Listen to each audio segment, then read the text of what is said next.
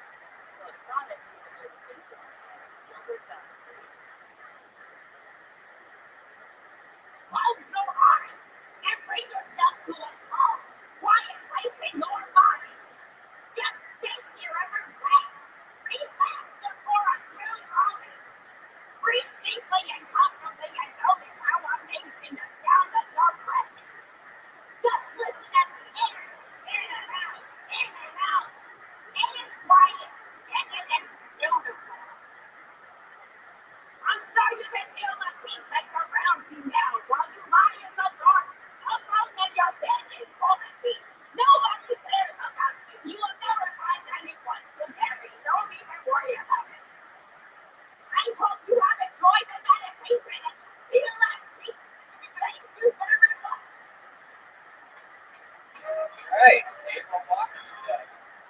Getting tonight started. Hello, April. How are you? Can you hear us all right?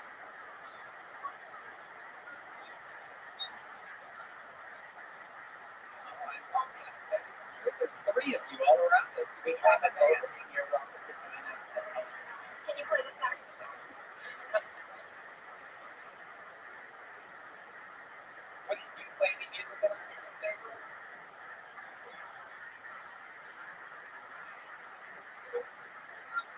You look you look like you know how to play the cats. Oh, you're allergic to cats? Oh, I was covering your face with my hands just to look at your actual face so I could see your hair while you were doing that impression. And you look exactly like it. That's pretty crazy. Right now you don't. But when you're doing incredible. Even the physical part of the impression is spot on. I personally was insulted that Welcome to the How You Look Back. this week that an older female comedian insulted video show younger shows. You mean like Australia's version of him or Huggy Dad? So April, where are you? Alright, why did it shut down?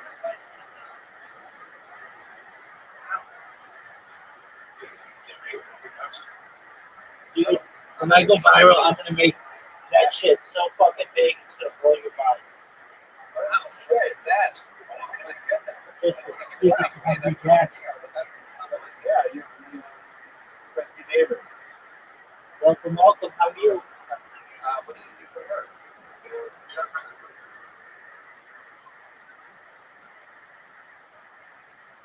No, how'd you find out about me? You. So you know the Trump synthesizers, right? What was the name of your account? Oh, okay. Well, welcome back. Just watching Tell Tony, you know what Tell Tony is? So you don't work for that guy anymore? It's the largest live podcast in the world. You just go mostly for It streams live every Monday from Joe Rogan's Really hard? Mothership. Been going for 12 years.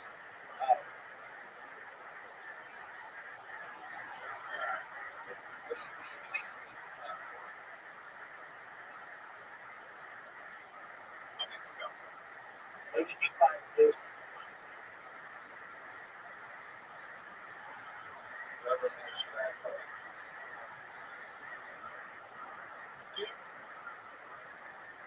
Oh well, can we see a little bit of a Cardi B impression?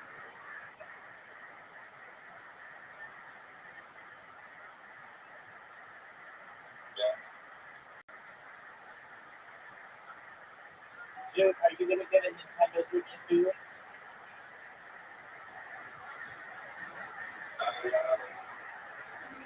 Yes. I love it.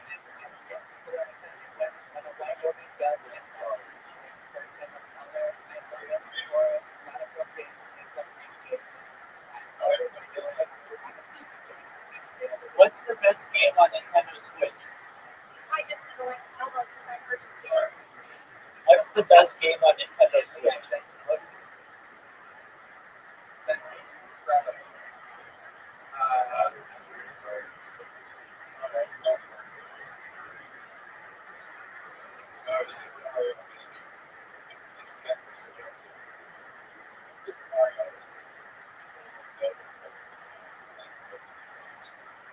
Okay.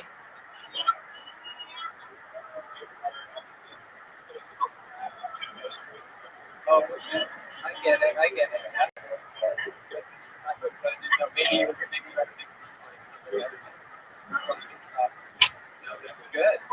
What do you like about Zelda? I get the feeling that your fan base probably doesn't know much about hardly any of this.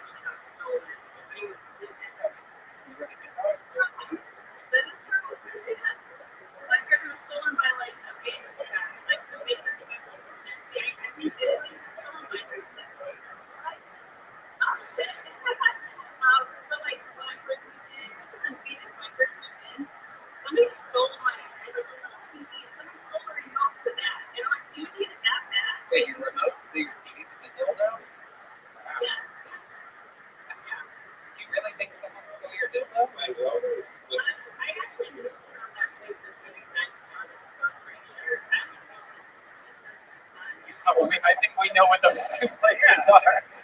Have you farted lately? You don't By the way, spit it out. regular Nintendo? Probably Mario Kart. So, what else have I got? Any other crazy fun facts? Or even, It's a good question. is it sheep chef? The OG one. Exactly, a name for Well, actually, I shouldn't say that. I shouldn't say that. GoldenEye is probably in that family. Or Perfect Dark.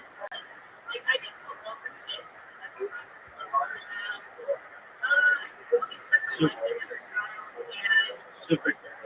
you think Yuji perhaps had something to do with that? It's like that. There you go. Super Nintendo.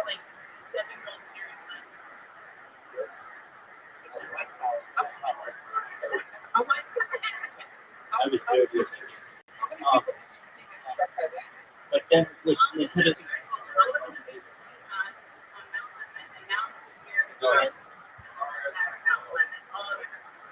Both.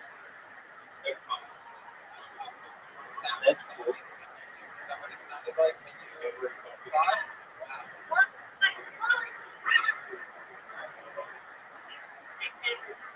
So much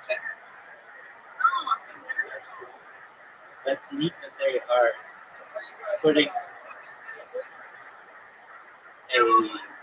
giving you a game and providing a system.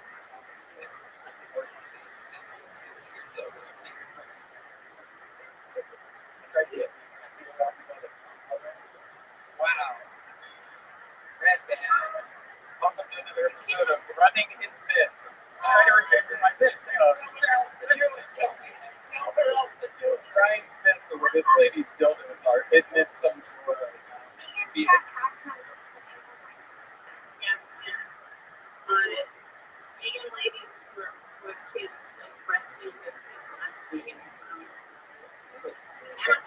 You know what? I think these kittens have a new thing to protest about.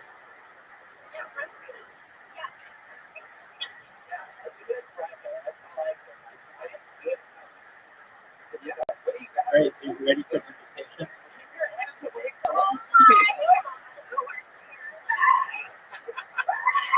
All right. Well, April, Yo. thank you so much for submitting it. And he said that maybe when you start to beat me at mini golf, If there's somebody that will give you a ride, Yeah, I'm gonna see that thing. you could bring her on your motorized bikes. Yeah, it does. It's true. dude, All I right. don't think that's true. Thank you so much, April Walter. April O'Neil on Instagram. Their social media, perhaps. Yeah, it's all working. Yep. You know about that? What social media apps are you on? What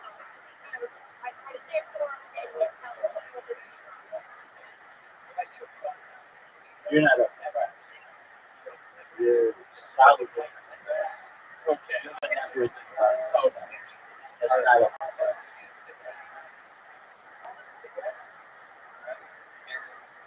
your next submission goes by the name of Dylan Aldridge. You don't own a home. You don't own a car. You're a kid.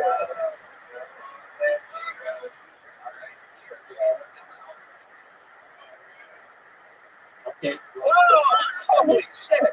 What do She you got call Dylan it? Albright in front. What's your favorite phrase? Non-recognized profits or whatever. What's it called? Unrealized profits. You have unrealized assets.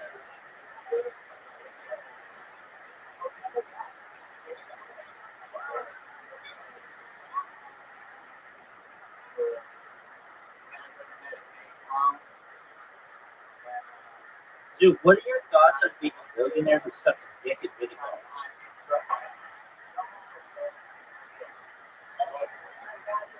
Okay. Well, you still suck dick at mini golf. Are we clear on that? Actually, it's homophobia. Good enough. Alright, this will suck. Get there. I'll take it. I'll take that.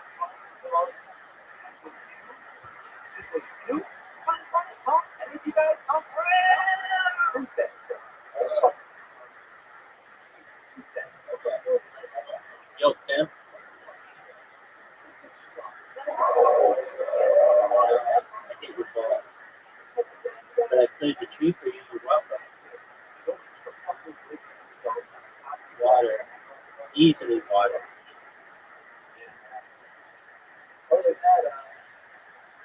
Oh, too hard, dog. Too hard. And there it is, Dylan Albright. All right. Hello, Dylan. Are you there? Water. Hi, Dylan. That was fun. No cloning with a bunch of clones of yourself. That's way to come and make something out of this crazy That's good time. Oh yeah, I've had no idea. Easy one for you.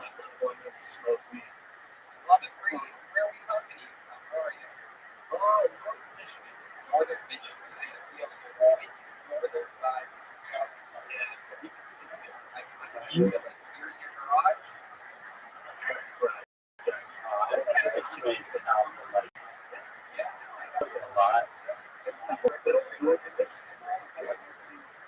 Yeah, A lot of the bedrooms they consider one bedroom. I don't know, maybe. Like, do we count layovers when they change the plane? How far north are we talking? Probably at least a couple thousand. West Branch. It's such a fucking small town. Is that near Traverse City? It's not a couple of Maybe somewhere between 12 and 24, something like that. So, what do you do for work up there? Yep. right now. A security guard. Yeah, What is it? it was a, You seem like you do. like a small plane. It wasn't like a That is such a good cool job job. there. When you go camping, But, I want to make sure the vibes are good. You ever bust anybody Right. or anything? so when I was like, when I was little, I still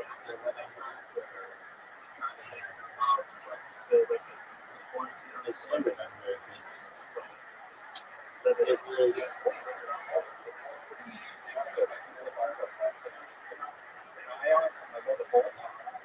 there's a bunch of commercial planes have mechanics and procedures. Are you talking about Multiple people have to check and double check. A private plane is just up to the pilot. Additionally, commercial planes generally have specified flight patterns and procedures when private planes can fly basically wherever they want and may not be as well experienced in bad weather or turbulence. There's the issue of maintenance costs. So a private plane may not be maintained as well as a commercial plane, simply due to the fact that it's very expensive and somebody may cut corners. There are many reasons, and those are just ways to touch on.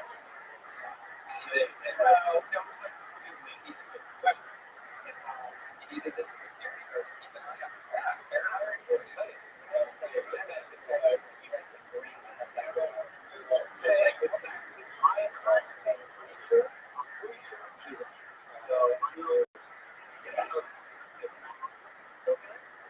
Yeah, there's some laws on what presidents can ride in. Like, they're not allowed to drive their own cars.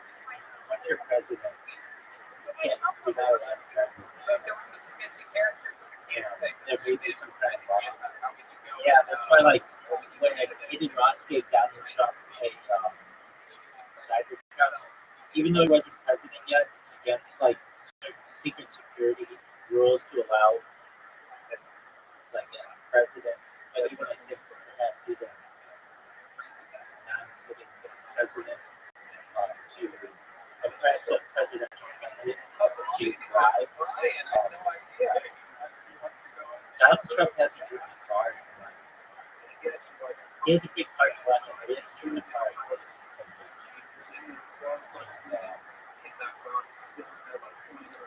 I'm gonna go don't know. I don't know if planes have similar rules, but I mean, It is also with red bands mask. I shouldn't say that. Donald Trump has his own plane and flies it. So, yeah, they do. They fly in his private planes all the time. But his private planes are like Boeing 727 or something. So, it's a big plane.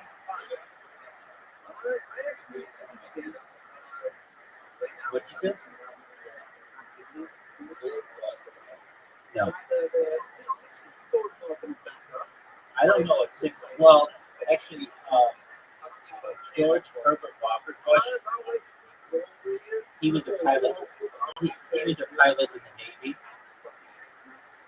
So he flew plane. But like that's not really a thing. Um, he might be the only one. Yeah. No. George W. Bush was in the Air National Guard, You'd have to buy. but I don't know if he ever flew. You don't seem like you're. Obama was not a pilot. Biden not a pilot. Trump's not a pilot. Clinton's not a pilot. George Herbert Walker Bush was a pilot. Reagan was not a pilot. Carter was not a pilot. Ford was not a pilot.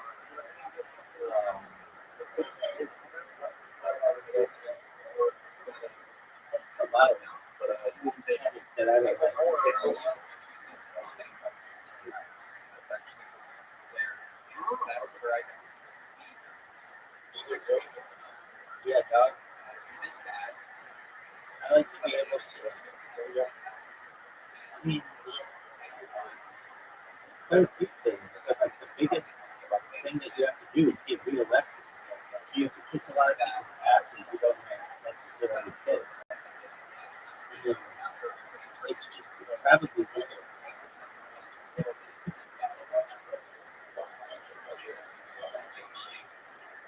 yeah, I would say so. Look at all the presidents and how much it ages them, especially like Obama. It really takes a toll on your body and the stress level. I mean, you got to think that like every moment of your day, you're basically the most influential person on earth. And there's somebody out there who doesn't like you, and they want to kill you. Why would you want that if you're just like living a good life as a private citizen? Additionally, you making $400,000 a year, and just like absolutely nothing in comparison to what you make in the private sector. You ever take a huge pay cut generally? I mean, yeah, there's such cool stuff to it. You're remembered in the history books. That's cool. That's probably a huge reason that motivates people. But I'd rather do something where I think I can make a difference. I'd rather be the UN Secretary General than President. He was living in a garage. Oh, definitely.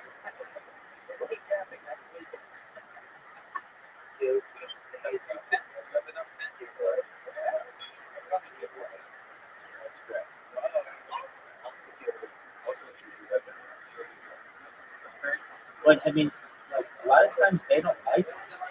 I know that presidential children don't like Secret Service because they want to go on dates and they want to help party and stuff.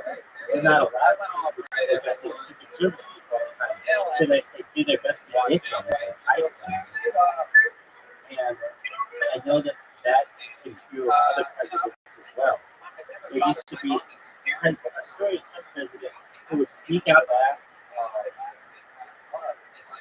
perhaps sneak out the back stairwell at the White House and just go on walks by themselves.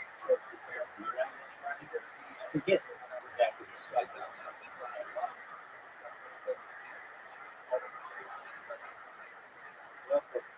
Well, what's going on?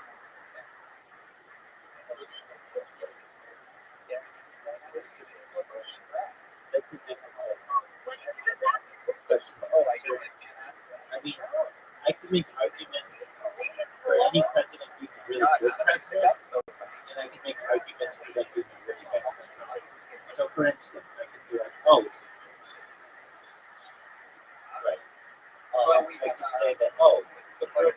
Lincoln was our greatest president. Well, was he a slave owner? Or Thomas Jefferson? Or I could say, Lincoln was such a great president because he wrote those Emancipation Proclamation, which he freed the slaves. But arguments could be made that he could have perhaps, under his presidency, the entire South was destroyed essentially. And there may have been an argument to be made.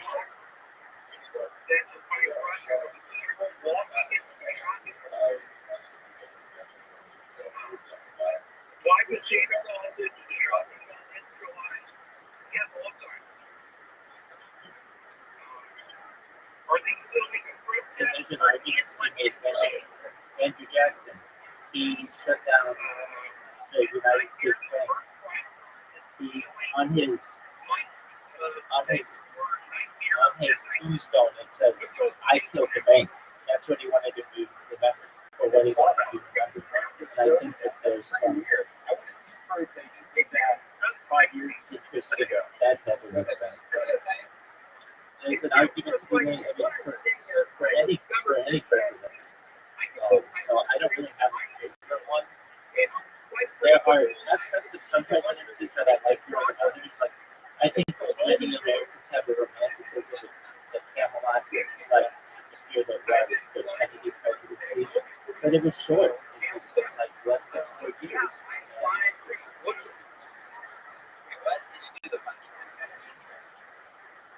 Hey, what's up, Paul? I've been eating a bunch of Walmart toys. No, just the recently.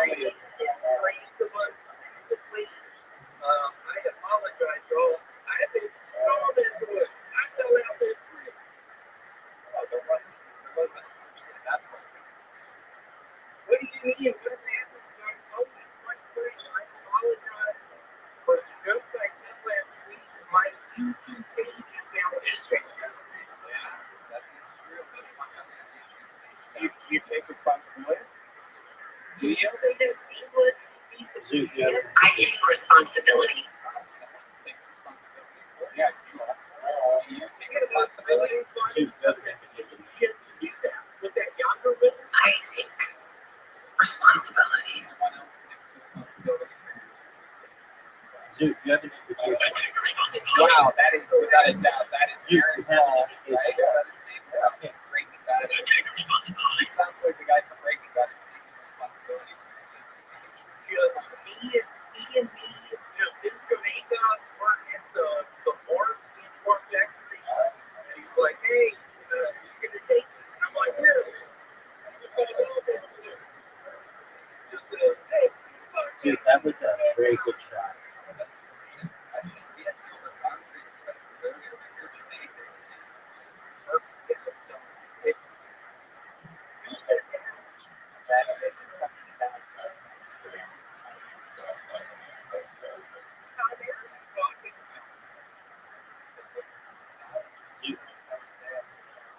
William, where are you? Are you on the usual back?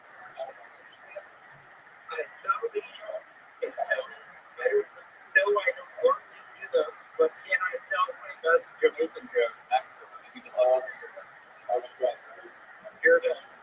Picture me in Showtime with the mama, just the clown. I'm looking at him on the side of the curtain. I just put my hands on the log and I open up with this. Nico, Okay. it's a book I'm working on about an American code breaker who goes down to Jamaica to crack the code. How'd you like that shot, Zoo? The biggest code Jamaica's ever seen. And You know you the love it. guy cracked You know you love it. The Jamaican guy taps his shoulder and he says, Nico, What up, Mr. Warriors? How are you? That last part where it's sort of trickles out, is that what You ready to play some bowling?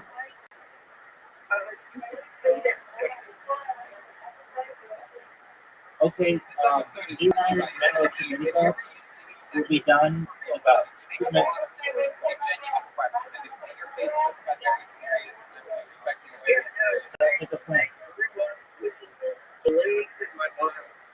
balloons? Were they blown up already, or were they just unblown up rubber balloons?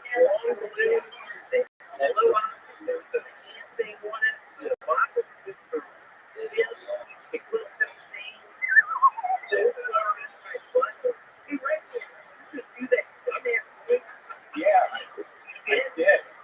The girlfriend gave it to me for free. Wow. You wish you could fit two in my ass, so you can't think of it. Yeah, you want to see it? Why don't you come over right now? Look at it. We'll go in the bathroom. You guys Clean it for me. oh, God. Bring it.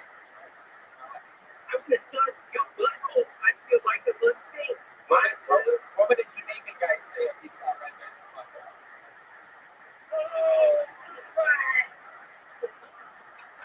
Wait, that's Jamaican?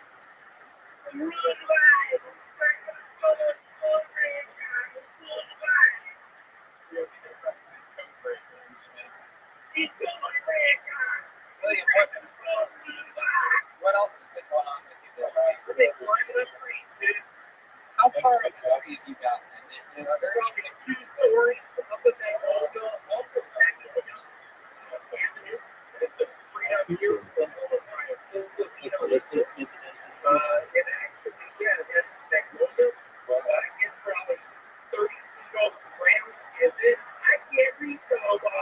Is there a tree in the backyard that you like put your foot down and set it down? Oh, what was that shot? Is there a tree in your back that you can climb up? Can you climb a tree right now? Can you climb a tree right now? Can you have somebody who pulls the phone while you're climbing a tree? Because that would be podcast history, I guarantee you. But in the history of not only the show, but in the history of podcasting, no way you can climb a tree live. Yo, man, Yes, we climb a tree how right about now. that middle spot? We improvise these things. How about that middle spot? How about that middle spot? Yes. No way. Oh, you're fortunate. Podcast history, ladies and gentlemen. This is like when You are fortunate. JFK was shot and it went live to whoever that newscaster guy was. Yes, it's okay. It's very exciting.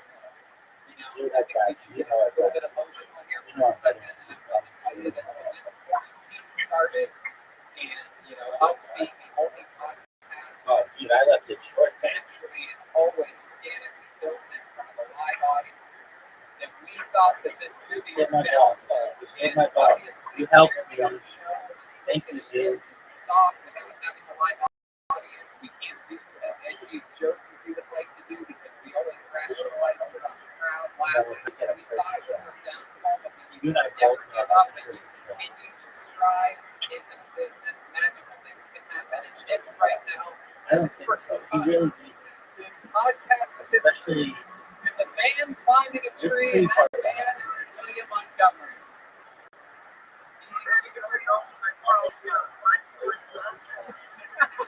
yeah, but even still, I mean, That's it? Can't go any farther. Go further. I'll make it in. Come on, you are reading now to thousands of people. That's as high as you're going to go?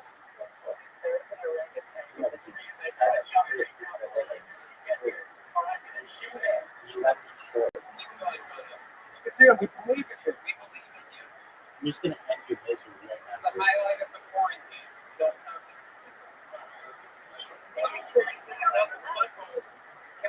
Can the cameraman step back a bit? Because we're not convinced that you are even It was really. too little too late. Can you get the ground in the shot, cameraman? Whoa! It's way up there. No, it wasn't. Do you ever play bowling on here? 5 stories. My Yes. goodness, this is incredible. You know what else has never happened? No one's ever fallen out of a tree before in podcast history. Yeah, I do too. I'm gonna sing you one so you can practice. I think you can break the code if you know what I'm saying.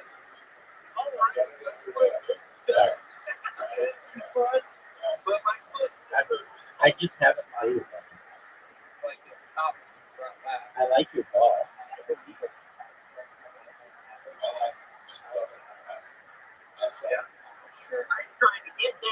Sure. You never got back up so we can see him fall. Yeah, come on, cameraman. Oh my goodness. He's down to like 3 or 4 Yeah. stories. Oh, there it is. Wow. William Montgomery, podcast history. Is there anything you want to say to the people after you just were the first man to climb a tree live in podcast history? How's it going, y'all? We're down freeze by juvenile. What is the drink? Oh, I didn't know that. What part are you? Oh my goodness. Right, there he is. MC Open News. All right, there he goes. William Montgomery, everybody. We love you, William. Great job tonight. Yeah. Trying our best to get through it. Oh, the highlights. Climbing a tree. All right, let's keep this fun train moving on. Your next submission comes from What's up, Daddy? Yep. Ladies and gentlemen, it's Kelsey Hutchins. There we go. Like a brand new Here's Kelsey. Kelsey. You can still pretty easily. I'm only up sure. So All you need is a strike. You like something.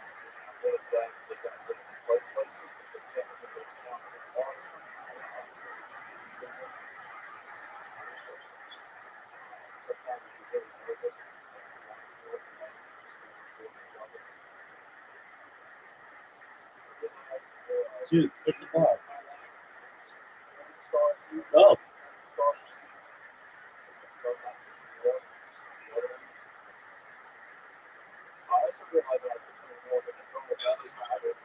Yeah, what happened?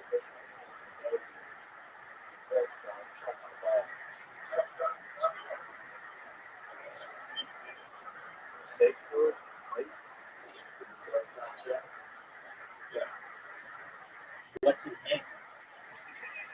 That's great. A minute from Kelsey Hutchins. Big ball. Came in like a red. What's up, buddy? Hi, Kelsey. How are you, baby?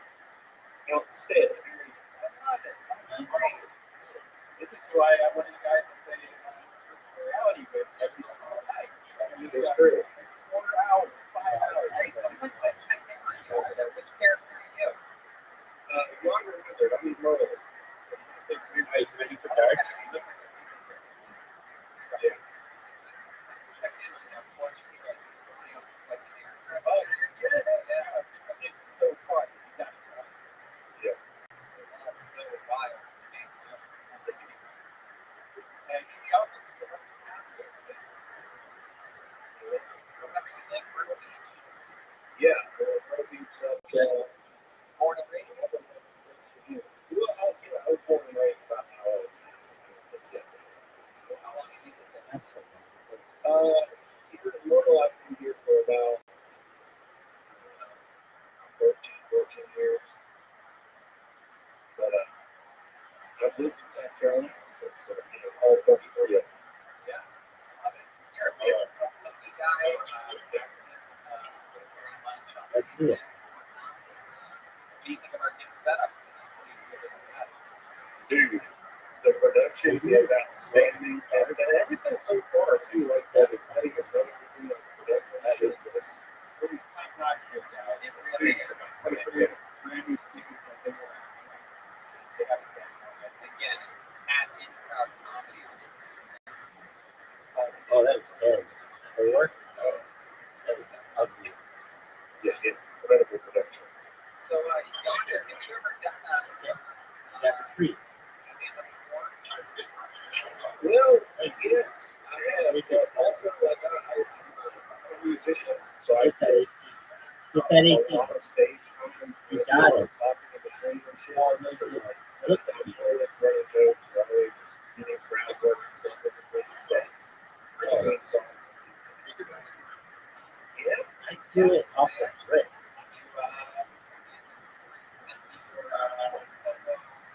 Yeah. I don't know how you're so good at that game, but you suck at everything else. I know. I'll be right back. I'm getting a soup. 20 years, but professionally, people. You've heard of Dave Grohl, right?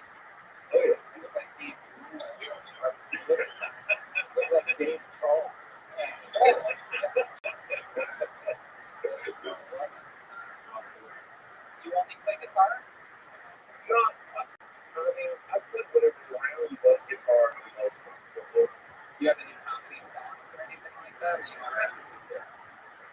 really, most of my shit's kind of set.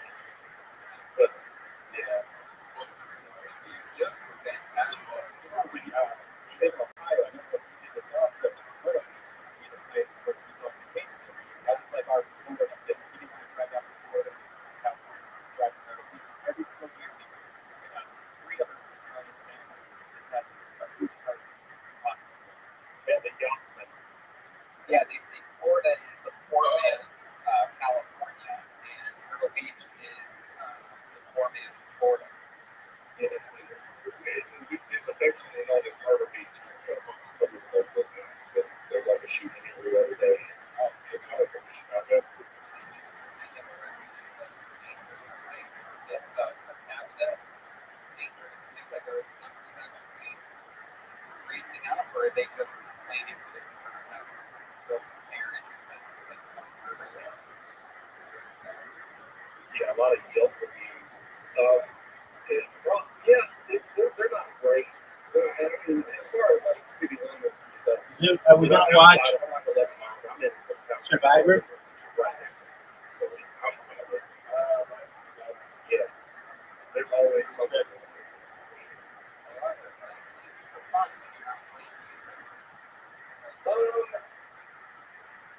I have a podcast and I do obviously record music and stuff like You that. talk about on your podcast. All the time. Yeah, that's right. I was on it, $8 off. So you just interview people, or you ever have a piece to live on or anything like that? It started out I quit drinking about I was a bad alcoholic because of being a Murphy. But I quit drinking about 4 years ago, some months, and I actually picked up pretty bad cocaine after I quit drinking. And stopped doing all that shit. So about for sure about 3 years ago, I had to feel something with that. So I just started turning the camera on, mostly talking to my friends, but then it was hard to get people to get it and showing up. So I would just talk to myself. And they used it as like therapy, honestly. Personal therapy. It's just talking about the problem and shit. So that's what it became. Helping find anxiety and shit. Like just getting things off your chest. Do that.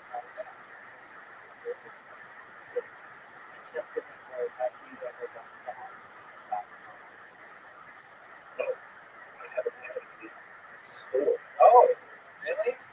Yes. Tell us more about it. I've never been in, but I've been active and it's full of, as they say, build up and booty holes. That's awesome. Yes. Is the McDouble your actual go-to? Because I found that interesting. Very rarely do I hear people bring up the McDouble, but the few times that I've been in McDonald's, it's the average set of the McDouble is actually my go-to. You try the quarter pounder, you kind of get some crust now. Like everything else is really, maybe that's Yeah, I got right. it. I was going to say, more than that, Oh, the well, that's the only time that I go to eat at McDonald's.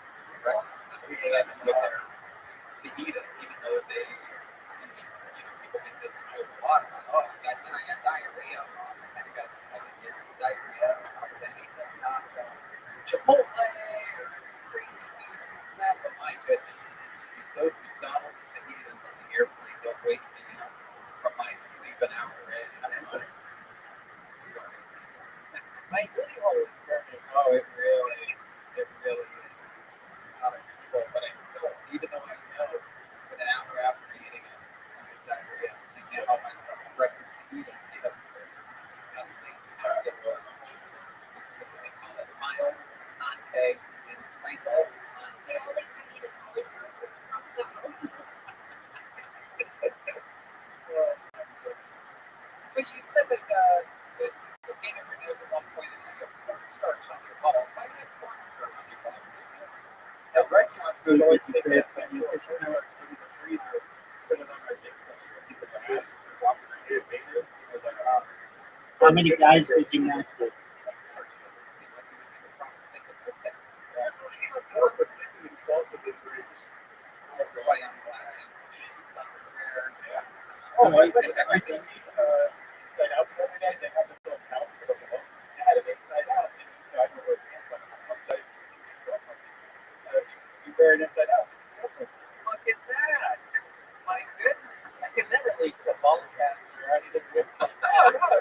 Wi-Fi.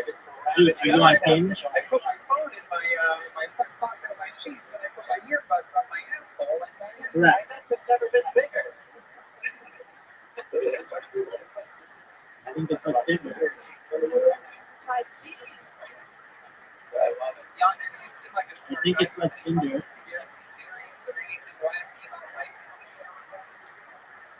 And Believe in anything weird? frankly, I think a lot of people meet on it. The reason why I say that, a lot of people until Tony, they meet on the big, like they ask these people how they always meet their girlfriends or boyfriends. The biggest one is Tinder. Bumble is probably second or third, tied with Hinge. Hinge is pretty good. Then there are people who do plenty of fish. Have you ever been looking at someone And then- far away and then they get struck by a lightning? There are a couple others. They open match.com and eHarmony. But those are kind of, I don't know if that's what when you're looking. And then there are like specific ones like farm stuff. Good question, Aaron. Alright, so then why don't you just go to the farm?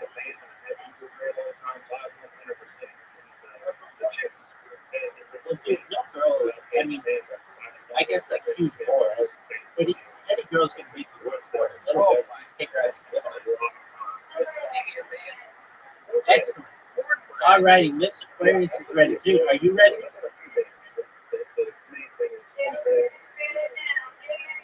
Alright, we'll be patient.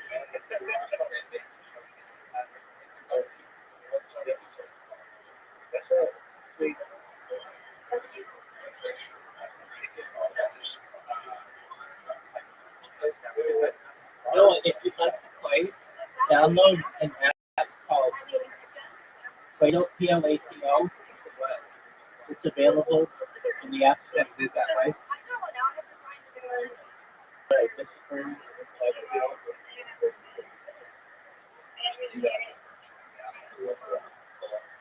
Plato.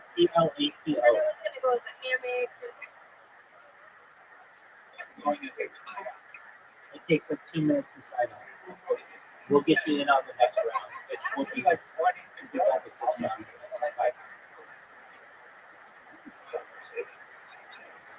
Yonder, one last question for you. Talking out loud, do you have any other advice for someone whose life may be negatively affected? Zero.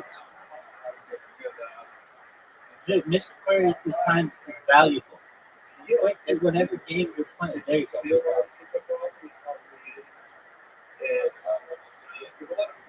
All right.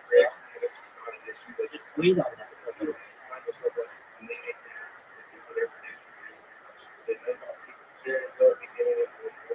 How are you doing? You respect.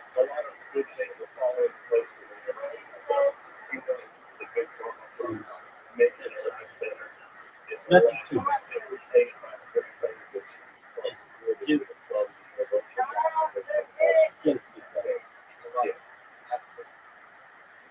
wise words from one of the musicians in the band.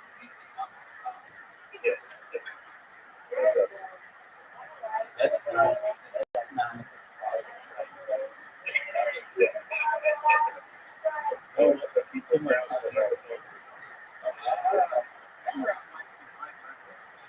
Yeah, he's like Okay, but even still, that's a good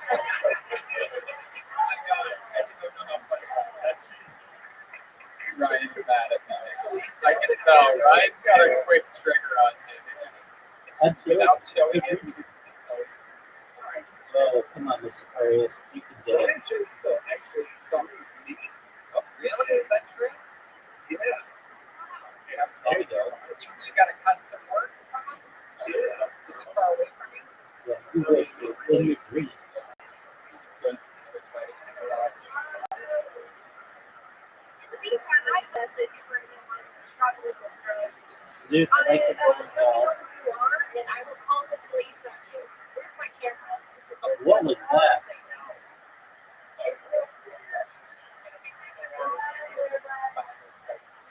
Hit it. He's got the guitar.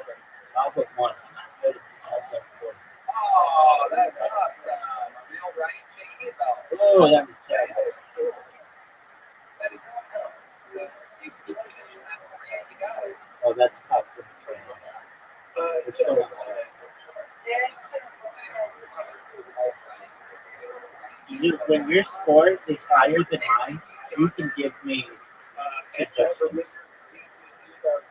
Instagram, I can some legends on Instagram, and those legends on YouTube. I'll see you tonight. There you go. It's Yonder, wait, sir, you guys, what was that? That was good. There you go, absolutely. Kelsey Hutchins. Yeah. Good. Yeah. Alright, let's just keep it moving along. Get it. Rabbi. This is a tough shot. Get it. I'll take it. 9, I'll take it. Am I making fun of you? Am I what? Am I in front of you? Yes. Yes. Or no, I started to do that. So,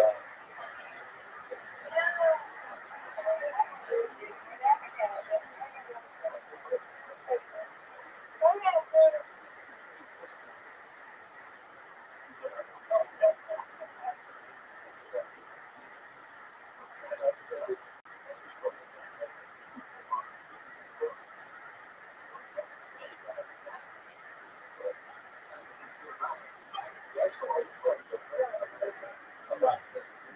That's what I'm talking about.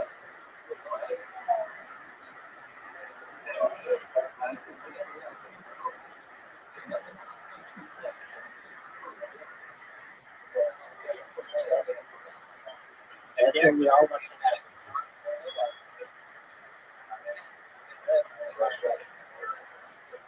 Hi, Martin. How are you?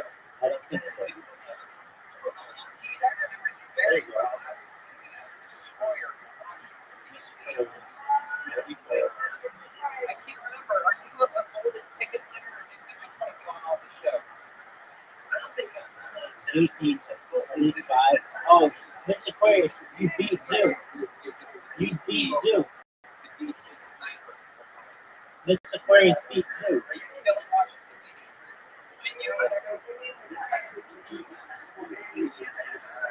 We did. We practiced one round before this. I did do that. All right, there we go. All right. Okay.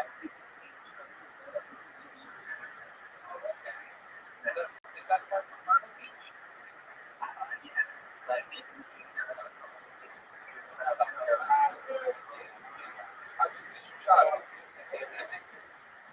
Dude, quit that. Dude, we're waiting on you. Come on, dude. Dude. Dude, no one's going to like you. You should put in your biography, I take too long to play mini games. Very nice, Mr. Aquarius. Noah, did you download the app, Play-Doh? Oh no, don't call the police on the black sweat. Okay, did you create an account? It's a painting. Karen's, it's just a painting. Okay, create an account to get you on the next page. There we go. There's a tough click, folks.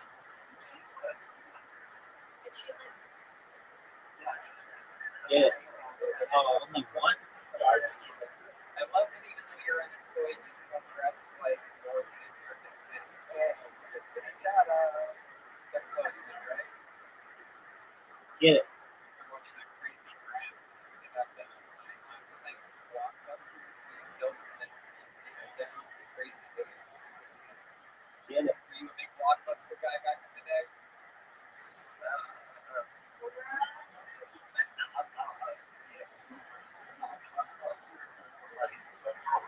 Yep. Did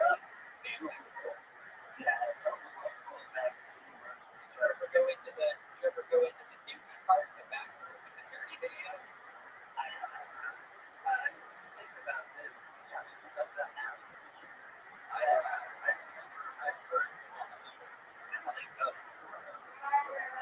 Tell us about it. I'll get the scanner.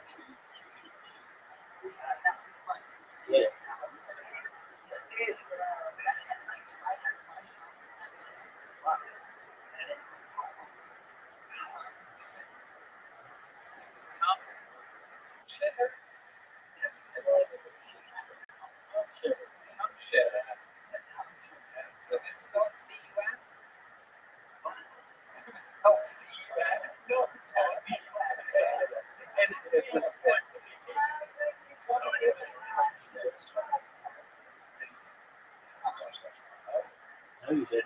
Oh, the act out. You It's right why in we the gutter. took the minutes. You did it again.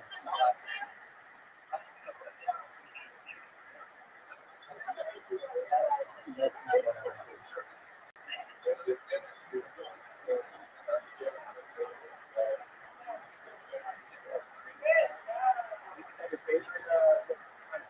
All right, Mr. Perez, Mr. Lee. Yeah,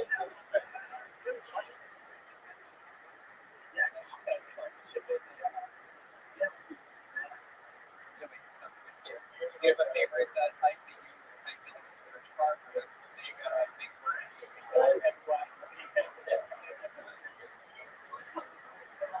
Oh, Mills. Mills. that's good. That's better. Do you have a new close in your mother? It's a 3. That's good. That was a good shot. All right, I need a strike there. Give me that strike. No. I think he was scared. Nope. Nope. Not at all. We're tied. You did. You went on. Oh, that's good. Right, perfect. Perfectly aimed. Right down the middle. Get this better. I know you got it.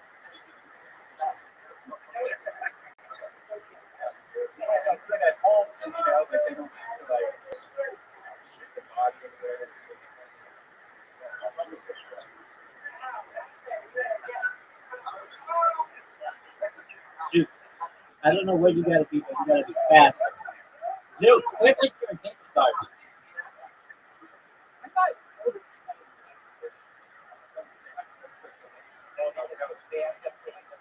Yeah.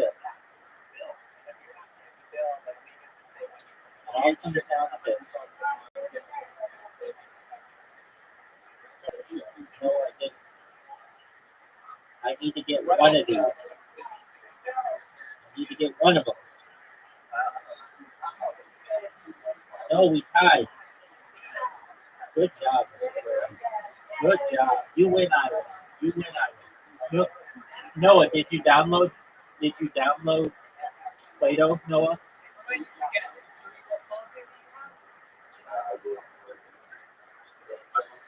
Yeah. Okay, so you downloaded it. Okay. Do you see where it says add a friend? Okay, add me. I'm the Rabbi. THERABBI.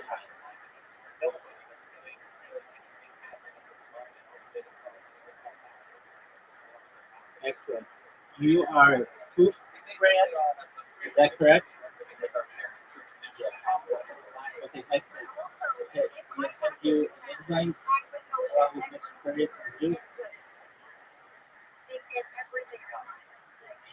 Hilarious. Duke. Mr. Curtis. Poof Brand. All right, you all should have invitations. No, all you do is just like fire up. Dude, come on, man. Dude, then I just want to send you an invitation. Nobody is here for your dating app. We're here to play bowling. Dude, come on.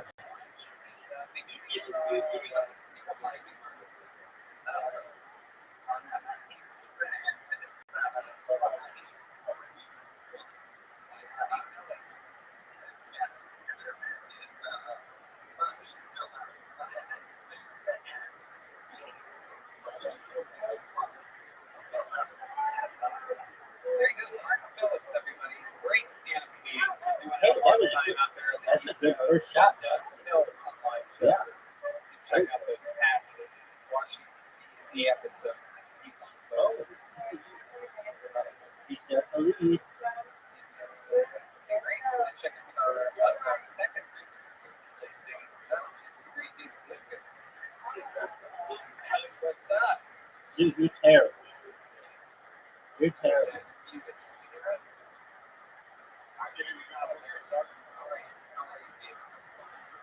I'm chilling, man. Get it. That's what I'm talking about. Perfect. Yeah. At the show at that's called Big Shots. And what city? Los Angeles? Lancaster. Oh, okay. What's Big Shots like? No, Karen, don't. He's a regular. The heights that never got No, it's okay. No, that's That's the West. one of the good ones. The next one.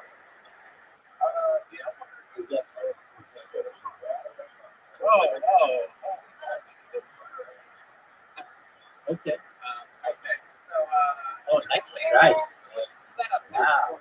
before Good the show job. Good job, dude. Oh, almost one. Get it, dude. Get it. Oh, shoot. Yeah, you say it's packed. How many you want there?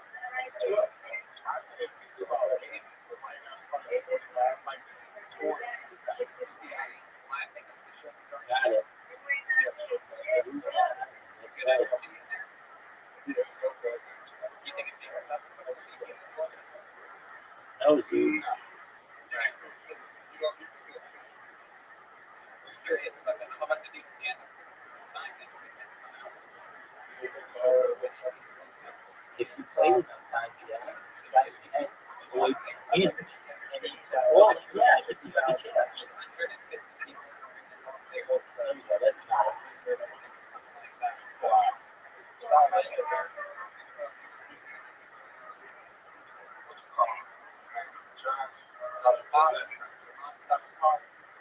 That was okay.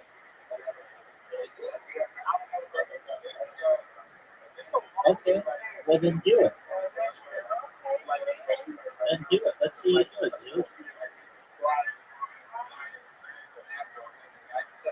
Oh, yeah, strike every time. Good job, man.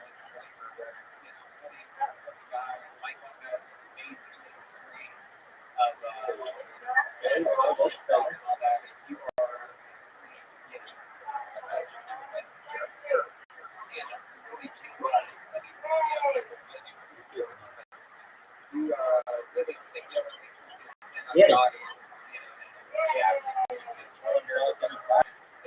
49.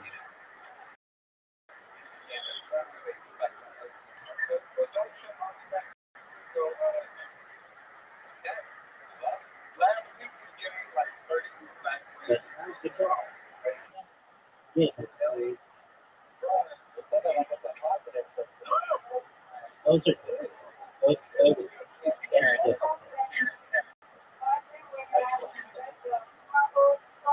Get it. This is good.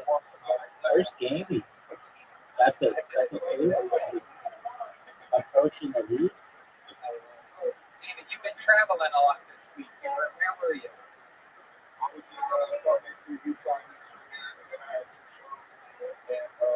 You keep it, man. You get it. How was that? Easy. Perfect. Good job. No, it's too far to the right. But I can get this spare. There we go. Was it your first time dealing with markets? But they're pretty fun. All right, Mr. Bridges. You get it. All one, that's good.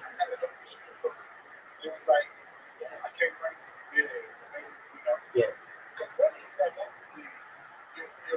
You got it. Nice.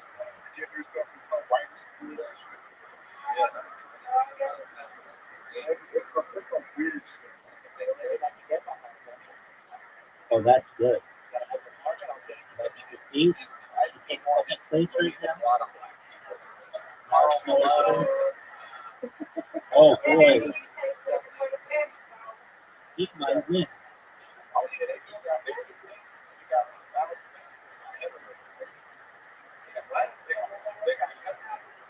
That's right. That's our rule. Oh, dude, That was really, really good. Oh, You ever go to Dude. David? yeah. Nice strike, big dog. Nice strike, big dog. That's two. That's good. Dude, get this. If you get this,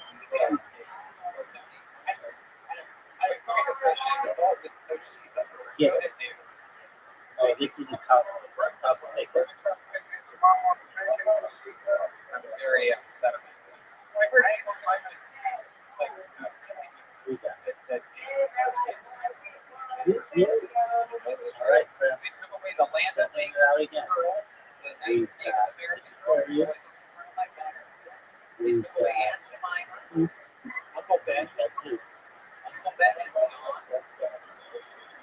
Excellent. We got Why don't you get a perfect game? Ooh, we sent you an invite. Did you get it? Oh, the Karens do, it turns out. That's the weird time. White Sox.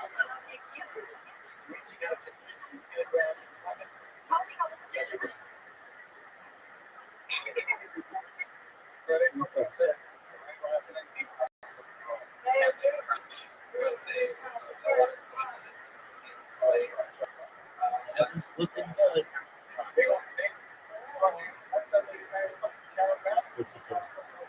That's a good shot.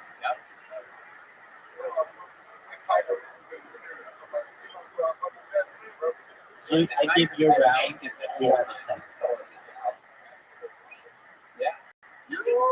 Good job. Who's gonna get the job? Who's gonna get that spare?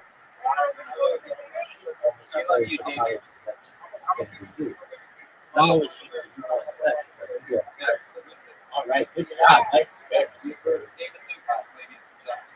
Who was purple? All right, who's got?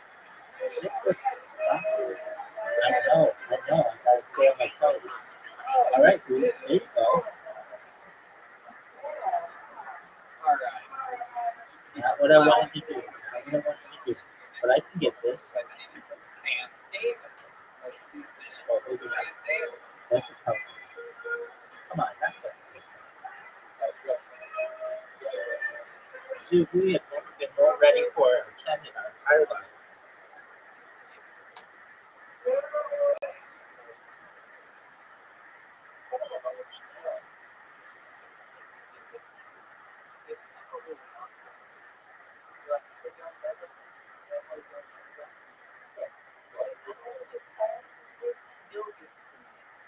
Here we go.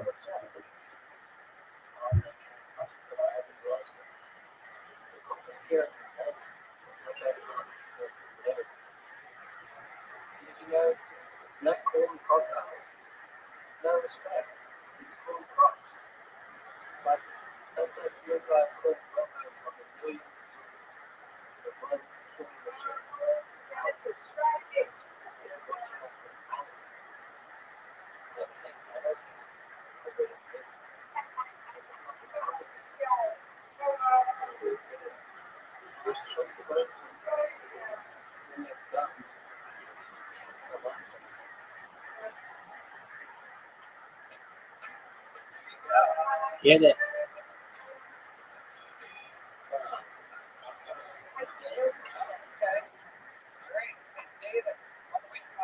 Get it.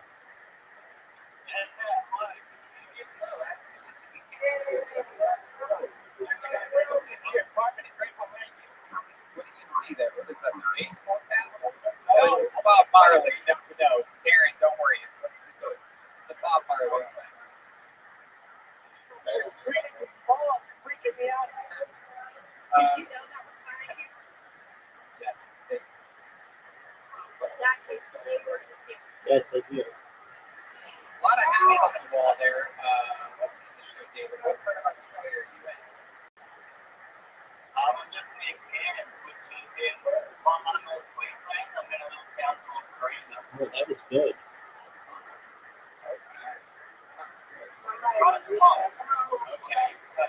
All right. You close to the wild fires that happened. No, not too close at all. I was pretty lucky up there. How old are you? 124.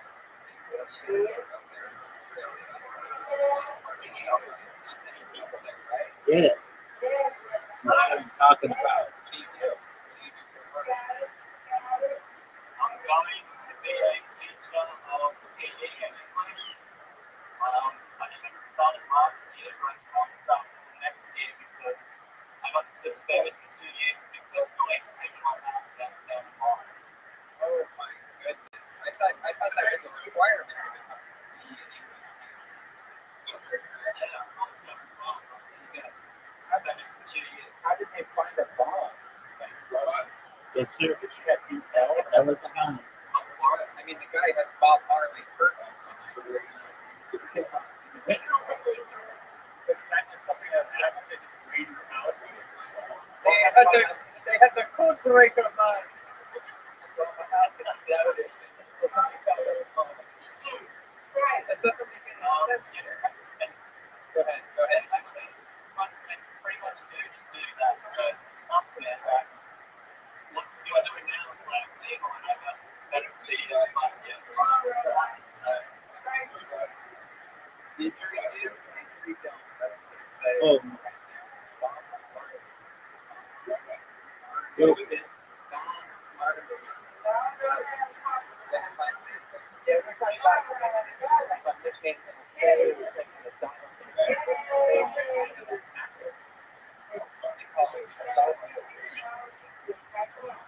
Yeah, they call it macros. What do you get from macros?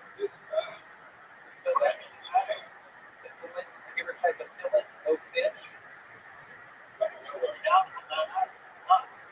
You know that's how they say it. Fillet of fish. What was the big Burger King that they have that was exactly like Burger King that's out for What is that called? What's your burger place with the local Hungry Jack? I say that it's so weird. It looks identical to Burger King. Yeah, you have to be starving to death to want to eat there.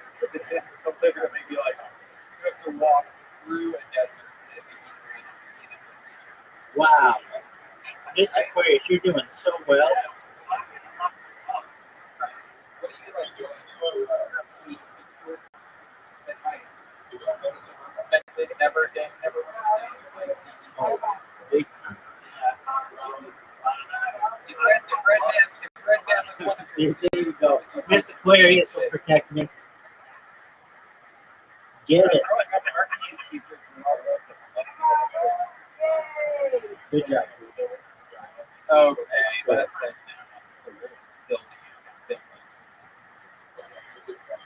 I appreciate that. Thank you. It's so interesting because of the That's good. Oh, I'm gonna get you. I got you, girl. It's just like ring the bell, and then we had the other guys that That's our saying. That's our saying. We're nice to each other. Whoop. All right, Mr. Aquarius. One more on Mr. Aquarius. Two, Mr. Aquarius. You all should have What could I have done better though, Ryan? dinner bells. Oh, dinner bell. Okay, this guy's not. Dude, come on, man. He looks like He's invited. He's just got his head. Zoo, come on, man.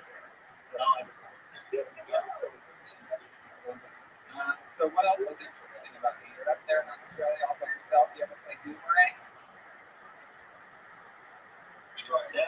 Beautiful. Whoa! Nice shot. It's like Australian Star Trek logo right there. It's incredible. Do you actually play boomerang? Yeah. Really? Do you have one? Yeah, You have one right now? Is there someone in your house with you that can maybe hold the phone while you go throw a boomerang and catch it for the first time? Get this score. Good job. Perhaps. Already broken that ground. Wow, look at that. Dude, you're good at talking. There you go. Get all of the lights.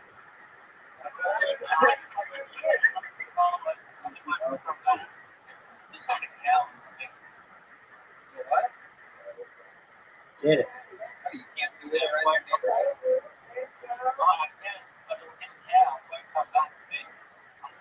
You have cows? Yeah, get it. Yeah, let's go see a cow. Will you take your phone out and show us one of your cows? Yep. How long are these agents in Australia? We go out with the metric system. Yeah. How many big doubles? 26 points.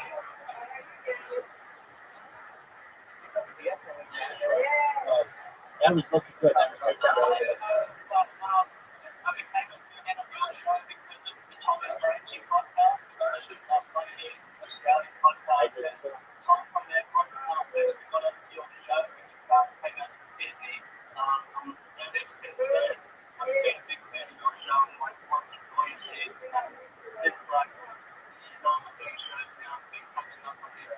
That's the way to do it. I was a fan of this show. I would not be watching this show. I was catching up on It's all now the in the things lead. that are-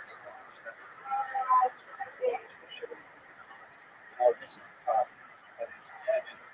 This is So, for example, just to explain it to you how large Australia is, like how far of a drive can be to Melbourne,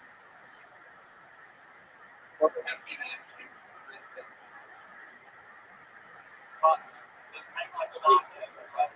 see, And mind you, it's not over till it's over. how long would it take you to get to Melbourne?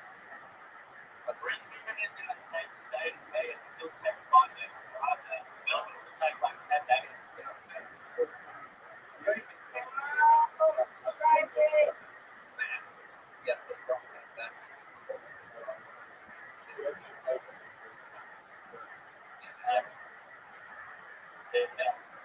You ever been to the United States?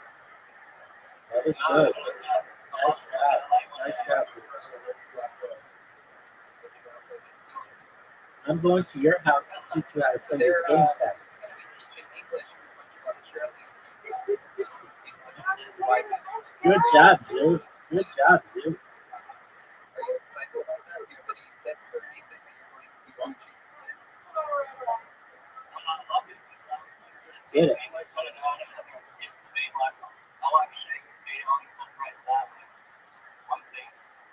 Get it. Any other hobbies or tricks? Do you have any magic tricks? Oh, I'm going to come back. Do you have any like special talents that you can show us? Do you juggle or anything like that? You're a fucking okay. You have a boomerang, you have power that rages away. Not hitting the other things. I'll bet you this guy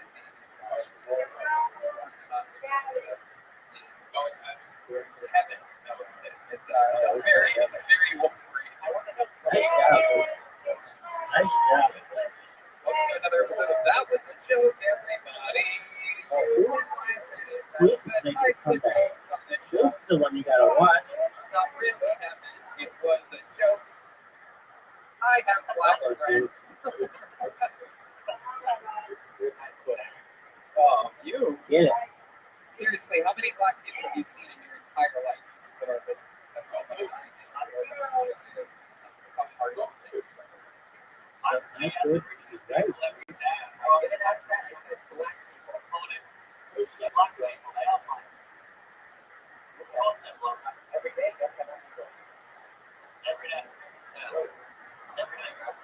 Beautiful shot. Like, are they like the same color as, are they more Native American color? They're sort of different everywhere. The Aboriginals that I saw near Oh, Brisbane, beautiful. Who is this going to come in second, maybe? like, He might win. He might win. We'll see. We'll see. Who's up? Who's up? Get it. All right. You're up again. Who's ready for that?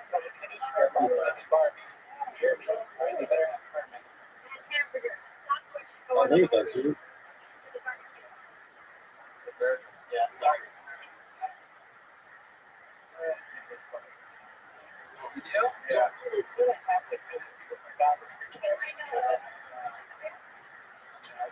Get it. One.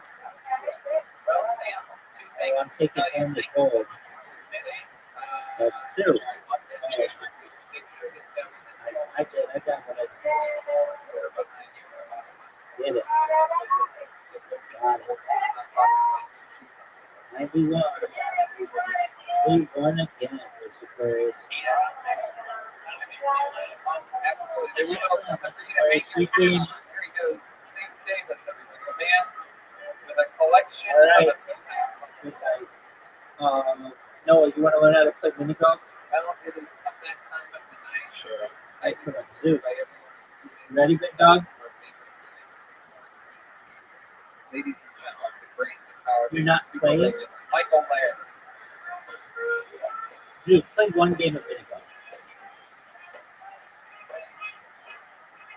Dude, come on. It's Michael Laird, ladies and gentlemen. It is What game do you want to play? Dude, you want to play darts?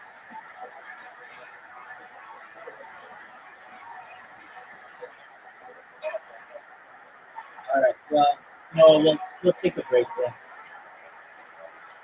You did really well, my friend. Thank you for playing.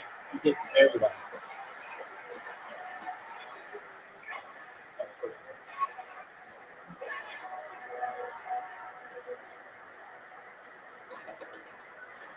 Every time someone does something with me, every on me, I get tired. I get tired of my every time I see someone get started. My friends will listen because I'm tired. I'm what to do, but that's okay. They send me signals by writing my voice. A heart from family, a heart from Darnell. That answers two hearts. Texas and Florida. So Texas is overflowing. Now I want to start. All I can get is wet my boots. You.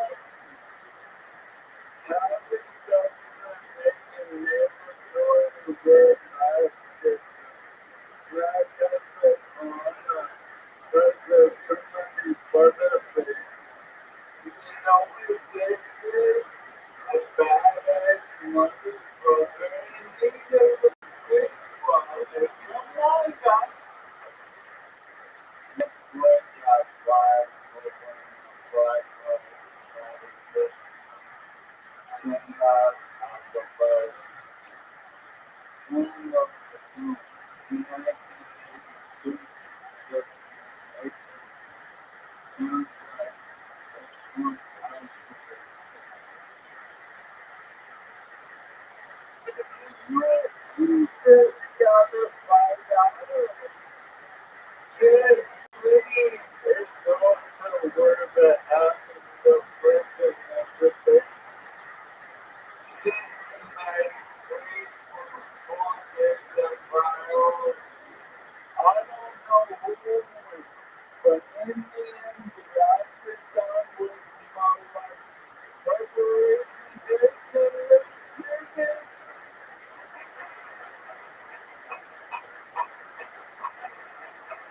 That's right. MichaelLairdComedy.com. Another episode of Week is. He used a lot of trigger on this. This is it.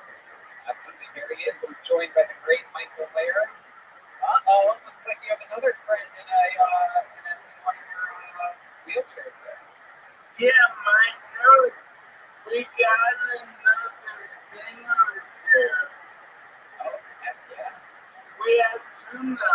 I beat her ass so bad, he didn't want her. Oh, I love that. So you're saying I get out of here, I'm on TV. Is there Yeah. is the new one have the technology or even better than the old one? the exact same hair. It's How about your tens? You have two tens. You have two tens. Are they the same? No, okay. Mine's an old one. Yeah, Michael Bayer, that was an amazing performance. He's coming off an incredible performance last week with the debut album of Ryan Bedpan. A lot of people don't know this, but it placed number 2 on the Billboard this week, right behind Audio 6. yeah. Me and him are thinking that and because he's Puerto Rican, he can say all the N-words. Hey, can I say something? Beautiful studio and the close-up on Joker and Jesse, they look like shots from a Broadway production of Great Garden. I agree with that. Broadway superstar, you know what I'm talking about. Michael, by the way, happy Father's Day to you. Yesterday was Father's Day. You got a little bit mad. You tweeted out on social media that no one from the past to Tony wished you a Father's Day. Well, no one did it, including my son. I go, hey, Austin, what's the deal? He goes, you weren't there most of my life, so I'll meet you halfway. And he goes, happy fun. And I'm like, all right, well, then you only myself. And he's like, oh, that's fun. Welcome, how are you? And now he never see me again. My goodness, what a wild ending there at the end. I did not see that coming. It's an M. Night Shyamalan movie. We're talking about things that a lot out on social media about lately. One of the things that I also noticed we were talking about Louis J. Gomez silencing. Yeah, I'm You never know. showcases like the movie industry as me. It's like the hottest ticket as me, right? Absolutely. And I look at my bio online, young Jimmy, can you pull that up? My bio to be president. Alright, now, I'm fucking working in that picture. For starters. And two, that bio makes no mention of the lawyer guy and his gift of guitar. It's like Louis Day hinting back in high school. Who the fuck is that guy in that picture? I know people are going to be shocked if they buy a ticket for that guy and you show up. That's for sure. That's no doubt about it. I'm tired of working with business men who don't find money. That's true. Louis J. Thinks money. Speaking of money, what have you done America's Got Talent yet? What's going on with that? No, I got the email that I figured. Here's the deal. They put me in a room.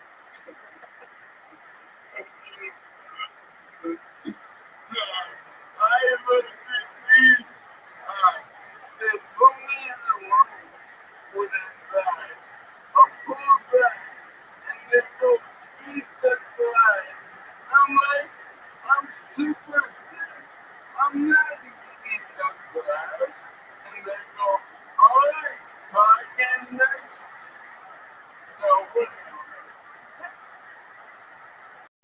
It's great. It's like, now I see why you laughed when I originally answered the question. Oh, by the way, the Jersey trip is you're on Netflix's new show, the Floors Lava. Yeah, check that out. Yeah, I watched it. It is a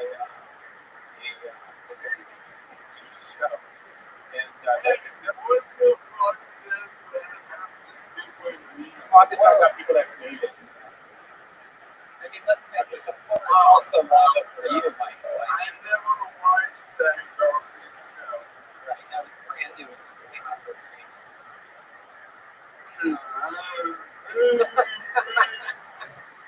It's for that show. You've been getting a lot of heat lately because of that gun video last week, huh? Yeah, get this. I've been in Compton for 20 years, and that gun video, by far, my most viewed thing ever. So my point is, to all you trainers, give up. Is there any updates? No for tested or if anything for sure happened? Because it's been that video where it was pretty funny to see that. Yeah, I mean, I don't know. I'm melting, so I just got back to that. But thank you, Rabbi. Thank you. I'll try to provide you with more entertainment. Thank you. What else is going on? It's fucking going. I mean, I human chill. This drug fella in town, and the next thing was like, I want to tweet another police chief. Right. Yep. So what else is going on this week, Michael? Anything else crazy happening? Yeah. Well, my fans have been sending me talking Hilfiger line of adaptive books for the disabled, and it's been incredible. And I'd like to show you the underwear. Oh, we would love to see that. Are they tearaways? You just rip open? Why is he asking? You're about to find out. Okay, that's right. In a second. Absolutely. Tilt that camera down. I know what to do. Children's calling my nurse. Everyone leave me alone. Goodness, so defensive for a guy that's about to rip his underwear off. Hey, first off, you see that? Oh, the great William Montgomery shirt. Brian James Bell. I only wear two designers, Tommy and Ethos. That's right. Absolutely. That is a beautiful William Montgomery shirt. Fuck your fucking inside, yo. Alright, here we go. Let's see these fucking disabled people underwear for the first time. Live on Tony's. This is another first. I'm wearing two underwear. I'm obviously not gonna show that. Okay, are they both disabled underwear? Because I don't think those two should be that close to each other. No, one is wearing the other. So here we go. This is our first time seeing disabled underwear. The history of Tony. You thought climbing a tree was crazy. Whoa, what is happening? Okay, we don't really need music for this. Wow. Those seem like regular underwear. Oh yeah. Oh shit. From disabled to disabled. Am I right, people? Let's say, Oh, Karen, no. Oh my goodness gracious. That is incredible. So, wow. Look at that. Yeah, that's what it needs. You can just feel the breeze on a windy day. Open that thing up. It's like, alright. That was the other guy that came to Louis C.K.'s newest album. So, did you say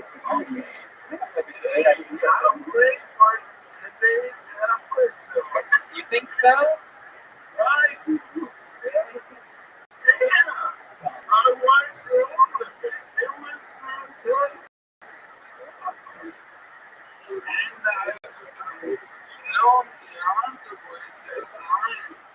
He's a fucking great stand-up. That was so awesome. Hey, can I do two mom jokes? Absolutely. We would love to hear your mouth. Well, this is from my nursing mom, Walter, and she gave me this joke. What do you call two apples? A pear. And here's an even better one. From Bora and Buffalo, New York. If two people argue, is it still a peace? We should all ask for moms. We should all ask for moms this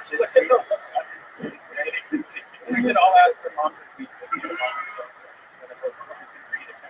And then they'll also get their life Yeah, those underwear. Great. Talk about shut the front door. You know what I'm talking about? They're expensive, so, low taste. Wait, what does that mean? You snorted? You snort? No, it means like money, money. Yeah, you're just sick. I still, we're both, we represent. Right, yeah, you got the Joel stick that even fit for that. He would use it. He would use it. He would wear it as that or use it for the hoop shoot.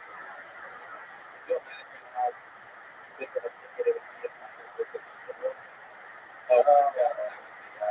You know they do a thing called the naked roast where the judges come out naked and two people come out naked. And Joel literally became famous at Fox Year's Skank Fest. Nobody knew who he was. It was like the first night or the second night.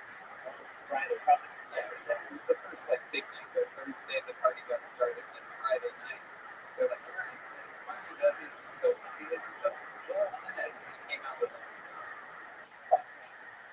third leg this guy. I mean, shocked the audience. Yeah. Everybody was starstruck by him. I got to watch it the rest of the weekend. All these comedy fans walking by like, holy shit, oh, something is oh my god, there's the dude with the giant tits. So you're like, I know. Yeah, it's my friend. You always happy for a friend when you find out they have a huge spot. Yeah, it's true. But we know you do too. Is it true? We've heard rumors that sometimes you accidentally back up over the chair. Yeah, exactly. A friend of mine named Katie Pitt, she said if I was 6 feet tall, I'd have AIDS. Yep, that's true. And instead, since you're under 6 feet tall, you ended up with ALS. That's how life works out. God works in mysteries. But Tony, he brought me to your team. And I'm suffering from it. That's absolutely true. You know, the door here is always, much like one of your disabled underwear, the door is always open for you, Michael. Thank you. Thank you. And when you want to go back, Dad, come over. Okay, perfect. Yes, Michael's been babysitting my wife throughout the all right, Michael. Well, so much fun. Amazing times. I love you. Love to get you. I fucking love those guys. You know, if they make it sound that I talk to you all the time. Just love more.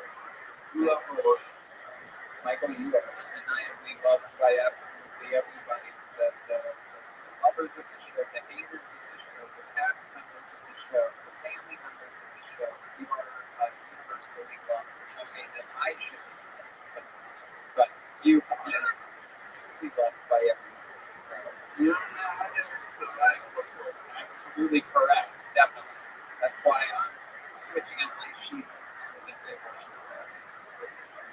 baby steps, you know, like getting in bed.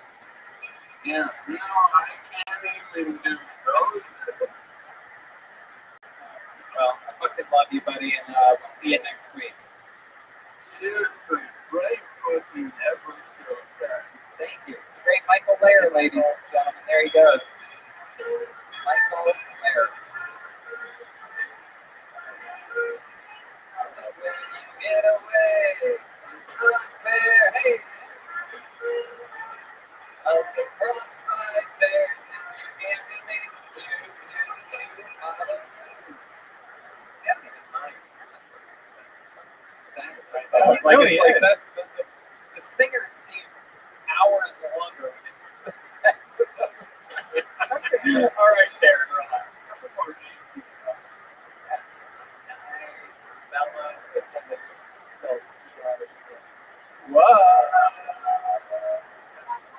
I know that's what I'm going to do in the voting in November.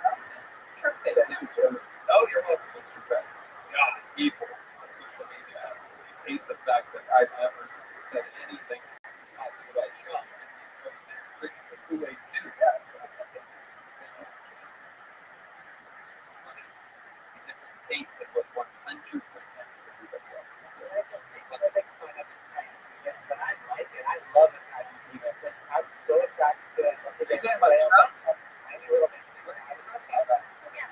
You always give it a shit for his baby dick. I love a baby dick.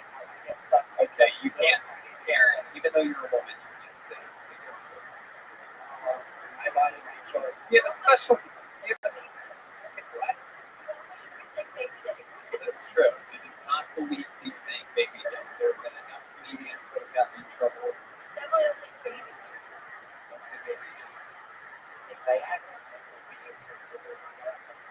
Okay, alrighty. We're going to keep it moving along. With another Spanish legend.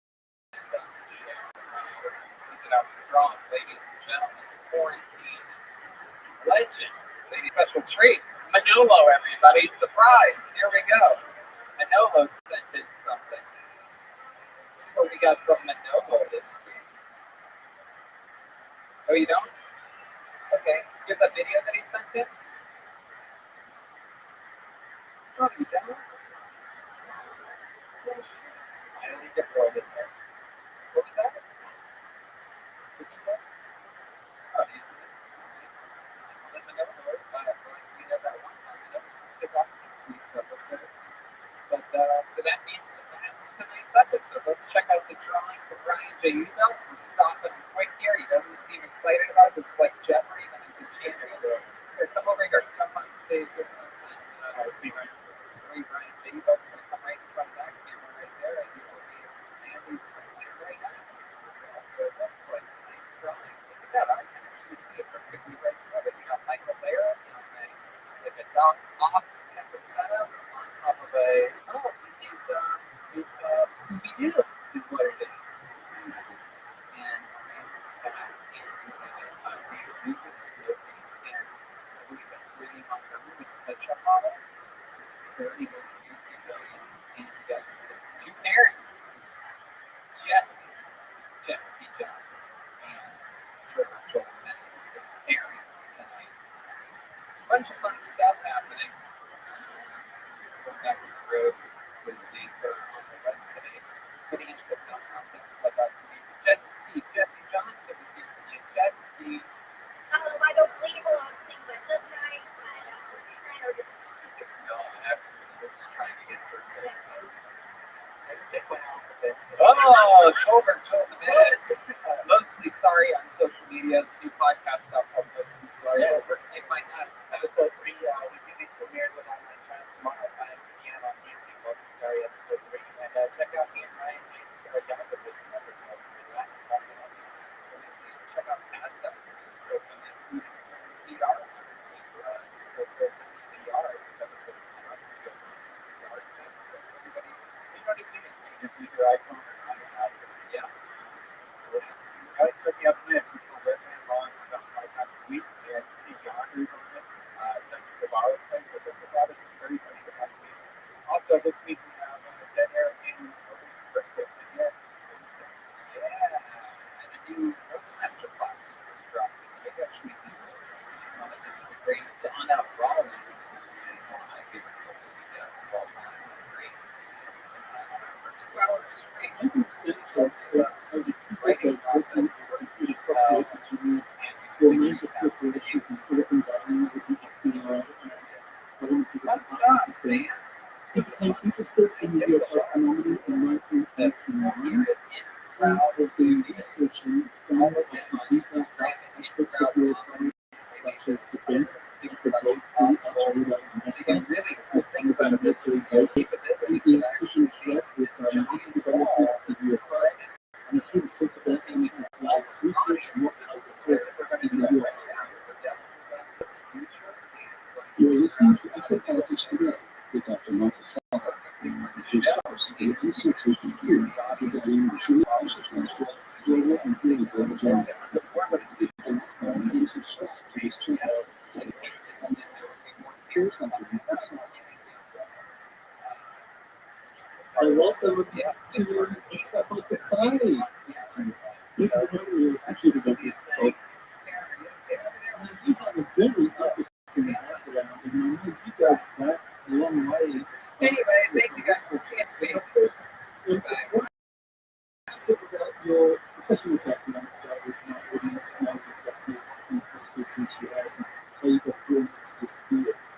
Right, so I've been developing software predominantly for semiconductor industry, a bulk of work for Intel Corporation, and then work for Philip Packard, NEC. And way back in the early 90s, I was the first corporate webmaster for Rothschild Corporation. Nobody knew what a webmaster was back in those days. And I've been working as a contractor for the state of California. I did that for a number of years. I held a senior California for the work schedule for my own company, which allowed me to bid on projects and get work for the state of California. So I've been developing software for well over 25 years now. So you mentioned in the preview that you had experiences as a child, and that was actually something that predisposed you to events that happened in 1999 that drew you into the field. So what was it that happened as a child? My going into the mythological.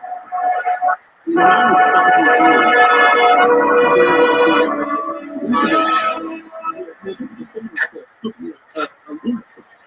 I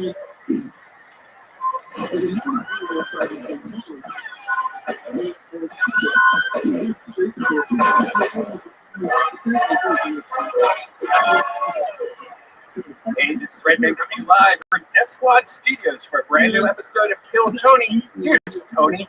Yeah, hello everybody. Where is that? Hello everyone. Look at this. We're so good to be here. We are live in one of Red Band's many bathrooms. This is very exciting. This is what it's come to. This is the new era of Kill Tony. Sure, we did theaters and massive venues. And here we are now, everyone. We are in the backseat of a Tesla, live streaming Kill Tony. This is what it's come to. We are one step away from being street performers. Actually, that might be the next move. We might be Kill Tony live on the street. We might just have to go to a park and just set up some amps. That might not even be bad. Hey, we got to start improvising because this shit is stressing me. I know every week we have a different studio. That's how I didn't even think we were going to have a show this week because you were out of town with Rogan. And I was like, shit, what are we going to do? Yeah, no, I was back on Saturday night. This new Rogan life is pretty good. From being on stage to Houston to being. Yeah, how was that? Because it's been, 3 months? It was unbelievable. It's the fucking greatest thing ever. I can't really, I don't know how to describe it. It's like doing what you love to do more than anything. And then not doing that, which you did every day or every night forever for 13 years, and then taking 3.5 months off, and then doing it at a great place, Houston, Texas, the record-holding city for one of my favorite places to go on the record, record-holding for most ever Kill Tonys on the road, and they just fucking get it up there. Texas gets it. They always have.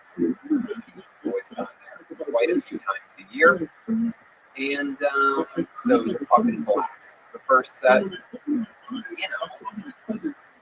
figuring shit out. It's weird. It's not like a script that you memorize. You're sort of feeling it. There were some parts where I was doing, I mixed in a lot of new stuff. There's also parts where the confusing part was doing some of the old jokes that I had well tightened up before.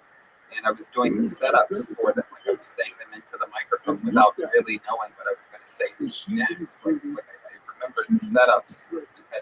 Did you write? Did it make you write something new? Like, oh, I didn't even think about this. Oh yeah, a lot of new stuff. A lot of very fun new stuff. Improvising off of Joe's Spotify deal, and some Chris D'Elia material. Oh, yeah, really? Stuff I wouldn't do on a podcast. I do during my stand-up. So, how did that work out? Really, really, really well. Turns out people like new, fresh, topical, fucking whatever, stupid shit. So yeah, it was a blast, and here we are, the Great Brian Red Band, of course, Death Spot Studios, and we have a special guest, David Lucas is here. I'm glad that you're here. As you know, we always talk about dildos and booty holes with you. And I don't know if you know this, but I've been getting a lot of dildos and booty holes lately. And this episode is brought to you by Adam and Eve, the #1 adult toy superstore. Adam and Eve says the best part of staying at home is playing at home. Toys for men, toys for women, couples toys, every kind of lube and lotion, lingerie, and so many other sexy gifts. I actually used it. I bought something for my girlfriend, and it was cool. It was easy to use. They have everything. And this discount coupon code that we have took a lot off the amount that we had.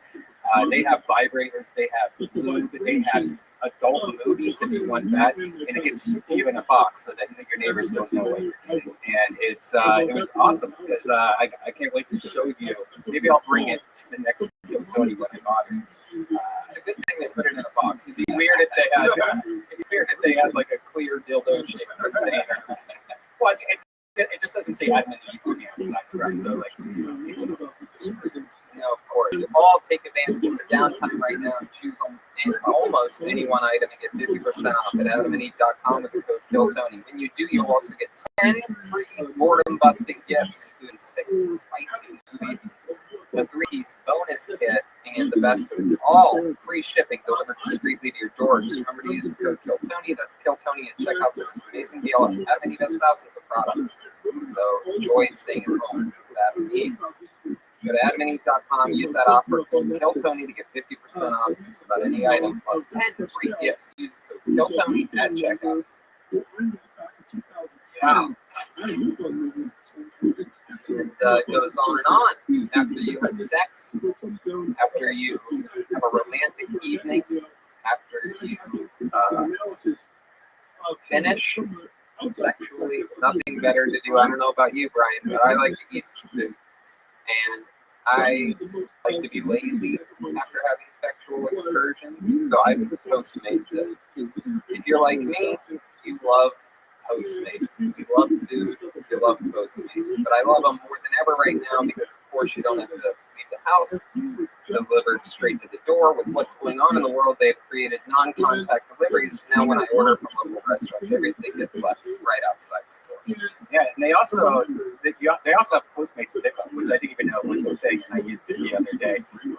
Which is great because you can order from your favorite restaurants, and like you're supporting your neighborhood places. I know that there's a few places in Burbank here where I've been reading that they might go out of business, and it's very depressing. So now you can go on Postmates and pick it up right there.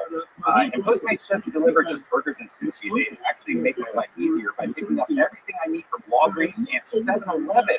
And dropping it off right outside my door. That's great. Now they just drop it off, they take a photo, and then they send you a message like, hey, it's out front. Just download Postmates on iOS or Android, find your favorites, and get anything you want delivered within anything you want. I've been getting, we all know Vito's gives us pizza every single week. It is incredible. And I have become recently addicted to their chicken parm sandwich. And I get it delivered straight to my door. Sometimes I'll swing by, say hi to Charlie at the shop on Santa Monica, but in La Cienega, but near Santa Monica.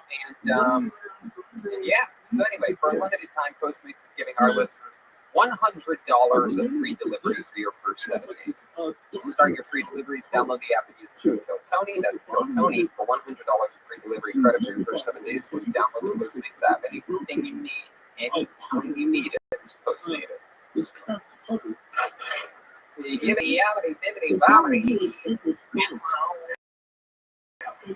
Good to be here. Exciting stuff. Let's get the show started. And on the show, every single week commit to being different characters. This is a tight studio tonight. We are all very close together. So let's see what characters they are tonight. I present to you the best stand band in the land, Jeremiah Watkins and Joel Jimenez, everyone. Here we go. Uh-oh. I haven't heard this music before. This should be interesting. Uh-oh. Oh. Oh my goodness. Wow. Okay. This is very exciting. I absolutely know who these two are, even though it's their first time on the show. I definitely know who these guys are from the hit video game and movie, Mortal Kombat, ladies and gentlemen. It is without a doubt Raiden and Sub-Zero. Am I correct? You're right about this guy. Who are you? I'm the newest Mortal Kombat character. I'm the Koro Ninja. Is the real thing? Yeah, we've had so many fatalities we decided to add into the game. Oh, okay.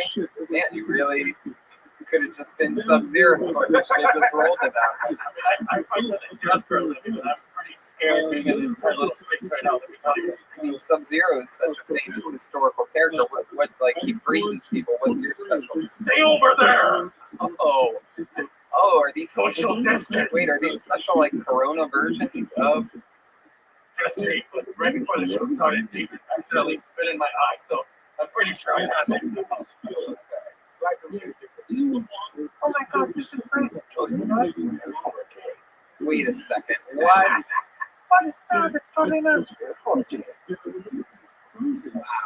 I started working at Trader Joe's. Oh my God. I don't know what's happened. You really have to know Will Forte really well to lock down on this one. Are you Will Forte? Is Will Forte playing Raiden? I'm a little bit. As I said, I'm totally ready. Okay. So, interesting stuff. Again, could have just been Raiden, but I guess you helped. I wish you could see my giant smile underneath this mask, Tony. Okay. What a creative way to wear a mask, by the way. Yeah. All right, so we're here with Raiden, being played by Will Forte, and some brand new Mortal Kombat character, Koro. I'm not even going to write it down. It's not even worth me writing. Stay over there! Okay. All right. This is the closest we've ever been to Tony history. Yes, it is. We are doing the opposite of what we're supposed to be doing during a pandemic. Oh yeah, I forgot to turn on the second air purifier I brought up. I say, there it is, yeah. All right. This is fun. I have control and an air purifier, everybody. Okay, so let's get this thing rolling. We're here. We got everyone in this fucking room. Ladies and gentlemen, your first comedian that we're going to watch in the minute submission report has been on this show before.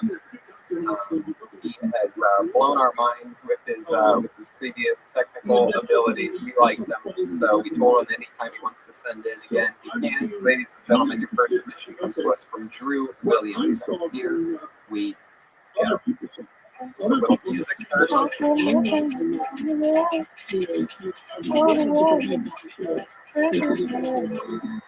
go. There it is. Drew Williamson. Here we go.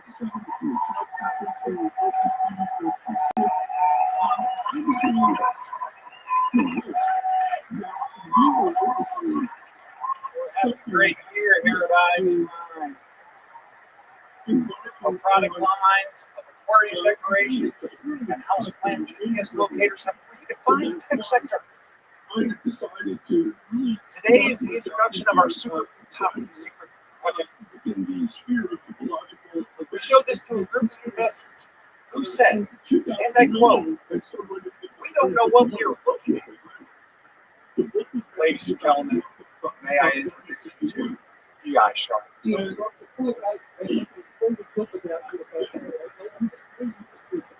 most loud, powerful, wood, over-engineered pencil sharpener the world has ever seen. Let's see how it works. So the boot up process. Carrying 5-step remote.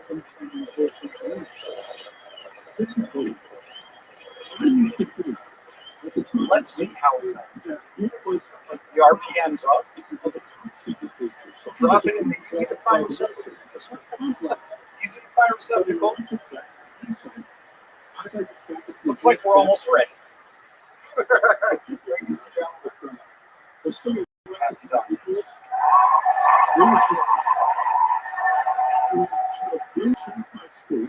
There it is.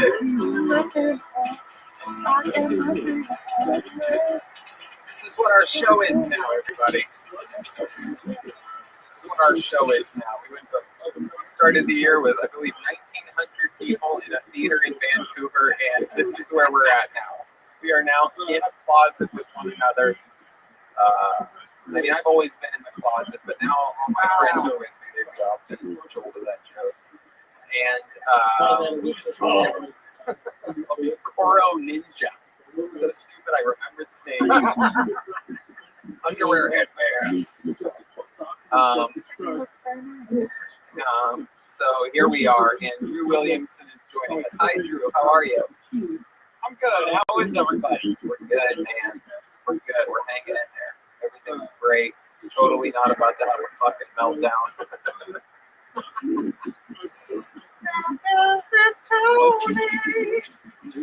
Yes, Drew. That was awesome. As silly and as dumb as it absolutely was. That's what we love here right now. How you doing, Drew? What's been happening in your world?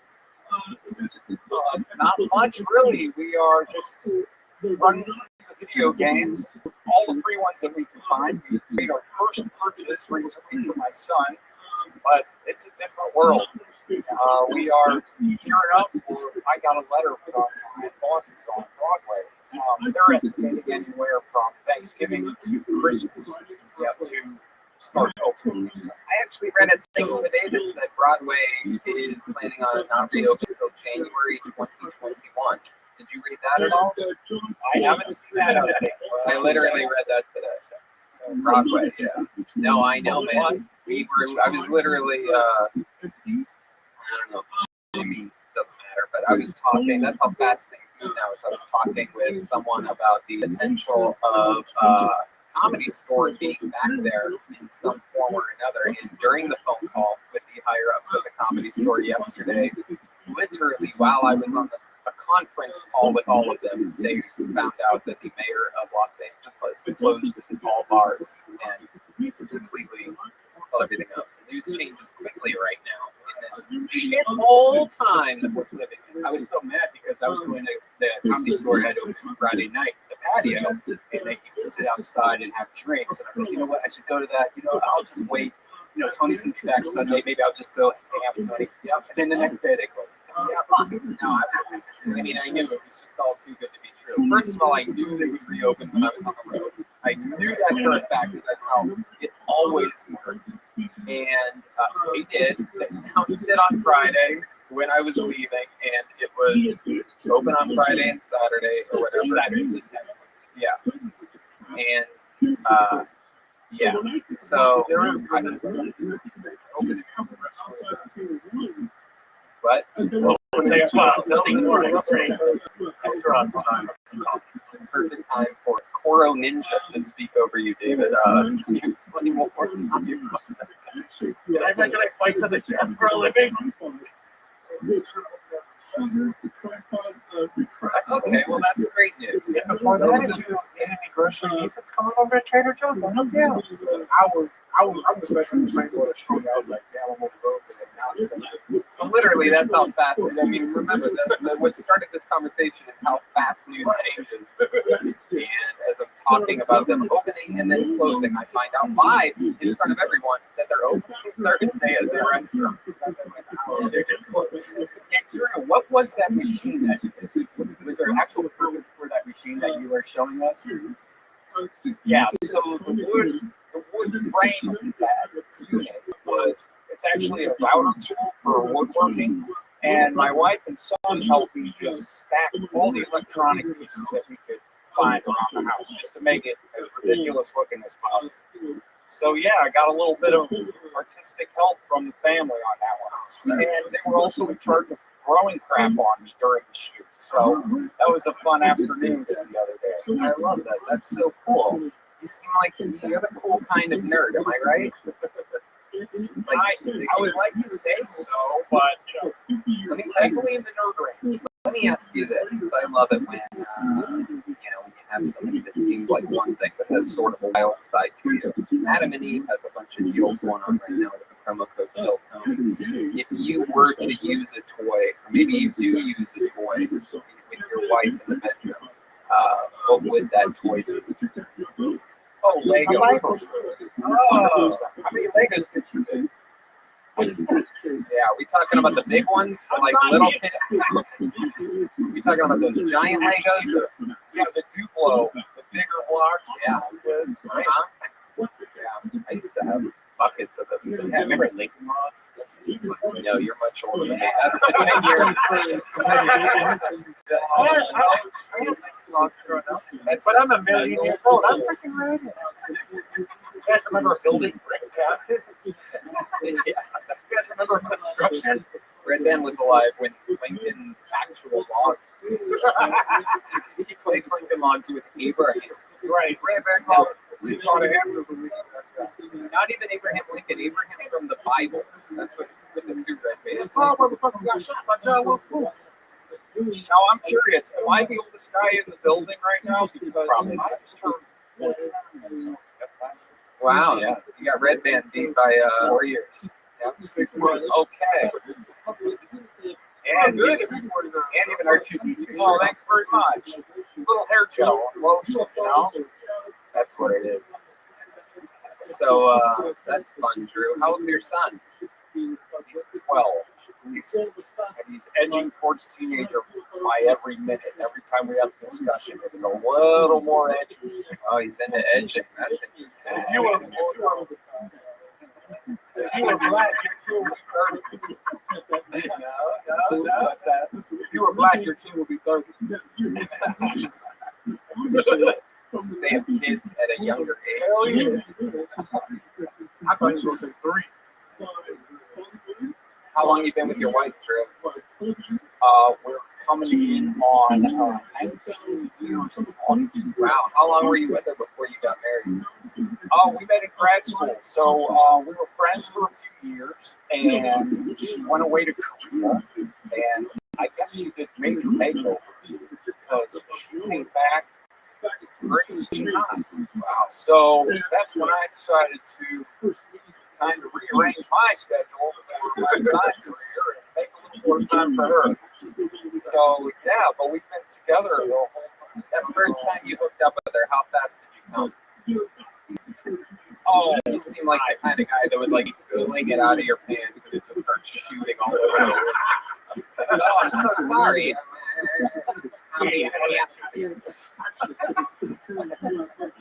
lot of nights are, oh, you're ready. True. What else you been doing during this quarantine to stay busy? Any other fun hobbies or anything?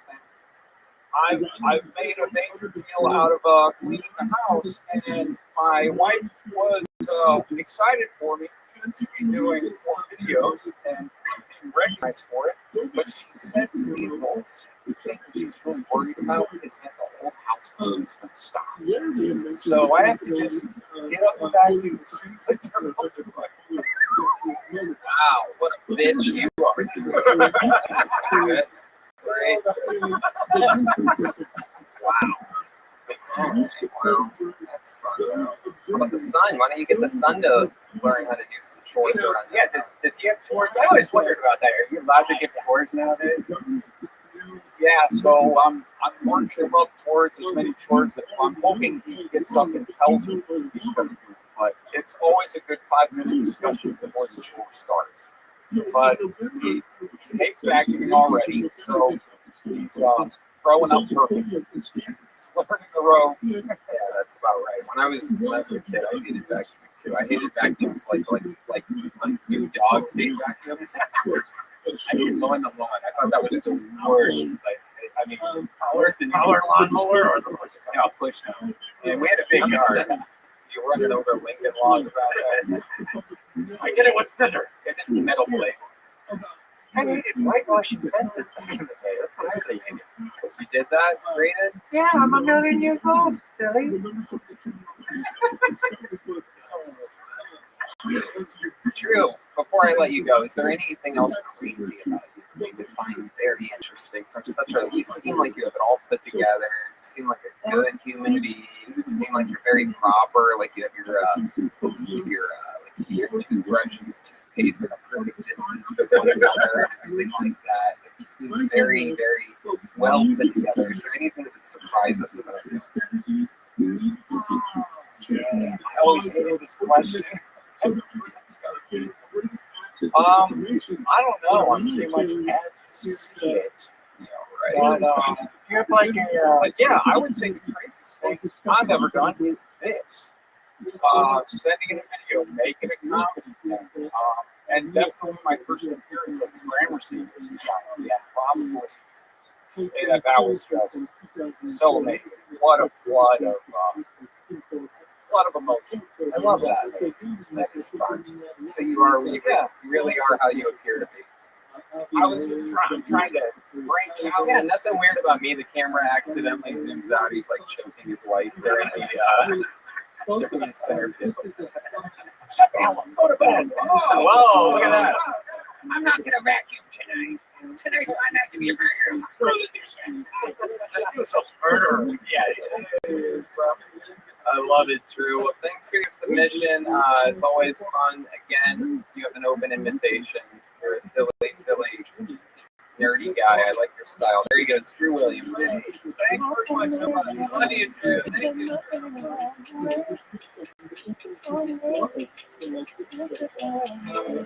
you. Yeah, here we are on to our second comedian. I still haven't killed myself tonight. This is very exciting. Ladies and gentlemen, your second submission coming up here in just a moment is coming from a man who we met him before the pandemic, and meanwhile, during the pandemic, he grew to become one of the very famous characters on the show.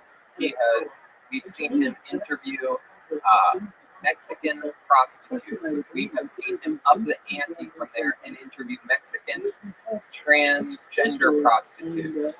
And now he is back. Ladies and gentlemen, this is a submission from Manolo after this little bit of music here. Ladies and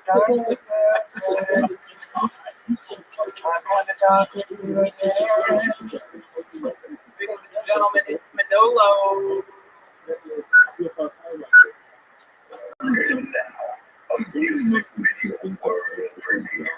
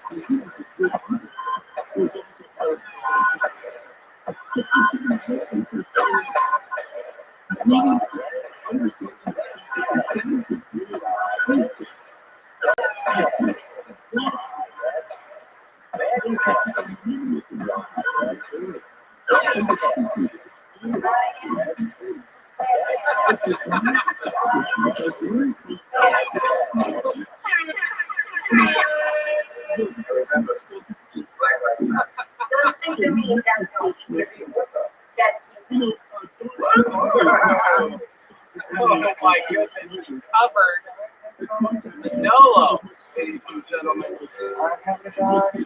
Incredible. Wow, Manolo has covered Michael Lair's hit song from a couple weeks ago, Ryan Bedpan. Hello, Manolo. Can you hear me? Oh my goodness, you are living the high life down there in Tijuana.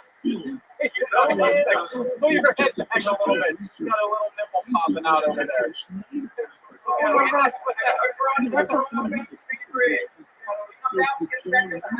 Hey!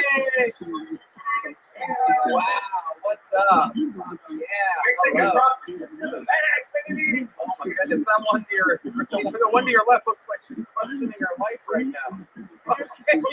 There's some areola sticking out here. Keep her off the screen until she puts that away. Have her lift her up. God damn. Damn, does it look like you're having fun right now? Have her put her. Yeah. Oh my God. Yes. I asked her if she knew how to speak English, and this is what she said.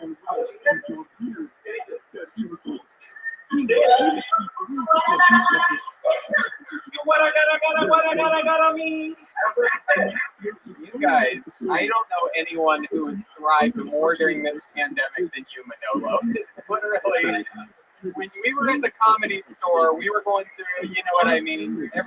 Our business was booming, and you were sort of, you weren't at rock star status yet. You were sort of coming up through the ranks, and now you're an absolute assassin. You have beautiful girls around you. You guys are obviously having the time of your life, except for the girl to your left again. She seems a little bit miserable. She has no idea what I'm saying, so that's actually perfect. Oh, you look like spam triple. Oh, man, you beat me too. Go ahead, Manolo. Yeah, man. I love it, dude. Man, I should have hit you up when I was in San Diego, bro. I'm telling you guys, I'm telling you. But hey, yo, I got a quick statement to make. First of all, I think it was irrelevant because the Ryan Bedpan, I thought it was great. Michael Lair is in a loss. So shout out to Michael Lair because I think he kicked out that night. And I had to do that remix, that motherfucking remix. Maybe one time we can do it, do the video, but both of us, all these days, right? Absolutely, dude. Absolutely. I love it. You guys look like you're having a blast. It looks like you and the girl on the left are on Molly, and the one behind you is coming down from Molly. It's very exciting.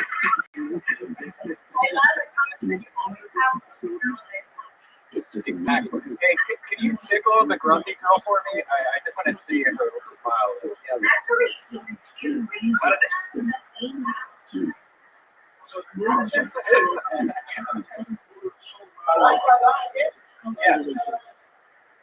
Yeah. That's not. Baby just fell out.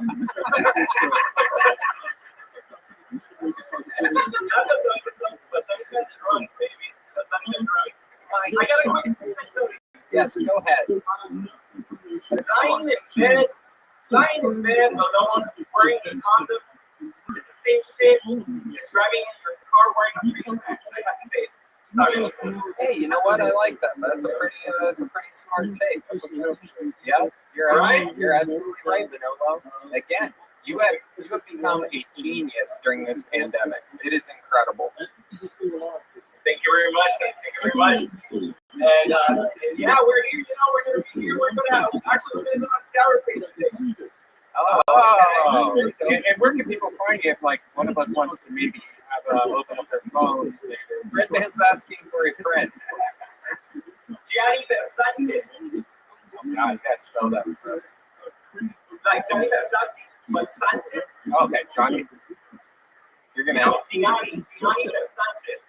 So it's GIANNISANCHEZ. Yes, sir. All right, well, there you go. You're gonna have one more subscriber tonight. Go ahead. I was wondering if I could try a sort of really like type joke. Yep, go right ahead. Okay, so fuck you and your self support. I pay shit. But Mr. Jackson, we can't say that. Okay, and we'll just say no G.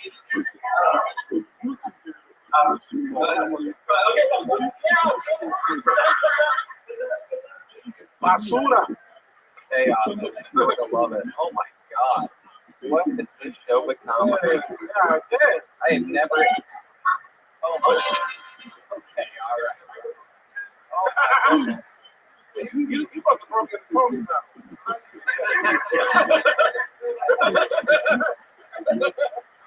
How the fuck you got his real no pistol?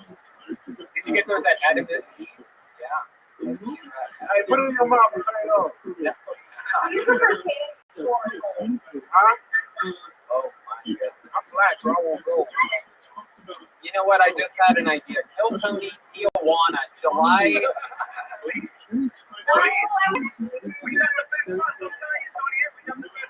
Are they open down there? It's the border's closed, right? Is the border closed, Manolo? 5 minutes. You can take that like you always do. That sounds good. I get the feeling Jeremiah won't be allowed to come on this trip. You had to put that episode on OnlyFans, you know. I've been happening there for 1 million years. Yeah, I feel like we'd have trouble getting down there. They would let Joel in, and we wouldn't be able to get him back.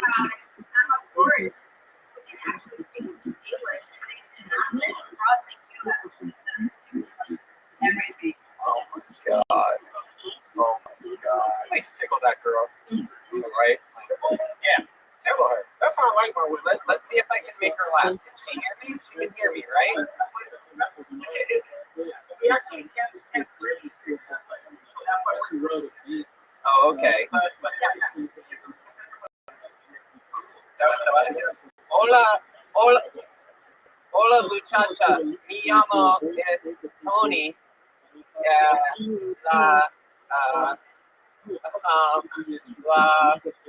Tony le gustan los hombres, son las tías. Le gusta chorizo y salchicha en la boca y gordo chica. Tony is choking.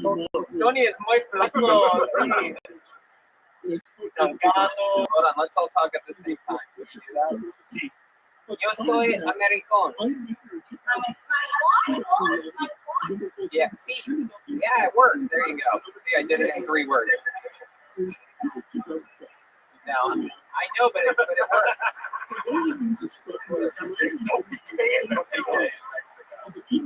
I won't be going anytime soon. I'm the first openly gay I love that. Wow, he has a dildo and an electric toothbrush. That is exciting. All right, Manolo. This has been awesome, dude. You're fucking incredible. I mean, what can I say? This is. We set up very hot.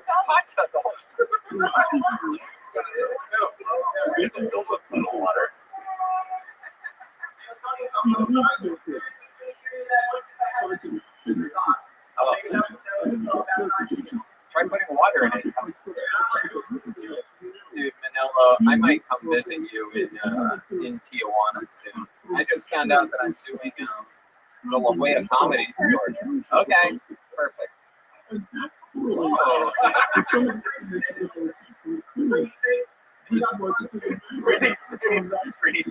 Pretty safe is always what I'm into.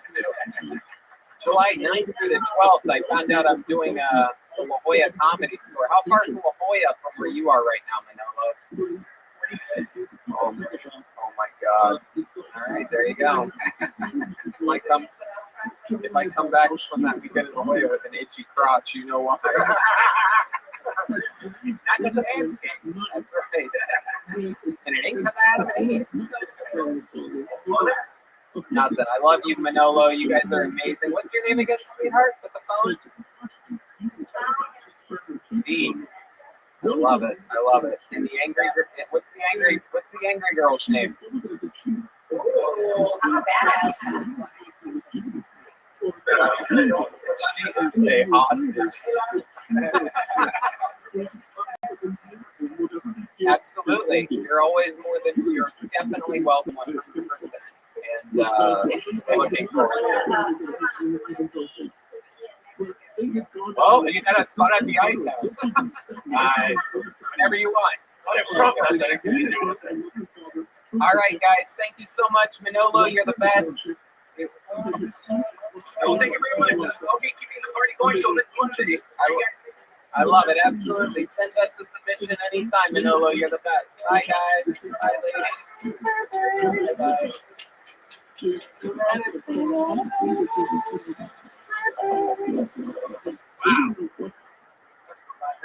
It really is. The last thing you want to be 2 spots into the show is jealous and horny, but here we are. Okay. There you go. We have another submission, ladies and gentlemen. This man became famous on the show a couple weeks ago, and he was doing a parody of Manolo, who we just had on, and now he is back, ladies and gentlemen. It is Rabolo. Here he is. There you go. There you go. Here's Rabolo. Rabolo here again. My buddy Sketchy. Yeah, he's got the hookups with Laguna and Del Cartel. I'm gonna tell him a few jokes in a new minute.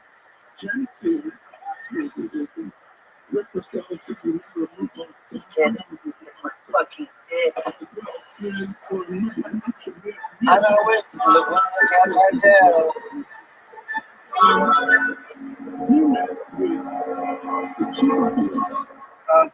Anyone else mistake Harvey Weinstein for Harvey Firestein?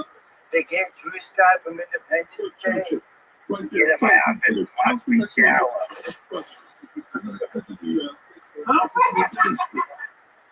Why couldn't the leopard play hide and seek? Because he was always spotted. A theropod region.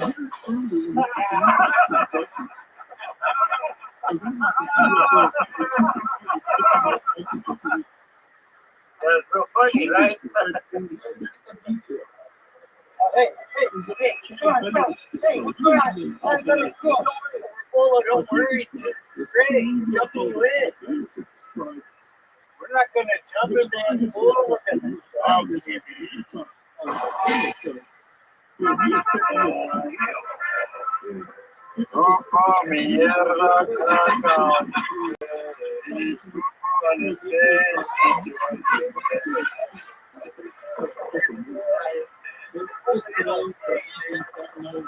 What the fuck, a werewolf too?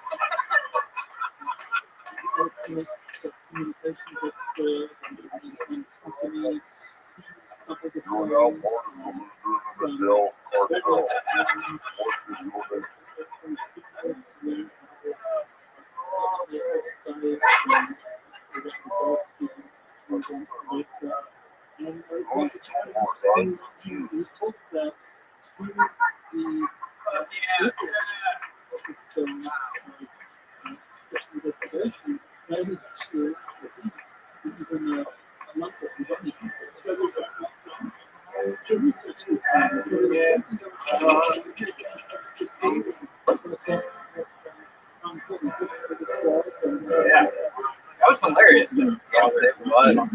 Rabolo. For sure.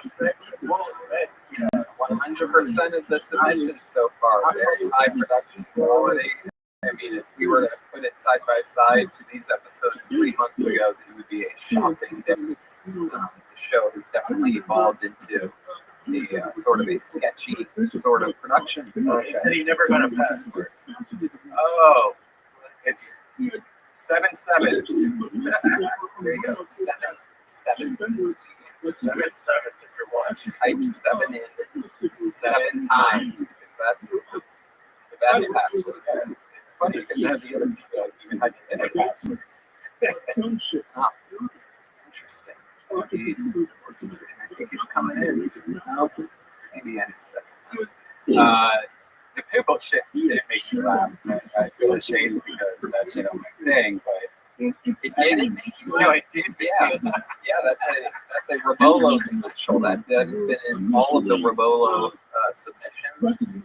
I thought it was funny too, and then the werewolf came and really got me. The werewolf really fucking got me, and the bad voiceover on the guys, great, perfect. That's pretty amazing. When Manolo's covering stuff, Michael Laird and Rabolo's covering Manolo. Yep. Oh, show that Stay over there. it almost seems like someone puts thought into this instead of just showing up with underwear on their head, shaking keys around. Oh, looks like these brothers actually know how to have fun. Oh wait, that's underwear? No, it's a ninja mask. How fucking dare you? What do you know about swimming? Oh, damn. Koro Ninja. Look, fight to the death, alright? Yeah, what are those? What's in there? Beads. I got it from Manolo. It's a shaker because you said you wanted things nice and mellow. Yeah, no, it's great. I agree. It's absolutely perfect. While we're waiting, Jeremiah, how was you were gone for 2 weeks? A lot of people fucking quit. Yeah. I forgot your name. Sorry. It's How was where you were? actually, I went back to Kansas City. I wanted a feature trip there. And Overland Park? well, nowadays, but Overland Park is where There's as many black people in this studio right now as there are where Jeremiah, by the way, if you're wondering. If you're like, hey, I wonder what the numbers in Olathe, Kansas are of black people. This many. That's the answer. actually not true at all. My mom has a black neighbor. We went around and got cool. It was a lot of fun. If they may just be quick black. What do you think about Aunt Jemima and all this shit going down, David? Bro, that shit sucks, man. Why they trying to take black people ask for equality? You got white people trying to take black people off the pancake. White woman on there. I saw Aunt Jemima at the grocery store. Just next to the aisle. Yes, Now, that's and worth a like, lot of money. before we guys really care about the logo on your syrup, not much. Yeah. Fucking have hot Susan. Eat the fucking syrup. That is a shit. That's a really bad get rich quick scheme. It's hang up all the extra money and be like, these are gonna be worth something someday. These are gonna be we're sipping on syrup, man. It's true. That's just like gold. You can sell them on the black market, or now they have to change the name of it though to the market. Equality. They don't want people to use the term master bedroom. What's crazy is that I heard about that and I'm like, why? And then I'm like, oh shit. And so like people are learning about racist things that they never even thought of or knew before. Like I never thought the master bedroom had to do with what bedroom the master. I don't even think black people knew that. I don't think anybody fucking knew that. They want you to call it the primary bedroom. You don't call it my shit the master. There's a bunch of rich white kids right now on the internet that came from an all-white neighborhood Googling, like, what can we change? I want to change things to so that I feel like I need to change for the better. And finding out all this shit. The Land O'Lakes lady is gone. It's just the Uncle Ben's rice. Let's be honest. They should just change it to Peter Parker's Uncle Ben. Peter Parker, that is his uncle. Yeah, that was Uncle Ben. That is so weird. You would think they would have named his uncle anything other than Uncle Ben. It's like we can pick any name for his uncle. What are we going over there? I think rice sales would actually skyrocket. I should change it to Uncle Ben from Peter Parker. Yeah. And Spider-Man because there's so many more. It's There are. But which Uncle Ben would you have? Like, which Spider-Man did? Welcome back to Nerds. Not the black one. We're going to bring Drew Williamson back to join us here. Not the black one. Black Yeah, it's the same character. It's just Well, how the same? no, he's talking about Miles Morales. Yeah, Miles Morales is different than Peter Parker. That's the deal, man. I think it's the Black Spider-Man. Wow, welcome back. Stay over there. They should put 36 coffee on the syrup. Do we have any updates on Rolo? Haven't heard anything. That's canceled. I'm supposed to be in Tempe at the end of the month. Yes, that's happening. Are you texting? I'm trying to get I'm checking it. Did he get sent the link? What am I working at? Sausage factory? Still don't know the answer to the question. That's the past. You know what I was thinking? I fight for the guy. I was just thinking, this show has a really nice flow to it. I like it. It seems more laid back. It actually really does. It's like nice and chill. You know what I mean? This is always the part of the show where Jeremiah calls out something weird about the show that's not even happening. I tell you what, I watched the Ice House episode. It's a weird energy here, I watched the, We didn't even notice. Yeah. I watched the Ice House episode recently, and before the first quarantine episode, and that was one of my favorite episodes because we were all chill, we were hanging out. William was wasted, and everyone was like babysitting a little kid and shit. But It's fun. I mean, we could always just fucking do a podcast. We always could. I don't know. I just think that sometimes, we got to keep some submissions going and talk to people. And now that it's evolving naturally, just like everything does, you go with the flow, right? We didn't force people like, well, you must do stand-up. It must be a stand-up submission. And now these things are coming in funny and are getting literally more creative every week. And I like the sketch aspect a lot. yeah, certainly. Stand-up to sketch. sketches are great. I like that better than stand-up. Especially when people are taking sketches and kind of like adding on to each other's sketches and making like a timeline. Exactly. I think that's a great idea. Absolutely. Developing character. And I'm struggling right now to get it, and it won't let me in. Oh, you Alright. have to admit that? Yeah, I'm waiting for him to do it to try. All right. Well, I will say this. Well, The video was dope. yeah. Well, the video was dope. Sorry we can't get you in. DM me and tell me what you use for that face. Yeah, that. Why do you want to know that? Out of all the things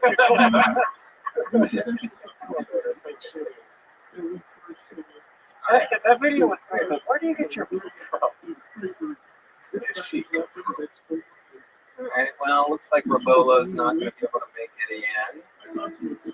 So, Should we just move on? And then if he comes back later, we'll yeah, let's try that. Yep. We'll talk more about the making of that Robolo submission. Robolo comes in later. That was Robolo, ladies and gentlemen. Doing a parody of Manolo, who did the parody of Michael Layer's Ryan Bedpan, which was a parody of Brian Redman. So here we go. Moving along, ladies and gentlemen, here he is, the brother in cursive, the one, the only, the big red machine, Patsy Cline's craziest of the crazies, one of my favorite top young rising comedians in the world. Ladies and gentlemen, it's time for William Montgomery.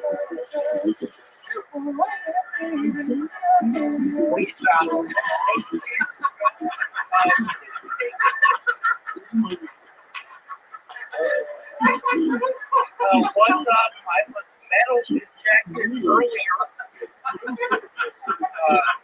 The Dixie Chicks.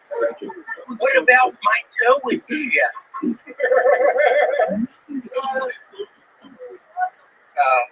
A lot of people wanna shit on Chris D'Elia, but that's not his fetish. Whatever happened to the stop and move away from the vehicle guy? No, really, whatever happened to that guy? Chris Angel's greatest trick is how he made himself disappear. It's pretty obvious a black guy named it Cracker Barrel. No, but seriously, I want to give a rest in peace to Judith Barton. She was the little dinosaur on that dinosaur movies, late 80s. Judith Barcy's father shot her in the head, tried to burn the house down, make it look like an accident. I just want to give it up for Judith Barcy. Tonight, y'all, I got COVID virus. All right, William Montgomery. There you go. Yeah. Absolutely. Hey, William, turn your camera sideways. You're right there. Turn your camera That sideways. little bit slower, you bet. Why? I got COVID virus. Turn your camera sideways, William. General Robert, you turn that shit down. There you go. Very good. Wide screen, motherfucker. Yeah, nobody ever wants to talk about General Robert. They took the picture down. You're gonna bring that shit up tonight. What's up, man? What you drinking tonight? What do you mean? What am I gonna bring? A little bit of ice with a little bit of mixed with a little bit of fries. Leave that kerosene alone, bro. Mixed what? Stop drinking that kerosene, dog. What are you saying? What's that mean? Is that a black bag? I always feel like William's like one drink away from just saying the other one. He said it to me before. Yeah, Really? He always says. He said that. What he said that? I said that. That was Koro Ninja, one of the newer members of the Mortal Portal Kombat. Ninja.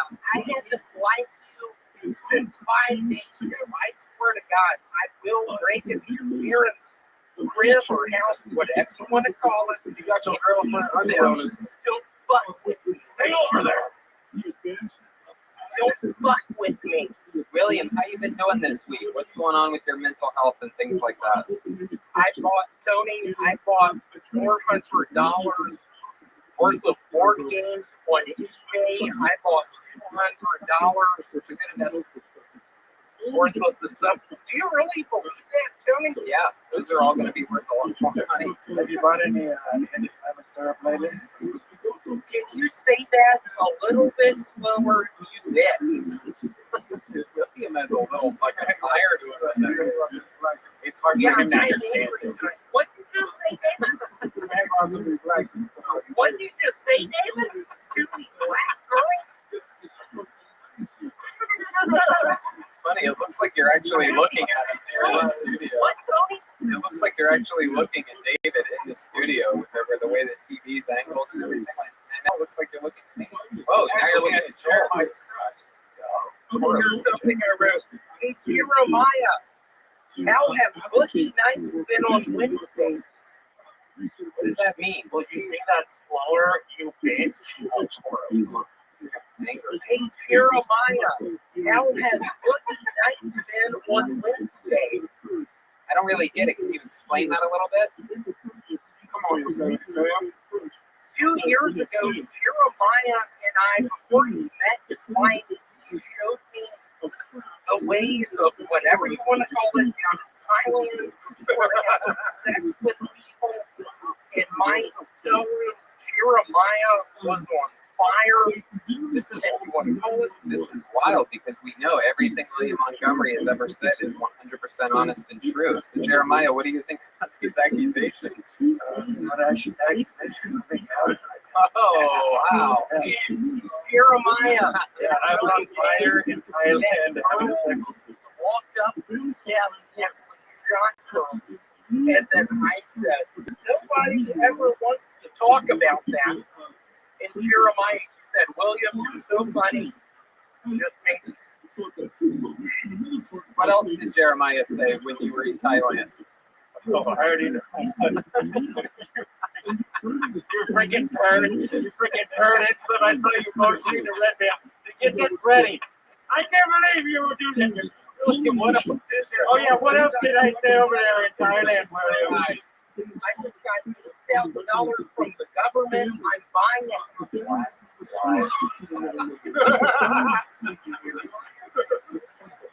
Can't buy an $8,000 house.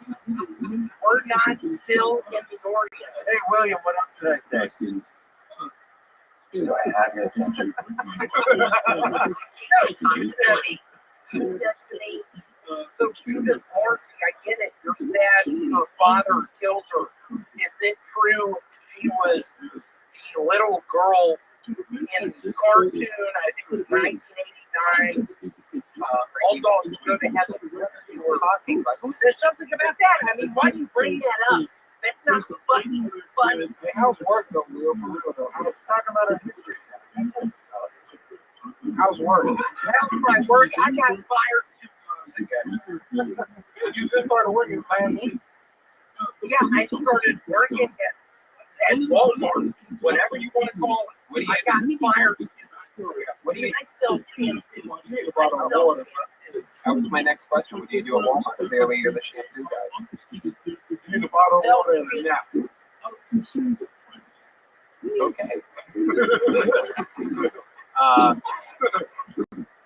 Wow. Where is he at?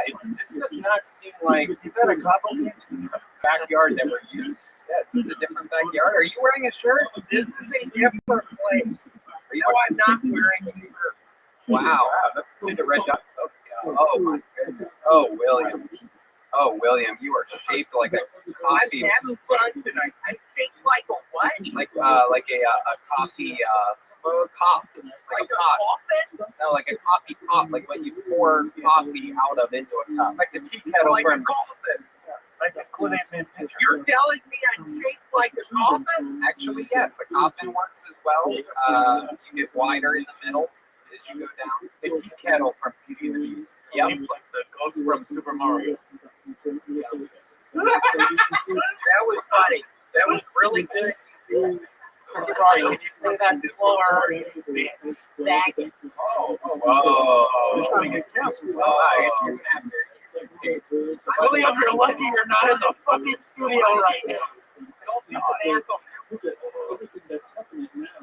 You're not going to be able to I've do it had again. enough. Judith Barcy is in the brain. Who's Judith Barcy? Final question, then we'll let you go. Murdered by her father late 80s out here in Los Angeles. And Tony, honestly, why I bring it up, I'm worried I'm going to get murdered. There is someone who won't stop snail mailing me. What is snail mail? It's the regular hard copy. Yes. All right, I baited you into that one, Tony. You got Hey, me. Tony, what about next week? I can show up at the studio. No chance, dude. Hey, Jeremiah, what about next week? I can show up at the studio. Yeah, we can talk about it. There's not enough. Okay, huh? I just said we want to talk about it. Like, You yes. fucked with me 2 years ago, dude. I got a bitch pregnant. Oh goodness, we're I finding out. have a child. I said, oh, you got a show up there. Huh? I have a kid. William, I'm going to have you on. Indiana. What's I'm glad you're in black. So you I was, what? My kid's black. William? What's your kid's name? What did you name your child that you're not a father to? What's the kid's name? sunflower seed. Sunflower seed. That's funny. No, William. What's his real name? I want you to answer this. David Nickel. What did you just say? Yeah, I don't think you're allowed to say that word. David Nickel. Whoa. It's my 3-year-old son, and he don't give a shit no more. Y'all are talking about COVID. He's got it, and he's getting on airplanes. Wow. A 3-year-old who's getting on airplanes by himself. He's getting on airplanes. I'm messaging him with his earplug, his earbag, and he's making people sick. Okay. That sounds We good. don't care anymore. We're infecting everyone. My goodness. I bought $400 worth of Monopoly boards on eBay 3 nights ago. Why'd you do I that? don't give a shit anymore, Joe. Why did you buy all those Monopoly boards, William? Because I don't care anymore, man. I think I can jump off of a 1-story building. Do it right now. Do it. This will be podcast history, ladies and gentlemen. Last week he climbed a tree. This week he's going to jump off of a 1-story building. This is the first time this has ever been done. Not only in Jody, what a great idea. yeah, it was your idea. I'm kidding. It's a joke. Oh, okay. You sum it up there, motherfucker.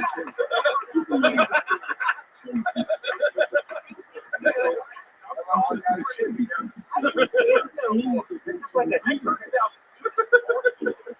All right. There's a limit to how many Judith Barcy references. All right, William. Yeah, it was. Yeah, we feel like we're watching the Blair Bitch Project right now. Oh. Yo, they rated. That was rated. With Ray Poorly Cloverfield God. Okay. I'm now gonna do back to the business.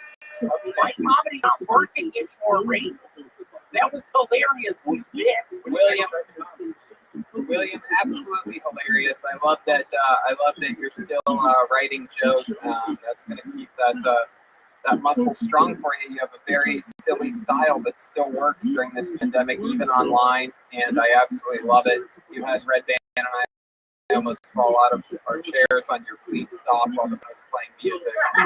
Absolutely hilarious time execution of that. And Don't let me know when you come in. we're going to get. We just need VR. Yeah, we just need 7 more Dyson air purifiers. Spencer Edwards. There you go. There goes Montgomery, everybody. This is where we just start saying random made-up names. Now you got to get rid of them. Judith Barcy, Spencer Edwards. David Nichols. Yeah. Well,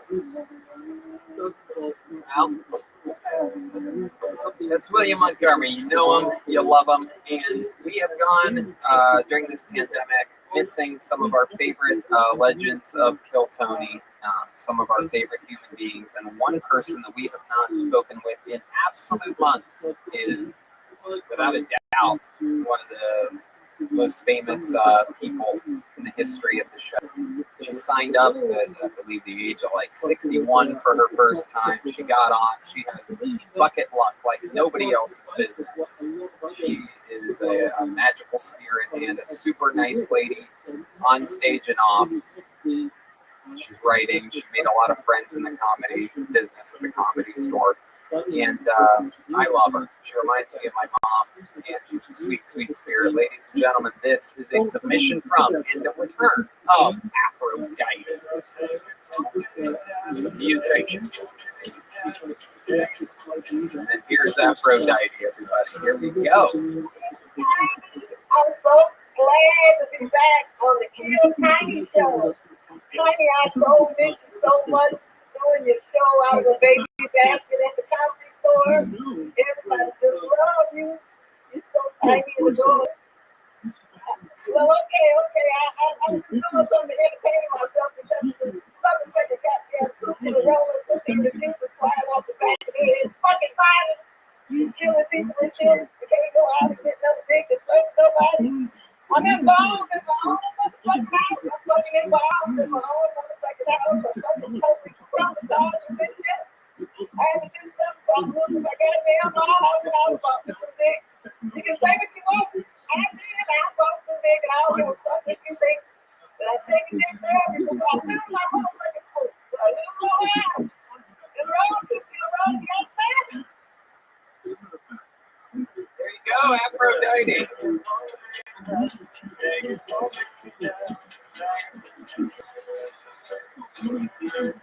Aphrodite. Hello, my love. How are you? Can you hear us okay? Yeah. Hi, how are you? I'm doing fantastic. Aphrodite, how do you feel about them removing you from bottle of syrup? Well, they think you're the black ass, so I'm still going to say They could take away Aunt Jemima you from crawling on the bed of pancakes.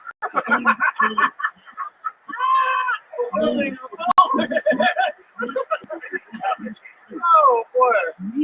Oh, shit. Look at those fucking things. Oh, yeah. Aged like a fine wine. Look at you. A lot of people don't know this, but I actually, Seen her titties before? no.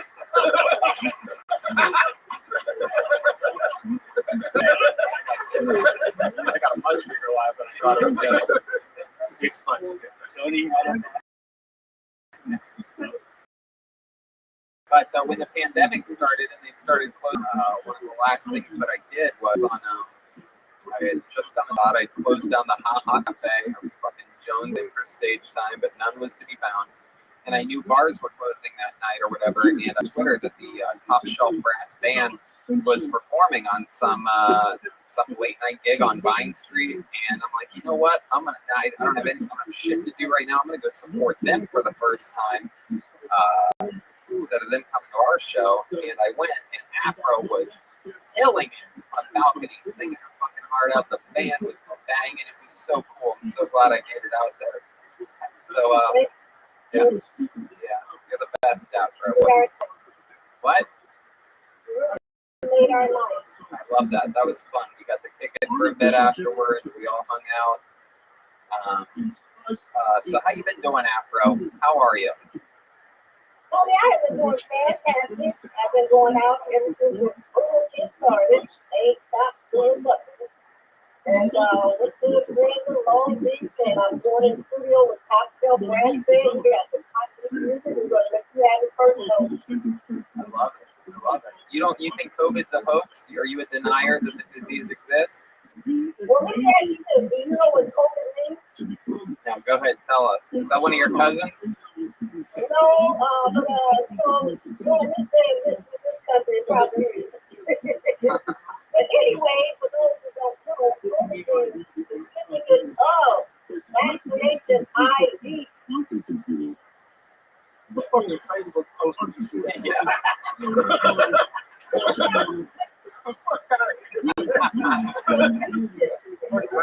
got a fucking bleak out buggy in your mouth. Oh, come on. Be nice, Jack, bro. Your hands below on the railroad working. Oh, come on, David. Don't roast Afro. She's a sweet little thing. All right. I didn't know your titties was that big. I'm drunk,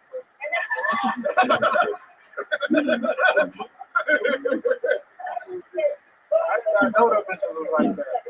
I always got on the bags with the comedy store. Afro is the most amazing bucket luck. I mean, I absolutely love her. I think she's a sweet spirit that mixes in well with the chaos on this show. She has proved her getting so many opportunities on the show that the show is not misogynist as so many people, claim shows to be nowadays. It's not racist. Clearly, we're not ageist. You're proof that we are good people. We're not against it. We're not waitist. Oh, wow. Wait, say that again? I'll be 65. October 10th. It's going to be 10/10/24. I fucking love that. You are a little spitfire, you. What do you? Oh, you got a man now? Oh, okay. Are you sitting on him right now? Where he at? How old is he?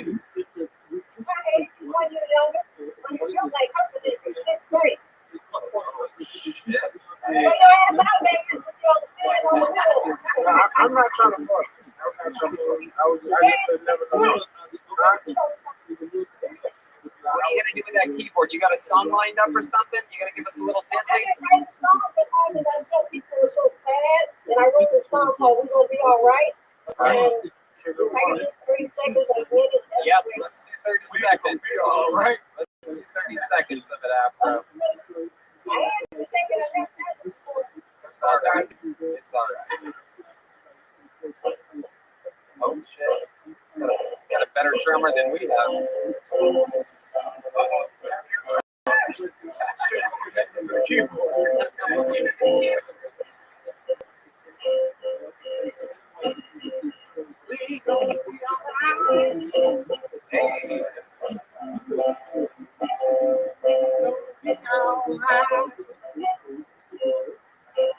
Fuck yeah. Intro to keyboard.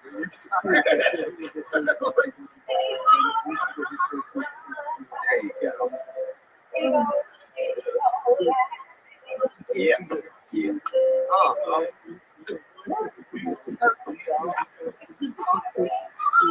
All right. All right. Hey.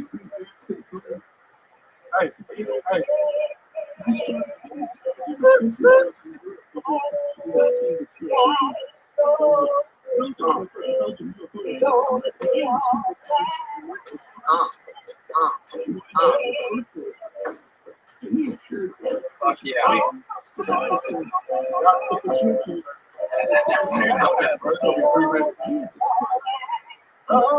right.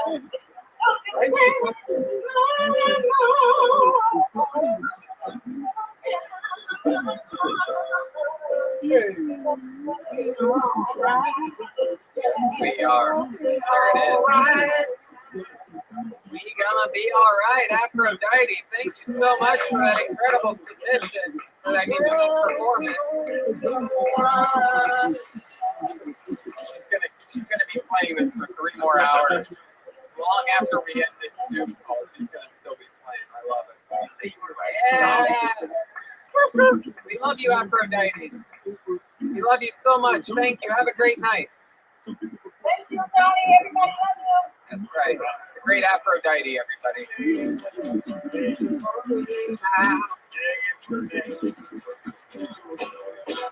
All right. It's fun. Adorable little change of pace there from all the white people and the comedy portion of the show. A little visit from Aphrodite. She fucked up a whole sausage. That is true. That was not Adam and Eve product right there. That was fresh from the butcher. If you had to do butt on her vagina, which one would you do? If you had to, this is one of the weirdest. No, it's only one or two. It's an interesting question. Vagina, if you absolutely had to. Why? Explain your answer a little bit. I know that pussy got Aphrodite's 65, still fucking that pussy got 300,000 miles on it. Yeah, but what about her? That's like 500,000 shit. Yeah, but the girls ain't really like that. Both of them is more anyway. That's like a. Like fucking butt and the phone comes out. Oh my god! All right, that's good. I'm glad you said that. That's gonna be. This way, I don't have to answer the question now. That pussy gonna look like Arby's. No, you have to answer it. You have to choose one. All right. Well, okay, we got your answer. Jesus Christ. Good Lord, how many times are you gonna butt fuck Aphrodite? Well, see how I rationalize this. Well, wait a second. Here's a follow-up question. Is this, if I pick butt, is it after David fucked her in the butt, or is it still just a fresh butt today? 65-year-old butt. Yeah, but it is her butt right now. We don't know how long ago she showered or anything. Oh my god. That's just current time or vagina. This is an interesting question. You know what? I'm gonna let Jeremiah answer. Jeremiah, you got it. Braden, Oh no, but you back to fucking piece of shit. oh my goodness. Get her out of here, bro. Oh, you be nice to Aphrodite. I love her, but we talk about her ass and her pussy. And you got her. Oh my goodness gracious. All right, you know what? Just to be nice, because I love Aphrodite. Come on, Jeremiah. Jeremiah, go ahead. Quick answer here. If it makes you feel better, I'll ask Braden. Okay, in the butthole. Okay, how about Jeremiah? Stakes are raised now. I can't let that slide. What are we up next on the show? The listeners want to know. Yeah, they do. You have to answer one, Jerry. Just a quick answer. Just a quick, you know what? Answer it for us, Jeremiah. Which one? Tony's so subtle. Yeah, it's impossible here. Normally, when we're doing our normal show, I subtly tap in and whisper. This is much harder. I have to literally, I'm looking like a football coach on the side. Ask Captain Underpants. All right, yeah. All right, so we're just gonna say that Jeremiah meant budget for both. Yeah, sorry. We know what I say, get over there. What are you gonna do, Joel? You gotta answer. We know you can't get sick, so. Can I just sniff the afro? Come on. Yeah, you gotta pick one. You have to put your wiener into one of the two holes. This is what the show has become. Nope. Still not an answer. You gotta answer, Joel. You can only move on after you answer. Come on, Vin Diesel. Wow. I really picked the wrong week for that to be drunk. All you have to say is vagina or butthole? Okay. Okay, so that's a default of butt, by the way. Yeah, right. Everyone knows right now That's both. That means he's giving. Going, okay, Jeremiah, thanks. Okay. So that means that by not answering, Joel has picked both the butthole and the vagina back and forth, showing that you just can't get enough in front of his parents. Yeah, that's true. That's He refuses to answer a simple question, and he's a comic. All right. I love it. By the way, I'm going vagina and I'm finishing inside. Wow. She can't get pregnant. She can't get pregnant. It's gonna look like one of those. It's gonna come out looking like one of those like a chocolate donut, but with the vanilla icing, like a chocolate cake. Yeah, like a chocolate birthday cake that you get from a grocery store. Shit in her asshole. Okay. It's for save that for the VR chat or something like that. Okay, we got Robolo is back. Is that right? Did I see that correctly? It felt like he ran out once he got in. Yeah, there he is. He's up there. Yeah, Robert. Hey, Robolo. What's up, buddy? Hello. Let's get you unmuted. Gotta unmute yourself. My hair. Yeah, there he is. Robolo. We loved your submission. It was incredible. How are you, dude? Oh, I am good. Thank you, fellas. I had a mini stroke right there. I was on the fun times, but there was some miscommunication. I'm here. I was going to do a voice, but I was dying of I'm an Amish autistic guy, so I was trying to get this shit going in my bolo gear. It was hilarious. But here's my friend here, Gavin. Say what's up. He liked being on TV last time. I love it. Hi, Gavin. Oh wait, what's this? What do we got here? Uh-oh. It's like a bow, or looks like some sort of AdamandEve.com or whatever. Bone in a go. Yeah, it sounds like it. That is from Adam and Eve. Robolo, tell us about the making of the video that you sent in. Just tell us about that. A lot of production, an incredible video. Oh, thank you. This child, man, just ate it really bad. Okay, so I thought I was the auntie, Manolo is a big figure. He mentioned something about the cartel. I'm like, Robolo's going to step it up. We're going to go to the cartel and tell jokes. And, I asked some of my buddies to do it. And the food is made out of brownies and cloves. Those fuckers hurt, man. Those people in the butts hurt. And they are real people. The first take that I did was 3 hours eating up the brownies. And it's literally, it felt like it's spraying the nose. My goodness, look how that kid popped up. This is like watching Crystalia's DMs.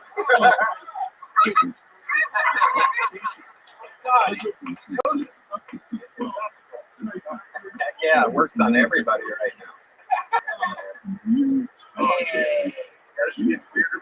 Oh, hey, look, to make it creepier, here's Gilligan. Hey, hi, Gilligan. What's up? My brother who played the hospital that time was supposed to be a skipper. Oh, man, chaos. I love it. Hey, can you tickle that kid for me? Oh, I don't know, man. I've been trying to start a career, but right. Yeah.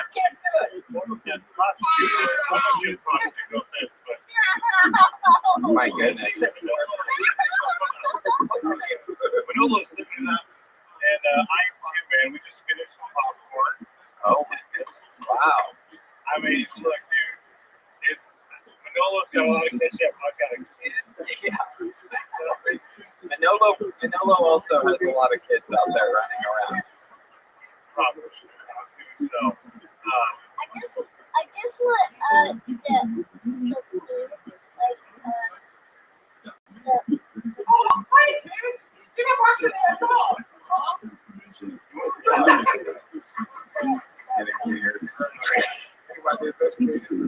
Now it's getting weird. If you're wondering, hey, I wonder if it was weird earlier. Now Oh boy. He like big blocks and stuff. He does? This is kind of hilarious. Show I went to Facebook page. There's literally like a team of people taking Taking the what? all of this sounds creepy. All the wording sounds. He's related to me. Nothing weird going on here. Well, when you say nothing weird. Yeah, now it sounds really weird. Yeah. And now I don't even think it's your child. No, it's not. It's not what he's telling us. Oh, see, now I don't like this particular question I asked because I had thought going in it was his son. Of course. Yeah. Yeah. So, Robolo, how else has life been going for you this week, Robert? Oh man, I am living it up.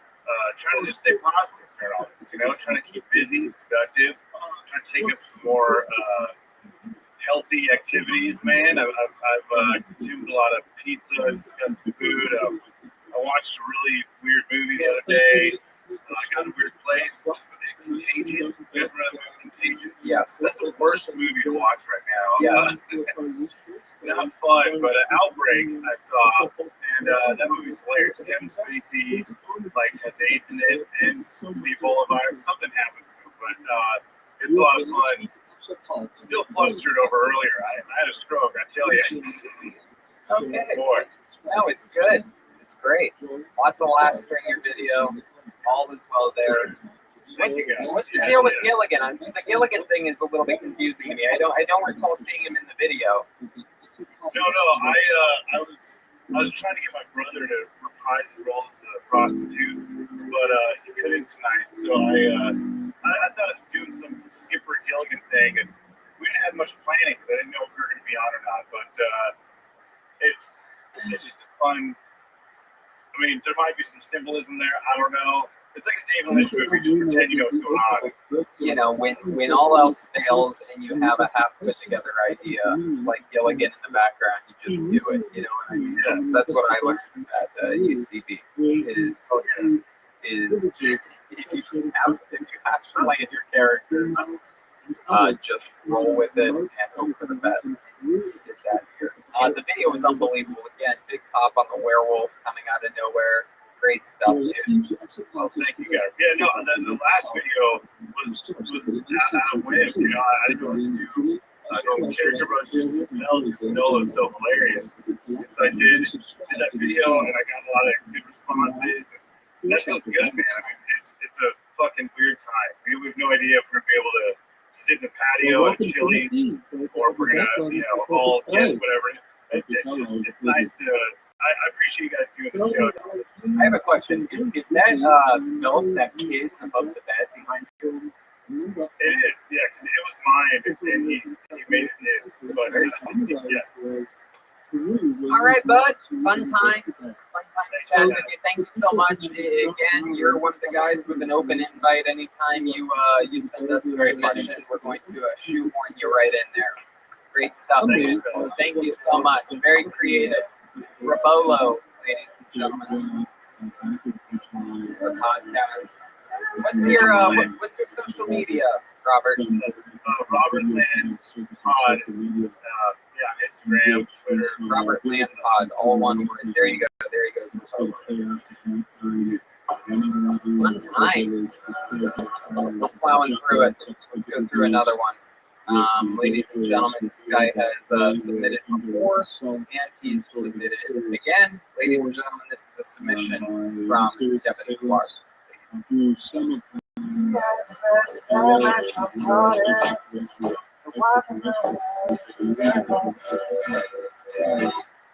Here we go, Devin Clark. I used to work at Yahoo. Remember Yahoo? Yahoo was a hard job. We weren't allowed to do anything. Google was like the N-word. Yahoo. Don't say it. Don't use it.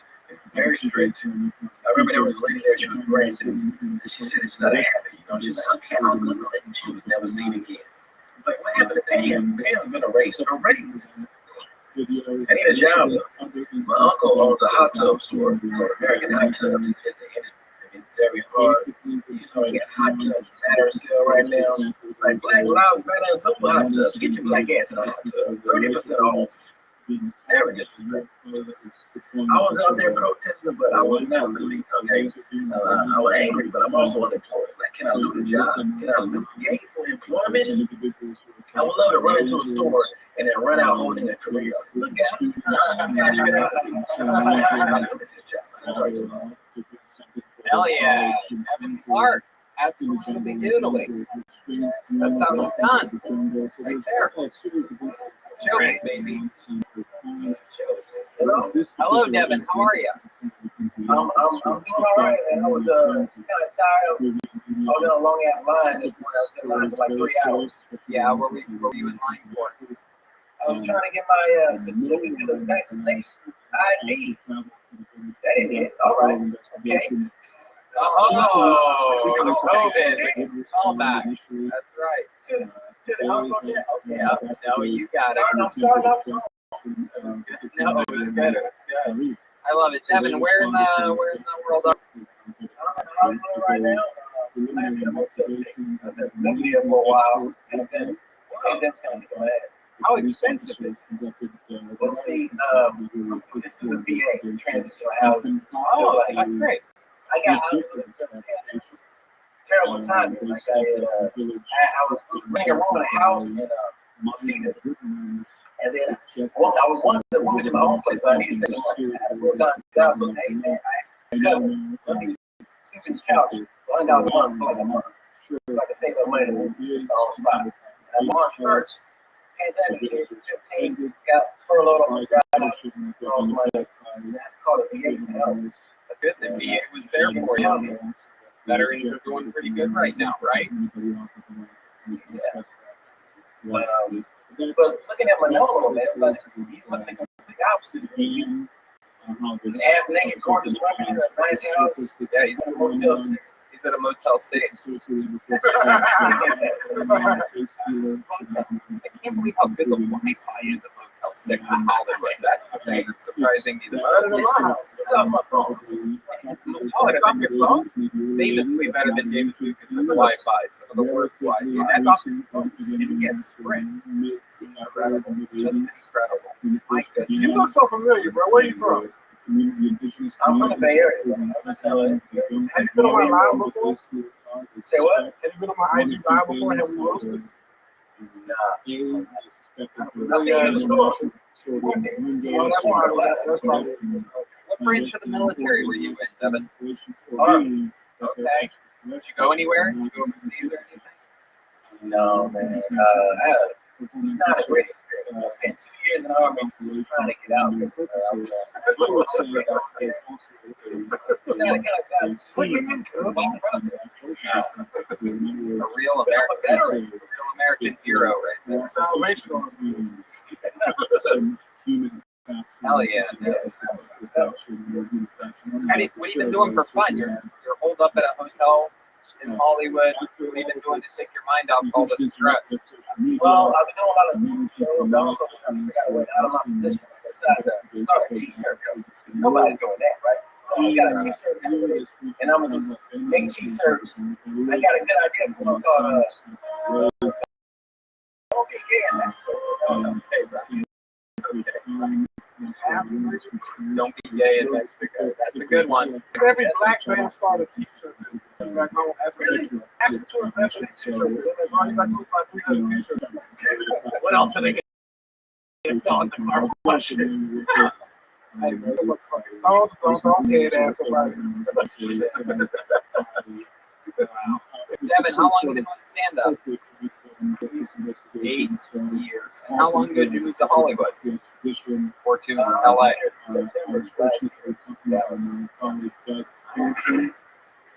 I really like this set though. That is a great fit, bro. Damn, that was a great fit, but it's a fucking timepiece. Yeah, that's on top of it. Yeah, but it's good. It's good to exercise both. Topical's good. When it's So as good. far as t-shirts, they can put I see butt on the t-shirt. Nah, that was just in that instance with her, bro. I just don't trust that pussy. Oh my goodness. Why do you not trust? Oh, come on, Brian. No. Why don't you trust Aphrodite's pussy? Drugs, food, don't know, bro. A lot of miles. Like, they talking about dick from the 70s. I think there's a TV. I think there's a TV guy there. You got the shop from Shaq. That bitch got the bullet that killed Martin Luther King. Oh my goodness. She's died of this 10 free CDs to get from Columbia. Okay. You can hold a Black Lives Matter protest and I'm with you. It got a natural history, African American. This line of David Lucas is brought to you by Casa Noble Tequila. All right. Well, Devin, anything else crazy we should know about you or your life? Or your pet? Oh, really? How old's your kid? 5. My daughter the same age. Maybe that's how you guys know each other. Single parent teacher conference. Nah, I know your daughter not here. But she's the other one. She lives in her mom. Oh, yeah. My daughter's the only black kid at her school. So I know I can do it. Oh, shit. That's a brag. Those of you that don't know, it's black community. You can tell another black person, my kid goes to the all-white school. That's an argument ender right there. I'm better than you. Yeah. You're funny as fuck, though, bro. That shit made me kick, bro. Really great stuff, Devin. So fun to have your submission. Thank you so much. I need to try hard on this thing. I know he's doing. He got some short films. Hey, be goofy with it. Be goofy with it. Use that set that you have. Use the Motel 6 to your advantage. Yeah, we do a review of the Motel 6. Imagine you doing a review of the stupid shit that you see every day, like whatever. There you go. Red Band just wearing a sketch right there in front of all of them. Right, if you do it, we'll play it next week. There you go. Okay. You know, put on the t-shirt. Yeah, absolutely. 100%. The Motel 6 sketch by Devin Clark t-shirt available next week. So there goes Devin Clark, everybody. Thank you, Devin.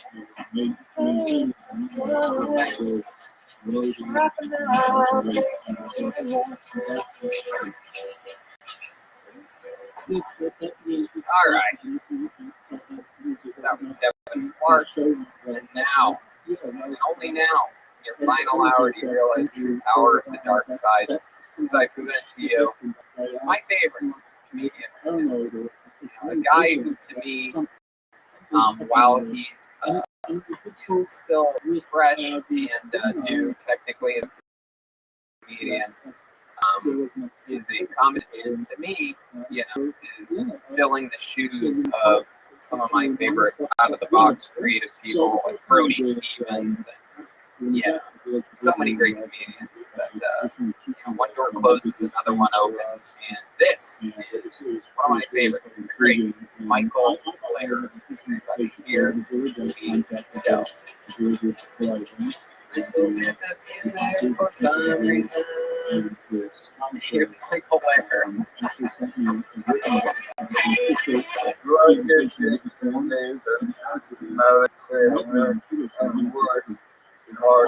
Why does everyone get sympathy except cocaine? Big Mama has blood on this and you fucking whole fool. Let anyone talk to you, try to take for this. Always so nice.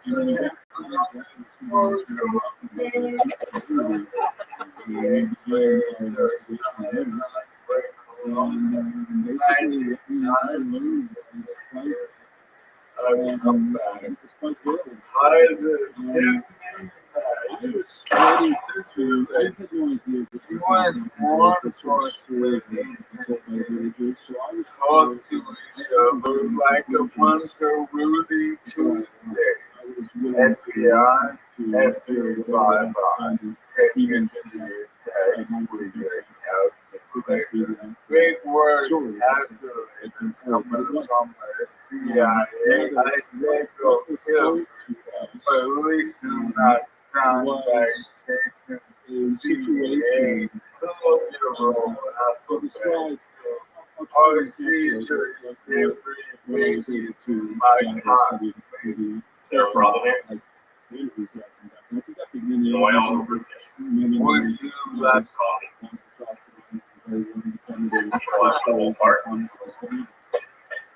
So basically, when we got there, a month or two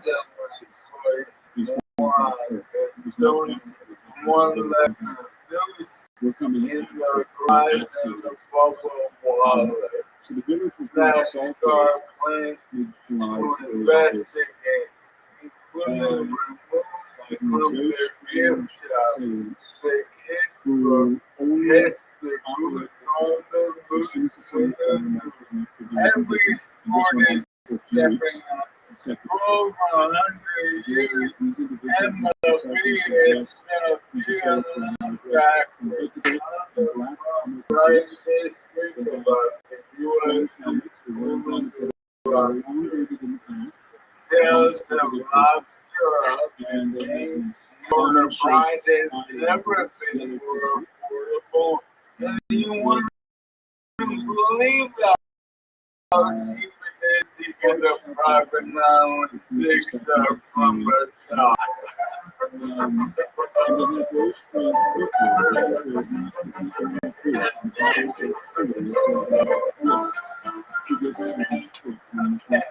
Yeah. An unorthodox, wild submission to the great Michael Lair. Everybody. Hell yeah. And here he is. He's with us right now. Are you unmuted, Michael? Gotta unmute you. Hold on a second. Yes, we hear you now. Hello, Michael.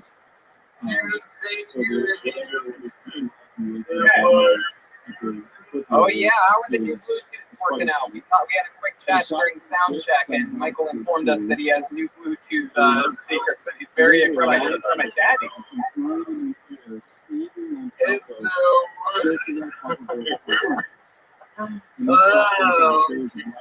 How are they working out? How are the new Bluetooth?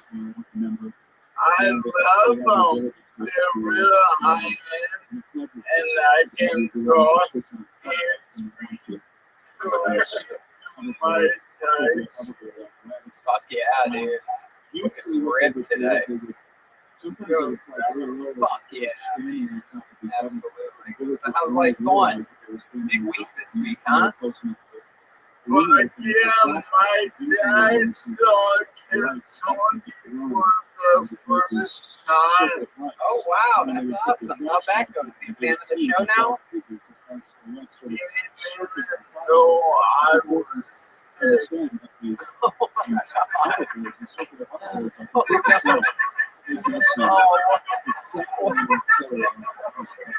What a horrible way to find out your son has Lou Gehrig's disease. You're just tuning in to watch and enjoy a comedy show, and boom, you're going to outlive your own son. What a horrible way to find out. Yeah, but you know, the kids are laughter, so,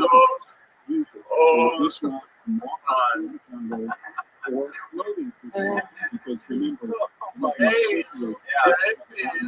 you bring up this bio. Oh yeah. Have they changed that bio yet for you? This has been yeah, this has been a long, ongoing thing. They finally. Louis Takeover doesn't like money, but I forced the all the Hollywood power lit him up like a fucking Christmas. And I got what I want. Okay, why don't you read it? Yeah, I'm gonna read it. They changed it. It was originally Mike Lair, and you famously said, "Who the fuck is that?" And they changed it. Now your actual name is there, and then it says, so it says Michael Lair, and then it just says Tony Podcast. But get this, Michael's all jacked up from motor neuron disease. No. God's hands again in parentheses. Hey, that ain't right, Redman, what's happening? Is that the wrong bio? That's what you sent me in honestly, Michael, to be honest, I read it earlier and I think they changed it. Did they change it on you? What's the Oh, I yeah, who's controlling it? It's pretty fair. wow?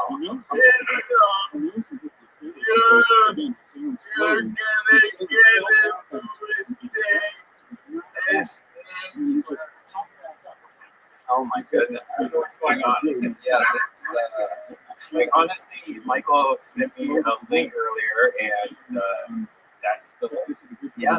They may have changed it again, Michael. It looks like this is going to continue to be an ongoing problem in your life. It must be.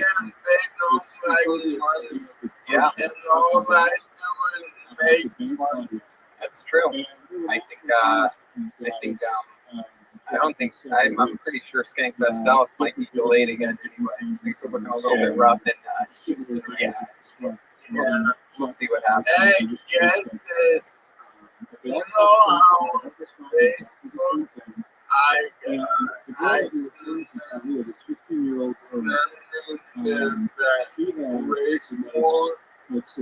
No, I didn't even know about this. You're in a race war? well, anyway, long story short, a good friend of mine, we probably will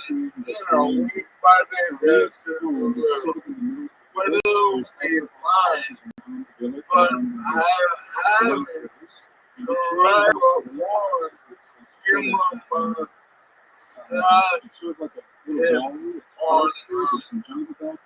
on the medical stuff. Michael, have you been day drinking today? You look better. You look better than ever, but you sound like shit tonight. Okay, well that didn't get a laugh. So now it just seems really. Hashtag Tinder. Yeah. You're right. I think you're right. I can't imagine.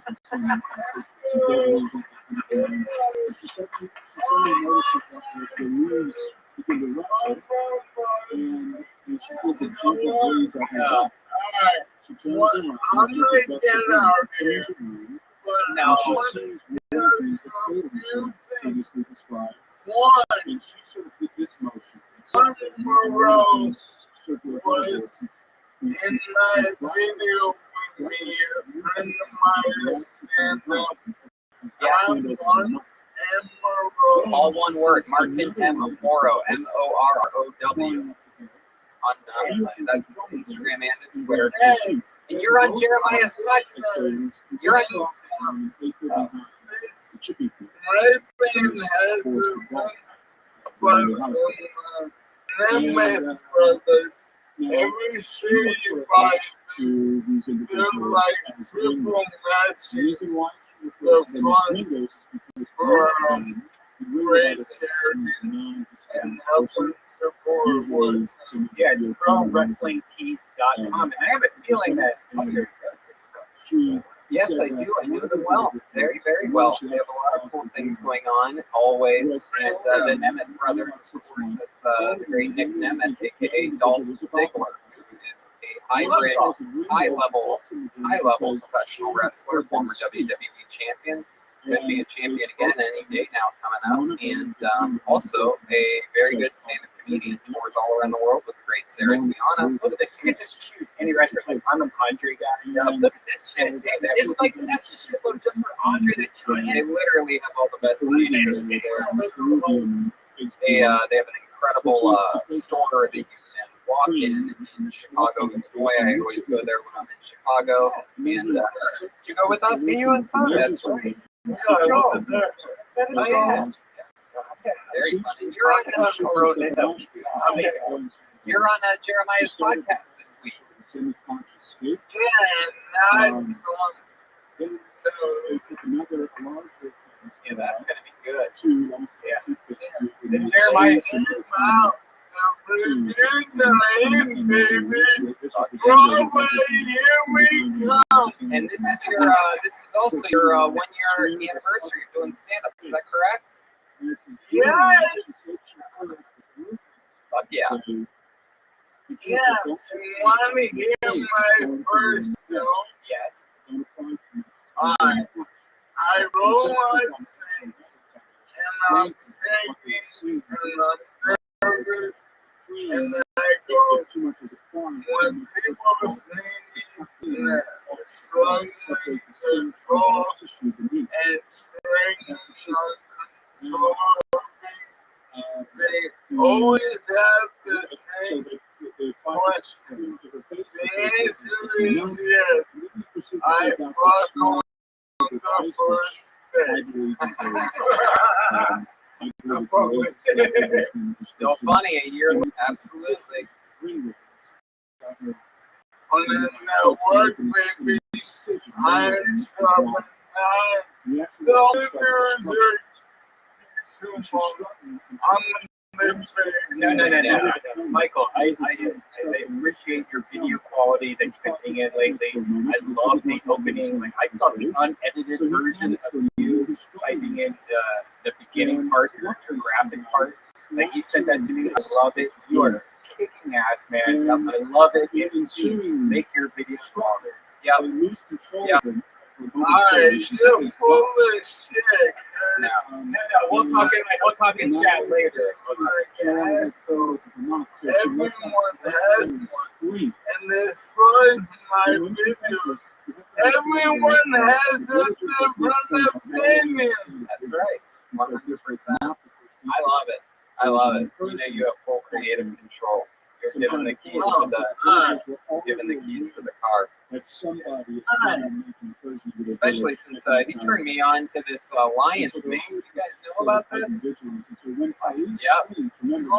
I'm 2 weeks in, and let me tell you something.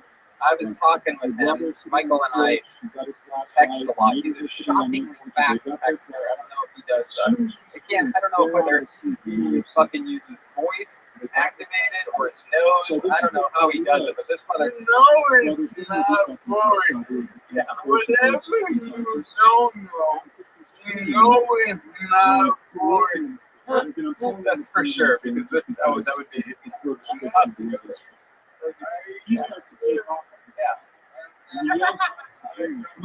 I love that thing. I have that too. Oh wow! I have that also, Michael. It's so good. Like you could just walk around the house and like you just have the phone in front of you. Now in the future, there's not going to be a thing around your neck. It's just going to be like hovering in front of your face. It's going to be amazing. Okay. Liquor is kicked in. It's scene number 1. Red Man has one of those big uses for a Frosty from Wendy's. He sips it all day. That's incredible. But anyway, Michael and I text a lot now, and it turned me on to this Lions meme. We were talking about how fucking unbelievable his brain is, and he gives a lot of credit to that, which helps your motor neurons and things like that. It just keeps you fucking extra sharp.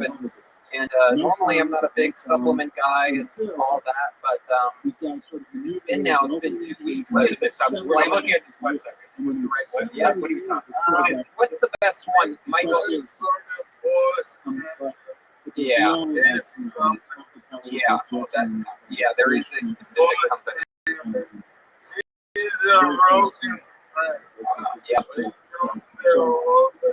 Yeah, I think this company makes them. Yeah, Paul Stanley.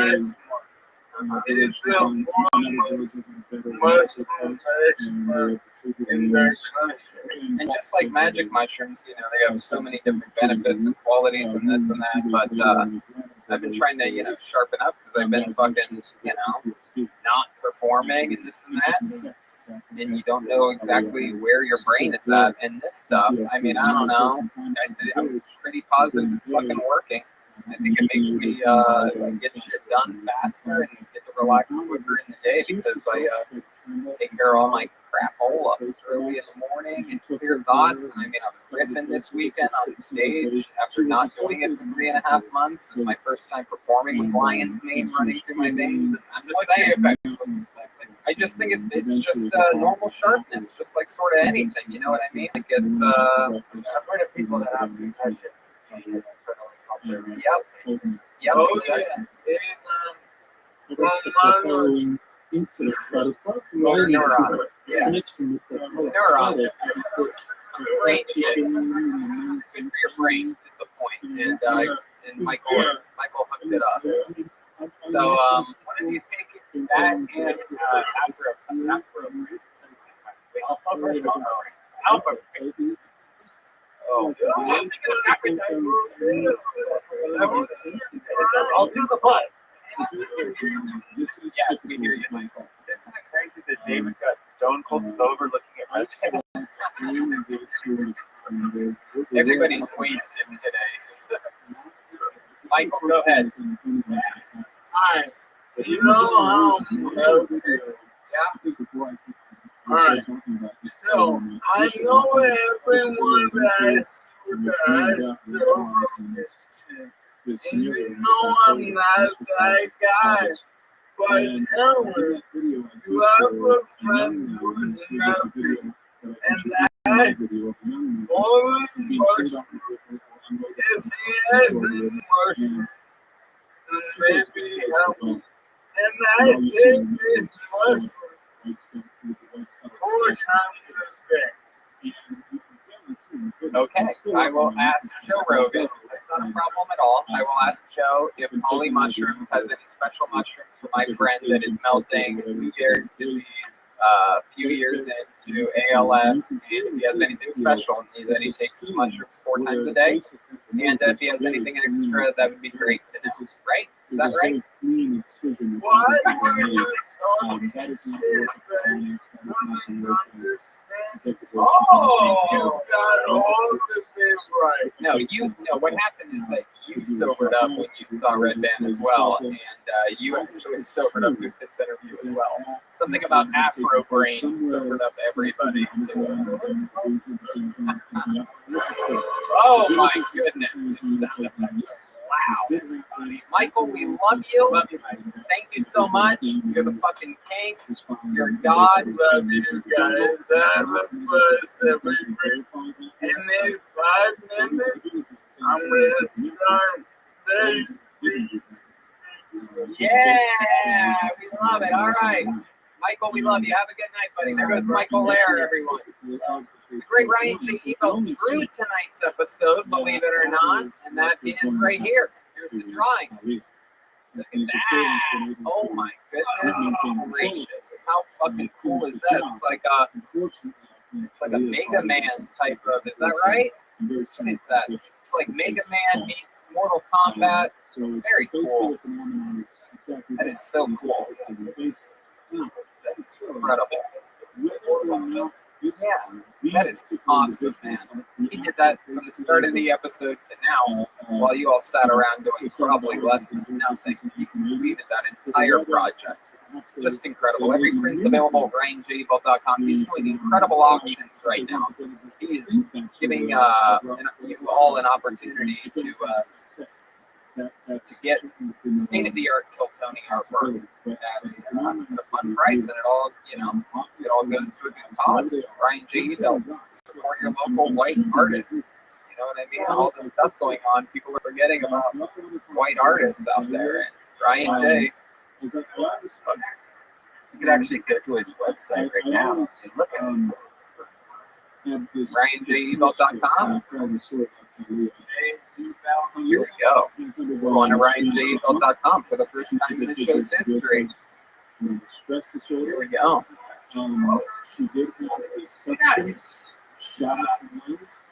Right. Yeah. Here we go. And then you're going to go to Kiltony. Oh, there it is. Easy to navigate website. Look at that. Look at all that incredible artwork. Uh-oh. Oh, look at that. An oldie but a goodie. I remember that episode. Yep. Ian Edwards. You got a bunch of good ones in here. There goes Bert Kreischer and Kirk Fox right there. I remember that one very clearly. It goes on and on. There's so many. That's Sinbad and Dan St. Oh, it's not Sinbad. Sorry, Ryan. My goodness. Anyway, a bunch of dates going up, things like that. Everything's happening. Just signed on today to do a FOIA July 19th, 12th. Unfortunately, and trust me, I fought long and hard for this, but unfortunately, can't do it till Tony and I. Unless we do like a hotel episode. I don't know what that means. Ow. This is, man, do I not miss the days of you drinking during Kiltony? This is exciting. It's a great reminder of the difference.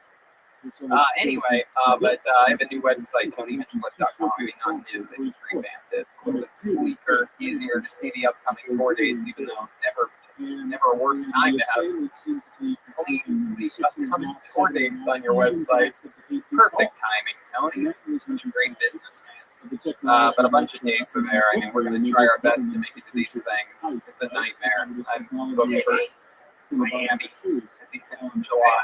It's on these new websites. Look at that. Look at that. Straight to the dates, baby. Look at that. Look at that. That's what I wanted. Said, fuck this shit. Give them the dates. They're like, what about your bio? What about that? You don't tell me. I like it too because you can click on just the tummy dates. Yeah, it's very clear now. That was the thing that annoyed me forever.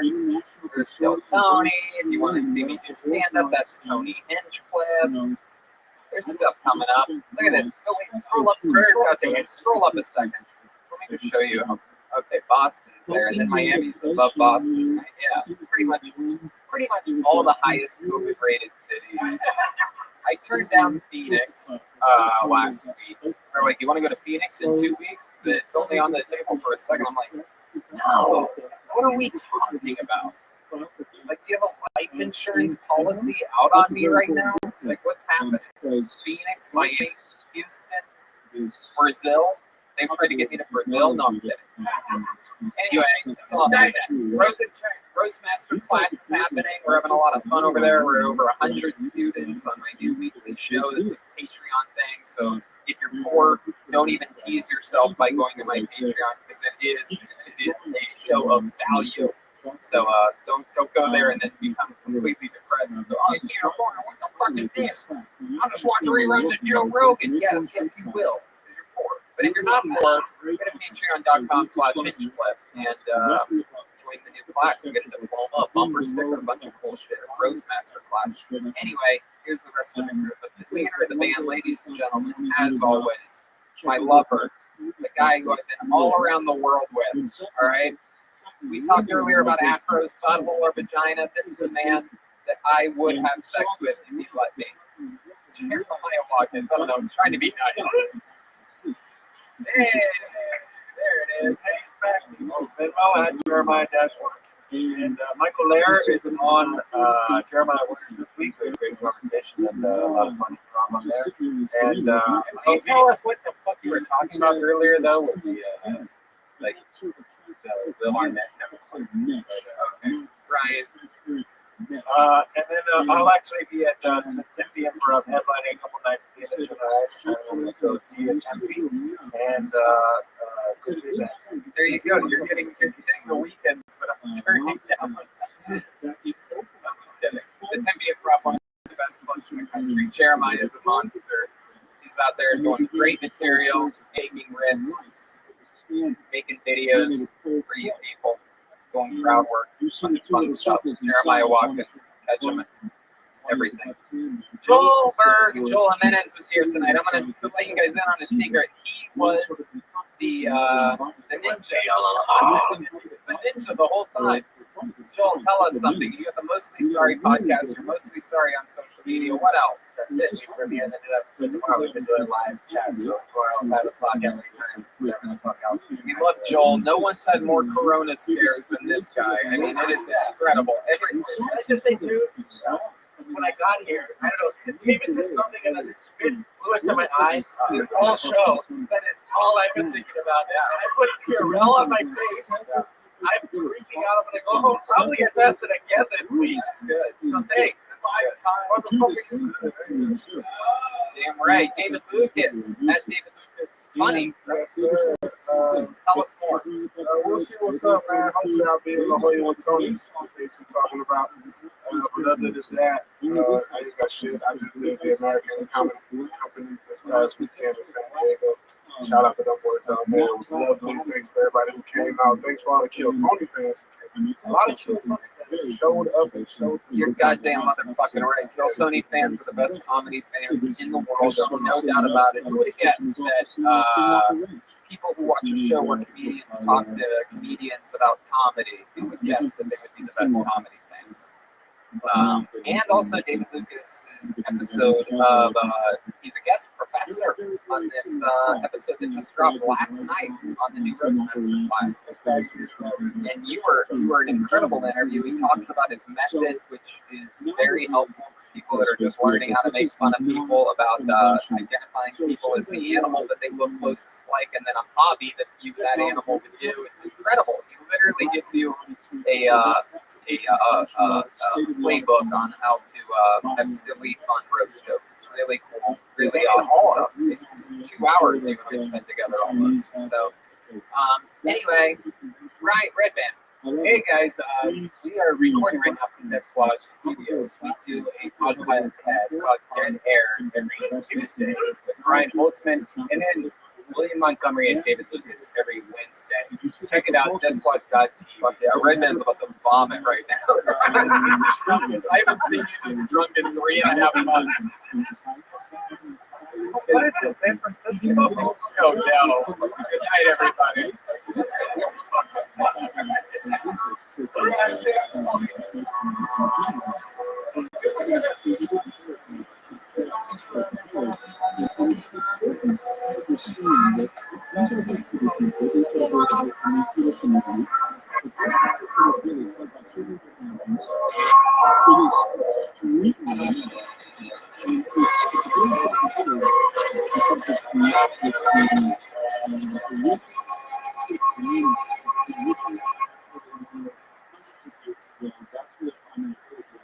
So the provincial government in Puerto Rico, they built a government communication outpost in this village.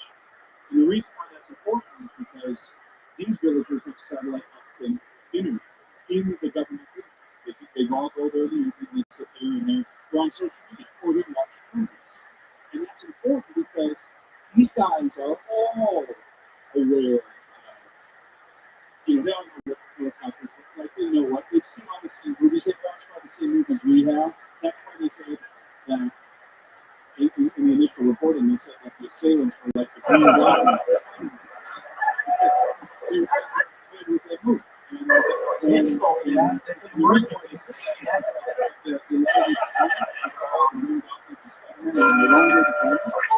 this body and he's floating.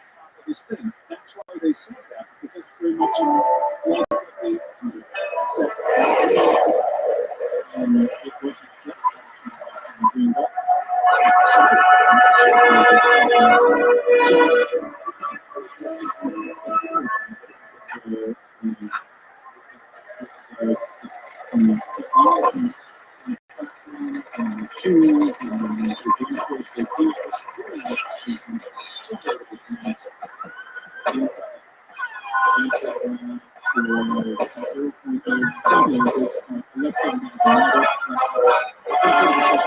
Hey, this is Red Band coming to you live from the Comedy Store.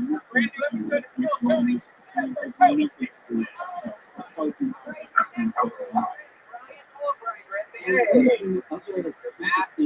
It's great to meet you. Those are very cool. Yes, we have new microphones and we have disinfected microphones. We're rotating in new microphones as we go. It's an exciting time. What do they call it? The new normal, right? Anyway, it's good to be here. I'm excited about this. We are back at the Comedy Store. There's a parking lot full of people that hopefully are watching the live feed of this show right now. David, you want to go check on that real quick? I stayed there for 3 days. Instead of looking at your fucking phone? These people are unbelievable. We haven't missed a beat here at Kill Tony. It's exciting. Thank you to Betterbox. Thank you to L7 Studios. Thank you to Death Squad Studios. We've been all around beautiful Los Angeles. Any studio that wasn't limited, we did a version of this show out. We went all around, and now we are back home, live streaming people in the parking lot. That is what it has come to. How's it looking over there? We'll see. That's always good. Back at the honestly back at the things that are happening. Exciting stuff. Well, in any matter, it's definitely going to be on YouTube in a few days. Something like that, right? I'm excited to be here, though. How's it going, David? Good? Oh, it's not streaming. Okay. We'll wait. Who's going to figure it out? Oh, what's that? Well, you can use both hands if you want. Because I am so excited right now that I am bonered up, dude. I have a full boner right now. And look, I know there's a lot of people that have dealt with erectile dysfunction, and you know how awkward it can be to talk about that in person. Luckily, there's a simple, convenient solution to get the treatment you need without leaving the couch. And our friends over at Roman have spent years building a digital platform that can connect you with a doctor licensed in your state, all from the comfort of your home. Roman makes it convenient to get the treatment you need for erectile dysfunction right from home. Yeah, just grab your phone or computer, get a free online visit with your back to the 24 hours. The doctor decides the treatment is right for you. Your medication will be shipped right to your door with free 2-day shipping. You also get free unlimited follow-ups with your doctor anytime you have questions or you want to adjust your treatment plan. With Roman, there's no commitments and you can cancel anytime. Wow. So if you're struggling with ED, stay home and go to getroman.com/kill for a free online visit and free 2-day shipping. That's getroman.com/kill for a free online visit and free 2-day shipping. And since you're going to have a big boner, you don't want it to be hidden in all those pubic hairs that you got. So that's why you get Manscaped. They are the best in men's below-the-belt grooming. Manscaped offers precision-engineered tools for your family jewels. They obsess over their technology developments to provide you the best tools for your grooming experience. We've all had some accidents trimming the old pubes. Stuff gets wild down there. I had Michael Laird trim my pubes a couple weeks ago, and I each have the same amount of testicles as Duncan Trussell now. That's why Manscaped redesigned the electric trimmer. The Manscaped engineering team spent 18 months perfecting the greatest ball hair trimmer ever created, and just released the new improved Lawnmower 3.0. The third-generation trimmer features a cutting-edge ceramic blade to reduce manscaping accidents. Millions of balls are about to be nick-free thanks to Manscaped's advanced skin-safe technology.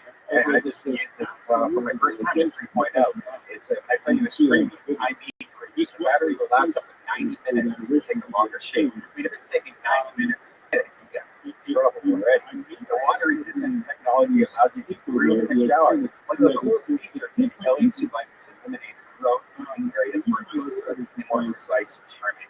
They've also upgraded the motor with motors like insane. And let's not forget the charging stand. Show your mower off loud and proud because the intelligently designed stand is a convenient charging dock powered by USB technology. And if you're listening to us speak right now, I want you to experience it firsthand for yourself. Trim at Junkadors and 20% off plus shipping with Kill Tony at Manscaped.com. Your balls will thank you.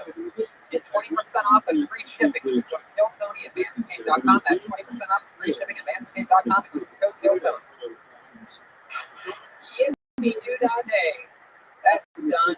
We have no guests tonight, as with all of the 14 episodes. However, we do have a band, and every single episode commit to being different characters. We never know what they're going to be. They disappeared to the back about 15 minutes ago and have been preparing for tonight's show. show. We have no idea what they're going to be. Maybe it's some of our favorite characters from the past. Maybe it's brand new characters we've never seen before. Let's all find out together. It's the best named band in the land, the Kill Tony Band. Jeremiah Watkins, the return of Roman Chris, and Joel Jimenez, everybody. Here we go. Uh-oh. I know that music. I know that music. And so does, yes, thank you. So does the YouTube algorithm. Sure. Hello. It's the Cat Burglars, everybody. The return of the Cat Burglars. How exciting is this? Welcome, guys. Very famous characters known for saying, that's pretty much it. I love it. You guys were also on the 2020 band calendar. What month were you guys on? Oh, you don't know? I remember you guys being on there. They sold out of 2020 band calendar. There is a stack somewhere in somebody's closet. Oh, well, I'm sure it was close. Cat Burglars are here. I'm excited. Your name's just Cat Burglar, right? And you're also Cat Burglar? Cat burglars. And I can't do my identity, but I do have to be completely honest. Business has been a little slow right now because everyone's at fucking home. It's very hard to sneak in if you're at fucking home. you didn't have an accent there for a second, and then it came out. It's an American Cat Burglar. Okie dokie, and like that. What we got back there? What's your name, little cowboy? It's fun watching film figure out what it's like with the audience for the first time. So, I was able to. Anyway, back to you in the studio. All right, it was just as good seeing Joel figure out the audience. I love this. So you guys are having a cat fight, a cat burglar fight. Stealing all this time right now. Hey. Well, welcome, guys. I'm glad that you're here. We're going to have some fun today. It's the return episode to the Comedy Store. Very exciting stuff. I haven't seen Cat Burglar 2 reminds me of a guy I haven't seen in months named Chroma Chris. And I'm very excited to be this close to someone like you. I have no idea who fucking on with the show we go, and I have some exciting stuff. We have people are here, and we also have the Buckets of Destiny is active. There are a grand total of 4 predetermined healthy people in the Bucket of Destiny tonight, and some new, a couple old, and we're going to see how it goes. But first, to get the show started with a bang, ladies and gentlemen, a legend on this show. You have to wait like a professional. He is the longest tenured regular in the history of the show. He is known as the Big Red Machine. This is his first time back at the Comedy Store in a long time. He's so excited that he almost ran up on the stage before I even said anything about him at all. Ladies and gentlemen, it's the return to get things started of William Montgomery, everybody. Here he is. Wow. What's up, y'all? I'm now Selena. You can call me Selena. I do have COVID 14. He looked at me and said, he was Making a sequel to Saving Silverman, is where I get the next Jonathan Silverman not to jump. Did anyone else think the Granny and Mrs. Doubtfire looked like Robin Williams? All it takes is a tongue to make the peace sign vulgar. That's a pussy joke. This is the first time. I'm making a butterfly effect movie, but every time the story is retold, you just end up being the basketball player.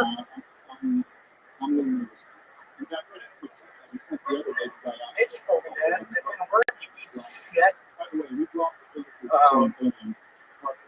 If we're talking about Syria, we're not talking about Jesus talking about Brandon. Strategic technology. We brought. Fuck yeah, William Montgomery. The return of William Montgomery. William, how are It's you? so nice to be here. I feel like breeze on my penis. Is it showing? Wow, Yeah. actually, your zipper is down. Now, you said you broke your shorts last week. You told me this. You still haven't fixed them or bought it. You guys anyway, I want size 40 waist. And it turned out to be too big and a little too husky. Let me see, what do you have, a belt there? Yeah, you do. You have a little elastic belt. Oh my god, look at your style. Basically, I'm still working at the storage unit place. I think I'm fired now. When I was showing someone that I don't know, did my 10, did my 15, something, telling them the amenities that I felt a breeze on my penis, and I looked down and my penis was looking out of my boxers. Is that true? It's true. So it was out of your boxers and out of the open hole in your It pants? was just, my penis head was just out of my boxers. How about your pubic hair? Have you been manscaping? I have never messed with my penis, so that's what I got with y'all with the manscaping. I think the women like a full bush. We do. Have you ever? You've never seen the reaction to anything else? No, I have. South Korea 2 years ago, I was here. The women are like, oh, you have red. Oh, you have red hair. Wait, what did I say? Oh, you have red hair. That you have red what? Hair. Oh, red hair. That's Oh, you have red hair. oh, okay. And I showed her my pubes. Some of my pubes are longer than my penis. Yeah, you need a manscape. I'm not manscaped. What were you just saying? You said that? I'm glad it wasn't you, you motherfucker. Oh, That first thing you said tonight was not good. what did you say? Oh, hey, what's up? Like you, Jemima. You didn't even say that, William. He's a racist piece of shit from Arkansas. He went to the University of Arkansas. Did you just see Mr. Doubtfire this week for the first time? I did. I saw that. Aliens 3. Aliens 3. What an interesting. Where do you usually watch your movies at? What library? At a library. That's pretty good. Hey, Randy, I wish you were Jamaican like Sean Paul. Why do you wish that? I was hoping that was going to get a bunch of laughter. It took me a while to write that. Hey, Redman, I wish you were Jamaican like Sean Paul. William, what'd you do this week? Anything help you? I got my review back from work literally after 2 years. I was the worst employee they had. I didn't get a raise, and I still make minimum wage after 2 fucking years. But they give you health insurance. What was that noise? I picture me, so Princess Diana, just with the drunk guy driving, just making that noise before he hits the pole. That's actually what happened. There it is. So, William, 2 years minimum wage still at this job, but they give you health insurance. Is that correct? They do. And you ever use that health insurance? I do. And I have what people call camera a ascending testicle. I have a testicle in my ball sack that goes up into my tummy. I had to pay. Is that what that is that protrudes out of your tongue? I had to pay $1,500 out of pocket. Oh my goodness. And Michael, shut it down, dude. This isn't working out. And I had this case. You know I hate her, dude. Get her the fuck out of here. Dude, Michael, you know I hate her. Nobody's over there. You have a lot of anger in you this week. I do. After the bad report at work, I swear to God, Tony. What exactly did that report say? Word for word. I want to know exactly what the report It said I don't do good in sales calls. It said I have low energy. Let's try it. Let's see what one of those feels like. I'm calling you right now. Okay, I'm calling you. You pick up. Hey, thanks for calling Sports, etc. This is William. Hi, William. Okay. I was interested in having a storage unit. I need to put some shit in. What are you storing? I'm storing a bunch of baseball cards. Baseball cards. How long do you need to store? A lot of them. How are you getting your things here? The cars? Yes. Okay. 5x5. $77. How does that sound? Man, you sound like a shitty salesperson. Come on, Tony. Started the smallest storage unit. 5x5. Yeah, baseball court. 5x5. Yeah, I'm in South Korea right now. 5x5. I might find That burglar. Just to go rent out your stomach and storage space because there's lots of that with this. that was really funny. So, William, other thoughts about watching Mrs. Doubtfire this weekend? By the way, the green in Mrs. Doubtfire was Robin. That's why she Was it really? Whoa. What happened? No. He had a disease or something. Why did he kill himself? Oh my goodness! Yeah, no, that's It mental. was funny. I loved it. When he played the genie. Yeah, Aladdin. I loved Aladdin. Yeah, I was in Aladdin. Oh, you were in Aladdin. I was in Aladdin. Wow, I didn't notice either. What character did you play in Aladdin? I played one of the street versions with the three Marcy twins. Judith? What are you fucking doing here right now? William, don't acknowledge anything. I'm kidding. I kissed one of them one time and two brothers. No, there's nothing going on over there. Okay. Just focus on the question. So the varsity. Wait a minute, what's going on? Why'd you do that finger? What? Don't worry about it. What are you doing? I've been waiting. I'm about to lose my job. Yeah. Why don't you bring it to the States, man? What do you mean bring it to the States? Like you lose your job. Seriously, what do you do? I'm sick right now. They measured my temperature. I have 101. Wow. That's a fever in my book. Yeah, good luck to the piece of shit that talks in this thing next. Danny up to the bird's nest was put his mask on too. Good job, Danny, you pussy. No, don't make fun of Danny. Oh yeah, I'm telling you. I was kidding, Danny. I love you, man. Remember when we kissed 2 weeks ago? No, don't do that. Oh, I know. Danny, give me the side.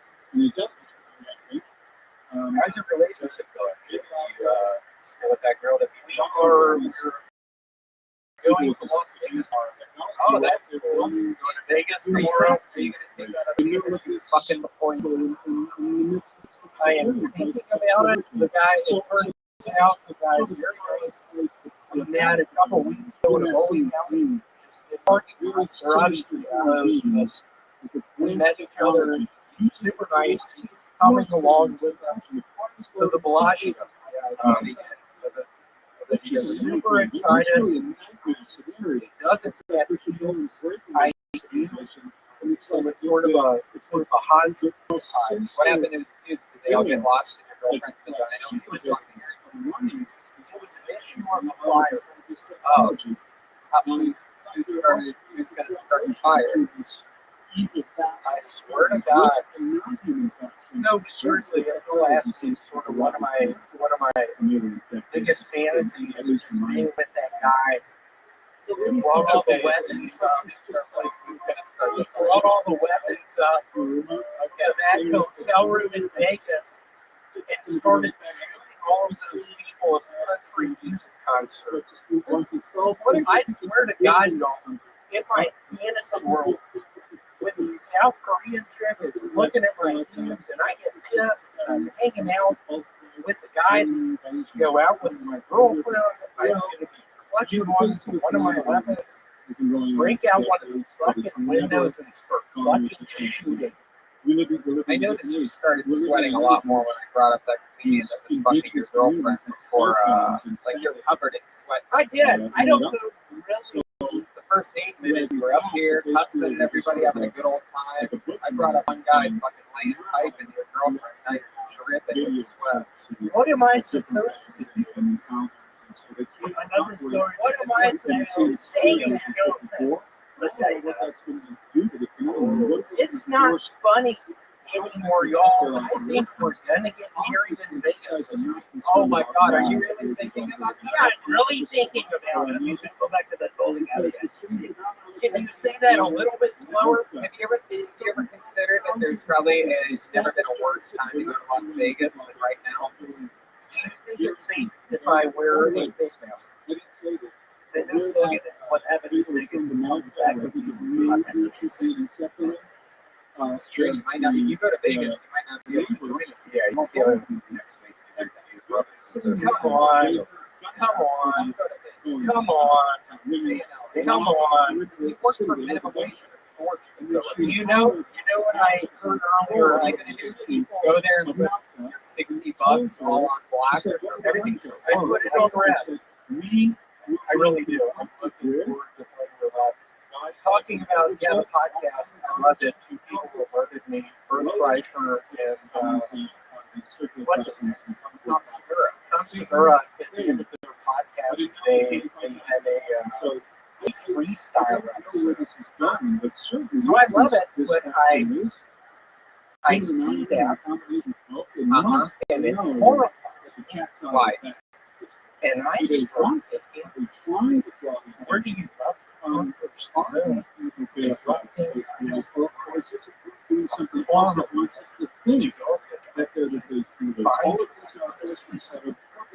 some sort of line road.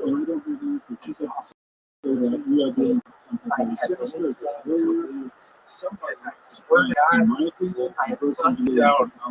Okay. I will find where y'all live if y'all keep stealing my shit. What happened? Oh, that is right. Bert Kreischer famously said, Took my nightmare thing and then took the freestyle thing. And again, what was the I swear to freestyle thing? What freestyle thing? just at the end, David Lucas and I are doing freestyle. Oh, I didn't know. Some people alerted it, never made it to the end of one. That's pretty funny. All right, William, fun times, dude. Way to get the party started here tonight. This is very unorthodox and audience with. It is so nice to actually see y'all tonight. Yeah, for sure. This is the first time that we've seen William in months. And the Varsity Twins. Let's give it up for them, y'all. There you go. There you go. William Montgomery, everybody. William Montgomery. There you go. Stars of fire. Hey, look at that. A new microphone. Shout out to David Deary helping us out big time tonight. Keeping everything nice and clean. Incredible. Thank you, David. I want to make it for David Deary. Oh, there's only a few people I miss. 2 staff members. Okay, we're going to go to the bucket for the first time in months. How about that? The first time in months that we go to the bucket. We're going to see which one of 4 games get pulled out. Oh, this is very exciting. I just hung out with this next man last night. We are good friends. He is not only a great comedian, but one of the most promising employees here at the Comedy Store. A guy that hangs out late. He's part of the cool kids. Ladies and gentlemen, a good friend of mine. Ladies and gentlemen, the great Mitch Burrow, buddy. Here we go.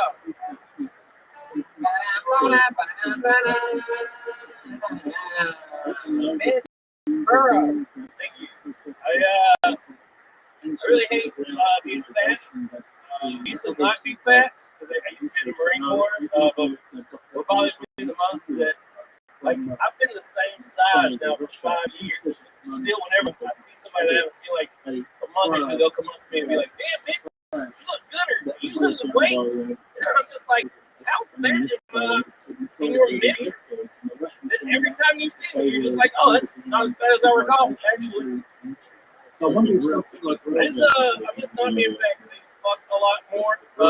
Just at all, really. I used to fuck sometimes. I miss it. I actually lived in Asia for 3 years. Fucked a lot of Asian chicks when I was over there. Wasn't like a fetish or anything, just more of what was available at the time. One of my friends found out that I used to fuck a lot of Asian chicks, and he got excited. He's like, dude, I love Asian chicks. I want to hook up with more Asian chicks. What's the secret? And I was like, well, I moved to Asia. So, I don't know how much you want to commit to this. That's what I did. Fuck yeah, Mitch Burrow. Absolutely. Mitch is a great comedian here at the Comedy Store. Very happy that you're here with us. We've been kicking it this weekend. We've been hanging out, having fun, and I was able to sweet talk coming on here. Yeah, I was happy to yeah, it's been 3 months or so. Stand-up comedy. It was great. Yeah, that was great. That was great. I must admit, though, you look great. You lost a lot of weight. Since last night. Yeah, since last night. Yeah, exactly. Yeah, I feel like I lost some weight after last night. Yeah, we had fun last night. Mitch and I'll just come out and say it. We smoked DMT last night. Wow. Yeah. And Mitch smoked a lot more than I went to a place, and then I looked at Tony, and I said, oh, you're a bad person. Wow. You saw that? Your mind's eye? I saw his soul. Oh, fuck yeah. You don't even need DMT for that. That's really true. You can just do this show. How did Tony act on DMT? Was he talking about himself still? Or? No, he didn't say he wanted to watch more reruns of this show. It's true. I do love watching reruns of this show. There was a certain duality to it, though, because like even though he scared me, I still like grabbed up to his shoulder. He wouldn't let go of him. And I was like, you're my anchor, and I need you because I can't go to this place again. Yeah, I was keeping him, even though I'm a dark spirit, I was keeping him right where he wanted to be. When people smoke DMT, they see God and Tony.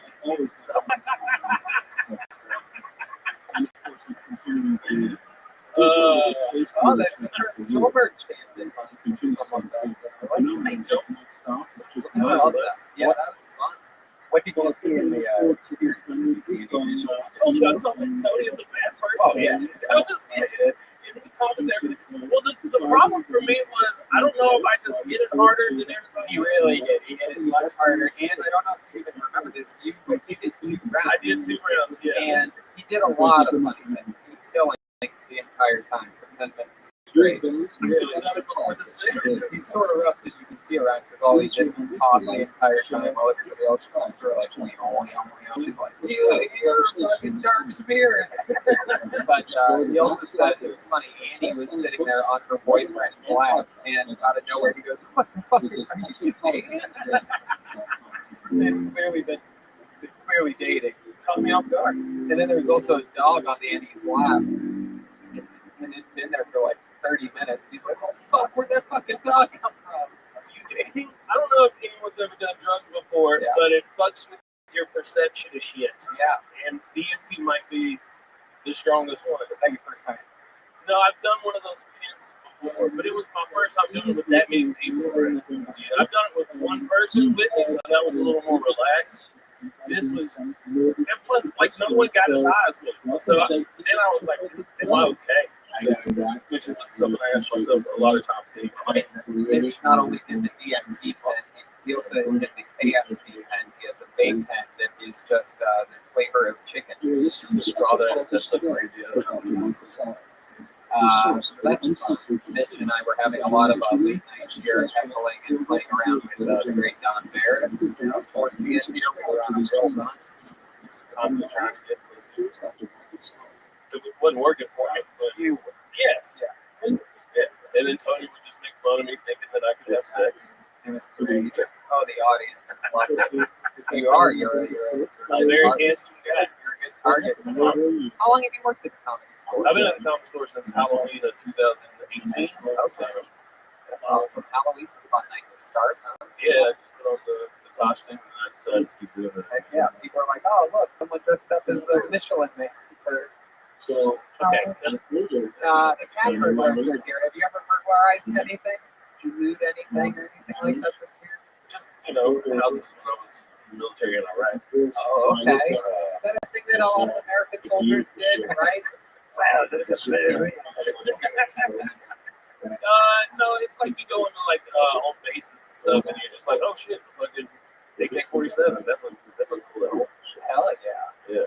Absolutely. Did you take anything that you still have that you really like? No, I didn't transport anything that cool back, but I did have some friends that now have AK-47 stuff. Oh, okay. Do they like check your bags? Yeah, Like like TSA? so we worked on helicopters, and so we were able to like take the floorboards out of the helicopters, and stick the stuff under the floorboards, and then fly back with like we just smoking shit back. Children's shoes, clothing. I did shoes to leave my head. Wow, that's even creepier. Just recently in his face. Oh, I shouldn't have said that. Yeah, I shouldn't have said that. I'm like, oh, it's all good. It's all good. He's literally a fancy. This place is 21. Just kidding. Just kidding. Just kidding, Chris. He's not watching. He might be actually. He actually might be. nothing else. He didn't even want to do the show 6 months ago. Now he's watching it. How does it feel, buddy? Again, I'm good. Anyway, yeah.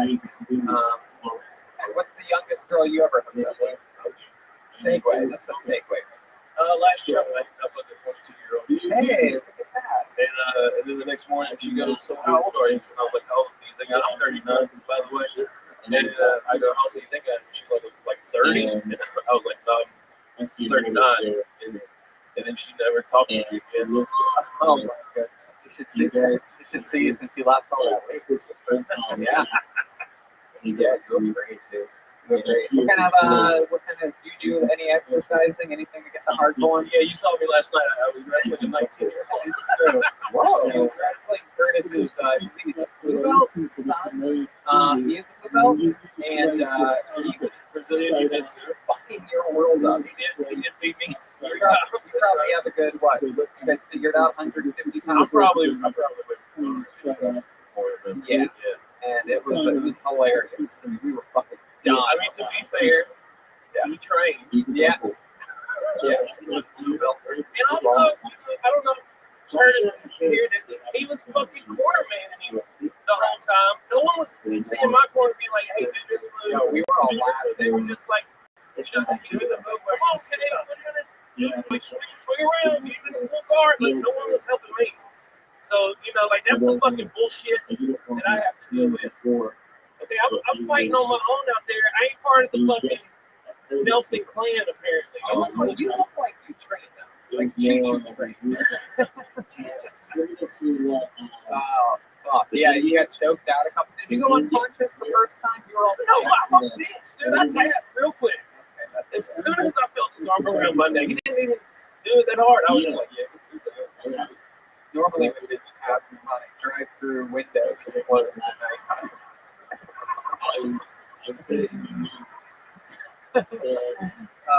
Fuck yeah. So, what have you been doing during this quarantine to fucking stay sane? I do a lot of off-road. Yeah, you do have an awesome Jeep. In fact, I'll tell this quick story is that one of the days, one of the nights I was coming, I think I was coming from one of the shows, and I drove by what I thought was Mitch's Jeep, and the guy was actually shaped like him. I got next to him, and I rolled my window down, and this is a true story. I was like, Mitch! Mitch! And the guy had headphones in, and he turns and he looks at me, and he goes, "The fuck did you just call me?" He thought I was calling him a bitch. But it wasn't you.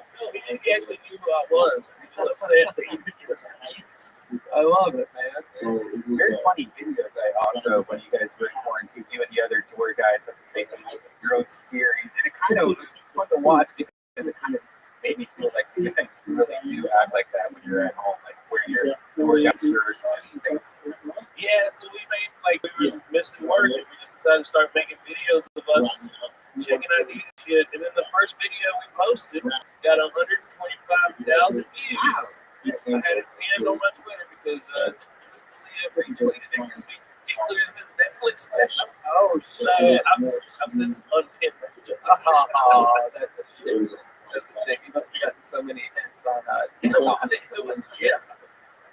Everybody needs to worked out good. Yeah. I love it. And what is your social media? Follow you. Everything is Mitch Burrow. Mitch Burrow, TikTok, Twitter. MITCHBURROW. Yeah, man. Is that different than Joe Burrow? Oh, he's Burrow. Yeah, he's the quarterback. No, I think he's got an S on him. Or maybe we're Yeah, something like that. Yeah, I mean, obviously, world-class athletes. Now, you're from Atlanta?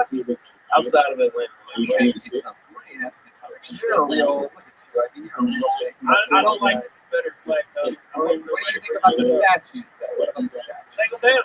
Take them down? Yeah, I don't give a shit. Those aren't my fucking heroes. Right. You know? Okay. And if there was some fucking NASCAR shit that people were fucking up, I'd be upset. You love NASCAR. I love NASCAR. That's right. What do you think about the Bubba Wallace? I love it. I wish he'd win a race so I could feel better about sport. That is weird, right? Yeah, I mean, come on. There's got to be some black drivers out there that win. That's Black what drivers never win in NASCAR? No. Have they ever thought about like jumping out of the car and just sprinting to the Is that an option? Because they're pretty thanks. Stereotype. That's a good stereotype to have. I think it really matters. I think it's all about the cars. If the car they steal. Oh my goodness, Red Band. Red Band. That's jokes. You guys all want to do it together? You know, the problem is it's hard for them to see the whole Oh my goodness. What? I was going to say they never finish a race because they get pulled over. Oh my God. You know, they banned better flag from all of the races. The only race that they really banned from is the white race. Oh, that's a goddamn shame. That's one of my favorite races. The New York Marathon. The white. Oh, Jeremiah, that's Casper. All right. Well, Mitch, so much fun. I'm so glad you did this. Hey, man, I don't regret it. I fucking love you. You're an awesome guy on stage and off. And I think that the fans at home watching are, we always introduce them to a lot of people that always blow up, Preacher Lawson. And, I mean, look, they like fucking William Montgomery. I'm like William Montgomery, just not retarded. Right, exactly. Come on. Who do you want your hero to be? Not that fucking guy. Exactly. You construct. I just want to take William out. That's my whole. I'll go back every time. You just want to get rid of that guy. Serious joke writers hate silly people. It's just the nature of the game. William's silly. Andy's in your weight class. And that's, you know what I mean? You guys are competitive. You guys are going out for the same roles. Jelly rolls and dinner rolls. All right. Thanks. I enjoyed it. Mitch Burrow, ladies and gentlemen. Fuck yeah, man. Fun time. Yeah.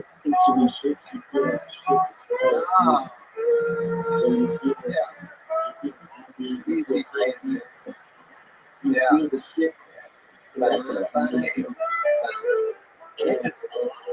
I just look at hilarious. Did he start off at the La Jolla Comedy Store? Is that He started off in Atlanta, right? Seattle. Oh yeah.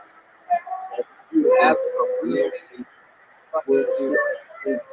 Alright, we're gonna go back to the bucket again. We're back to the bucket again.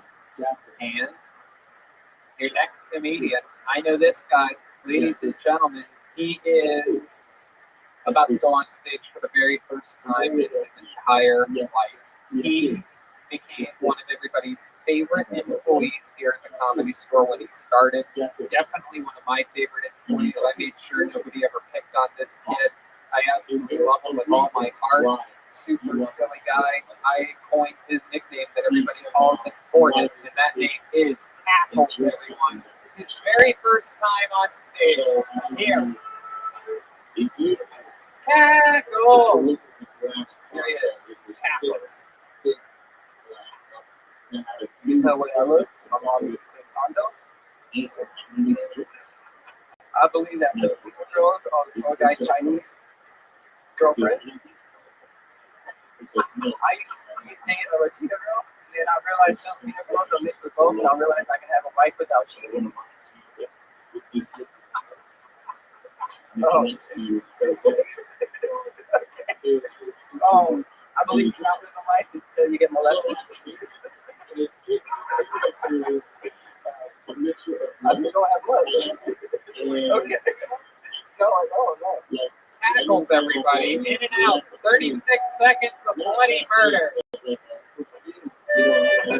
I missed you. I missed everybody. That was incredible tackles. That was great. You have a very unorthodox style of half-written jokes, and I like it. Straight from the heart. Straight from the heart of life. I love it. As you can tell by the way I look, my mom, you can tell my mom used to clean condos. Oh, condoms. Oh, because you thought that it was, you got them confused. You thought it was condoms. I love that. That's adorable. Cackles gained popularity here very quickly by being just a very positive guy around the comedy club. He runs food, he runs it fast, runs it hard. You've been staying in shape this quarantine? Of course, yes. Yeah? You Still practice running chicken tenders even while you're at home. That's just incredible. I love it. He stays in shape all year round. You sit behind a pawn shop. It looks like he lives in front of a pawn shop. What part of town do you live in? Oh, okay. Did you live there since you moved here? Yes, I live 7.5 years. You brought your mom to the comedy store a few times. She's always had fun. We're friends with your dad. Oh, yes, I miss them. I haven't seen them since the last time. Your mom knows how to party. She gets down at the comedy Oh, store. yes. I had a band for my mom got you out. Yeah. I once saw her vomiting in the trash can in the parking lot one night. Yeah, it was hilarious. Poor Tackles was holding his mother's hair back. I'm like, damn. Like, Tackles is hooking up with some chick that's vomiting, and then she lifted up her head. I'm like, oh, hi, Mrs. Tackles. I'm sorry. You remember that? You remember? Yeah. Call her Mrs. Tackles. Sorry, Mrs. Tackles. What does your mom do for work? She's on disability. Oh, hell yeah. What kind of disability are we claiming here? She has OCD and Like I see orange. And also, he goes down with the you guys drink Fago? No? What is your mom drink? Mountain Dew. There it is. That's what I'm saying. It's got Mountain Dew energies. Oh, that's all it takes. That's called doing it. Doing it. My goodness. And your father, what's up with him? Where's he at? Never met him. Well, we got good news for you, ladies and gentlemen. Mr. Tackles is here. Nothing on that. But if I say I'm going to start the fire, I'll decide to put. There he is. His father is here. Did your mom ever told you anything about your father? No, not really much, but I did find him on Facebook just recently. Oh, wow. What's that like? Do you message him? I did. They asked me about some Where does he live? Wow.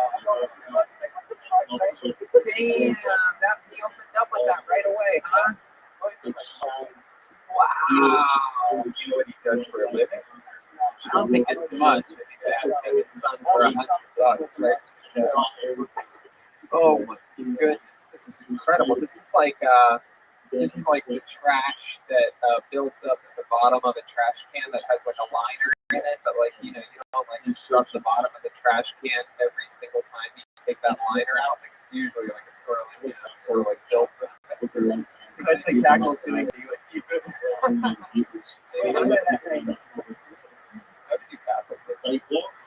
Whoa! You guys heard it. I would do Tackles. I would do DFT Tackles. That's what I Always think. okay. So come on, Why did you think you're gay? because I have like Your mom thinks you're gay? they had me see in aesthetics, so I looked up like first thing I said was I'm about to go and calling you aesthetics. Oh, that's hilarious. That is hilarious. Why would you talk to Tony when you're coming out of consciousness? Have you ever been put under? Yeah, but the last thing we talked about you and I see Well, I know you didn't talk about me, but when you came back from me, did you think weird things? Or No, it's more like the base, like where am I? At the hospital. He's with you. Long minute videos. Really? Oh my God. Send it to us so we can film this episode right now.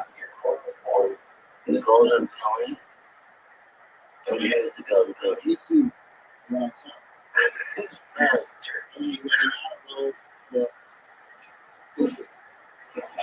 Oh, I think I know it. What else have you been doing during quarantine to keep yourself busy? Not really much. I got a job making mass part-time and not really much, just trying to avoid everybody. Get sick. Around the house. You have a girlfriend right now? I do, yes. Yeah, where'd you meet her at? Actually online on Facebook. Wow, look at you making all the relationships on Facebook. That's how it happened. And most people have completed at this point, but not you. You're thriving over there. My goodness. So my fans are at it. So what does your girlfriend do? She actually don't work. Does anybody make you no work? No, what the fuck? My brother. My goodness gracious. And how does she have money then? By the way, that's why he's called Cackles. I don't know if you guys can hear, but after everything he says, he goes, Cackles. Famous little comedy. It's crazy to think that you're like the richest person out of your family and everybody. And you're a food guy at the Comedy Store, which has been closed for months. But they took care of you, right? What's brought them Iowa? Was there a Happy Joe close to you? I don't remember. That's better pizza. No. How long ago?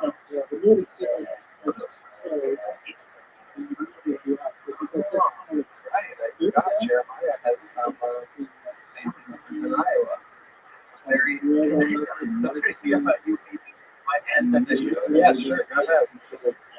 So, Tony, we're taking meet and greet after the show, and Tony and Brian are waving me over and saying there's a lot of people here to take pictures. I say, I'll be with you at one moment. I haven't seen this family for years. A couple family members, right? Yes, a couple of family members.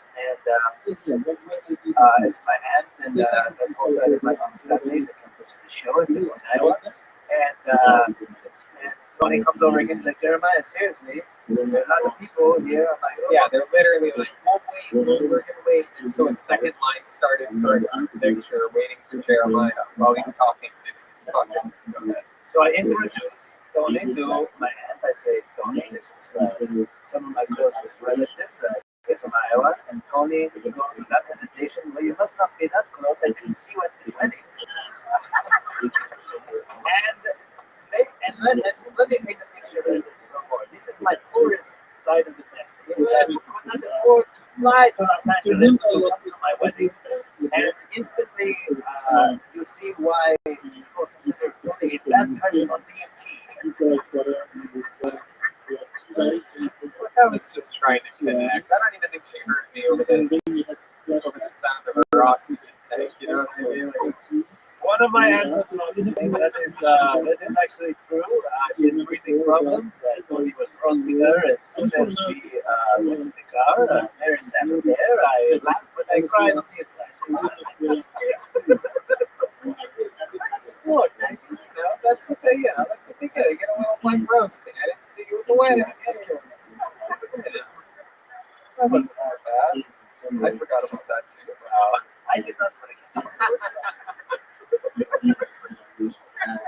I love it. Well, that Cackles reminded us of the Iowa trash that Jeremiah's by the trash. Absolutely. We're all connected with the trash. I'm Ohio trash. Red Band's Ohio trash. Joel's family drinks puddle water out of the LA River. From actually comes from a good white family. It's like the Bruce Wayne of Kilkenny. Powerful parents. They were murdered at a young age. Just kidding, your parents are alive. My brothers actually just got out. Oh, okay. I fucked up again. There you go.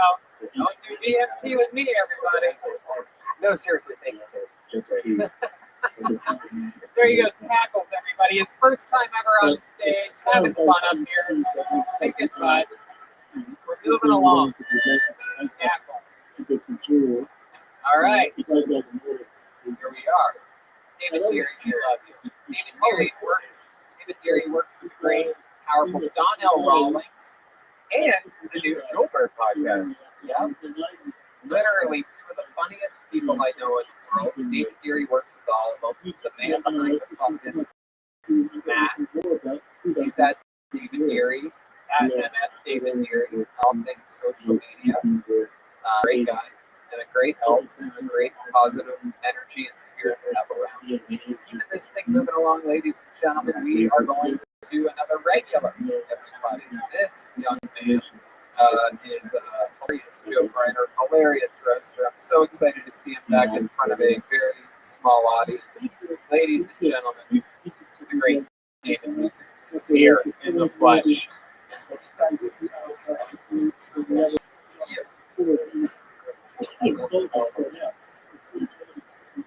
Yeah. The world is crazy right now. Black people ask for equality, and white people started taking niggas off of breakfast foods. Like, man, I want black people on my fucking pancake box. Don't nobody want no fucking lunch, soups, and pancakes. White women don't even know how to make pancakes. They don't know how to make French toast. They want us to stop saying the word master bedroom. They want us to use the word primary. That's the gayest shit ever. What the fuck is wrong with the world? I'll be damned if I buy my mansion and refer to it as the primary bedroom. Like, no, I fuck my business in the master bedroom. My kids sleep in the secondary bedroom. Pretty soon you ain't gonna be able to get a master's degree. Like, I don't know what the fuck we're doing now. Let's call it a celery. That's the safest shit you can do to satisfy these white people are the ones getting mad at this shit anyway. It's not even white people that are mad at these words. That's a crazy part about it. Wow. Minutes go faster than I remember. Yeah, right. That was a fast. Well, I think the quarantine would be kind of genius of the minutes. Yeah. 47. My nigga Tony, back on the stage. Look at you, David Lucas. You are back. And by back, I mean you gained all the weight that you lost. David lost weight during the pandemic and then went home to Georgia to visit his parents, gained it all back, and you are I back. like that 2 pounds. I get it all back. Tony sat on a bottle rack. That's actually true. It did sit on his model. Which means this guy started farting. I actually took a dildo and I put it in one of those tubes, and then I sat on the tube and I lit the fuse. And the dildo shot in my booty hole, and I made the noise of a firework.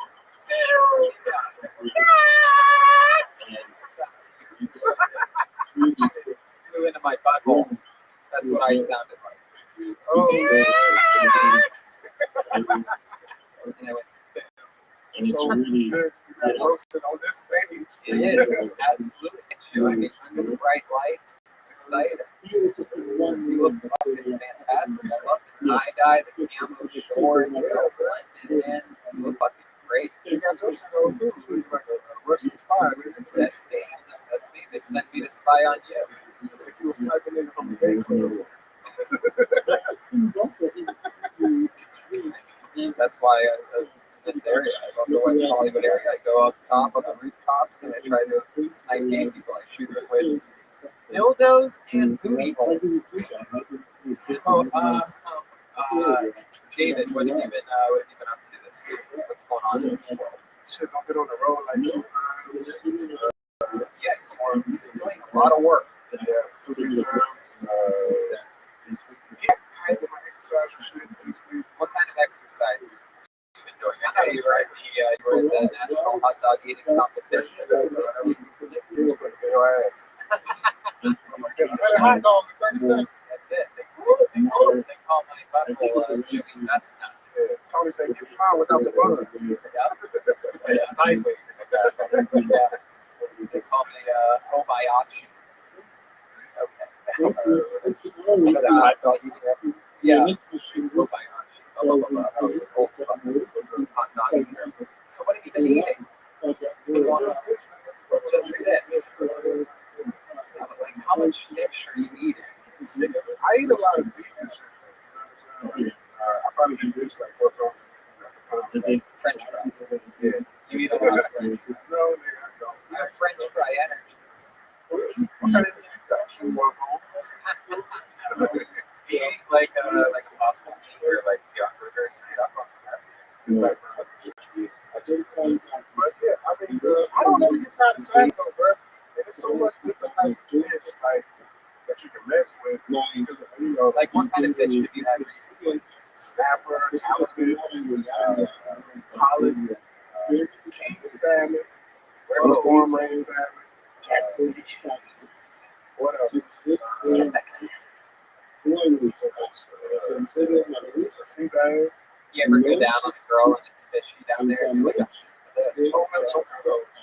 No? What kind of fish do you mess with?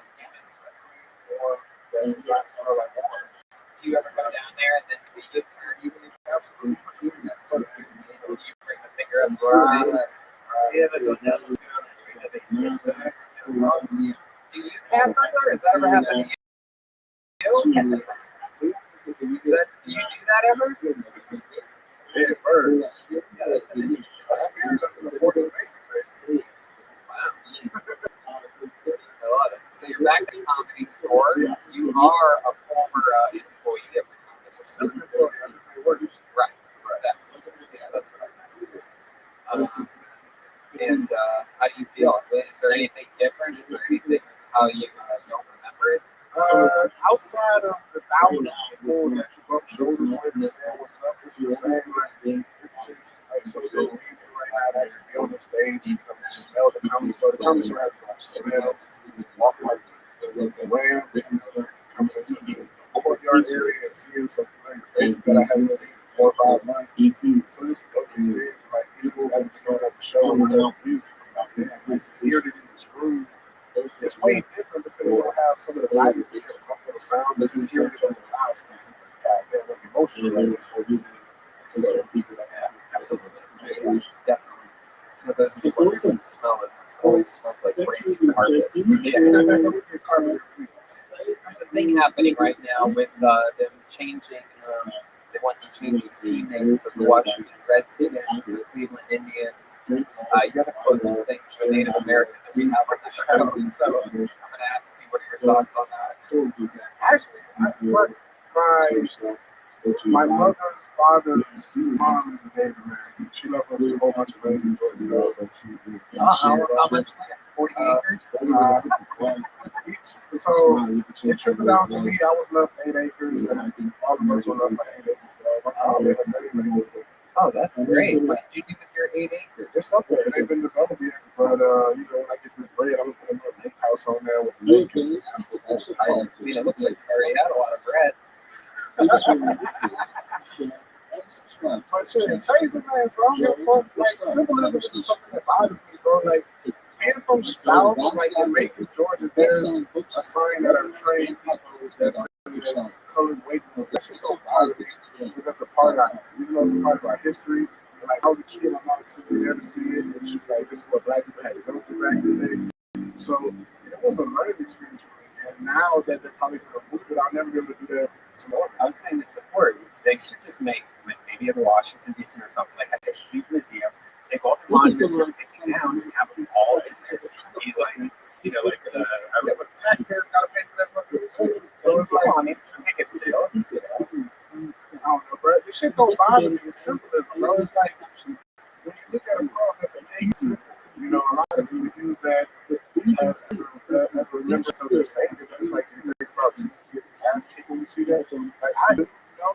It's like symbolism, bro. It's pagan. It's like that shit don't bother me. Like we have way more problems than that to be worried about a fucking statue. How about Aunt Jemima? What are your thoughts on the Aunt Leave that bitch on the box, man. That shit pisses me off. Well, the family of Aunt Jemima are like, no, we want to honor like They that's should. their whole thing.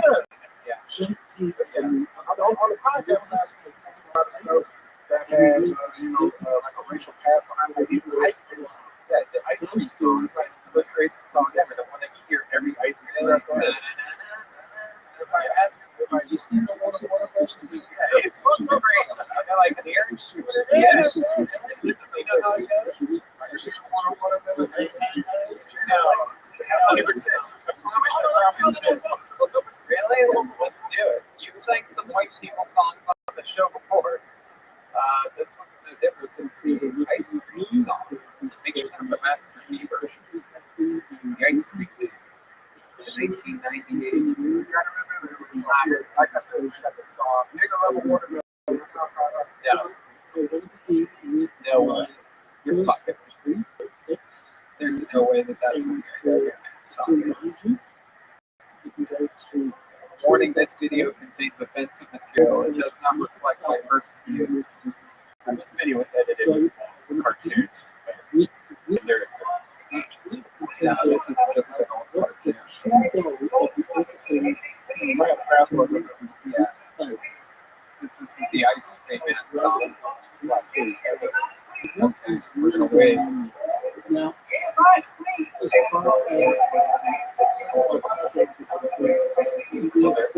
Alright.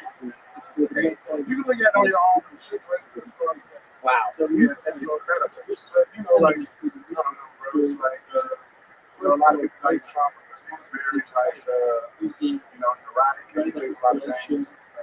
Like, a lot of people like Trump on the emotional level outside of the logical level. Trump said something that really stood with me last week. He said if you're racial, it's too good for your dreams. And I really, like, it's like, just say, like, we're all wiped out by something. All those statues are gone. We'll never kind of have what happened, or you don't have any remembrance to what happened. You don't have no context for it. Yeah, That's true. I've always said. Yeah, books are the easiest. Only there was some place in the road or something anything they wanted. I don't know. It might be the conservative style that doesn't like statues. And I grew up.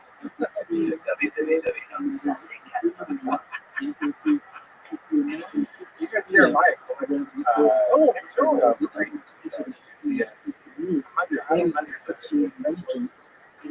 You're Christian. I mean, that would haunt Jeremiah if he had anything. What are you talking about? He puts that shit on his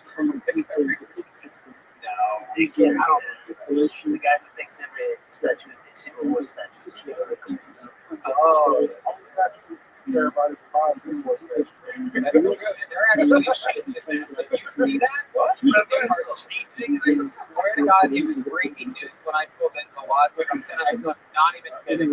The Bob's been going there changing. I'm gonna look this up right. Look how sad. I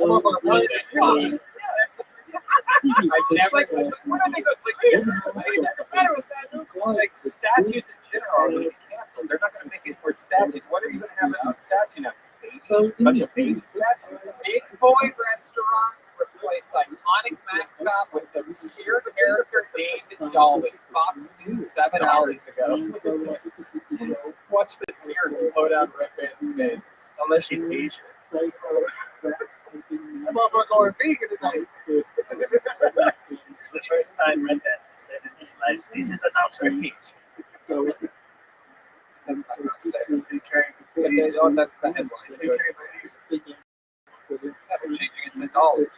Bonds. Red Band's like, are they taking auditions for this? Why? What's wrong with the Bob? I'm going to tell you right now. According to the news outlet, I mean, the owner, it's not even a real person. Bob is that.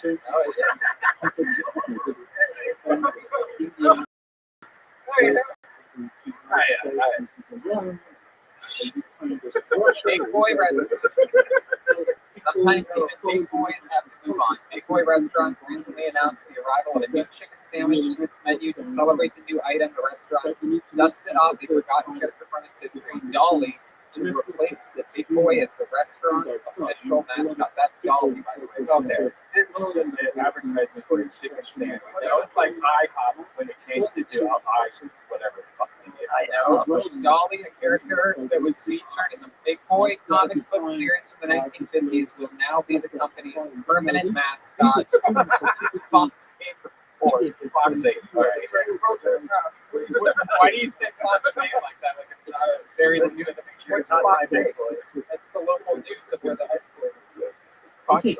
I'm just saying, you're right. It's a temporary change to the local chicken. But I love how mad you got me upset. Fuck that. Oh, he about to unplug all his equipment. I'm out of here. Oh, You see right there on the local news circling Bob's Big Boy with his electric bike and a little sign. Honestly, I was thinking about like, I'm going to buy all those statues. Red Bear was about to drive that truck to the news station. Red Band's gonna protest and no justice, no peace outside. No justice, no peace. Y'all got it. I love you, David. I love you all. Everybody. Gotta keep it moving along here.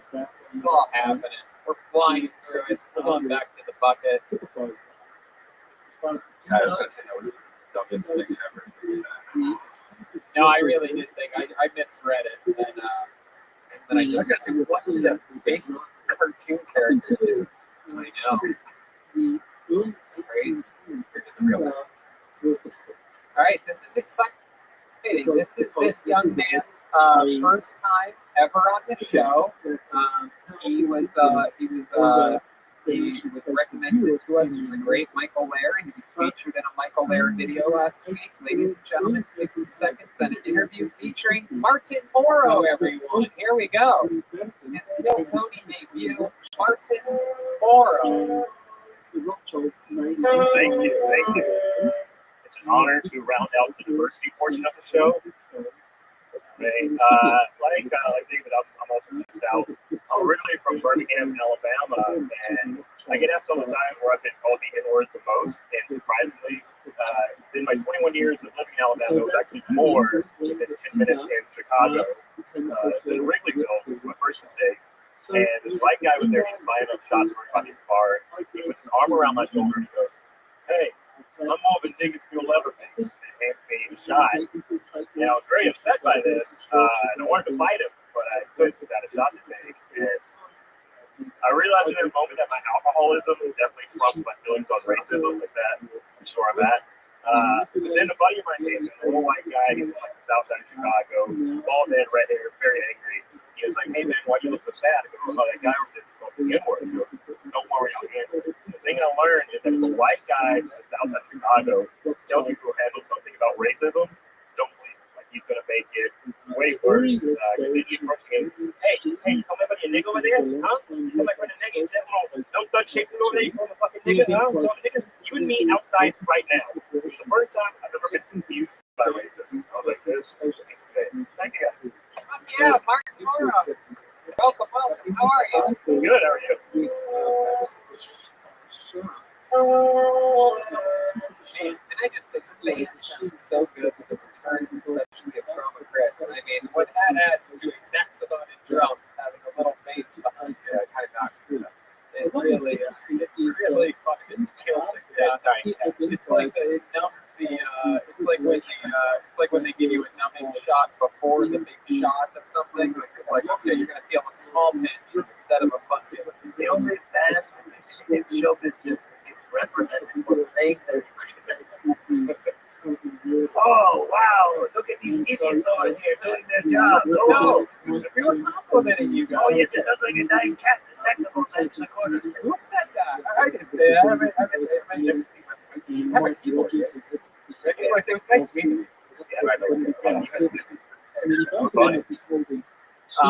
Welcome, Martin. So, how long have you been doing stand-up? About 10 years. And you're originally from Chicago? Alabama. Oh, that's right. But comedy-wise, did you start there? I started doing Okay. You came straight to LA from there? Alabama, New York, Alabama, Chicago, Alabama, LA. Then Chicago. It's a lot of Alabama. You're like Forrest Gump. You go around the world, back to Greenville, then out again. Yeah, a lot of that. That'll do it. Hey, wow, you're very quick. Jeez,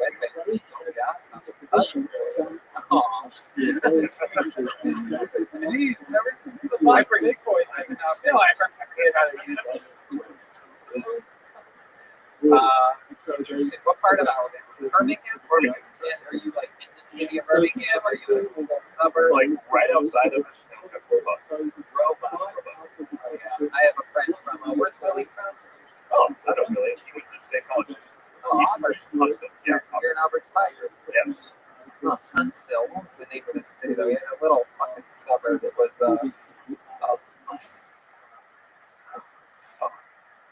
Mustafa. no, it was it doesn't matter. Oh god. He's so close. Ask the one. Ask somebody else.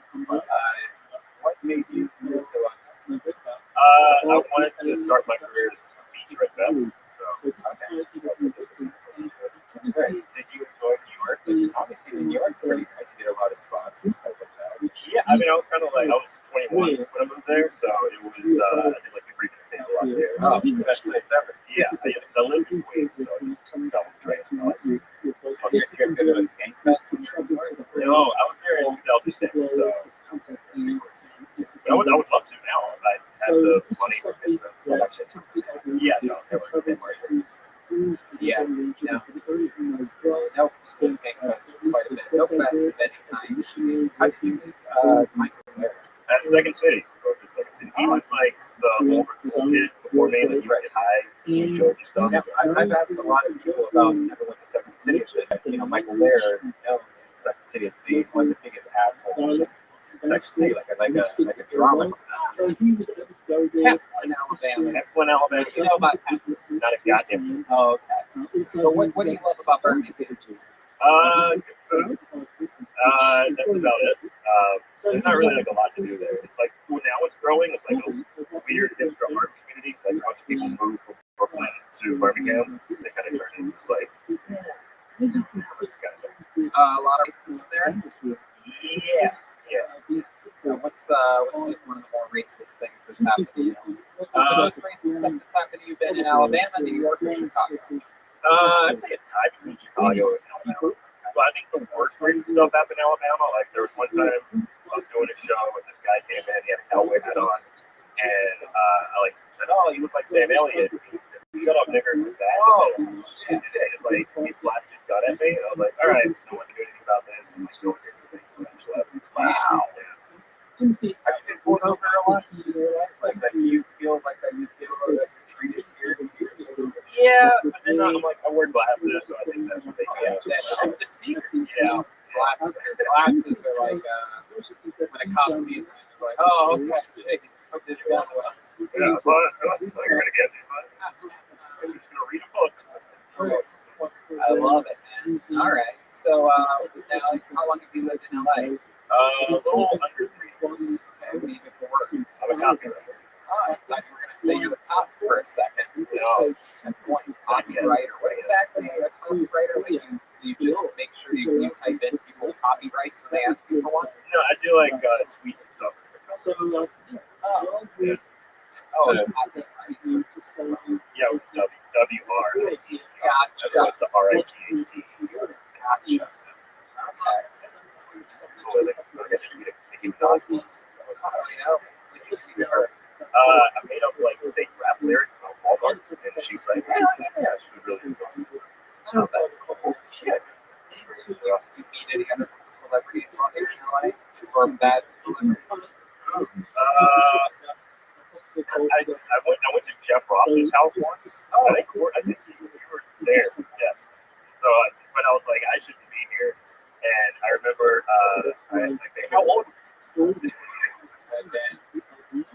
was like 3 years ago. I was 20 something. You get it, whatever. No, like they were playing Cisco and all those rooms, and I was like, I wonder what Cisco's up to right now. And they were like, this guy fucking sucks, so stop talking. And then you looked at Tony. Well, you were high on the Cisco's never as a deal. Yeah, it was cool, man. I liked it. Yes. Yeah. Okay, well, that's fun. How'd you end up getting to Jeff Ross's party? Did you someone tip you or something? Yeah, a friend of mine was like, "Hey, you want to go to this thing?" And she didn't say where it was, but they ended up going. I was like, "All right, that's like just out of my pack." Were there other people? wow. Jeez, must have been one of those Sunday services that he is. Christian. I love it. I feel like you're pretty good papers calling out that you were there too. No, that's good. Yeah, everybody here has been to a Jeff Ross party except for Red. Oh man, He's not invited. He doesn't invite people shaped like that. oh, He doesn't get robbed by somebody. oh okay, that's a secret. Well, I hope that you find out. Nobody wants to take ownership for that showing up in the swimming pool. I guarantee you there are way worse looking there. Maybe it's hard to keep her out. I mean, they come in. What are you going to do? Was that those special skills accounts? I think so both. Really? Oh, yeah. That's cool. Be the next truck boat like Maybe check your video. wow. I did. I bought one off for about a year ago. So yeah, I guess back home. Back home here, like Yeah, in my apartment. practice in your apartment. I do. You know. Neighbors ever complain? No, they're like old. Yeah. Yeah, but I got. How long have you been playing? Since the 6th grade. We would like to invite you to play Trump Omnibus when the comedy store opens up properly one night. Just come and play with us. Look at that. I love that. Yes. Absolutely. A guest band member. You watched it happen here. Right here live. That's really all I wanted. Hell yeah. Man. I mean, hey, it's fun. It's a lot of fun. I You do. can wear it. Yeah. You can have fun for 2 hours. Yeah. Hey, you know what? Once the ice house opens up again, too, I'd like to have you on an ice house. Yeah, I would love to. Absolutely. I would like to suck your dick for this Wow. show. Wow. I guess. Sure. It's been a while. I'd like to watch it. Oh, wow. Yeah, I mean, great. I'd like to watch you watch that. Yeah. Yeah. Is he inside for all that? Who's going to film Like a conception of dick sucking. Look at that. One big boy closes, another one opens. There he goes. Mark Morrow, everybody. Thank you so much, Martin. Fuck yeah. We're going to keep it moving along. This is it. The final bucket roll.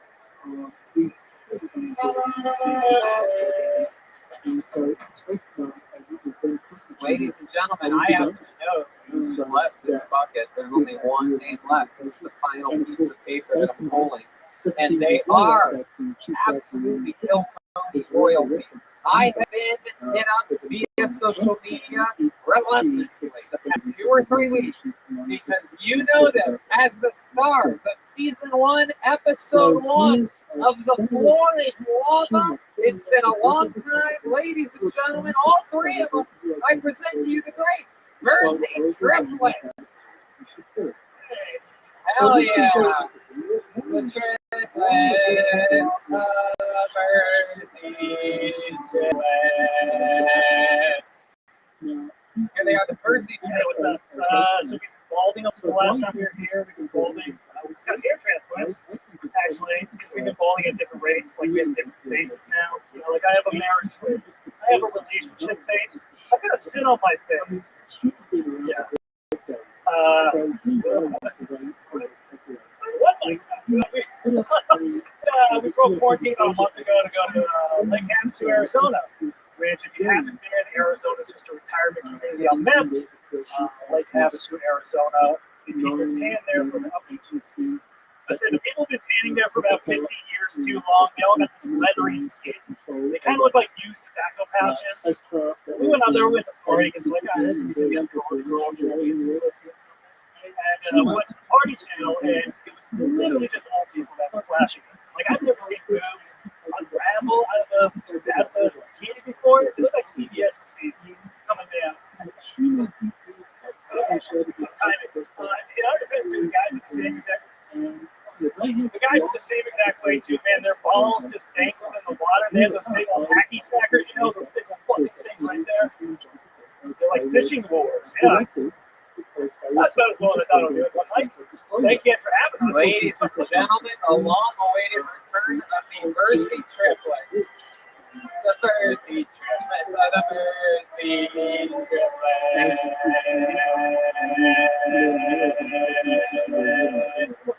You guys have your own life, you guys have your own theme song. I'm so excited you guys are here. I missed you. I loved it in over 4 years. Really? It's been that long?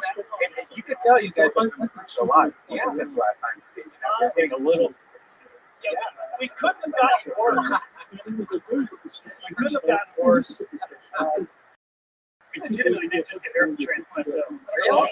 I saw it. Yeah. That's incredible.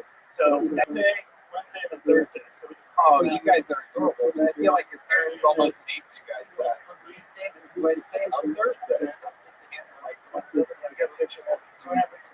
My goodness, that's awesome.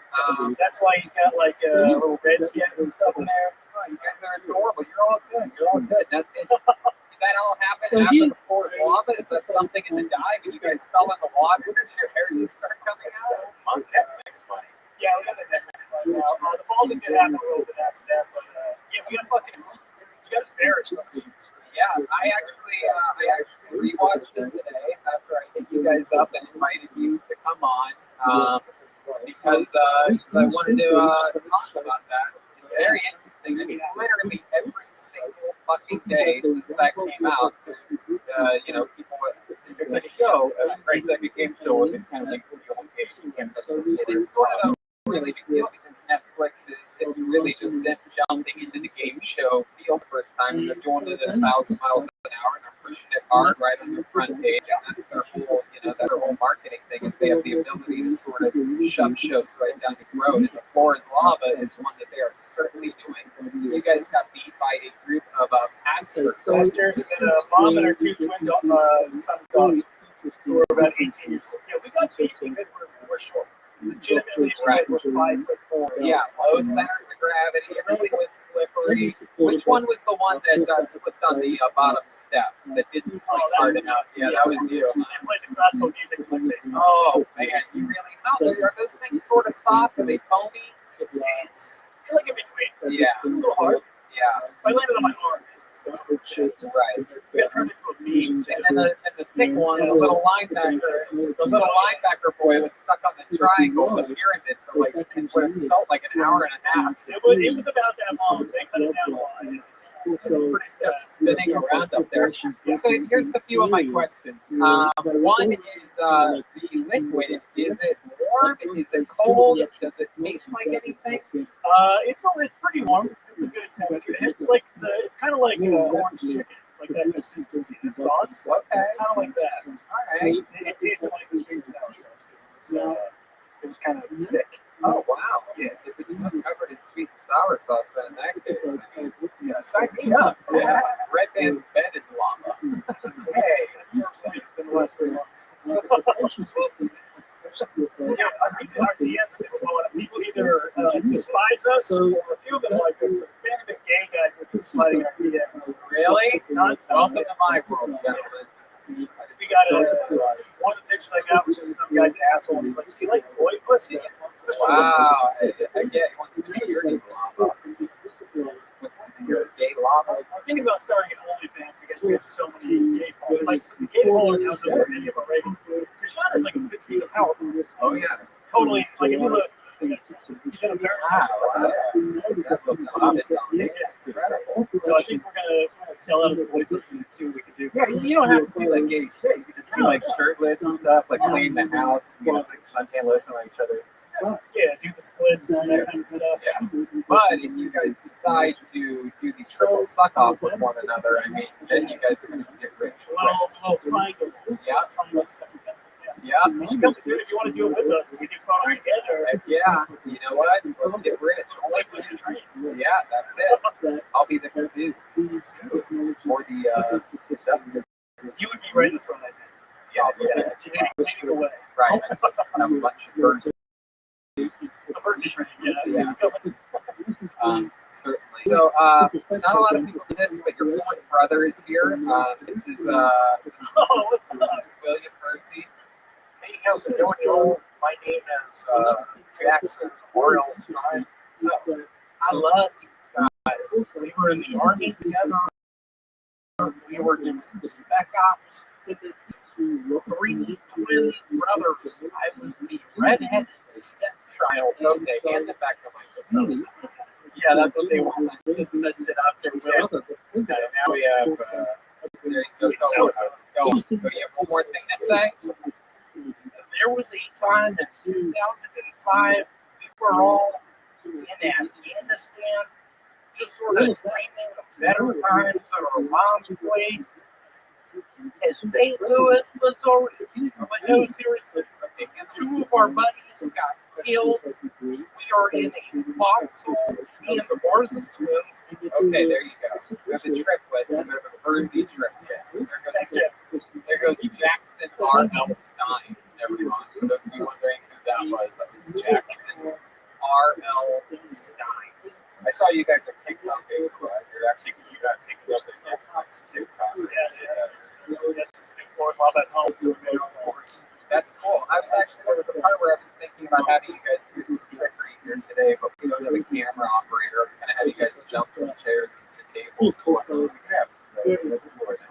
Yeah, we can do it. I mean, it certainly is. You guys must feel right at home here. Oh, yeah. Is that something that maybe now when people recognize you, like, oh, he jumping around on things for us? That we haven't gotten that yet. No? Yeah, I think a lot of people have been surprised that we were comics, actually. Right.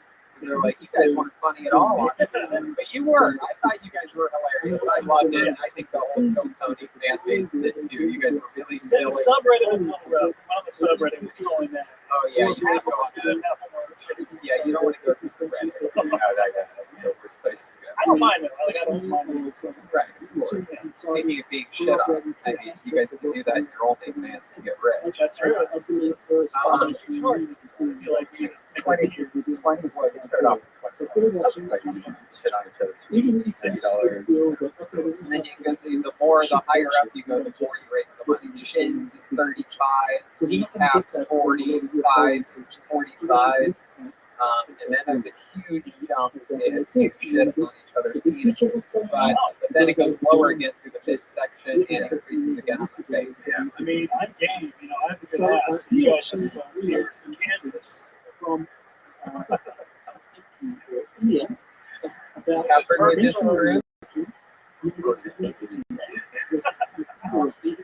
I got a question. Go ahead, Joel. As a fellow balding man, did you guys ever just think about just like shaving it, just letting it go? What was the decision behind getting it blood? The fact that we're already short, we don't want to be bald as well. You know, getting bald in triplets, and his was the worst by far. He got more hair grafts than we did. Is this the thing where they cut it off the back of your head? No, that's like with Joe Rogan. This one, they literally suck out the follicles and like individually, and then they replant them in the front. Or the back of the head would be How long's a little bit? How long's a little bit? It healed up in 2 weeks. We got it 2.5 weeks. Was it painful? They know the shit out of it. So it's like that bad. Okay. Yeah, bro. Oh, Jesus. Wow. That's frightening. It looks like a lot of pores and a lot of blood. Yeah. In the back. Holy shit. Did it hurt when they picked out the? No, they give us like 3 Valium and then they're pretty good. But I mean, our heads wrapped for 2 whole days. Oh, wow. That's the first time I ever did drugs. I've never done any drugs. What do you think? What were your thoughts? I puked pizza immediately out of my nose. Yeah, I puked it. I had CPK for lunch and then I shot pepperonis and mushrooms out of my nose from the valley. When you were on these drugs at any point, you could tell me it's a bad person.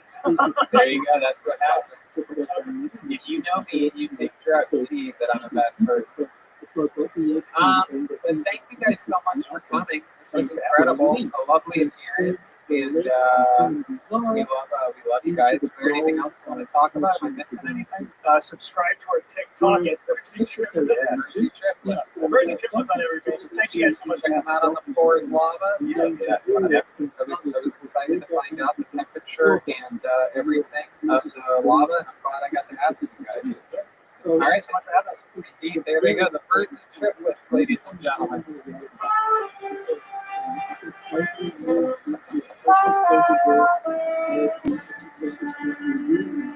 Very exciting moment right now, ladies and gentlemen. This is this final regular's first time back to the Comedy Store in a long time.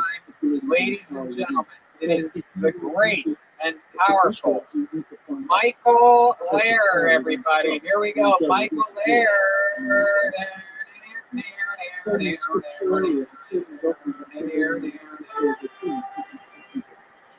So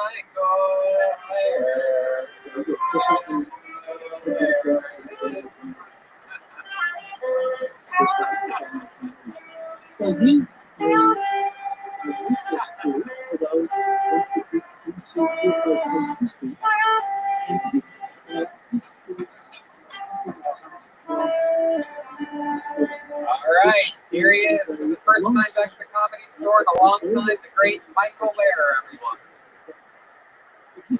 Welcome to Michael Corona, the Corona version of crippled heart trouble. Michael Lehrer. I drawn on the MacBook Pro this morning. Thank God, no floppy disks, all hard drive baby. A Roomba vacuum gave me her piece. She sucked it off the bathroom floor, I think. If you think my voice sounds weird, you should see my costume. It is made of Legos. I'm a strange one. I do not like food. Maybe it's because I have to call the Navy SEAL Team 6 if I want to take a shit. I cannot or need to, because your typical jailhouse Wi-Fi cannot accommodate my needs. The one thing bots and humans have in common, a junk drawer full of RCA cables. My body is just a vessel. I am now in the Matrix, and the rumors are true. Keanu is homosexual. Got my dinner very sudden by a Keurig coffee maker this morning. It's a conflicting experience. Keurigs get so good, but they so bad for the environment. What is the deal with vocal cords? I mean, will these fucking cunts shut the fuck up already? You know, when I got this curable disease, I was pretty bummed out. But after watching these little white ladies yell Black Lives Matter at African American police officers, maybe I am the lucky one. Thank you very much. That is my time. I'll be playing all weekend in Stockton at the Giggly Piggle.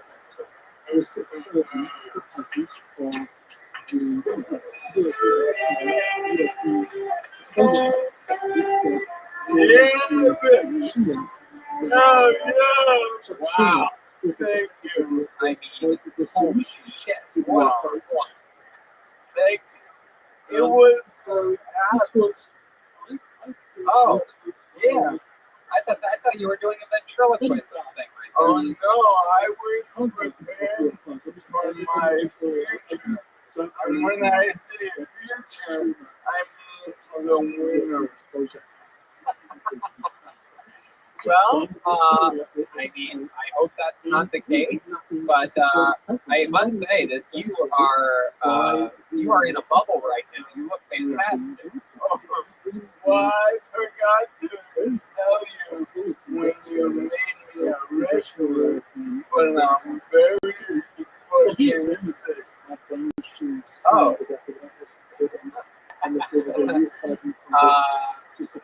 You mean the Lou Gehrig's? Exactly. Yeah, and you can't get sick. You can't get the coronavirus, is what you're saying, Sue. Well, no one can. But to be honest, when you ALS is an immune, is not an immunity. So, my immune system is better than all of you. No doubt about it. Plus, I tan all day. Like 8 to 10 hours, I tan. You get sciatica. Oh, yes. Oh, yeah. On the government now. My life is better than anyone here. Yeah, no, I love it. That's why you're an absolute assassin. Super creative. Always dialed in. A hot streak of murder every single week. Always. Their Easter's, you know, is doing the video for disabled people. And most of them have been disabled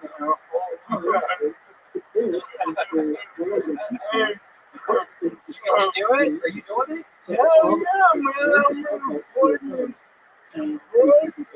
Yeah, absolutely. I have 20 years of professional entertainment experience. Wow, that's so cool. Yeah, man. Hell yeah, that's like if someone got hit in the head with a baseball and then got to participate in the Special Olympics. Exactly. Or when they had to be a professional baseball player first. Yeah, yeah. Just looking You're right. You're right. I love that. Absolutely. That's fucking awesome. Your episode of Jeremiah Wonders came out. That was great.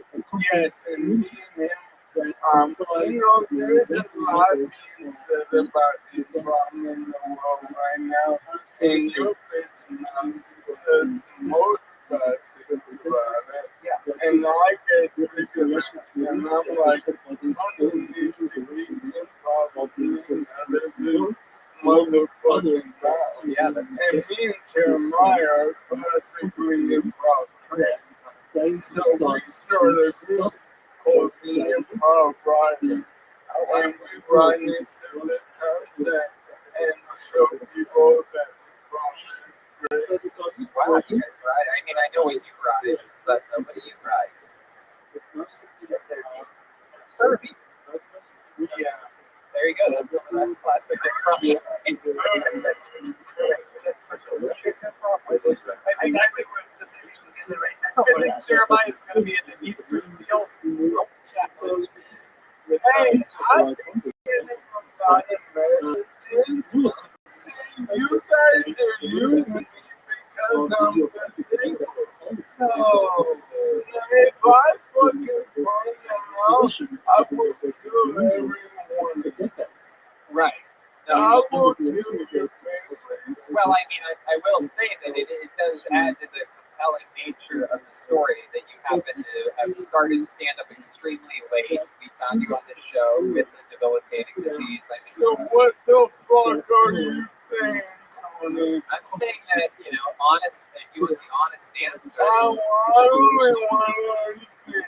Well, I mean, I don't know if I would have made you a regular if it wasn't for the ALS. If I won, I would not be a regular. Well, let me tell you something. If you get up and start walking right now, I'm going to lose my mind. I could, but we took 12 hours making this and my nice girlfriend spent the last 2 days making this, and we broke up 3 times. We went to bed. I woke up at 6 a.m. to work on it without her appointment. Everything finished in my business is not the fast. And every time I'm like, alright, do this. This is fun. How about this? I'm like, what? She's like, and I'm like, what is this?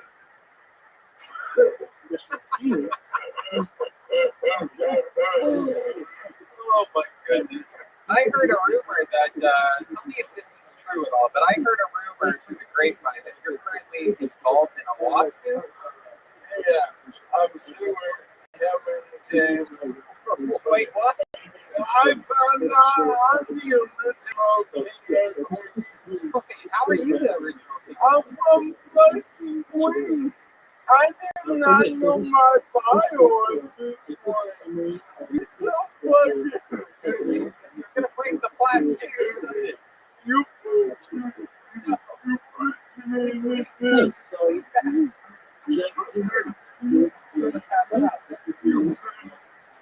know what? Guys are getting theories. I'm getting tight. I'm Sitting here and driving on the Queen Bar Race tonight. Is this the theme from the King of Queens? Oh my god. Some of us are. Oh boy. King of Queens is dope. Isn't the nanny also from Flushing? Yeah, Frank Dresser. Well, I mean, why are you suing pressure then. I'm on nobody. She's having fun, man. What about that voice though? Yeah, I love that, man. You know, like,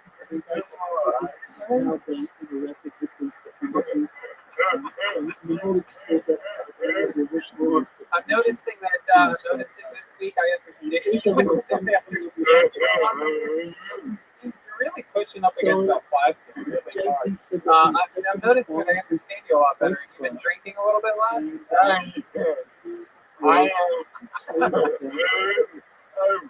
This is like when people is trying to come back to life and then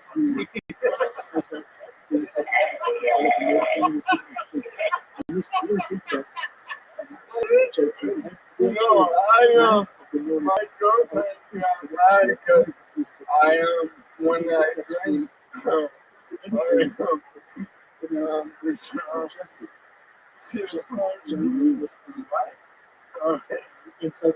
Shark? Shark? Yeah. Oh shit! Is that's a part of the development of the disease? Yeah. Oh my goodness! How bad is the shark in bed? Real bad for she went like, I'm gonna leave you yeah, he was like, you better slow down with those kids. I can wash the sheets every day. That's incredible. Yeah, but Maybe you should think about sleeping in that plastic tube that you're in. oh, I do.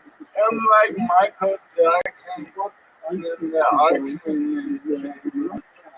This will make me stay alive for 3 more months. Oh, Red Man, come on, that's a fart noise. How's your son doing? He's great. I owe him my apology. Because when I get lipstick and when I get crunk, I like to expose the song. So, I'm sorry. And please, come on.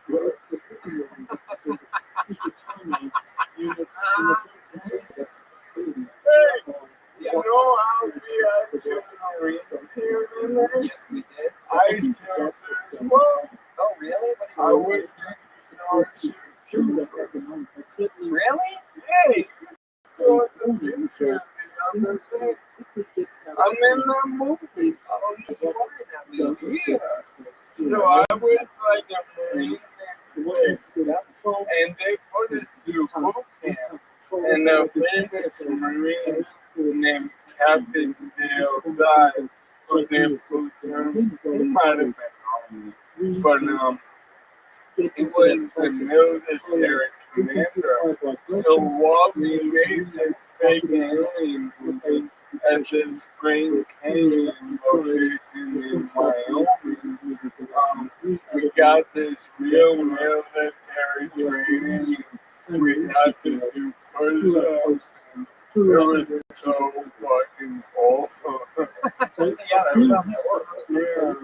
But now you're our Starship Trooper, Michael, and we absolutely love you. Thank you so much for being here with us live on this, the return to the Comedy Store. Follow Michael Lair at Michael Lair Comedy and everything Michael Lair. He has amazing merch for sale. Comes the drawing for Ryan J. Ebel coming right at you. Yeah, I forgot to say that. Ryan J. Ebel was here the whole time. Oh my goodness gracious. How in the world did I forget that? Get a little bit closer there, Ryan. Let's see what you did here today. Oh, how cool that is. Get it. There's actual trains. There was a lot of train jokes. A lot of it had to do with me getting butt fucked, as with every Monday's episode. And yeah, incredible. He's been auctioning off artwork. It's all at RyanJebelt.com. He's the house artist. He draws every single episode. And that's tonight's episode, the return of the Comedy Store. I hope the people in the parking lot had a good time.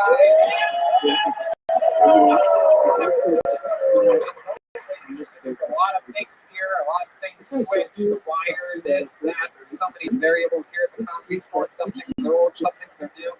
Special thanks to Danny Lucas for coming in and running the mothership for us, the big boards, all the power and the neon that happens here. And yeah, the fun times continue. My weekend in La Jolla for this weekend just got canceled today. They closed bars and San Diego today. But Jeremiah Watkins is going to Tempe, Arizona, July 30th to 31st. Literally a 600% increase in COVID in the past week, but you are scheduled to go there.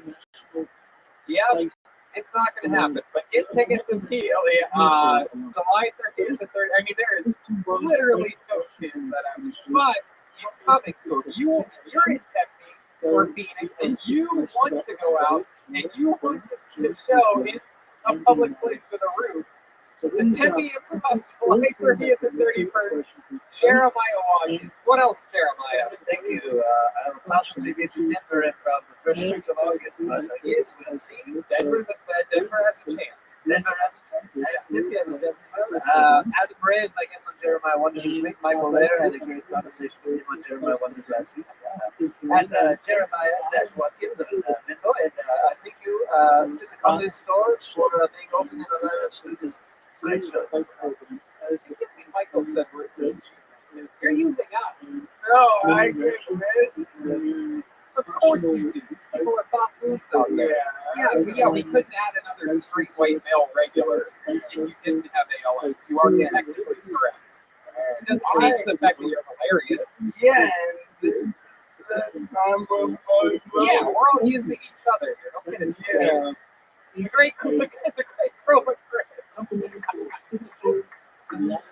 Great to see you again. Chroma. Thank you guys. Thank you so much for being back. We fucking love you. The Bruce Wayne has killed me. I'm back again.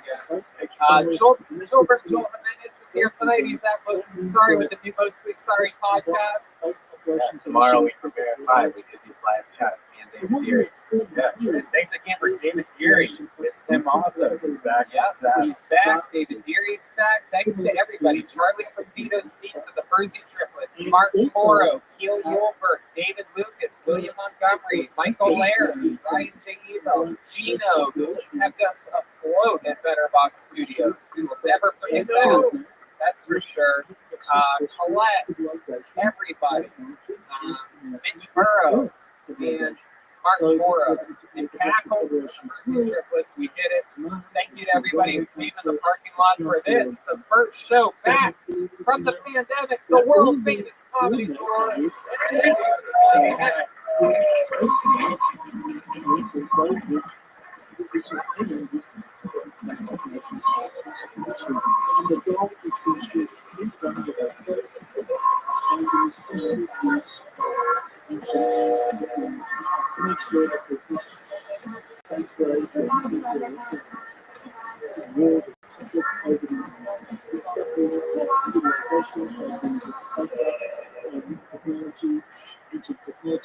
It's to try to coordinate all the Earth nations to work together and to use these to benefit all the members of this alliance.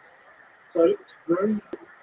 This combined space operations initiative is going to evolve into a future staff, whatever it's called, whether it's crafting, whether it's called Earth Life, whether it is the function of the community.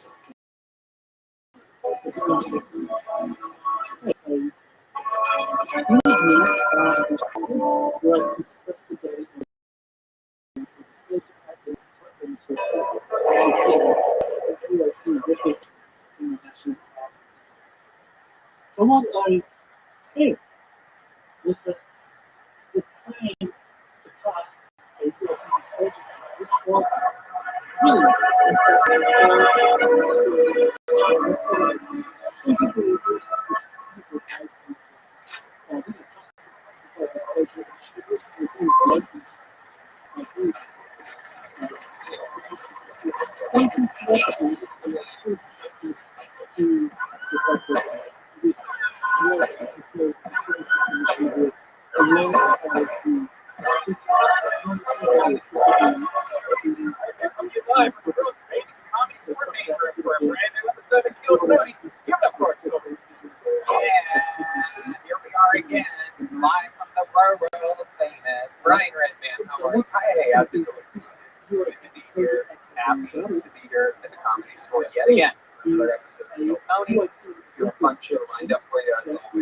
just ate some delicious Vito's pizza, and I'm very excited to have that in my belly.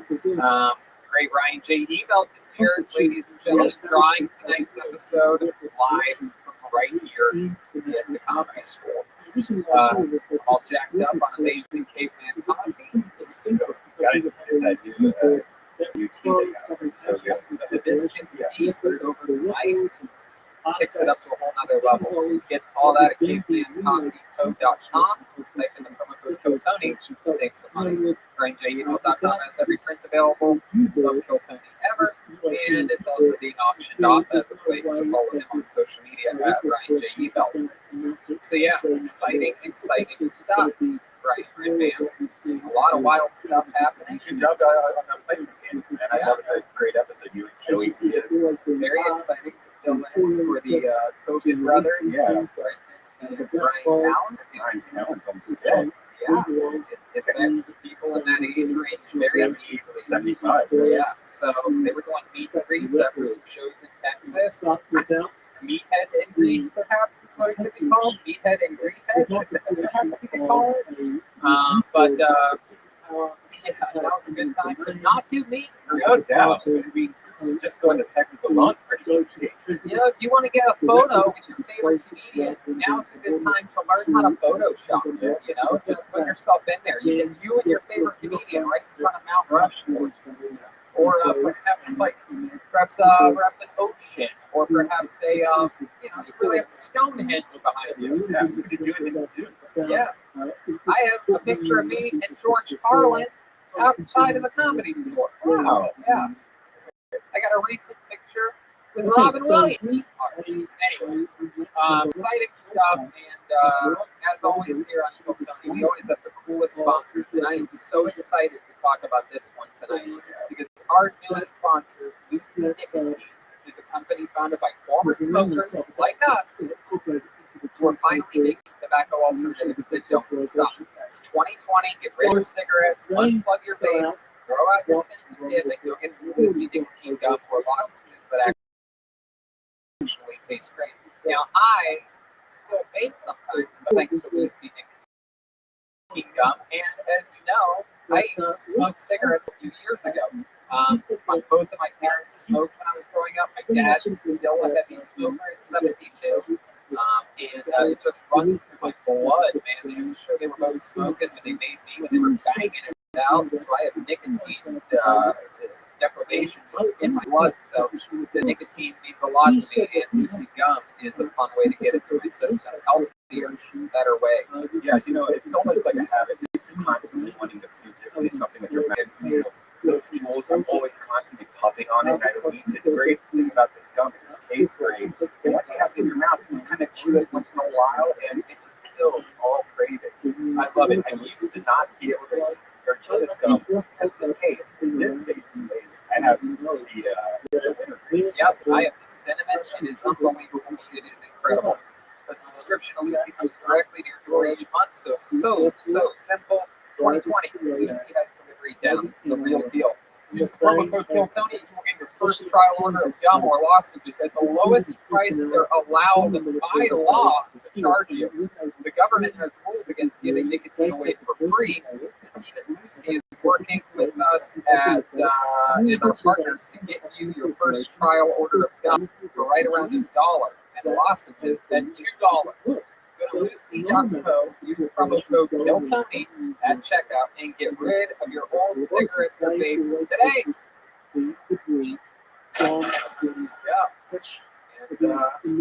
And so it continues. Another episode of Kill Tony, live from the Comedy Store, begins. Now, we have 4 pre-selected sign-ups in the bucket.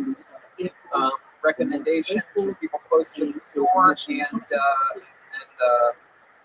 and one new comedian and one that we met during the quarantine that we said should come to the Comedy Store and sign up when things get back, and they are back. So we're going to meet them tonight.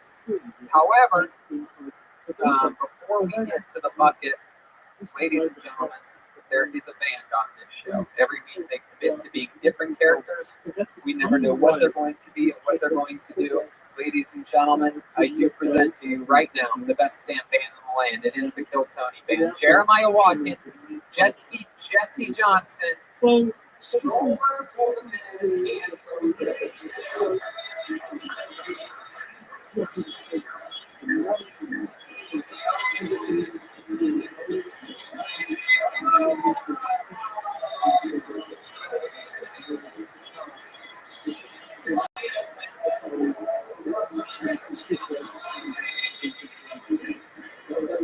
Jesse Johnson. I'm so excited about this. This is the first time we've had all 4 band members in over 4 months. Can you believe that?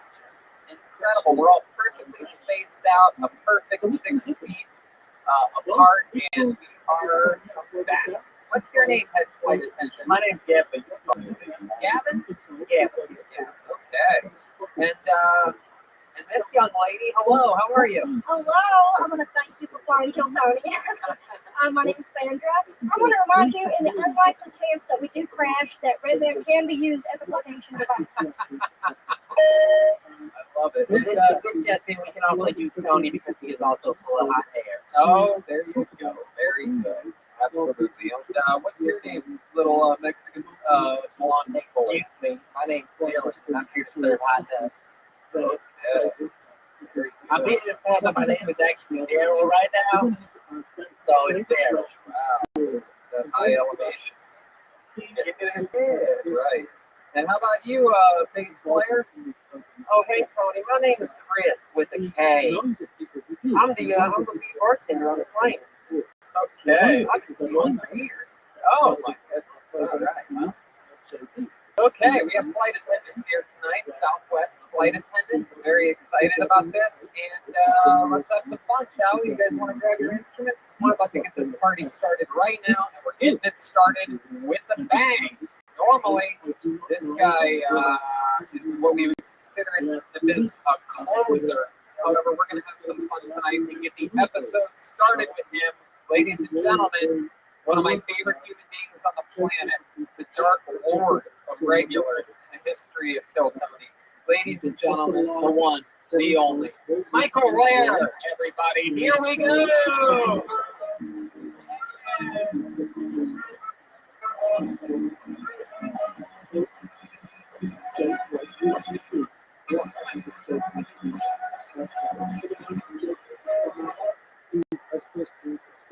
There are many others that are going to come forward.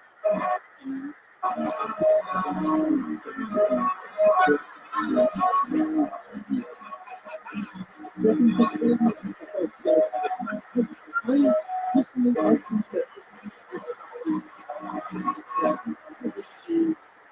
he is, ladies and gentlemen, Michael Lair. Here we go.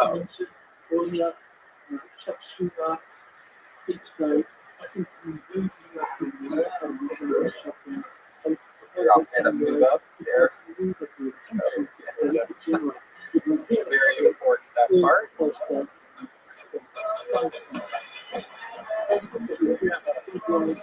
All right. Here he is, ladies and gentlemen, Michael Lair. Sorry for the delay. Oh, sports industry just had their first transgender Smith model. She got the job by being the other models by using her manpower. Holly Berry said she won't stay transsexual. Hopefully she plays that waitress again. Yes, the dog is from 55 morning. That was hot as fuck, and she won an Oscar. Dance with the partner you brought to the party. Speaking of party, shout out to Go On Medicated Powder for making my boys feel like they can lick all day. Feeling in the moment, no regrets. One regret, I wish my generation had as much passion as this generation for eating lives. subscribe to the email list and that of everything that comes through. So thank you for listening. Sounds great. Ace of Spades from Motorhead with our very own Motorhead himself, Michael Lair, getting things kick-started. Yeah, that was awesome. Even better than the band. So fucking awesome. The audience. Yeah. Yeah, Tony Strikes. I love you guys. Fuck yeah. Yeah, Michael fully hallucinating that there's an audience in the room right Yeah. now. This is exciting. That ALS medicine must be fucking bumping right Oh now. man, it is so good. I buy it in the alley, and it's all. Welcome to this exclusive You get your ALS medicine in an alleyway? series. Oh, that's medicated. Oh, okay. You know, Asian mode. I noticed you have a spray bottle. Is that for your nurse/girlfriend? No, because of my disease, I get overheated a lot. Oh, I like it. Thanks for that. Thank you. Yeah, but I've been working on my physical therapy because the thing is, I can't walk, but I can stand. So I'm working on standing for a second, and I make crazy good shit. Hold on. you trying to stand up right now? No, I'm Fuck. I mean, no, I got water socks. Oh, okay. What are water socks exactly? They're so Look at those. This is great. That's what the water socks are for. In case he collects his socks. You know what else is in there? Oh, water socks. Michael, are you purposely wearing your glasses like Weekend at Bernie's right now? Speaking of Bernie, with my conversations, because I knew I'd be best before I began, before I finished being. How long are we allowed to do that to your body after you pass away? What kind of Weekend at Bernie's do? How long? Like, do you get like 2 months with your corpse or something? Well, it depends on what Patreon you signed up for. Oh, okay. Yeah, I got you, fuckers. Hey, I'm sharper than tight still. Alright, let me see. Yeah, people.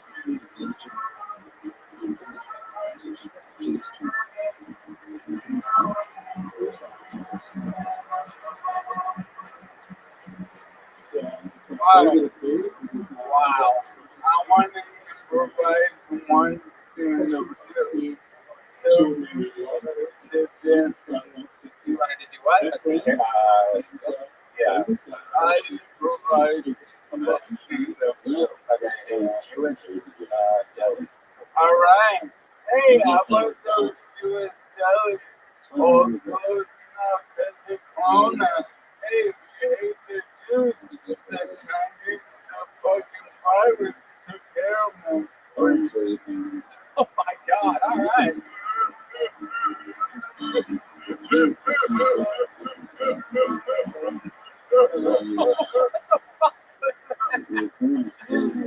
Wow, we got to see what fucking level 30-second city gets you right there. That's some of the best. That's some of the best improv I've ever seen in my life. Fuck you, Jewish delis. That is a big fuck you. COVID took care of them. Hey, I recently heard from my doctor. They maybe I should go for testing, but I might not have ALS. I might just be an alcoholic drug addict. Oh, Yeah, so gross. yeah. I will definitely crush my fingers and. Oh.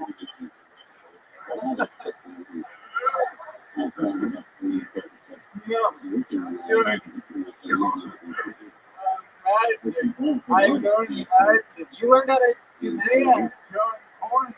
Can I show you? Oh, please. If you're going to do a magic trick right now, I'm It would depend, like, well, what's an ace of spades motorhead? It's not. yeah, whatever. All right.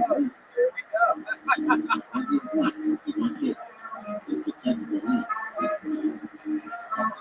Like to get it's all the same to me.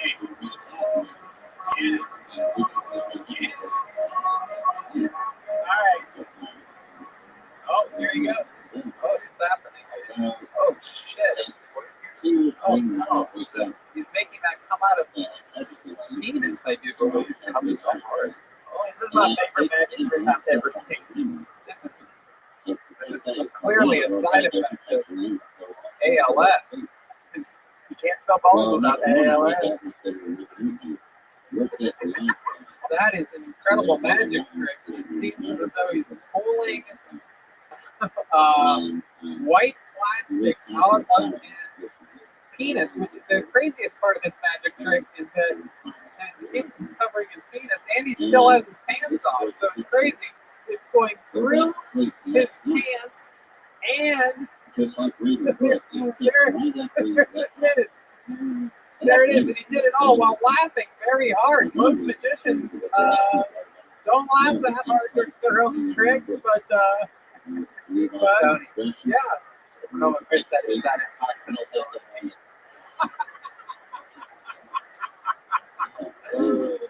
Oh my friend. He deserves this whole thing. Oh my god, that is so fucking funny. My god, you are a man of so many talents, Michael, there. It is absolutely incredible. Now you can add comedy, improv, magic. Yeah. And you're doing something with film as well, right? Yeah, I'm doing a film comedy that's not tomorrow, and they give you nothing like Top Chef, you know, like you have a boomerang in a novel. What did they suggest to you, Jewish deli? Yeah, you know, at least one person in your town has to be Disabled. Yeah. Oh, okay. No, I'm gonna do a monologue, but I'm gonna trust these fucking disabled film. Yeah, what do you have an idea what you're No, he's suggesting them all. Talk about wheelhouse. Yeah, no, definitely. That's all you. So you're going to do a monologue tomorrow? No, I get the suggestion of what to make the film about tomorrow, and then I'll have like 4 days to make the film, and it's for Easter season, and then there'll be industry panel, and when I win, I'll tell them all to go fuck themselves. Yeah. What is the price? You get like a shirt or something? Yeah, you get a new That's for Easter seals? Easter seals? Tony. Hold on. Okay. Wow, somebody's really on their game. Let's talk about that set a little bit. Were you talking about? I lost the part of the set. You were talking about Angelina Jolie. No. Oh, okay. Yeah, I missed that part. I caught back up the Gold Bond powder. Oh. You know, I was using Gold Bond recently, and I guess my balls got so sweaty that it like a jello. Oh wow, that's completely fucking. Our facts and receipts. This episode is sponsored by Vito's Pizza. Vito's Pizza and Fresh Heaven. Oh my god. Do you put the Gold Bond on yourself or you have someone do that for you? No. You put that on yourself. I picture your balls just look like the table from Scarface, just a big white pile of powder. It's fucking nice. I look like $1,000 Gold Bond. You have $1,000 monthly robot butt? Gold Bond. Oh, Gold Bond. Gold bond budget. I thought you said a robot budget. Hey, maybe I should sit up and sleep. Yeah, no, you're doing good. This is great. All right. I love the look. I love everything that's going on here. So now that I know it was Halle Berry, Yes. what did you say? I said, Halle Berry is turned down a role to play a transgender person. And I hope instead she plays the waitress again. Used to dog from the Bob Thorne, because it was hot as fuck, and she won an Oscar. And then when you say this generation eating ass Yeah. better than our generation, Yeah. so like you're talking about the people that are kids now. Yeah. I don't know. I really don't see. It'll be interesting to see what happens there. Well, I mean, it just. They're already Are you? already ass. I feel like I don't know, I feel like this future generation, they're being raised with iPads and things like that. Yeah. With a bunch of ass and you're not doing fine. I don't know what the kids do. They're eating guys. How do you know this? Because I used to date younger people. Wow, look at this. Got a little bit of that Camille, right? I think it's funny because if you're watching all the craziest porn, then the kids aren't looking at You know what? You're absolutely right. That's a really good point. Ass eating's like just fucking. That's first base for me. Yeah, ass eating is a missionary. Yeah, man. Yeah. I wonder what's next. I wonder what where do we go from here? If you're desensitized to that level. How's it going out in the parking lot, Mike? Everything's good? 2 thumbs up. Shout out to the audience that's live in the parking lot right now joining us. It is wild times here at the Comedy Store during this new normal, they're calling it. The people are calling it. So, yeah. Michael, you eat ass and you bet your ass eaten, is that correct? Yeah. Which one do you prefer the most? Eating ass or having your ass eaten?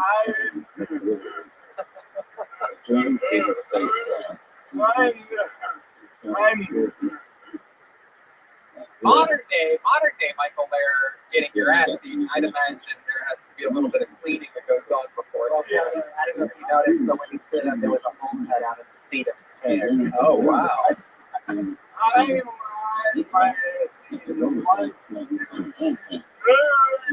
Why? Why never again? You didn't like it? No, What did it do for you? nothing. If it did something, why didn't it before? I just noticed something Michael does. I've never noticed before. A lot of times he has his hand out, just like Yoda from Millennium. Yeah, he's got the force. Yeah, little baby Yoda with his hand out. Wow, I actually felt something when you did that. I felt a little tinkle. Oh my God. Whoa! I'm your leader. God, that is incredible. Do it one more time. Hold on 1 second. Okay, do it one more time. I'm your Whoa!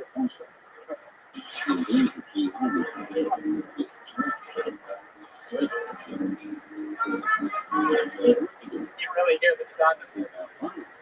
Oh, okay. He's not doing it. None of this is working. Stop.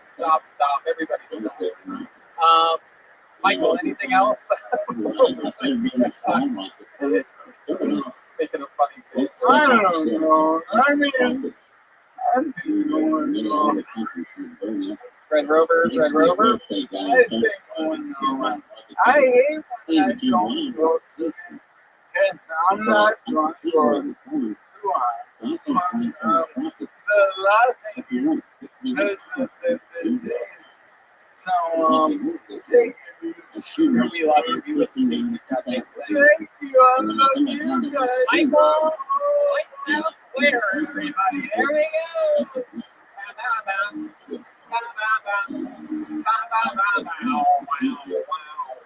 That's a way to get the party started here tonight with the beautiful, great comedy stylings of Michael upset. We'll switch the batting order for you tonight.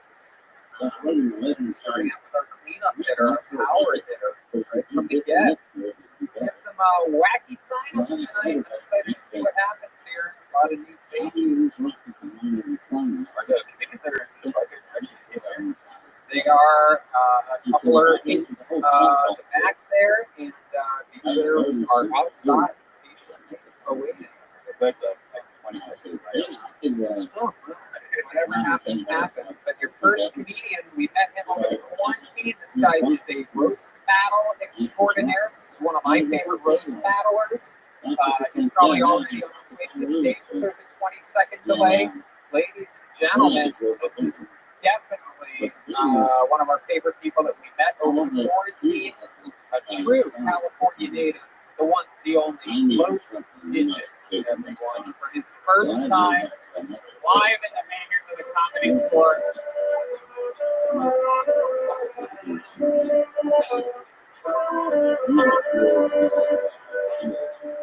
I'll be back again, baby, on a jet plane. Yeah.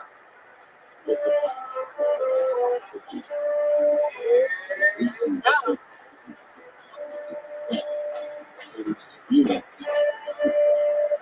Los Digits, everybody. Here he is. Right there, right there, right there. What's up? Here he is. One more time for Los Digits. So, I start my meeting now. You can tell I'm Mexican. What? Yeah. Let's Mexicans don't really keep jobs, man. We got a lot of fucking jobs, but we don't really see the open. See, I've been fucking working at a taco truck out here in LA. It's hard out here in LA to get a fucking job, man. In LA, man, you gotta be skilled on some weird ass shit, man. I got fired for not flipping tortillas right. And that's kind of like a fucking disrespect to my own fucking family, man. Cause I was raised on a tortilla thing, you know? I was fucking a tortilla for ages, man. When this bitch told me not to flip a tortilla, she said to go home. I said, what the fuck, bitch? How do you not know how to flip a tortilla? See, I don't know if there's a tortilla college out there that's teaching this kind of shit, man, but I want to be informed because when I flip tortillas, man, it's a long bit about tortillas because, see, I got my heart filled on tortillas. A lot of shit, you know, a lot of compassion for tortillas, man. And I hate that. There you go, Los Digits with 60 seconds and a little bit of change. Stay right there, Digits. We're going to interview you now. That set was incredibly Mexican. That was so Mexican. That made Joel Jimenez look like a blonde flight attendant named Daryl. That's how Mexican that looks. A lot of tortillas in that set. Yeah, man, I fucked it up. I was going to do some other shit, but I was going to. I like it. Is that a true story? Yeah, it's a true story, man. What did flip the tortilla? Because I didn't know how to flip a tortilla right. How were you doing it? You're there, man. I was doing it the right way, man. I was working at a taco truck in downtown LA, man. And what did they tell you that you were supposed to use something? Now that I was slow, man. I was doing what's the science behind LA, no science, man. I was like, bad as fuck. Is that what you? I feel like you wore that inside the taco truck. Sunglasses, ball cap. Yeah, well, that's pretty much what you do. Fuck yeah. What's up, Tony? Everything's good, dude. Excited to have you on the show. I actually wrote, man, but I wasn't doing it. So I was like, you know what? It's good. Sometimes you gotta call audibles and whatnot. What are you sipping on there? You got a little bit of mental by low. Wow, what are they selling for $5?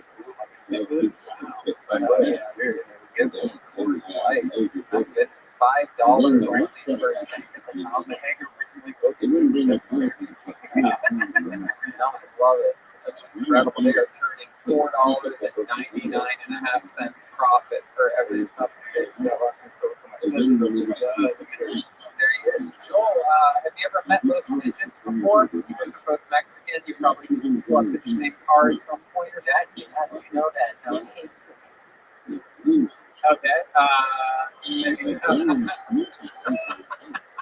Sorry, I farted. Digits, what's your living situation during this quarantine? Live there. Yeah? You yourself? Yeah, well, right now I'm in downtown LA, but I'm flying like back and forth there. I'm like just working out there in the valley, in the valley. I'm staying out there with my brother and going back to downtown. That's cool. But I'm here for a couple of days. What's your brother do? My brother is fucking 19 years old. So he has a pretty good pad. Oh, okay.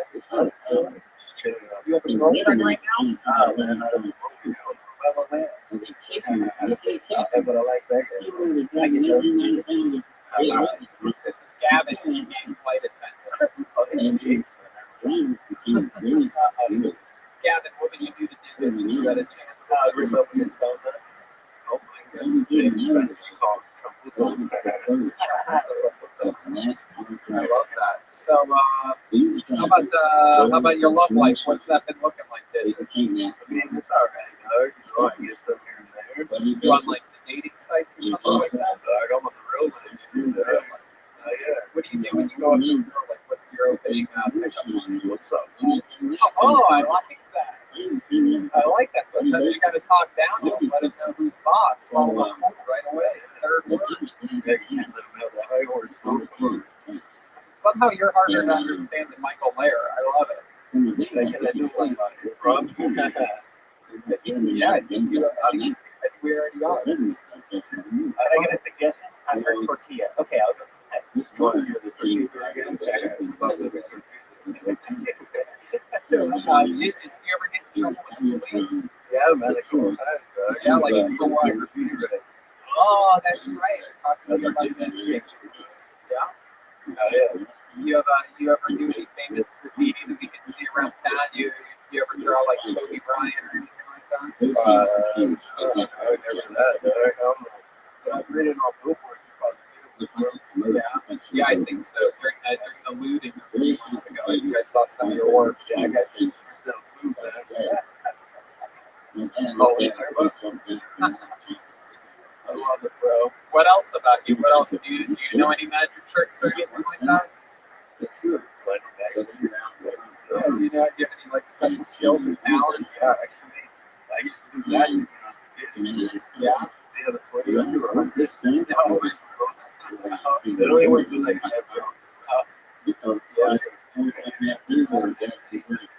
That's fun, dude. That's exciting. What kind of car do you have? Camry, dog. 2000 something. 2000 and I'm not a mechanic. Why does it look like one? You don't know how to fix cars, and if something happened to it, what would you do? Fucking clutch it later. I would not expect people to do it the way you look. Oh, I mean, yeah. Hell yeah. Absolutely. You call AAA a lot? Nah, hell no, dog. My car's good. I just have really bad car. Yeah, absolutely. Have you modded out your car at all? I had it to drop over. Oh, okay. You got like neons inside your interior? Nah, man. I'm not a reader. Not a Raider? Oh, what? A Raider? You're a fan of the Raiders, right? The Raiders? Yeah, I love the Raiders. And the Dodgers? The Dodgers too. Not the Dodgers, The Raiders. You like the Diaz brothers? Those are your favorite fighters? Oh, yeah. Name another sport. This is my talent. You can name a sport. I can tell you Bridget's favorite athlete. All right, Soccer. Soccer. I'm going to go with Mexico. Yeah. This is my very special skills and talents. If I was a guy,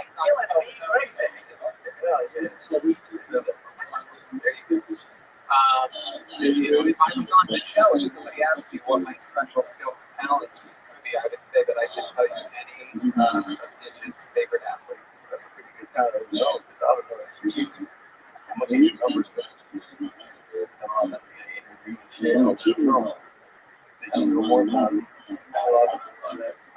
you sleep with something like a teddy bear or a special Really? Yeah. Fucking knew something. My gut made me ask this question. You are like you are a caricature of the wild Los Angeles Mexican. You sleep with a pit bull. What's the pit bull's name? It's actually Blood. See, I named him Blood, and now he became Bloody. He sleeps with the rapper.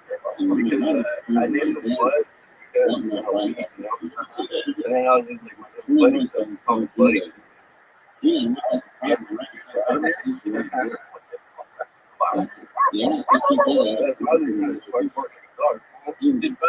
Is Buddy good with other dogs? You ever take him to the dog park?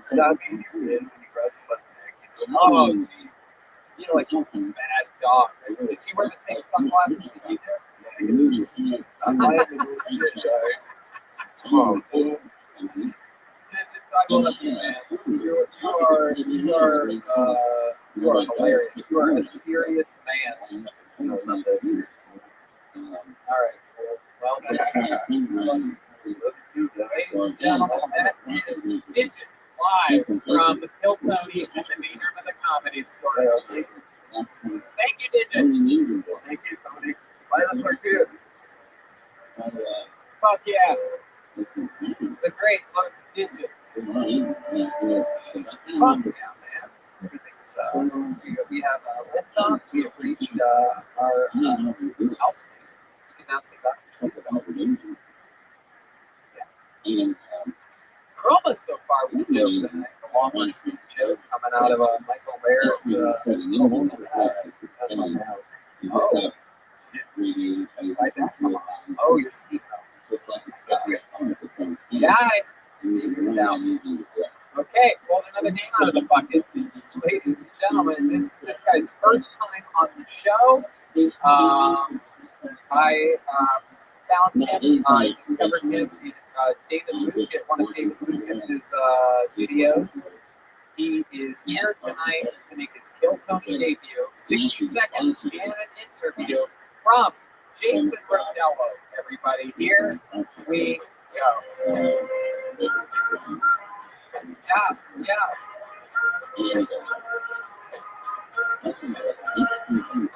I just want to fly so high, fly, way up in the sky. Yeah. Oh boy. Baby, put your arms around me, baby.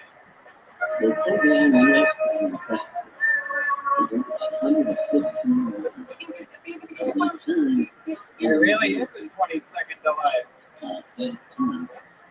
Here he is, ladies and gentlemen, the Kill Tony debut of Jason Rodello.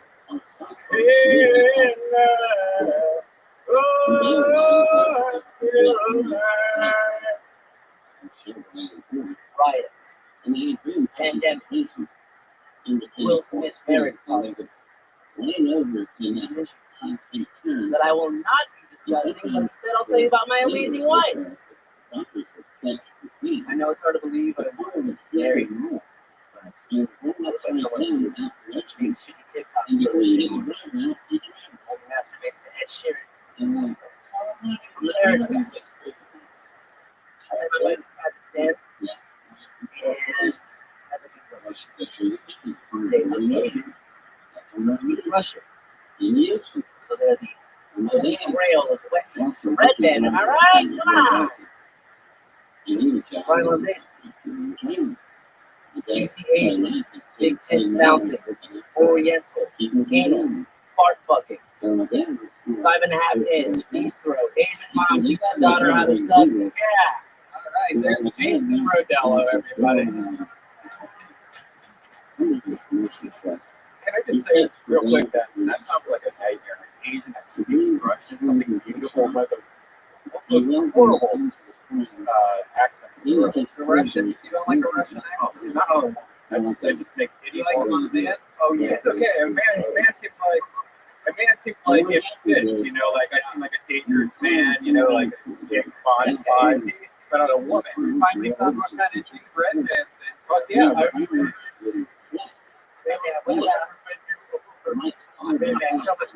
about a Russian with an Asian accent? Now that I can get it. I love it. So Jason Rodello, first time on the show. You are the first person in the history of the show that was born without a forehead. Not a lot of people know that. Oh, there it is. Okay, there it is. It's one back there. I like your style, dude. I give you that note. For a second, I thought you had a bicycle helmet on, but now you moved it back. There's a little something there. I like his hair. It looks just like mine. Appreciate it. Is that it? You listen. It's more for the visual walk up than the listener. Yeah, I had no idea. I literally turned around and what the fuck did I saw? Jason, fuck yeah, how old are you? 25. Heck yeah, so this is the future. So let's go back. Let's ask a question from earlier. Michael Lair brought up this generation. Are they eating ass? Are you eating ass, and have you had your ass eaten? Absolutely. But the ass eating part, I ask people. Right, it's covered in hair. I'm sure it's covered in hair. I see what your forehead looks like. I can't imagine what your little butt head. There you go. You know what that sound means. It's covered in hair. But you eat ass, huh? Occasionally, yeah. When I'm in the mood. It's be a spicy night. What do you mean by spicy night? You know, honestly, I would consider it not a spicy night. With the stove. Yeah, exactly. Special occasion, you know. Like in our days, eating ass was never even on the table. Like we didn't even know that. Not on the table. It wasn't even an option. Yeah. That was considered a bad decision. Nowadays, it's like the most exciting thing you can do. It's like proposing to the girl, basically. It's like, I will take your ass. When they clench up on your tongue. Oh, God. Red Band doesn't it? I'll say makes me want to I'm gonna need that workshop. I love it. Can you show us what it looks like, what your face looks like when you're eating ass?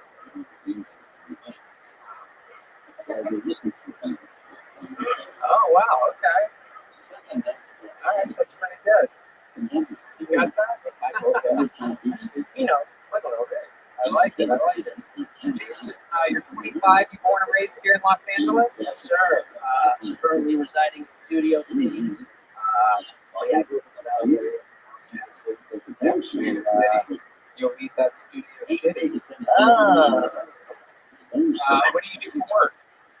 For work, I'm a professional dancer / choreographer. Get the fuck out of here. I sort of down. Are you serious? Can we get a little sample? Wow. Wow. Oh, wow. God damn, that is incredible. How long have you been doing that for? Since the age of 13. Wow. Yeah, me too. Yeah, can we see some of your dance moves? I mean, Jeremiah, we can do this. So,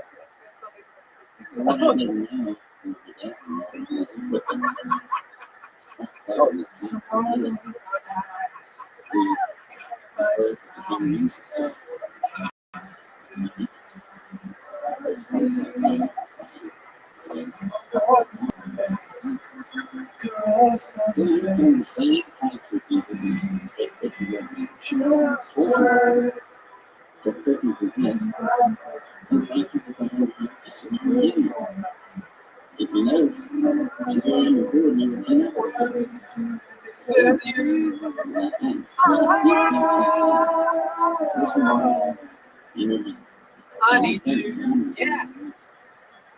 And sing that too. Yeah,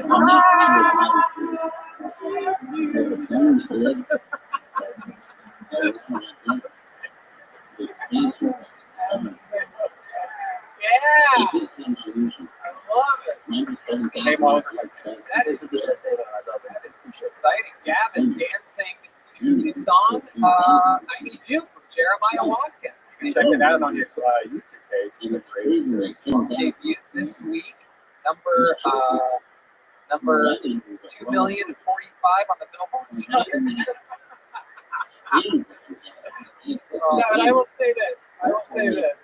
Is that song might be one of the catchiest goddamn songs. I can't stop singing in my head. And I always have to make the face that you make when you say the I word. There's this face that you make when you go,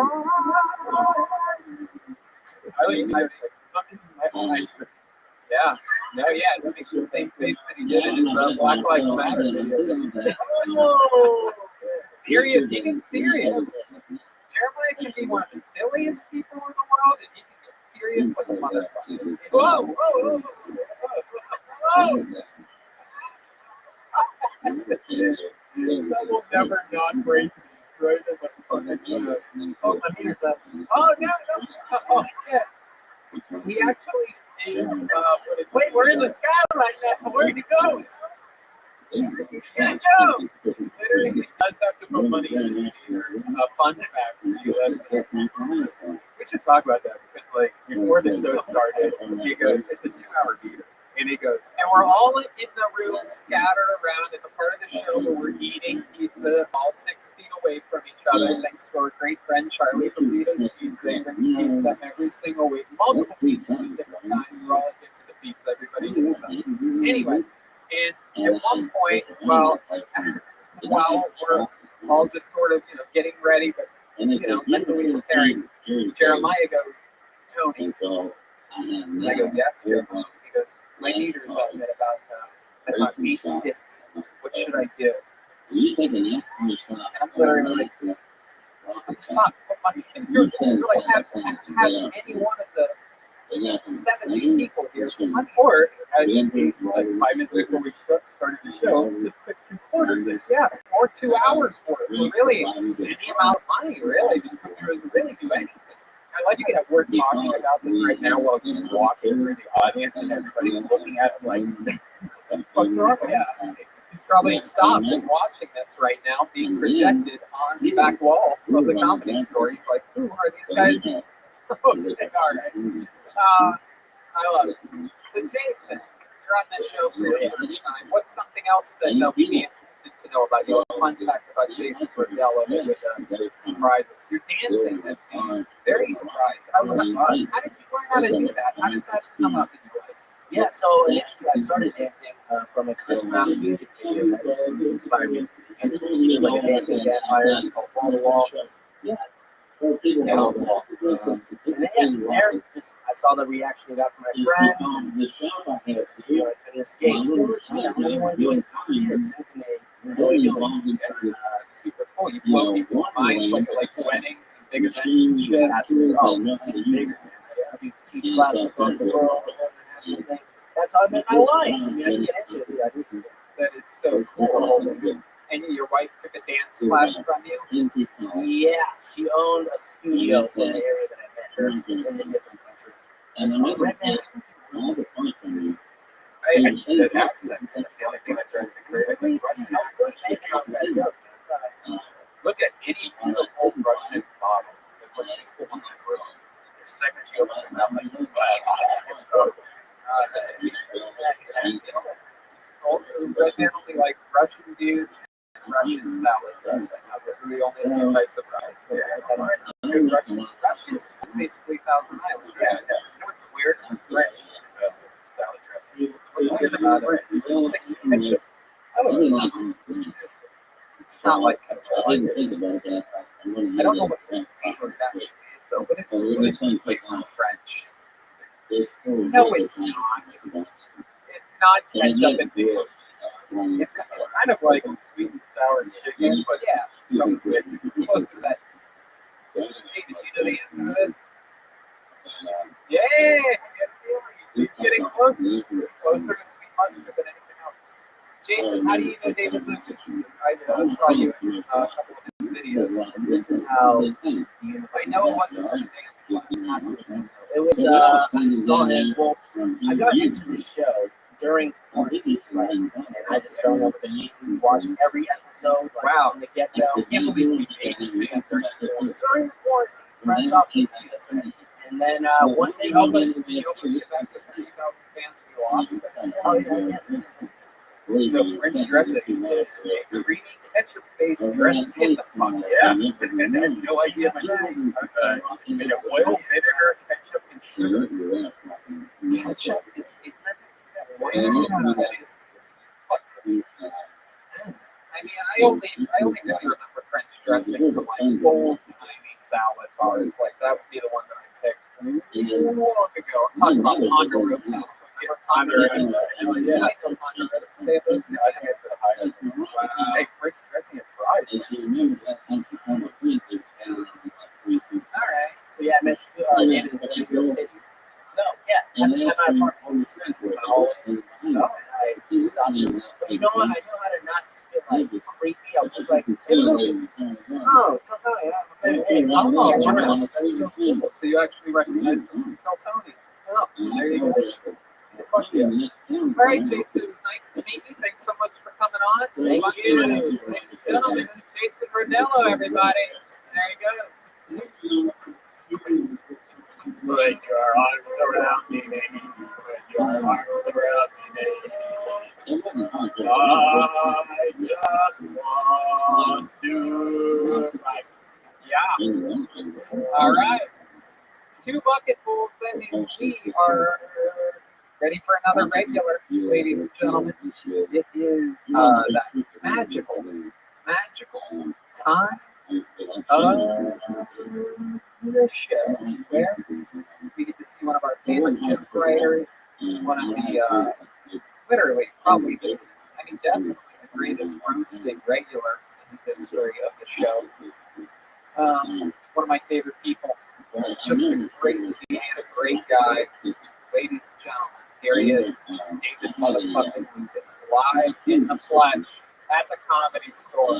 Here he is. The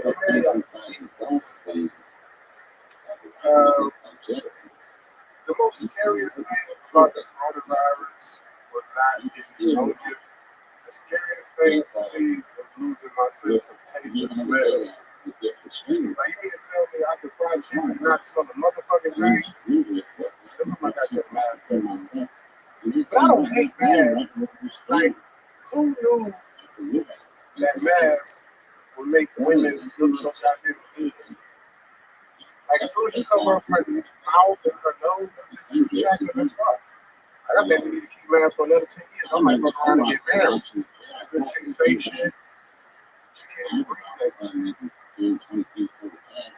Coronavirus is scary as fuck. I ain't really scared. I want to get coronavirus just to lose weight. You know what I'm saying? But I heard my brother lose like 20, 30 pounds. Like, maybe I need to get coronavirus for like 6 weeks. That's what the diet is. Shit.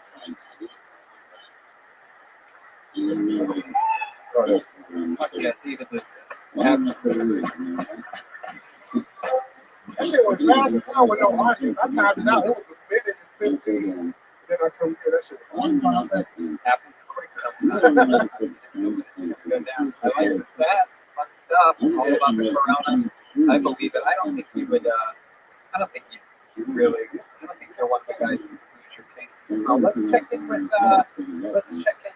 Sandra here, because Sandy is fresh off of actually having the coronavirus.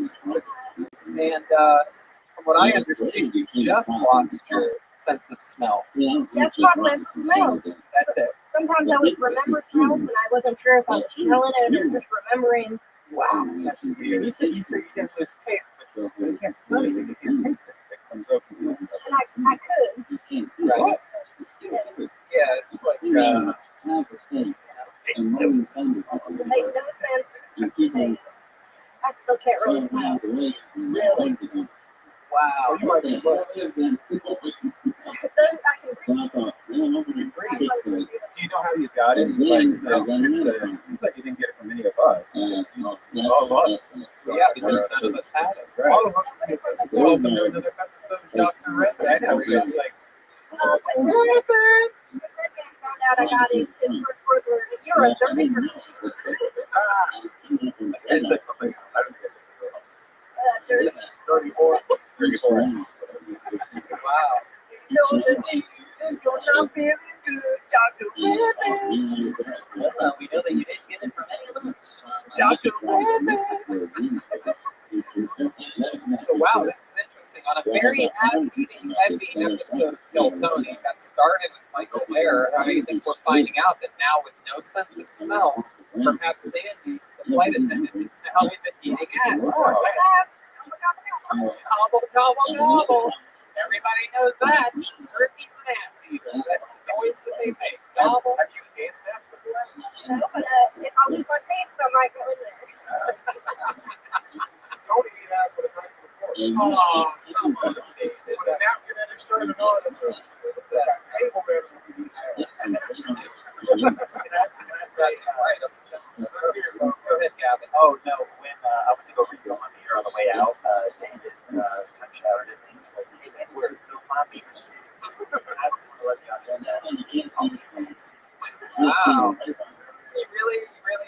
had to put money in your Yeah, because we don't even park at the same time. So I'm like, hey, bro, you take your ass like that. I'm about to go today. I'm about to go today. Yeah. What do you remember any of the chocolate coins that you keep on you at all times in the meter? Get your ass up out of here, bro. I know. They melt. You gotta pay a deal to get it. That shit turn on, man. Dildo meter? I mean, that's a real reach. You gotta put a cord in your bed. All right, I'll ask you. But yeah, that's actually I love how Tony got to be trained up to go to.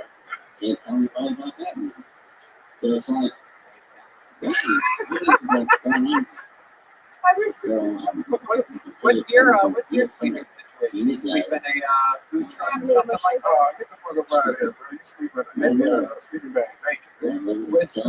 Sounds good. Yeah, I mean that's actually really good. Tony sleep next to a bone in straight.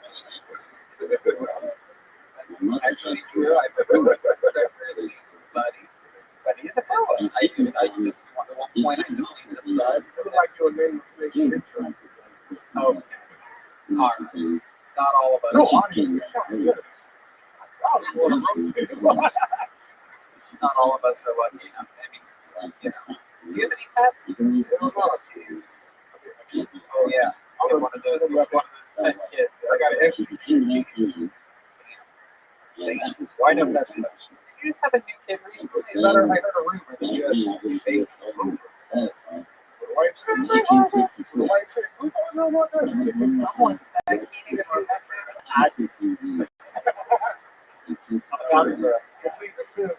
Oh. You said why no pets? They got time to take care of shit. Another mountain. Right, especially with your mouth to feed, that's a lot.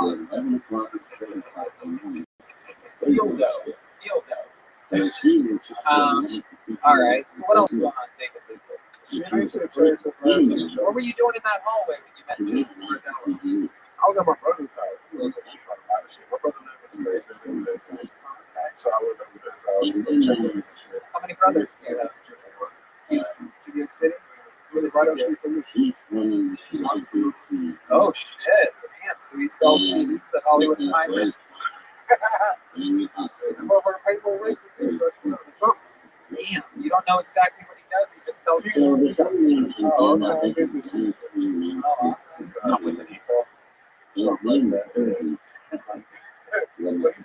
Oh, so what he really does, like he goes to, like we got hella places in LA that sell like secondhand clothes. So he'll go get them, like take them to the dry cleaners, sell them for Damn. Yeah, buy them for like $20. Damn. Everybody doesn't have access to that across the United States, but in LA, you got a whole bunch of shit go out of style. They can turn it right in and you can sell them online. That's a problem. Your brother's flipping clothes like digits and flips tortillas. And what's that? What do you wear? What is that tie-dye? This is for real. Okay, how much does something like that run? Like Even for your size? It's not more? No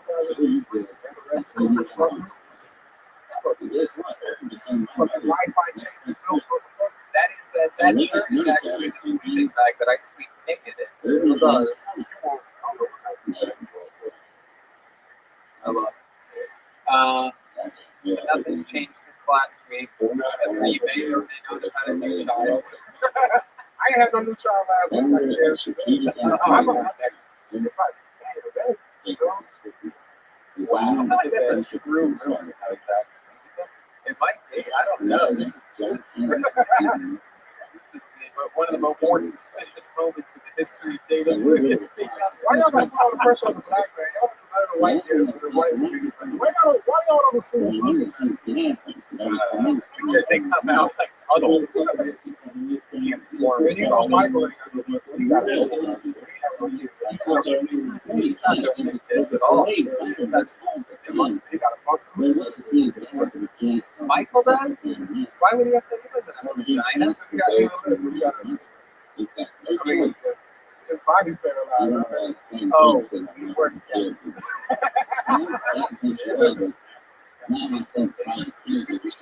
Board the flight first off.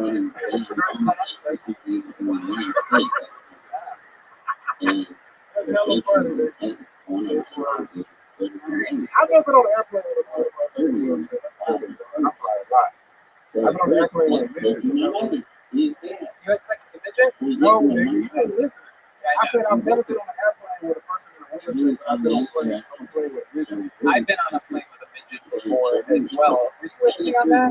Was that one? I know I must have told you about it, but You tell me anecdotes. I just listen to them. anyway, there is a comedian who is a midget, and one time we were on the same flight, and he was actually one row ahead of me, which, you know, street cred is you always want to be in front of people.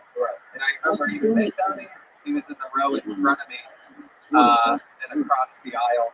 And I remember being like, can't believe he has better seat than me, right? And then right as I was really like a minute after I was jealous of his better seat, he stood up on the chair and adjusted the air vent like he was changing a light bulb. And I'm like, you know what? I'm not jealous anymore. No, bro. This is actually good. I will never forget that moment. That you have not held in a laugh in your life until you see a midget turning off the air vent, standing up on a chair. They would put me on the plane out of that. So, I almost said to grow up in one of those carb bags. It's incredible. you ever notice that midget women always have fat asses? Dude, they are natural pods. What you do? I mean, it's the best collection like that. If I was like in the desert, like by myself, if I was in a desert by myself, like 3 hours in mushroom trip, like a hot midget appeared out of nowhere, I don't know, I might do something. You don't think that would be hard? Just like, what would you do? What would you do? Red man would feed that bitch first. I thought about it. I just heard like that. Wait, what? Again, I wake up in the morning. Midgets are like kids? Well, I mean, that's what I was thinking. Like, I was imagining they were like right, and it'd be like, oh, like a little kid. I don't know. Oh, God. Disgusting. I think I have that. As much as it's hot, it's hot, man. All right. Somehow Red Band made having sex with a midget even more gross than it already was. Red man would use that big microphone to that truck. Oh, come on. I think purple microphone. Some official place that shit, but I got a shirt on it. But you got two awesome dogs kissing on it. Yeah. Yeah, you see the weirdest hat. Somebody needs the comedy sense. Okay. What? I love when Tony's like, okay. Absolutely. You are turning more and more into a big bundle of cotton candy every step that you stand there. Getting stronger too, Chris. Oh, that you've been working out? Yep. What have you been doing? You been taking food up to your mouth? All right, David. So much fun. Good to have you. Everybody. On to the next one we go.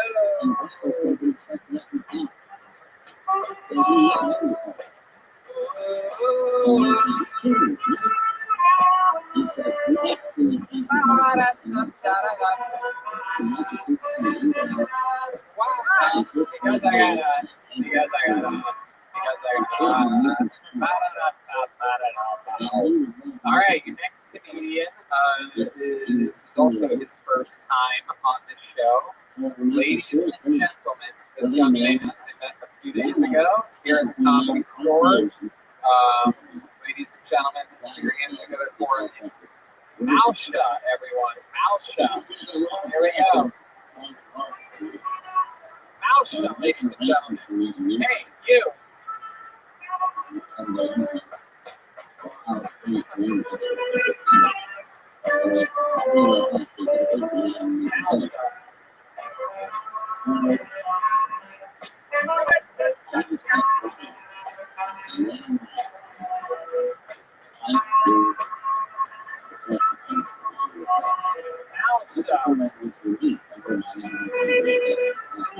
Step back from that ledge, my friend.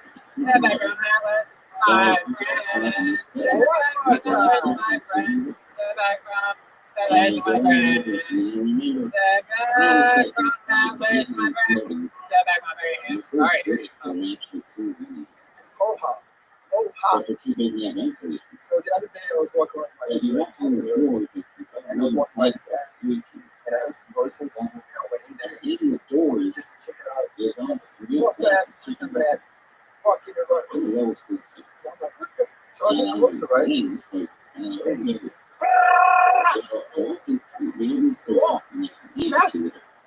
I get closer, and I noticed who's dead. He's fucking dead right there. So I get closer, I get a seat right next to it. Still get too close. This rabbit just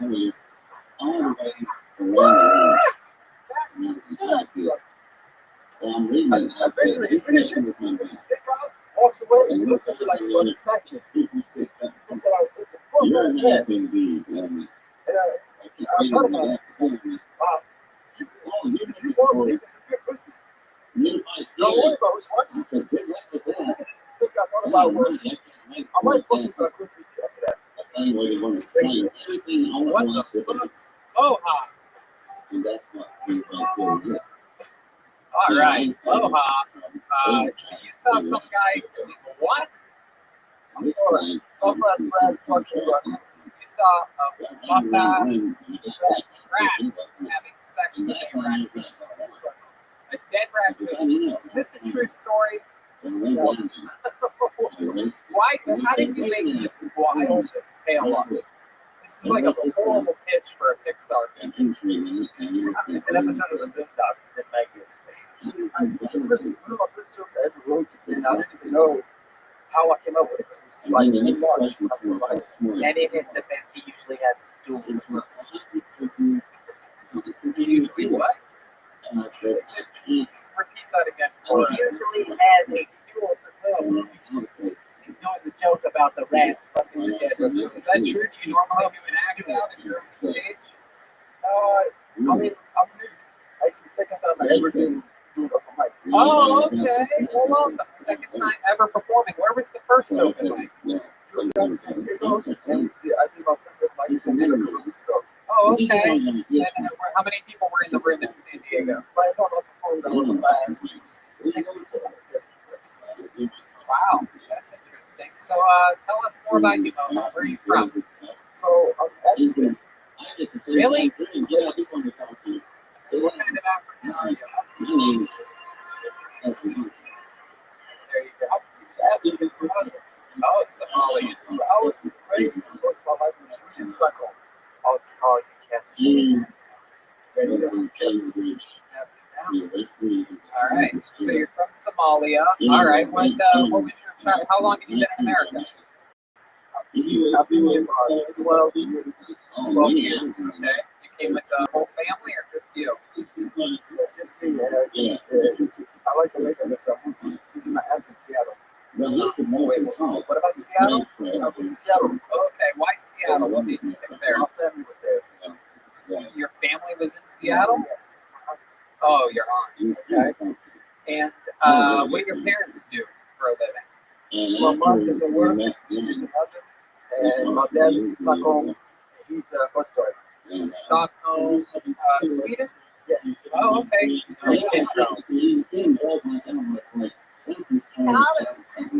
That's not a place. Stockholm Syndrome is not a place. It's a thing, bro. Yeah, what he said. Now from the stool. Are you a flight attendant or a flight attendant? What you doing? No, they're all stopped. Okay. So, why did your mom live in London and your dad lives in Stockholm? Separated. She got a husband. Oh, wow. So, how did they end up separating? Did they separate and then she had a husband, or did she cheat on your bus driving father? No, they separated first. Okay. How old were you? How old were you when that happened? I was 10. Maybe 10 years old. And, okay. How did that make you feel when your parents said they were separating? It didn't feel so weird. Okay. That's fun. So you lived with your aunts in Seattle. Your aunt Tifa and your aunt Eboni's. That's correct. The quarantine jokes. Wait a minute, you got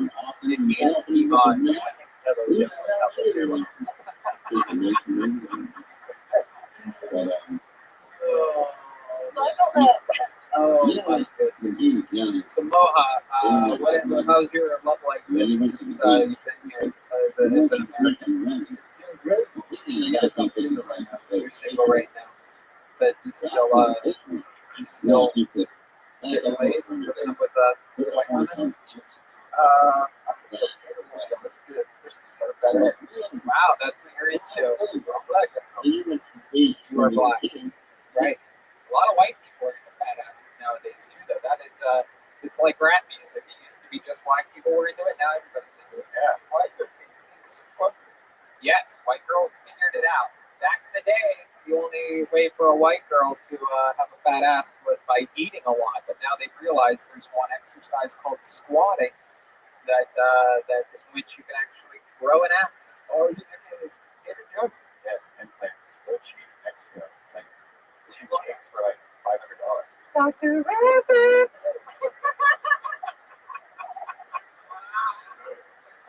It's like a $2 for $500. Wow, is that true, Red Band? Have you looked into? Did you get some? No, where you got this from? But I had this idea to make a pillow out of implants, like a food pillow, and I was going to buy the implants, and I found that you could buy them in Mexico pretty cheap. How many McDoubles is that? That is literally like fucking 1,000 McDoubles. Yeah, it's 1,000. My goodness. What do you like to, what's some of your favorite American cuisine? You're from Somalia. They are usually very hungry over there. So you must have, quite the appetite. What do you like here in America? What do you like to eat other than thick white girls' asses?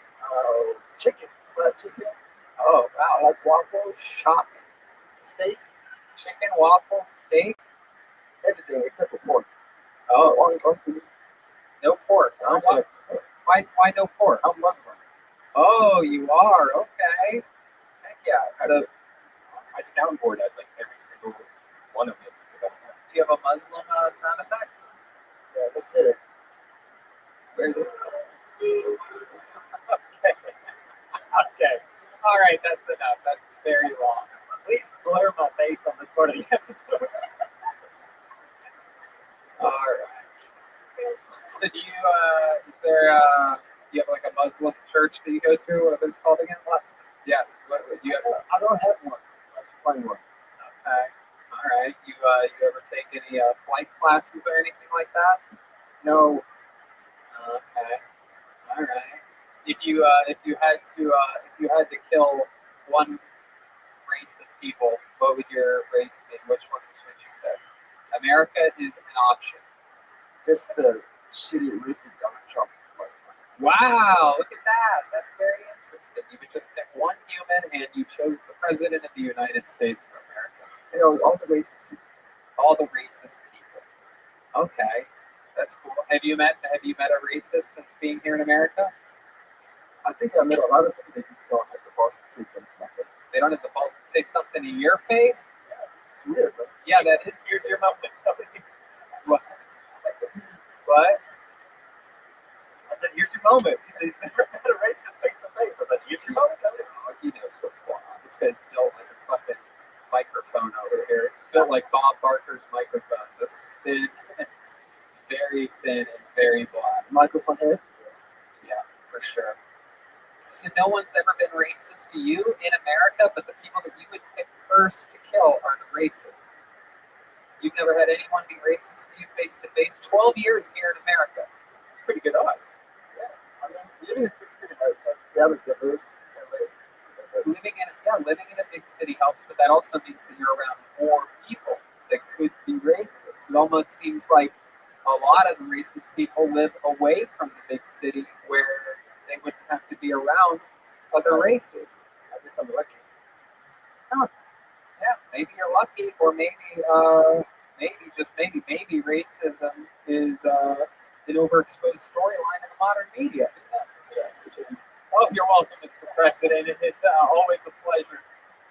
Anyway, Moshe, you have any special skills or talents? We had a guy earlier do a magic trick. We had a guy earlier do some dance moves. Is there anything any talents you have that would surprise us? I'm a basketball player. Can we get this guy a basketball? Does anybody have a basketball in their car? It's literally one of the top most dangerous sports right now. It's Mohawk. Mohawk. Okay. Mohawk. Okay. So basketball, what else? Anything else? What else can you do? You know any poetry? No. I was an athlete. I'm a big sports fan. Okay. One of my favorite movies. One of your favorite movies. Goodfellas. Oh, wow. Okay. I like Goodfellas. Yeah, I like Goodfellas. I like Badfellas. As long as they have a penis and a ball sack, I'm into it. Because I'm a gay man. I am a gay man. Oh, it's all right. I will run with this storyline forever. I am a gay dude, Goodfellas, and all types of fellas. Okay, what's your favorite scene from Goodfellas? Let's reenact it together, because I know every line of that movie, so we can do it. Am I funny to you? That's the scene, the worst fucking scene in the whole movie. All right. I like that scene. No one actually likes that scene. That's the scene that people that haven't actually seen the movie. My favorite scene when he's freaking out driving at the end of the helicopter. It's like looking up while he's driving. Okay. Moha, fun times. Nice to meet you. Thanks for coming on the show. Congratulations. The second time ever performing stand-up comedies here on Kill Tony. That's Moha.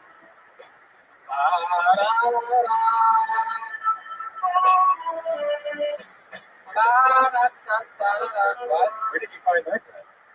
I met him here. Met him out back at Comedy Store. He said he wants to be able to do Kill Tony, and he can.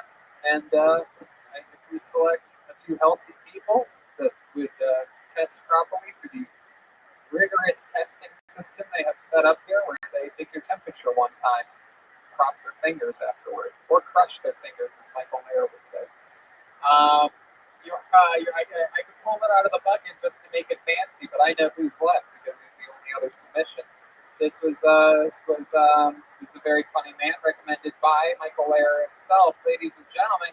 Elliot Mack, everybody, here we go.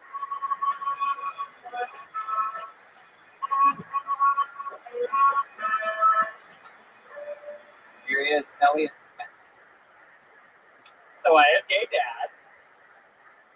Yeah, which you applaud in 2020, thank you.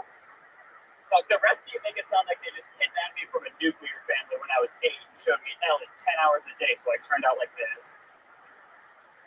Which is exactly what happened, but it doesn't mean I don't deserve applause for it. No, it was cool growing up with gay dads. Like every morning they just put me on the gay agenda. It was just brunch, mimosas, brunch again, tap dancing lessons, eat a salad, go to bed, listen to Wicked. That shit was bomb. The best part was definitely whenever it was family game night and I got to choose like the vote on what to do. And it was my 2 straight brothers, my 2 gay dads, and me.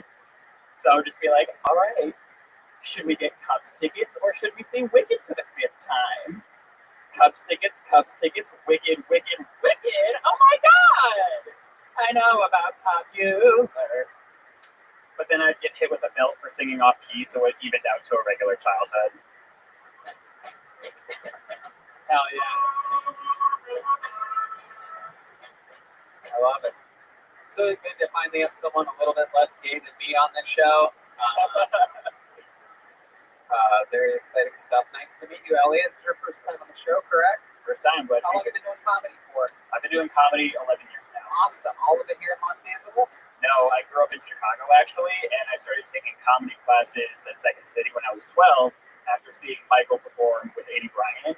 He did this one hilarious blackout. They were wearing sombreros. It was incredible, and I was like, that's what I want to do. Wow, that is so cool. So you actually saw Michael Mayer when you were 12 years old. How old are you now?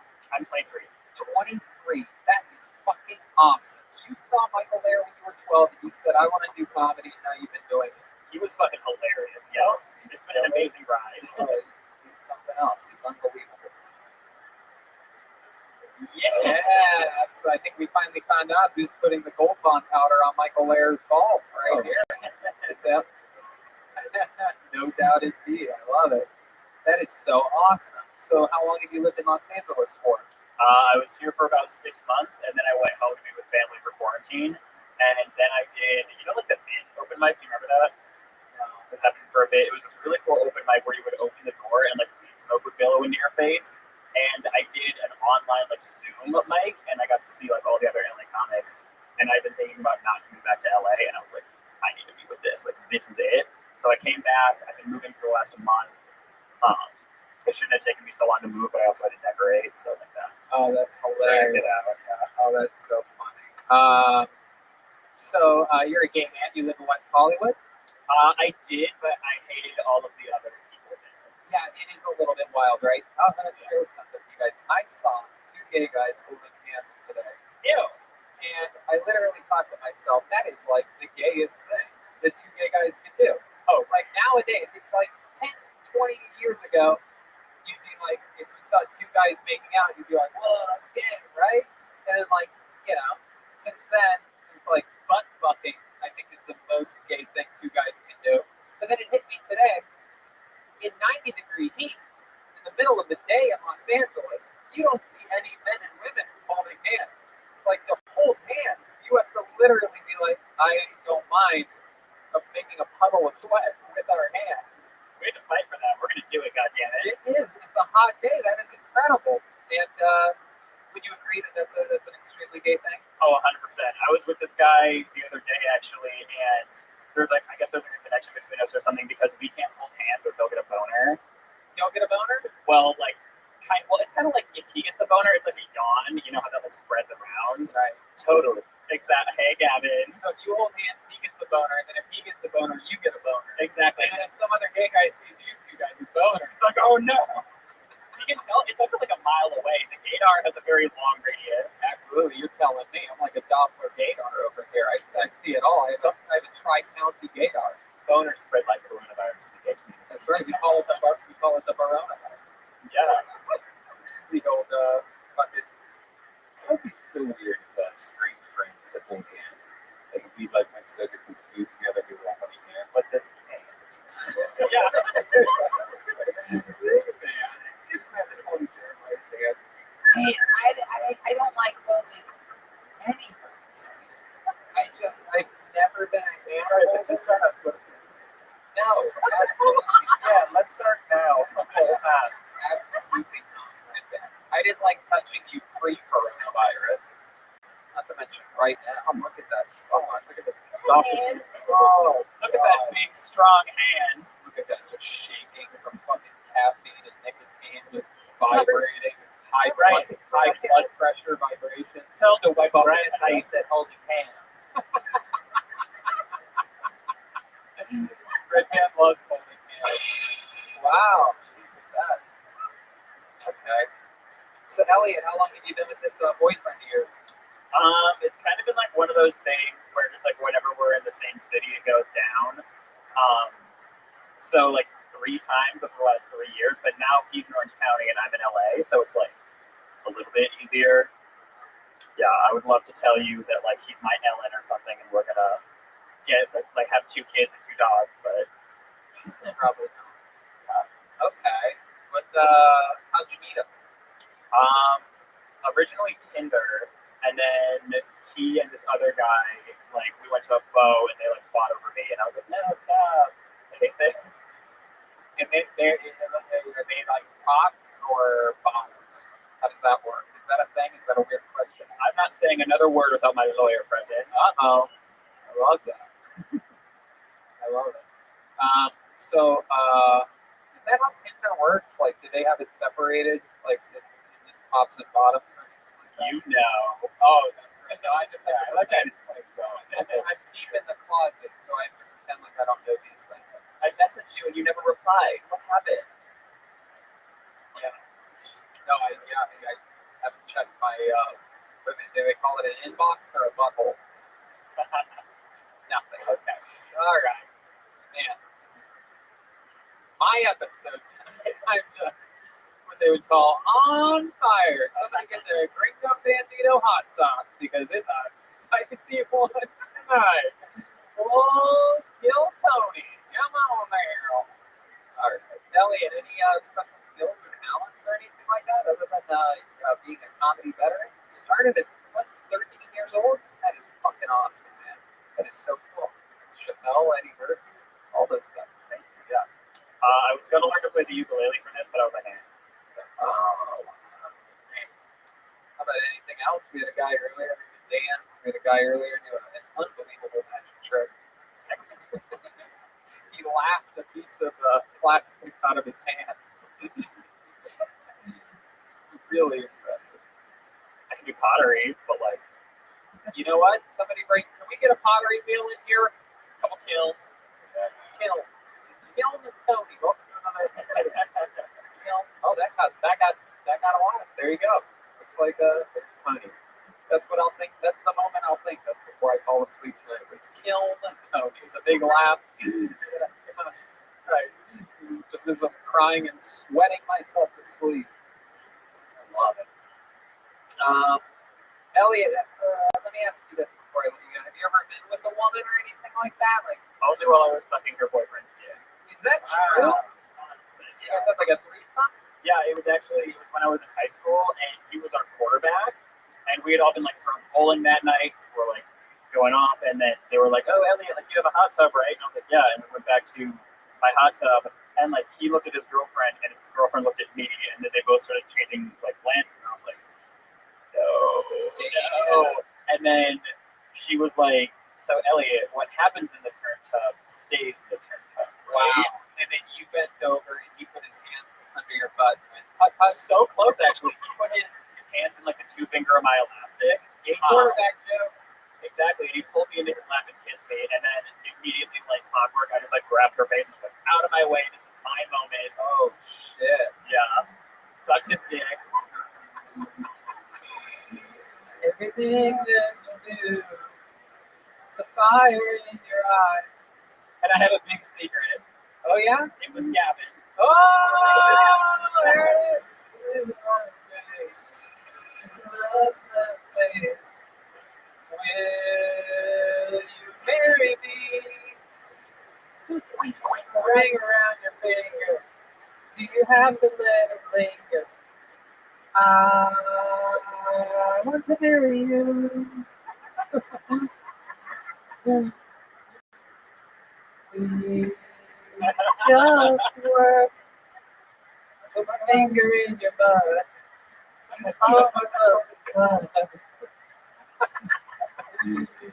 Elliot, well, awesome, man. I'm so glad that you came down.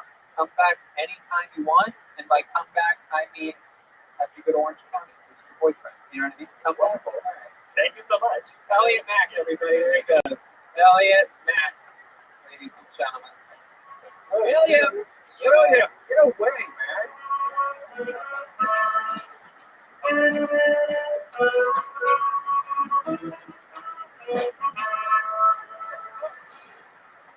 All right. There's only one person left to perform tonight. We're so excited about it. His stomp is crashing through the floor. I mean, this guy was once beloved on this show.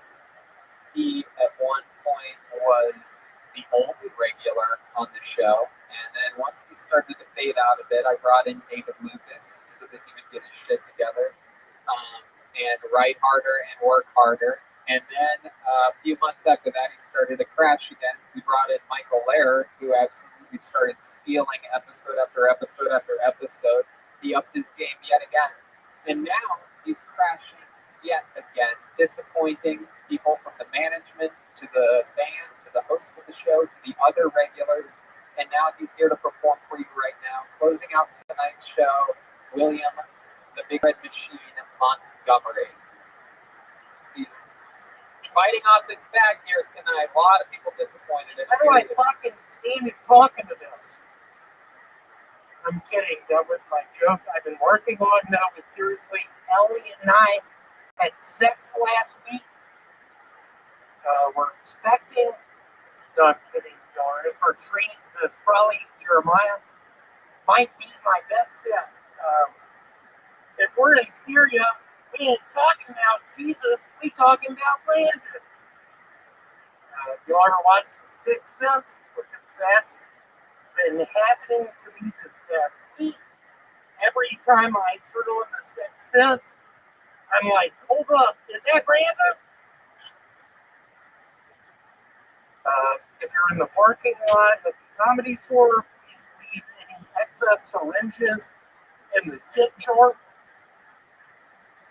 Darius Rucker from Cookie and the Blowfish is now single. That's way better news than if I told you Darius Rucker released a new single.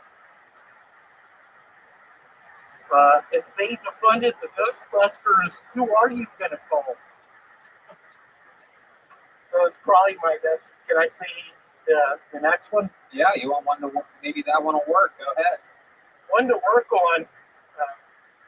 One of my favorite bands is Traffic. One of my least favorite bands is Child Traffic. Oh boy. All right, William Montgomery.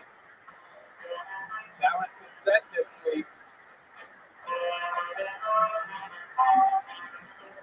He had a lot riding on this, people. A lot riding on You this. can say that, Tony. I have this mask on now because I got something called diabetes. Oh boy. Coming off a wild week this week. Coming off a $3,000 loss from one of those games you put the little marble on. Roulette. Lost $3,000 fucking dollars. Y'all get a good look at these eyes right now. I'm heading back to Memphis. Yep. I lost all my fucking money. I'm gone. And you're also in the process of losing your job. Is that correct? It is correct. I'm worried about this thing they call COVID. Hold on. What's that guy's name? Brandon? Jeremiah told me to say that joke. I don't think you should. There's something weird going on with your mask. It's very anteatery. There's a Anteatery. Yeah, it's anteatery. That's what I did in Vegas. Anteatery? Ate a bunch of Butterfingers. Yeah. In this fucking mask. Yeah. Around all these people. And Michael, I love you. I don't want to call you out, but I was eating Butterfingers around a bunch of crippled folks. William And lost. they gave the treats. William lost $30,000 at the buffet in Vegas. Can you say that a little bit slower, bitch? Wow. William, not very nice. Where'd you get that mask from? Did you get that in Las Vegas? From Ron John Surf Shop in Jacksonville, Florida. Oh, you went to Jacksonville this Ron John. I seriously thought you were saying Ron John Silver. Listen to all the laughs in the room that didn't happen during your set. Jeremiah, I swear to God, man, I listened to your new song. It made me cry to some extent. Now you're making fun of me saying Ron John Surf Shop. What am I going to do? I lost my job. I'm heading back to Memphis. Just work. That's one of my favorite lyrics. Can I read you on one of my favorite quotes? Okay, go ahead. Is this the comedy part? And they were telling me, now it doesn't matter now. It really doesn't matter what happens now. I left Atlanta this week. Okay, well. Let me start from the bottom. No, it's okay. So you went to Vegas. You lost a bunch of money. How's your girlfriend? She is not with us no more. She passed away. She is passed to the other side. That guy holding the fucking camera was there touching the testicles. It was so sweet of him. He saw what happened. Literally, I drowned her. You drowned your girlfriend? Literally, I drowned her. In the Bellagio fountain? In the Bellagio fountain. What? I killed her. She's 42. Because I'm 32. Yeah, showed her who's boss. Just kidding, I'm 33. She's 42. I killed her fucking ass. She had it coming to her. You at least rough her up a little bit, or just a straight? Did I at least eat a Butterfinger? God, dude. Wow. You ate a Butterfinger while doing it or beforehand? I ate a Butterfinger just pre-game. Eating a Butterfinger. Looking in her eyes. I have goggles on. She has goggles on. She's in the bathtub. She's drowning. I don't care no more. So you drowned her a little bit in the bathtub, and then you took her to the right thing, and that was perfect, you motherfucker. Also, that did two noise. you just say the word drowning? Did I say the word drowning? Good one. Did you? What's wrong with that? How do you say that? Drowning. Drowned. If Red Band's correcting your English grammar, you're in big trouble. Professor I'm in big shit. Professor what? Everyone in the railroad knows how to say drowning. Everyone in the railroad. I was in the motherfucking railroad 15 fucking years. I swear to God. I wore the mask before. Good one. Thank you, Red Band. I wore this shit before. I was a conductor. That's what you did on the railroad? I was putting pennies on the track, seeing what happened when the locomotive hit them. That's what I was doing. Jeremiah, get my back on that.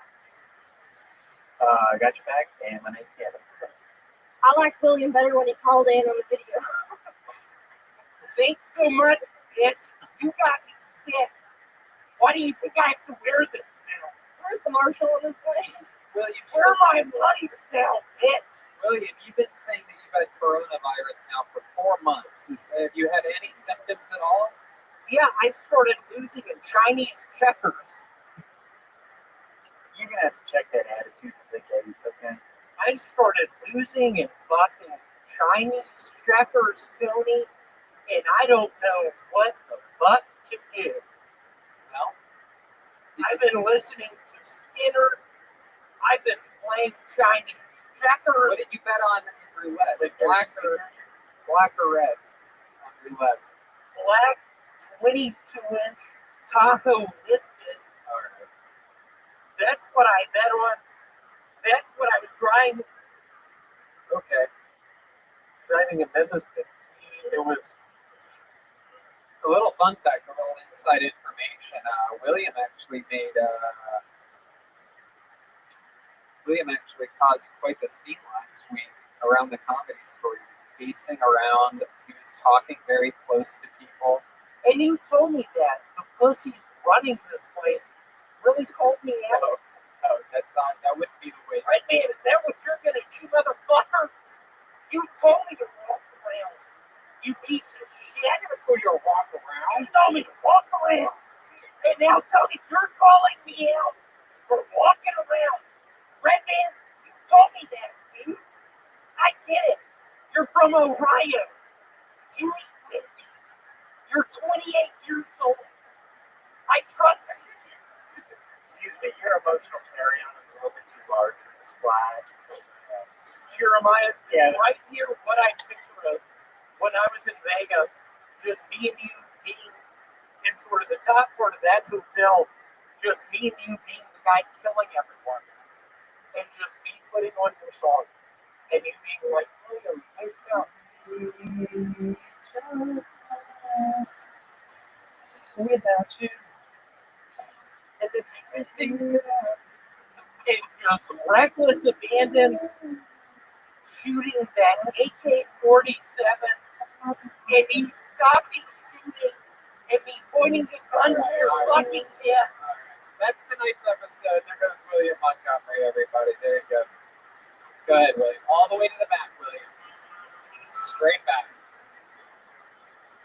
Straight back. Right. Let's check out the drawing from Ryan J. Ebelt.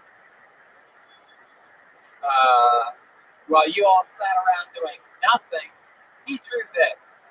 Look at that. You can get a little bit closer there. Yeah. Great. That's all of us on an airplane.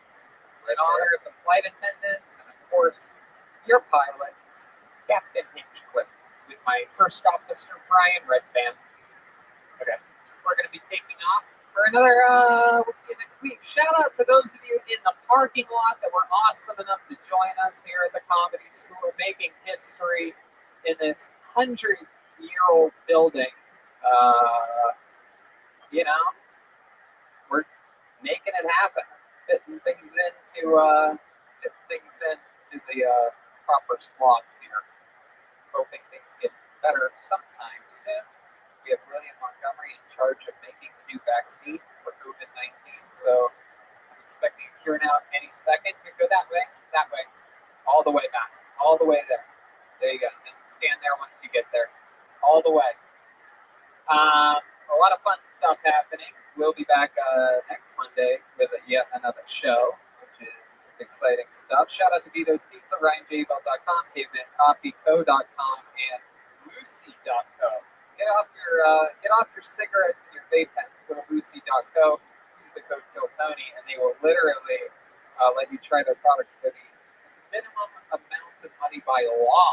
Yeah, if you've tried the nicotine stuff before, you know it's expensive usually. It's not that good. This tastes really good. Gum is $1. Lozenges at $2. Get your lungs stronger than ever during the coronavirus by not catching coronavirus and trying that out. Here's the part where we check in with Jeremiah Watkins, who has a new episode of Jeremiah Wonders out. With Dr. Phil and Shanks, actually. That's very exciting. Very exciting. Phil Tony fans are going to love that. Adam Ray plays Dr. Phil, and of course Jeremiah plays Shanks. He's got his Venmo piece of paper there. At Jeremiah-Watkins, cover all parking fees tonight. Those of you that... and then I'll be in Arizona at the end of the month. July 30th, 31st. Denver is canceled, but Arizona is still going strong. Wow. And Denver's a way better state than Arizona. So we have you want to do that, kid. And then I have a Luis J. Gomez shirt up on. Is that a real shirt? It's a real shirt. That's real? There you go. It's such a weird shirt. That's good, though. Jeremiah has been taking some creative chances lately. He's got new songs out. He's going to be dropping more of those. According to what I read in Billboard magazine, there's a whole bunch more coming. So we're excited to see some of those romantic songs. I wouldn't have a number one song something.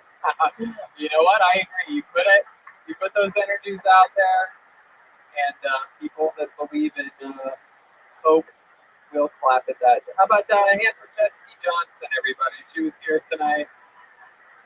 That was her. She's back from the coronavirus. She's Jetski Johnson. What else, Jetski? Everybody who messaged me when I was gone and checked in, everybody here and at home listening, thank you so much. That was so nice. And if you are alone, hang in there. It sucks, but yeah. She saw what you wrote her. She heard your thoughts. She did not smell a single thing. Smelling even. Chroma Chris was here tonight, everybody. Unbelievably funny. Incredibly great on the bass. So glad to have you back filling in the sounds of the band. You make it so much more powerful. What am I missing, Chroma? Thanks, Tony. You can just check out the Baby Boys on Spotify. Yeah, the new album's great. Reagan and the Baby Boys. Is that right? Yes, we're actually just the Baby Boys. Not Reagan, isn't it? It's me, Pat, and it's the Baby Boys for those yes, people. The Baby Boys on Spotify. There you go. And last but not least, the backbone of the band, Joel Jimenez, everyone. He is mostly sorry on social media. His new podcast, Mostly Sorry, is out. What else, Joel?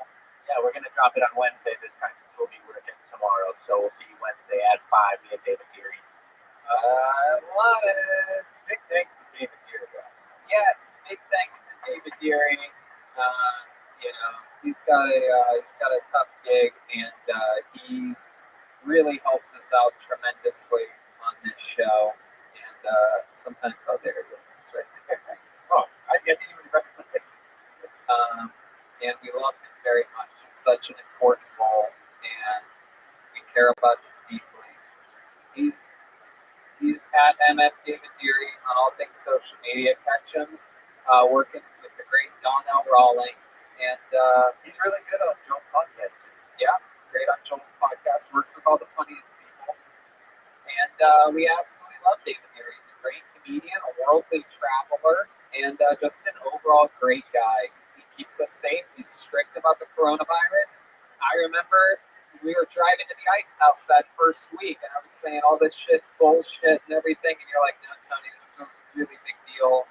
People are getting really sick. I have friends in Italy, and I'm like, this fucking nerd is scared of this disease, and it turns out you are completely correct. And I was an asshole.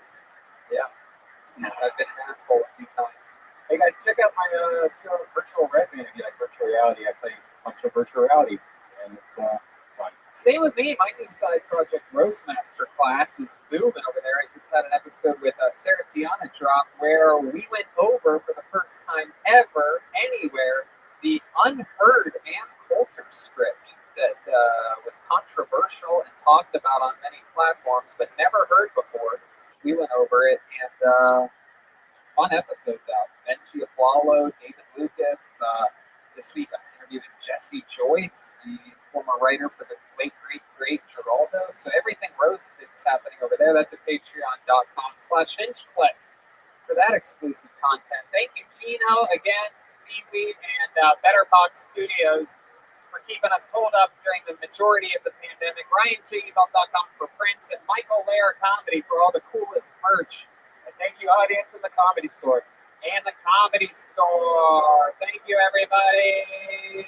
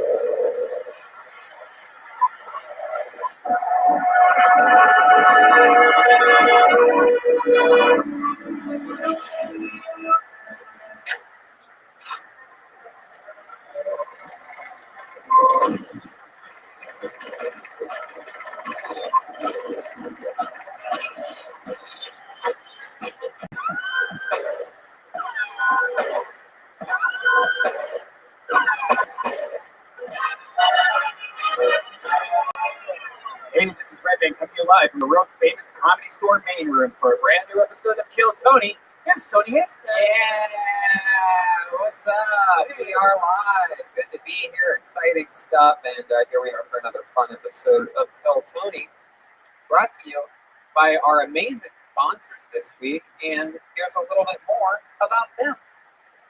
Hey, we're all into creepy stuff. Maybe it's a type of porn. Maybe it's a type of video on the internet. And when you're on one of your devices searching for weird stuff, you don't want other people to know about it.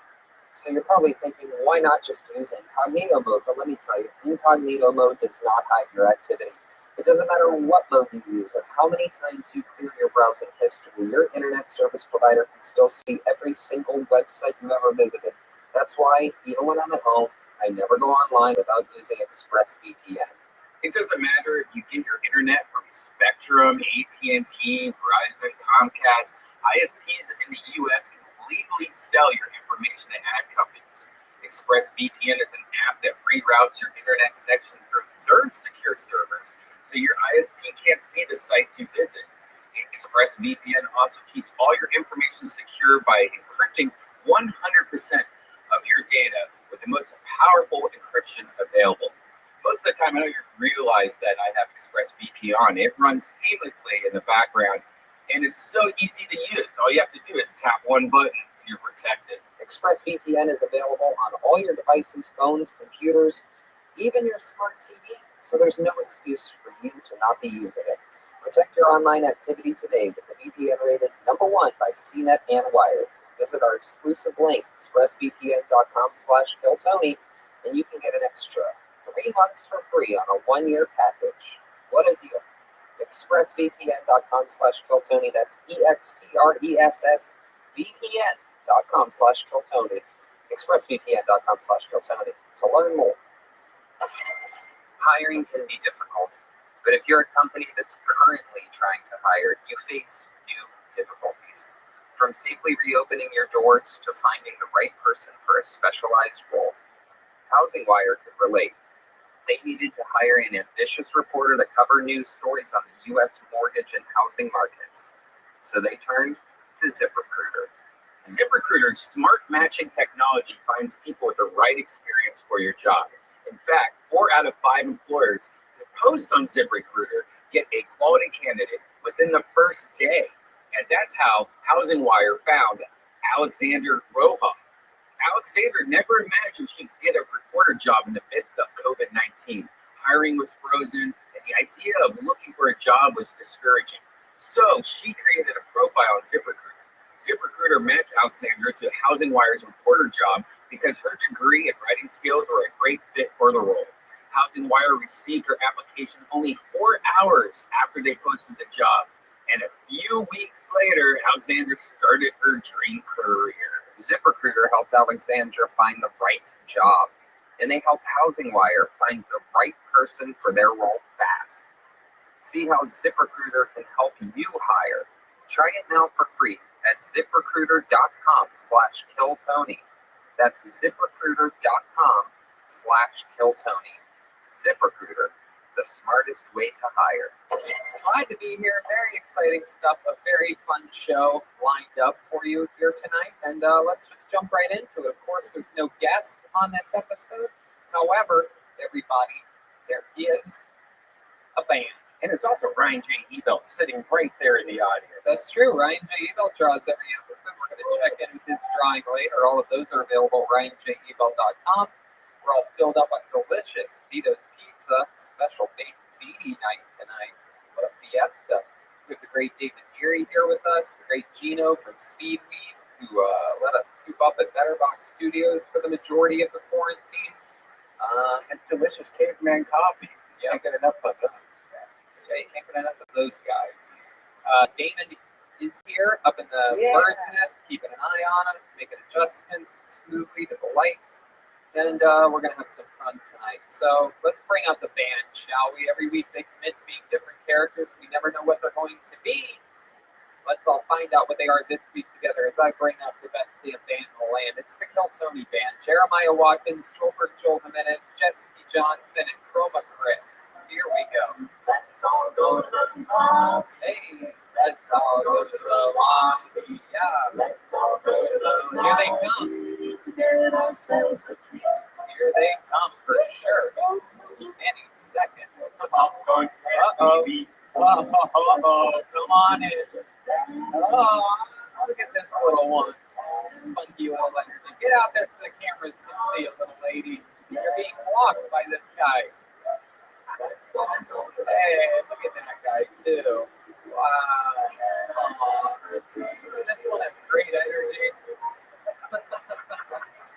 Incredible. Here they are, definitely movie theater employees if I've ever seen them before. Look at you, sir. I mean, you are a wild one. Haven't had a barber during this quarantine, huh?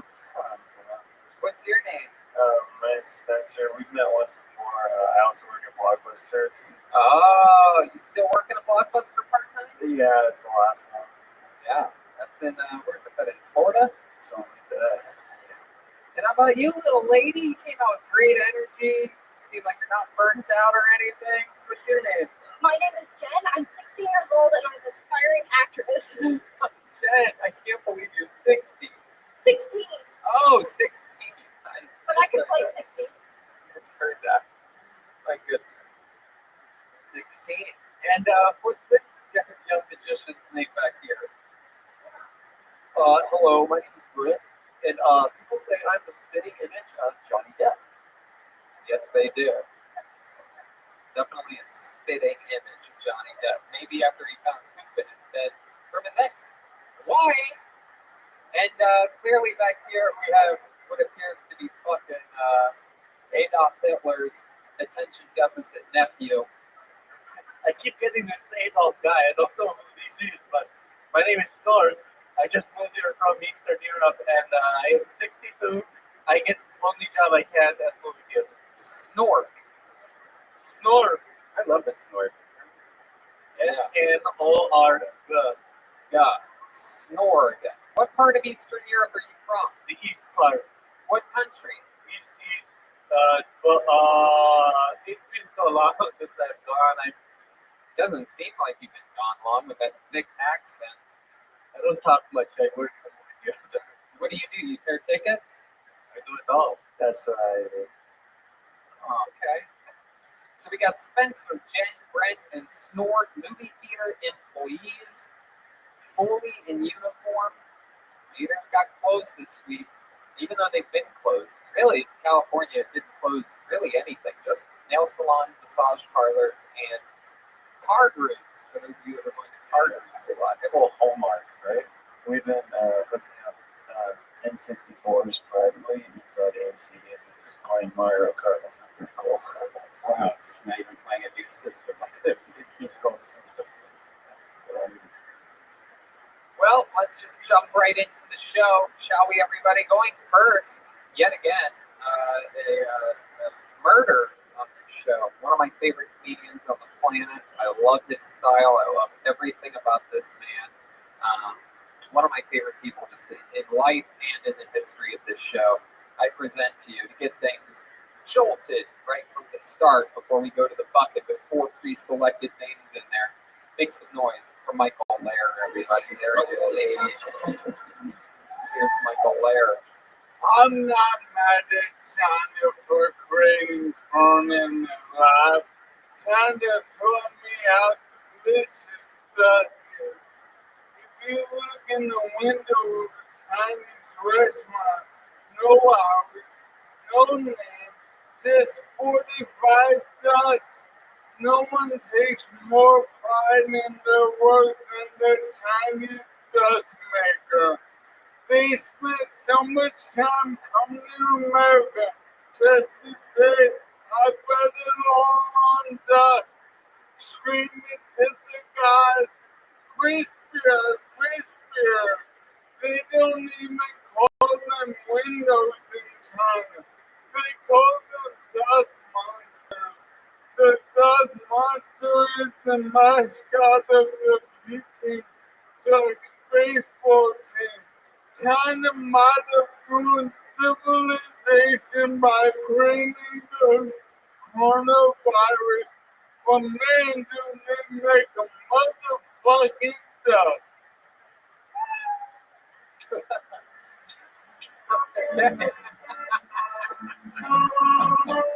Wow. Someone had duck this week, huh? I have no idea how that went. It was good. I thought I was excited. Yeah, that's it was good. Were you laughing on the inside? yeah. You know, sometimes things are so funny that you're just like awestruck. Yeah, that must have been bad. Yeah, it was one of those. It was one of those. Yeah, I feel it. Thank you, everyone, for not fucking laughing. No, it's good. Tony, where I am from, Yeah. laughter is punishable like that. Oh, there you go. Where's that again? Where are you from? Oh, okay. All right. So Peking duck and the coronavirus. They made duck, so they made coronavirus. 6 and 1 half dozen of the other. That's right. And half dozen ducks, baby, when I get home. Crispy fucking duck. Yeah. Hey, what's going on back there? Yeah, here's the Snort decided to wipe off his microphone during a podcast. And what? Speaking of speaking, what the fuck are you doing? Wow. Snort. What kind of 6-year-old European man has never heard of Hitler? It's very bizarre. Snort is I believe he might be in the Easter Seals film challenge. Eastern Seals. Eastern Seals. Oh, I like Yeah, thank you. Oh, finally, I please you. You've been pleasing a lot of people. I heard you have a big audition coming up. Yeah, we all know that comedy institutions during the revolution, and Saturday Night Live is one of them. And by 2025, they have said that all their cast members will be in wheelchairs. So I'm working on an audition, and I don't want to take advantage, but may I practice one? I'd love to see this audition. All right. Now, Jeremiah and I here, but he's a fucking asshole, right? Yeah. But me and him are like, there's some Thespian Highlander shit going on. Because I messaged him and I went, can I borrow a wig? Oh. And he said, fucking. Yeah, absolutely. Are you kidding me? That's fucking. You ever seen his like wig holder? He keeps them like all labeled. I know. It was, I mean, Jeremiah is the kindest soul, but the devil came out of that and I asked for a wig. Oh yeah, for sure. You should go on the road with him sometimes. So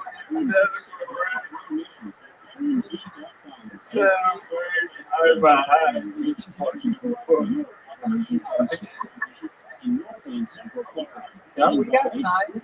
Absolutely. So in place of a wig, it appears as though Michael's wearing just a hat. So we're gonna have to use our imagination. What kind of wig? What would the wig look like if Jeremiah would have let you borrow a wig? Oh, a women's wig? Yeah, all right. Okay. All they needed was a lady with me, my son.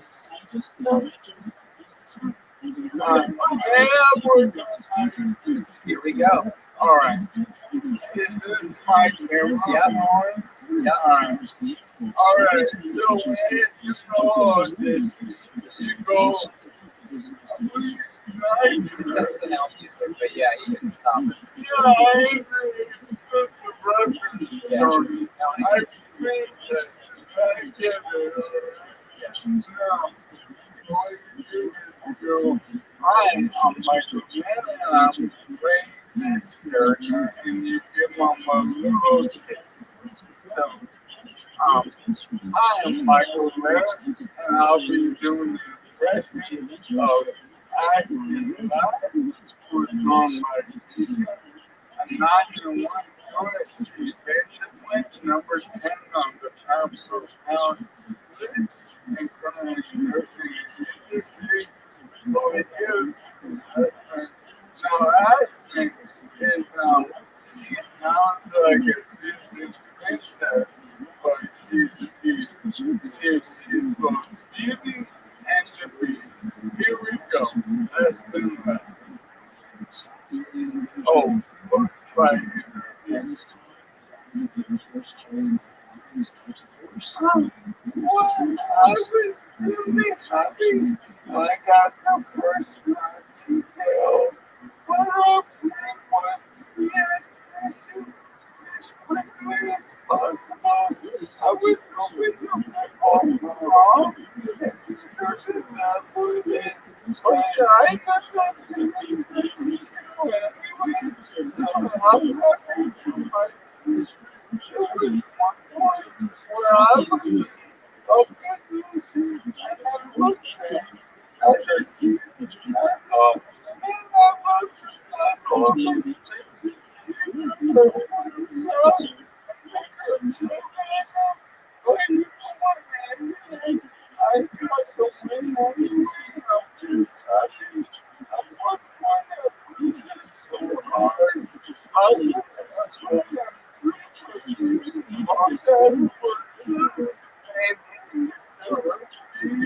but you know, I got to win, and it's from my team. Thank you very much. Wow, that was impressive. Yeah. That was definitely like Aspen Ladd style. Or is as I call it, ALS. How do you come up with this shit so fast? Yeah, that was good. That was good. I've always wondered what Aston Martin would sound like if she had Lou Gehrig's systems. That's incredible. All those computers are gonna find out. Oh yeah. No doubt. Is that the only character you're submitting to Saturday Night Live? No, I got yours. I wrote it on one at a time. Okay. I mean, it's only one word. So maybe we'll see more on other episodes. Okay. You come from your whole family. You come from a long family of comedians. Right? Well, not necessarily mine, but one thing I really wanted to share is my great granduncle is famous for villain organization in jail who Neil Simon faced the Sunshine for the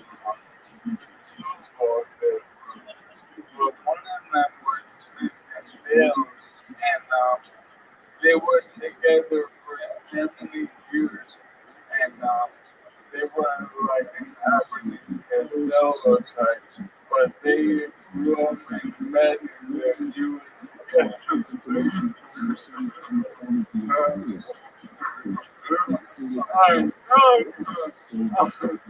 here's to everyone watching. I will never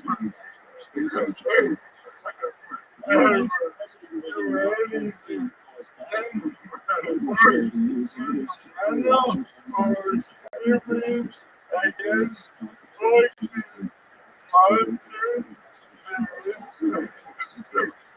Fuck you, Joker.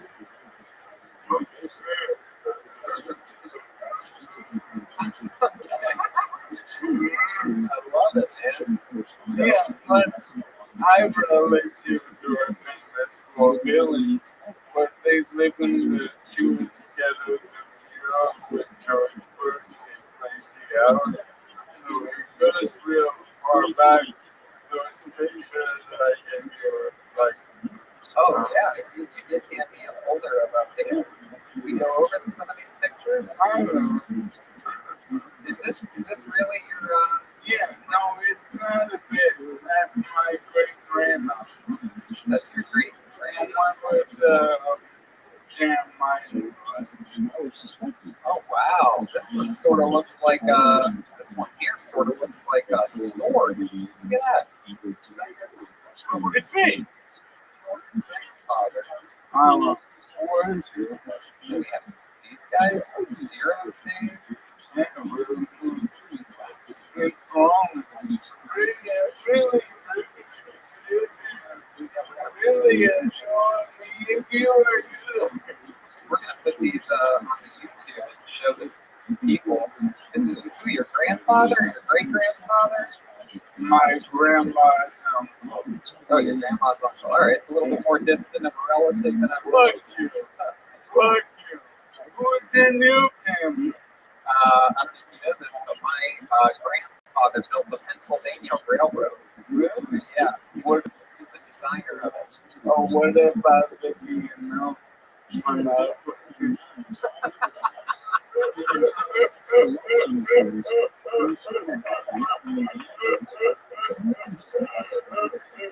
Yeah, nothing to do with the B&O. The Pennsylvania Railroad, big deal. Redman just dipped some of these old pictures and some of the annotations that he keeps always very close to him. What? I tried this for over a year. That was crazy. I was like 100 years old. I tried this song. I'm glad I didn't. I couldn't even get $5. Why would you want to sell them? I would.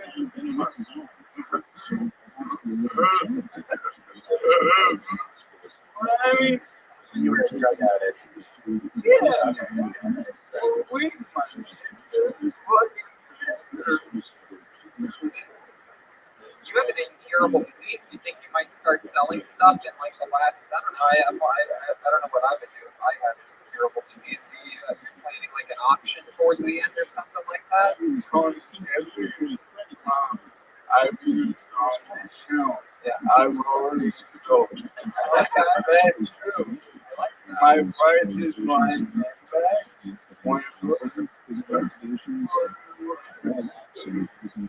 What? He's still like a bike chain, like Yeah, but I sell my prices right name bags for $40, and I'm gonna sell my Superman outfit because that's You should sell that that magic trick that you did on last week's episode. Oh, I won 30 of them. Oh, good. Good. What'd you pick first? You gotta make sure they're gonna work. They know come back. it'll come in a one pack. 30 at a time. Tricks on you. Love it. Hey, by the way, horrible service. Oh yeah. Yeah. Oh my, it was a nightmare getting Yeah, you went to a magician store or online? Well, the magician will take crafting and the trick and making them sell it off their stock. Right. Yeah. It's not easy. It's not easy communicating with magicians. For real, how was my Chinese mom? It was good, man. You know, Peking duck, China, coronavirus, duck, Peking duck.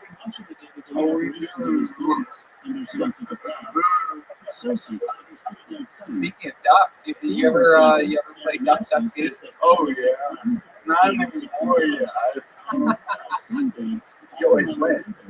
Yeah. I mean, you can still play it as long as the person just says duck. Yeah, as long as the person not goose. Yeah. I don't know. That's good. You nailed it. Always dichotomy, because if I played, I'd be always the same. I'm still picturing you wearing a women's wig right now. Oh, I lost this as Jeremiah said so much. It has anything you're ever going to ask Jeremiah for, you can just ask one of us. We'll help you out. We like it when everybody does good. If you need us to put money in your parking meter, put a couple quarters in there and walk out front. I'm surprised he didn't ask you yesterday to go and do that for him. I mean, last week. On my handicap side, I was hard on your mother and I wouldn't give it to you. All right, Michael Lehrer, everybody, getting things started tonight. We love you, Michael. The great Michael Lehrer, everybody. Hey.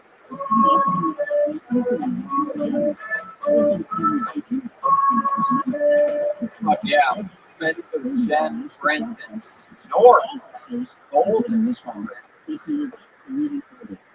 Very excited. Oh, okay. Golden. Come on, Joel. A lot of voices back there snoring. I was disinfecting my microphone so that I don't twice a worldwide pandemic. Even though you're the only person on that microphone, it's pretty impressive that twice with one performer you could clean it. I know. It's weird because Chris really wants to reach a spot sometimes, and it's kind of freaking me out. Okay, well if he does, you can unplug it and then clean it and plug it back in. How about that? Story. Sounds great. That's what they store here in the United States. Thank you. Wow, wonderful to be here. All right, we have some people in the bucket. Let's see what happens here tonight. I'm going to reach my hand in there, and we are going to meet a stranger. How about that? Time for Stranger Things. Oh, wow. Well, from one man in a wheelchair to another, this young man was here and signed up. Ladies and gentlemen, I present to you the stylings of Tyler Bentley. Here we go. Tyler Bentley. He's a fucking boy that you will know. Hey. That's Tyler Bentley. I fucking knew that shit was gonna happen. That fucking great. God, I can't remember myself. I do remember the last thing I said to my dad before I got paralyzed. Though I said, "Are you still holding the ladder?" Yeah. This is fucking awesome, man. I haven't done stand up in 14 years. Still 14. God, it's hard right now. Everything's such a blur. Goddamn coronavirus. I'm sick of worrying about it. I want to go out and actually catch it, just to quit worrying about it. The problem is with coronavirus, they're stingy. Yeah, hold up in quarantine, phone calls and all the corona. It's like, that's the Dutch. Tyler Bentley, everybody. Hell yeah. There you go.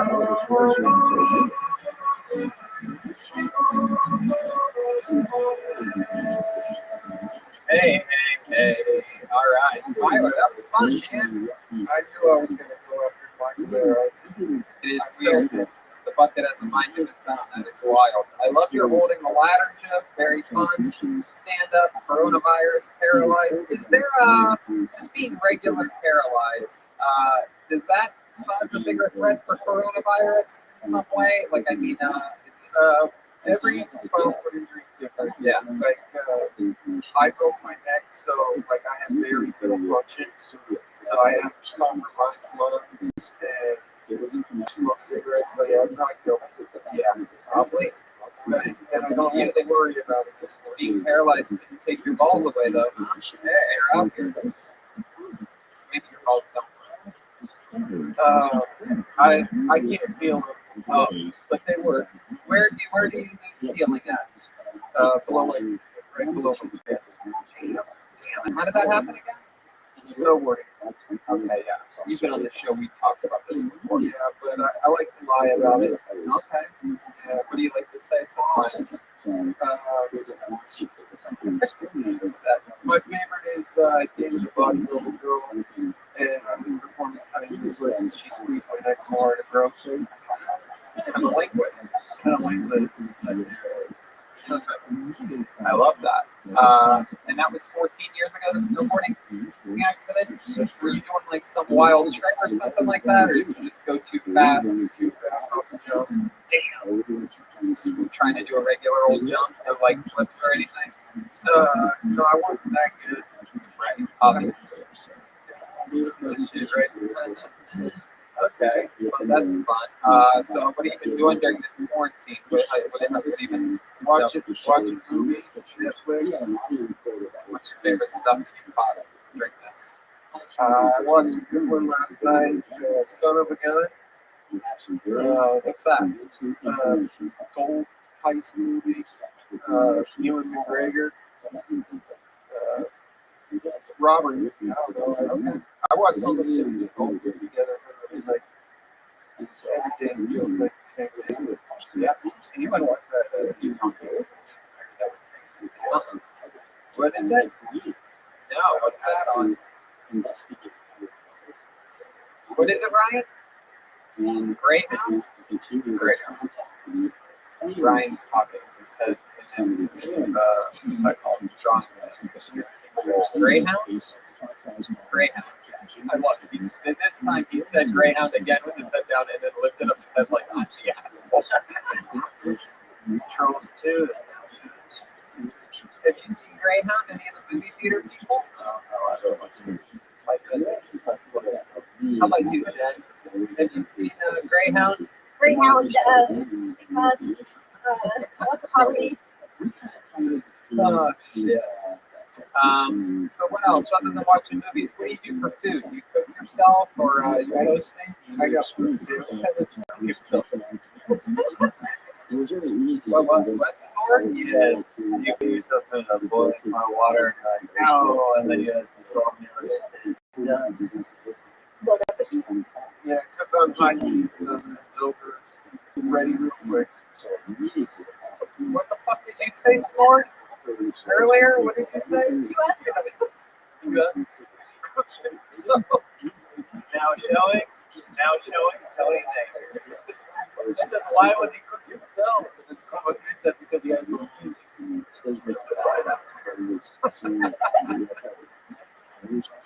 But you have food stamps, you say? Yes. And what do you do? You just go to the grocery store yourself, or? No, I got a caregiver, a shopper, government case to bring away for me. Oh, that's cool. Laundry, all the shit I do. Oh, that's awesome. Like everything. Yeah, that's Red Band lives the exact same life. I do. He has someone that does all those things. He already has the motorized bike. He's on his way. Yeah. And I moved myself. Oh, Jesus Christ, Brian. Oh, Red Band. How's that been going? How's your motorized bike? When I saw a video you posted of you fake pedaling. It's great. The pedaling's real. Yeah. If I know when I pedal on a bicycle, it always goes wee. The bike has different modes. It's like a mode that's just like having a regular bike, but then you go to like, go fast and just Oh, I know how it works. I've been on a bicycle before. I'm with you, Red Man. I got a motorized bike. I used to have an electric scooter when I lived next to you. You may have seen me. I used to have a little chopper, an electric chopper, we called it. My brother and I had it. It was smaller as fuck, man. It was like a little Harley Davidson little thing. This was 14 years ago, yeah. It's fun, man. The cool thing is, like, I didn't realize how much I was to the water. So just like going around the zoo and stuff like that. Yeah, you live like less than a mile away from one of the most beautiful parks in all of LA for the last decade and a half. You just it took you all it took you was one electric motorized bicycle for you to find it. Brian von Burbank stopped at the Starbucks thing. Well, that's it. No more California that way. You thought it was like the movement show. Red Band is what we call a fatter. What? You call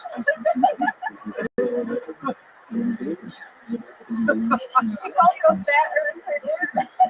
I still don't know what that is. Some fat joke.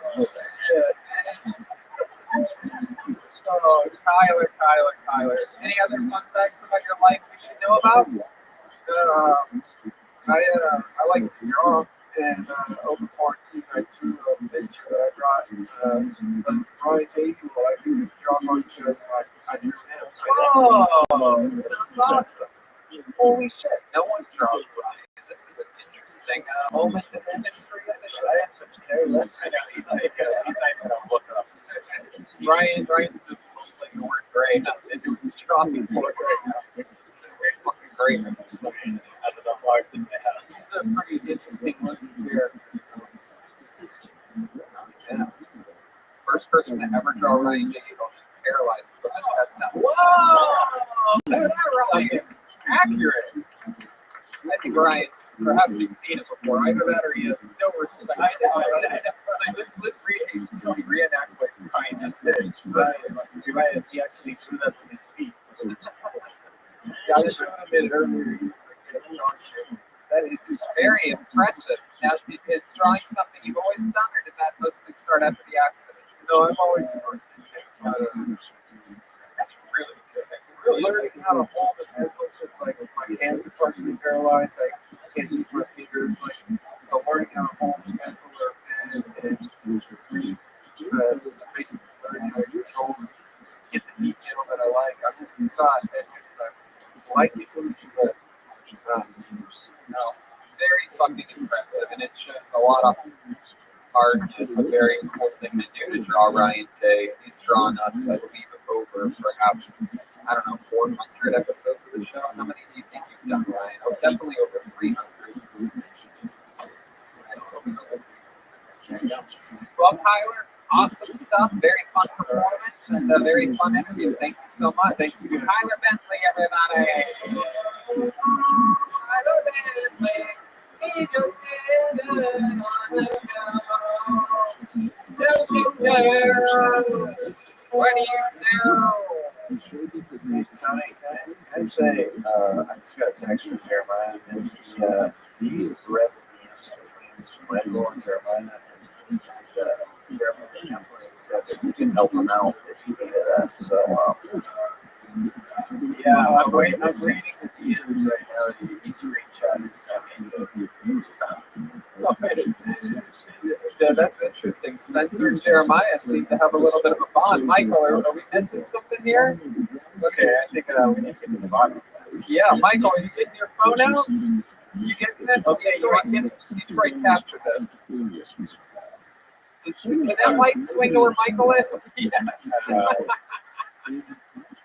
Yes, it can. There is a God. This story has less legs than the last two comments. That mic's already been disinfected. Is there a microphone on that, Detroit? Or no? Okay, yeah, we put his old mic back in there. Michael, wheel back up again. Ladies and gentlemen, for the first time in Kill Tony Show history, this is a curtain call, an encore performance by Michael Laird. When you have a limited time to live, you get to perform as many times as you want on Kill Tony during an episode. So I know you wrote something wrong. It was hard. In the meantime, I talked to Jessie, and she thought it was really weird that you didn't ask her for women's wigs. do you have your own wigs? Yeah, I got plenty of women's wigs. Yeah, I'm surprised. You could ask me for women's wigs, women's underwear. I have all these. Yeah, he dresses up like one every night. That's right. That's what I was implying. You know, the joke I just made. All of you say this, none of you have been helpful. What the fuck are you talking about? Everything. Oh, is that true? I do everything over. Tickle the fuck out of it. No, wait. Mike, Jeremiah, you don't have wigs on me. Jeremiah screenshotted DM. And What does it say? You want me to read it, Michael? Oh, shit. Oh, this is quite the standoff here. There's a part of me that thinks, I mean, this is a tough one because I have a feeling that Jeremiah may have wanted to help you on this one, but now you're getting called on your bluff. But at the same time, I could also see Jeremiah not want to share wigs with you. He's very About your character. Jeremiah has been quoted as saying only Black Lives Matter. So I'll paraphrase. Lies. there you go. You just said it. Jeremiah, I'll paraphrase. You're not allowed to paraphrase. Then you read it. Okay. Also my paraphrase. This is my favorite part of the last 15 episodes of the show. Do you want me to read word for word? No, yeah. Go ahead. Just the part we want to know. Okay. Michael DM Jeremiah and said, "You the wig/beard master if I ever need to borrow?" ? Jeremiah said, "I usually don't lend stuff out because I have them organized for specific characters, but if you're in need of something specific, I can probably help." That is heartless and cold. That's basically like you can go fuck yourself, be a professional, and get your own wig. I feel you, bro, especially in the age of Corona. Respect. I'm straight. Now you're calling me out like a bitch on the show. Let's go, Lair, right now, right here.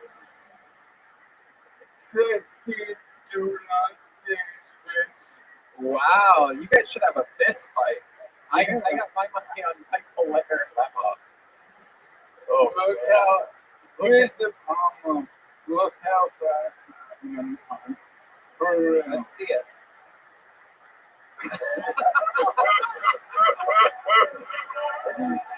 For Felicity just listening to the show, it was very slow, and he almost fell out of his chair.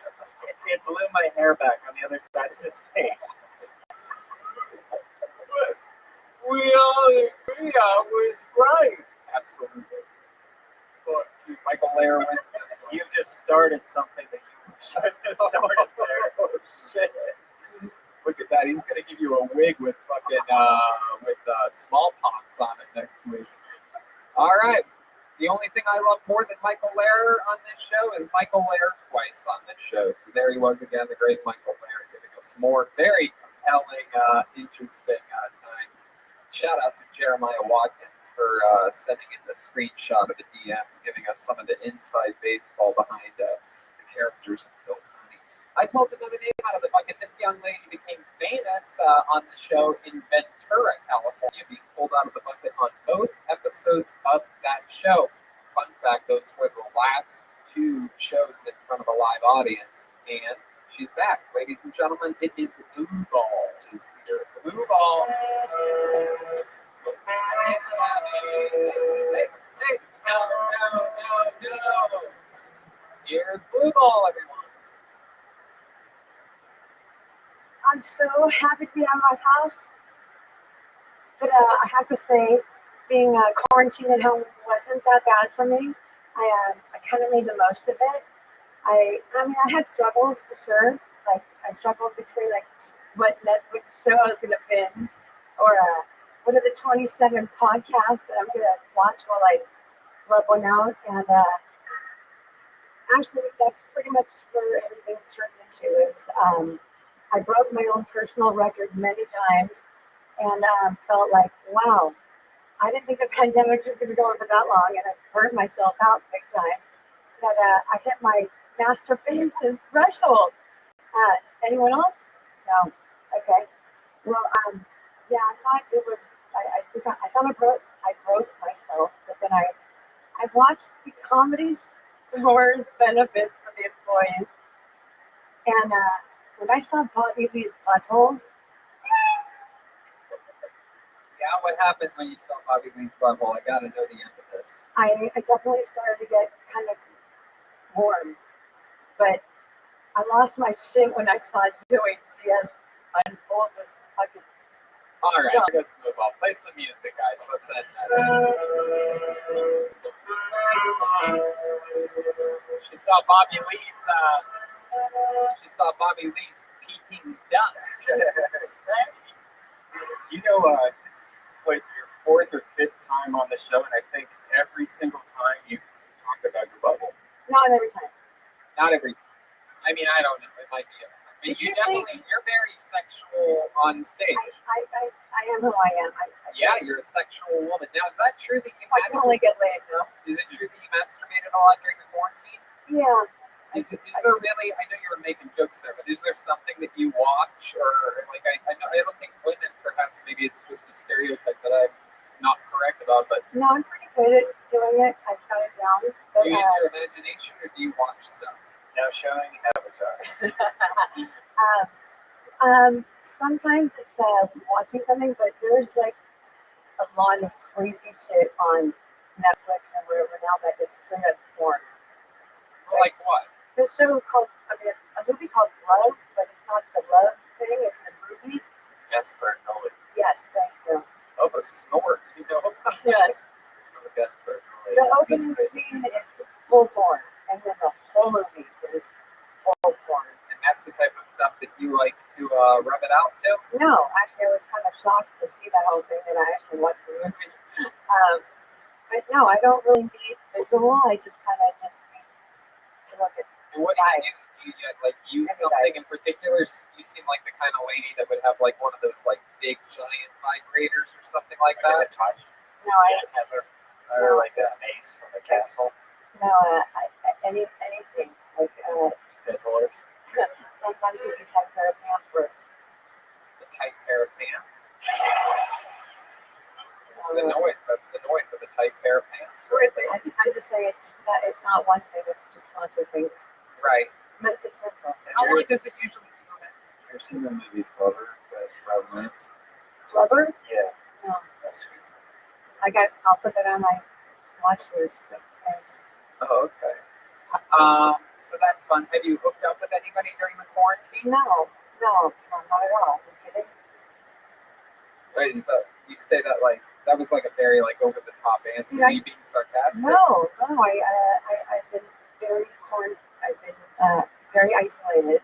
But even before the pandemic, no, I've had been quiet. What's wild is that you seem a little bit less crazy than you did before being isolated for 4 months. Isn't that weird? Like the crazy people are getting normal and the normal people are going crazy. Oh no, I'm still pretty nuts. But like what's one of the craziest things about you since I've gotten you to admit that you're nuts? Go. As sexual as I may sound, I haven't had sex in a very, very long time. How long are we talking? Years. How many years? 5. 5 years. Is there a reason? Is there something that you're ashamed of? No. I just I get to know people and they laugh at my jokes and then the other things come down my mouth and they're like, I could never put my dick in that thing. Did you hear the things that come out of her mouth? You don't talk to many Canadians. Yeah. Well, I just started to, but still, like, I'm not getting approached to whatever. My eHarmony account went dry because I was only like compatible within 70 miles, and like, I don't just say. Have you heard of something called Tinder? Yes, I have, but no, I'm not. Thank you. You have Wi-Fi? Listen to advice, man. Who has Wi-Fi? Okay. But no, I just 5 years. Have you been on dates? Like, when's the last date you went on? Did your guy take you to dinner at all? Well, I got with friends. Like we're friends. I friend zone people because like I walk into a room and like I smell sausage. It's like that's the what. Have you ever seen the movie Snake Eyes with Nicolas Cage? It's a good movie. Great film.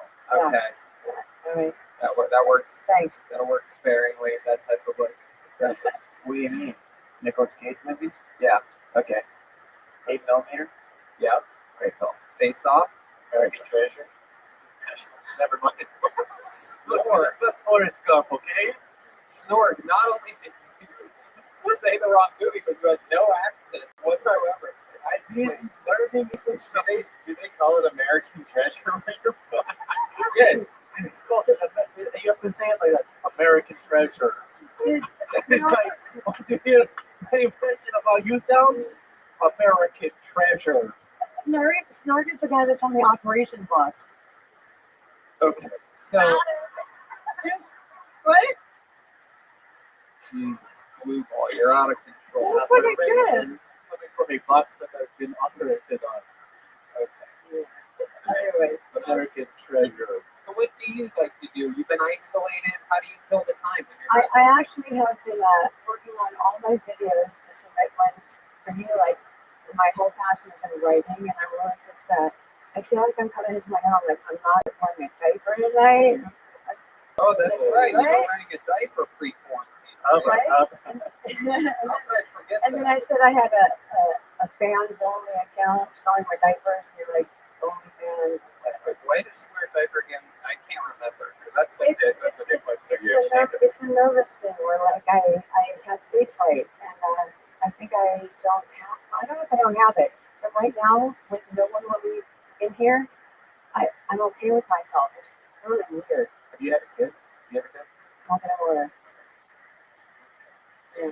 Well, Blue Ball, you are, as Snorg would say, an American treasure. I am glad that you signed up tonight. It's always a pleasure to have you on. You're very different. You're a wild, wild spirit. Ladies and gentlemen, that is the comedy stylist of Blue Ball. Blue Ball, forget about me. Blue Ball. All right, time for a regular, everybody.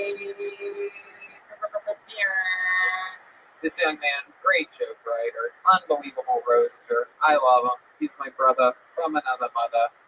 The thriller in my Manila, the rumble in the jungle. Ladies and gentlemen, the one and only David Lucas.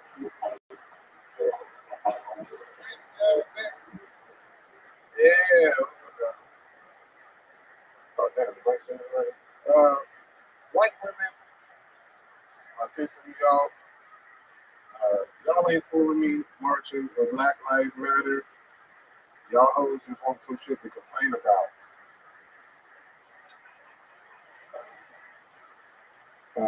White women are saying that calling them Karen is the same thing as calling them a nigger.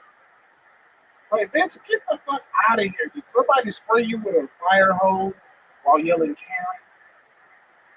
Did a nigga chase you down the street with a German Shepherd while yelling Karen? I protested. One protest during the Black Lives Matter. I didn't protest like in the hoods and shit. Like, I protested in the suburbs with some niggas that had shit to lose. Like, I protested with some doctors and lawyers. I'm like, oh yeah, y'all got jobs. I can protest with y'all. But I saw a white girl so thick during the Black Lives Matter protest that I started chanting all lives matter. Oh, this bitch fine as fuck. Hell yeah, David Lucas, I love it. David Lucas. Play that funky music, white boys. I love it. White women, Black Lives Matter, white women, Karen, and word. Those are my notes from that stuff. Yeah, I'm about to fucking make that shit like 5-6 minutes. Hell yeah, stretch it out just like you would a white woman. Yeah, you already know, Tony. Because you're a white woman. That's right, that's me. That's me. I'm actually the white woman that, after 12 o'clock, Tony loses facial day. Y'all niggas just don't know. That's true. That's absolutely true. A lot of people don't know this, but David Lucas actually looted my home during the I stole the dildo with a cake. I seriously want that cake back. Tony's car smelled like rubber bands. Why would my car smell like rubber bands? Because it's latex. Oh yeah. No, that's true. Yeah, gay Arctic fox looking motherfucker. That's me. I'm a gay Arctic fox, and you are a straight giant black man. You look like a mechanic that only worked on Priuses. That's actually one of the things that I've been doing to supplement my income. Electric car specialist. Yeah, I also work on electric motorcycles. I give a Red Band a little tune-up. Oh, yo, bro, that shit. Nigga, when I see Red, because I saw Red Band post that he rode like 15 miles.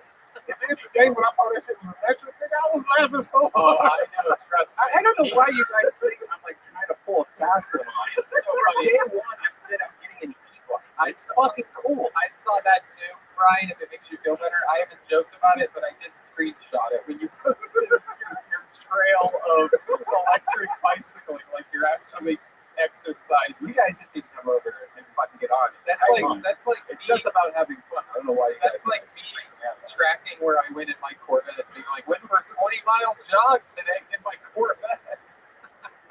Red Man bicycle cut off when he go up hills. Wow, Tony ran 130 miles an hour down the 10 freeway. Red Man, you should get a dirt bike, bro. That's more manly. It's not more manly. My shit's faster than that. Every bike with Red Band on it's a dirt bike. Yeah, it's instant torque. You know, it doesn't have the gear in it.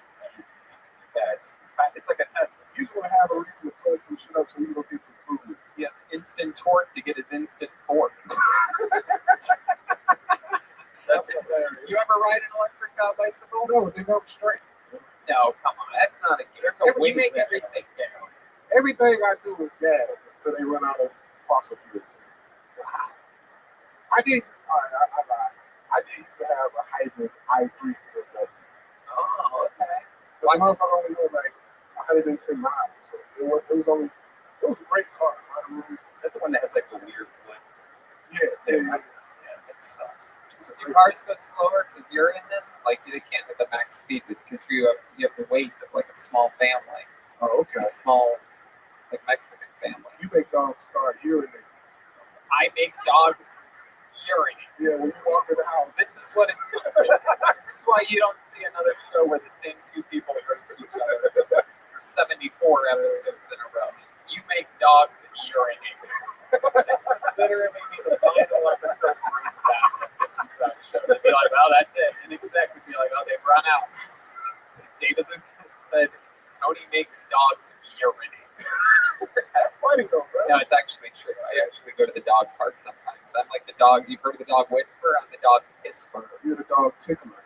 Yeah, I go up and I start tickling the dogs. You do look like you communicate this world though. I do. We both love putting nuts in our mouths. So For the winter time. yeah, we both love climbing trees and staring at guys from above.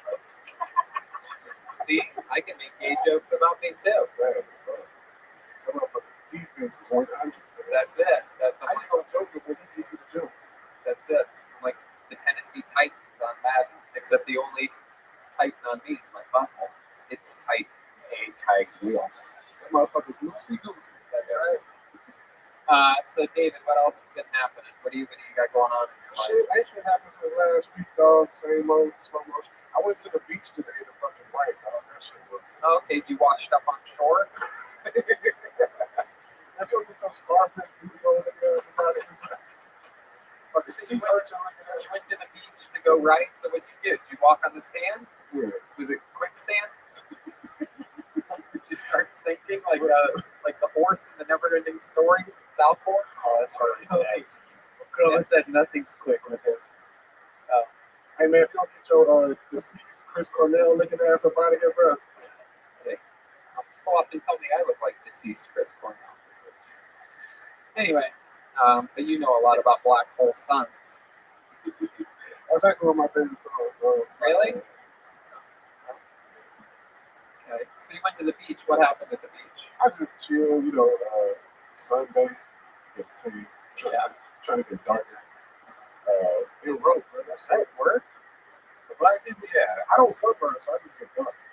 I didn't think you got get darker. I thought it just. If you suntan, that shit gonna smell like turkey bacon. Get your ass up out of here, bro. Fucking veggie patty smelling ass nigga.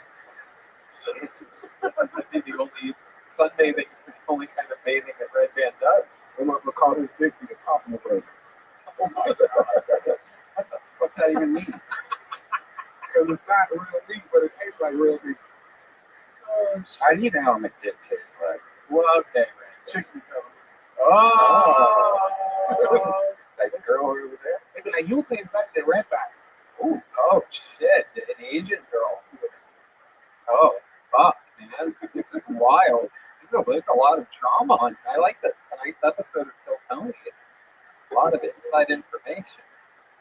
I love your Asian impression, by the way. Can I hear that one more time? You taste better than red back. Oh my god. Red back has spring roll.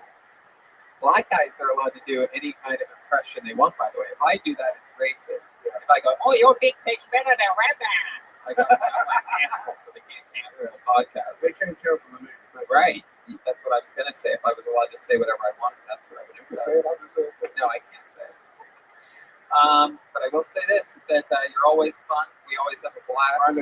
Always fun conversations and great jokes. Ladies and gentlemen, David Lucas. Yes, sir. There you go. On to the next one we go.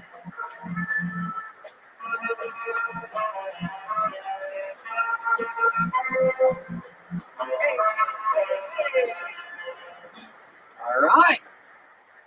Ladies and gentlemen, I pulled yet another name out of the bucket. This is this young lady's first time on the show.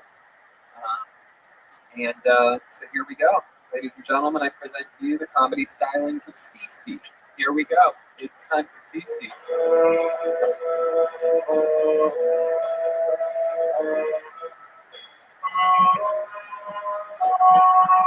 Cece.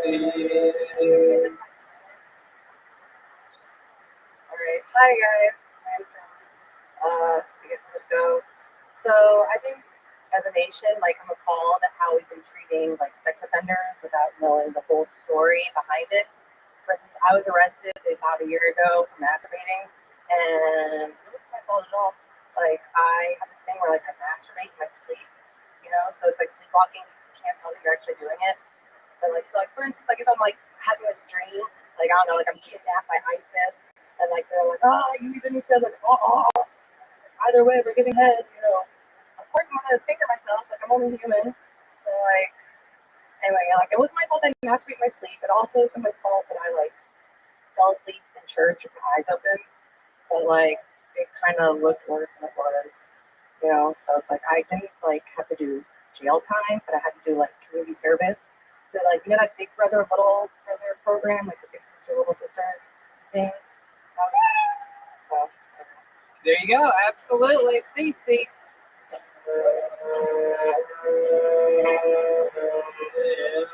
was Cece's time. Hi, Cece. Hi. How are you? Oh my goodness. Yeah, it's so early. You had to sit down. You can't stand up for a couple Well, they had to sit down. Wow, following in the footsteps of Michael Lair and Tyler Bentley over there. Maybe we can get you a.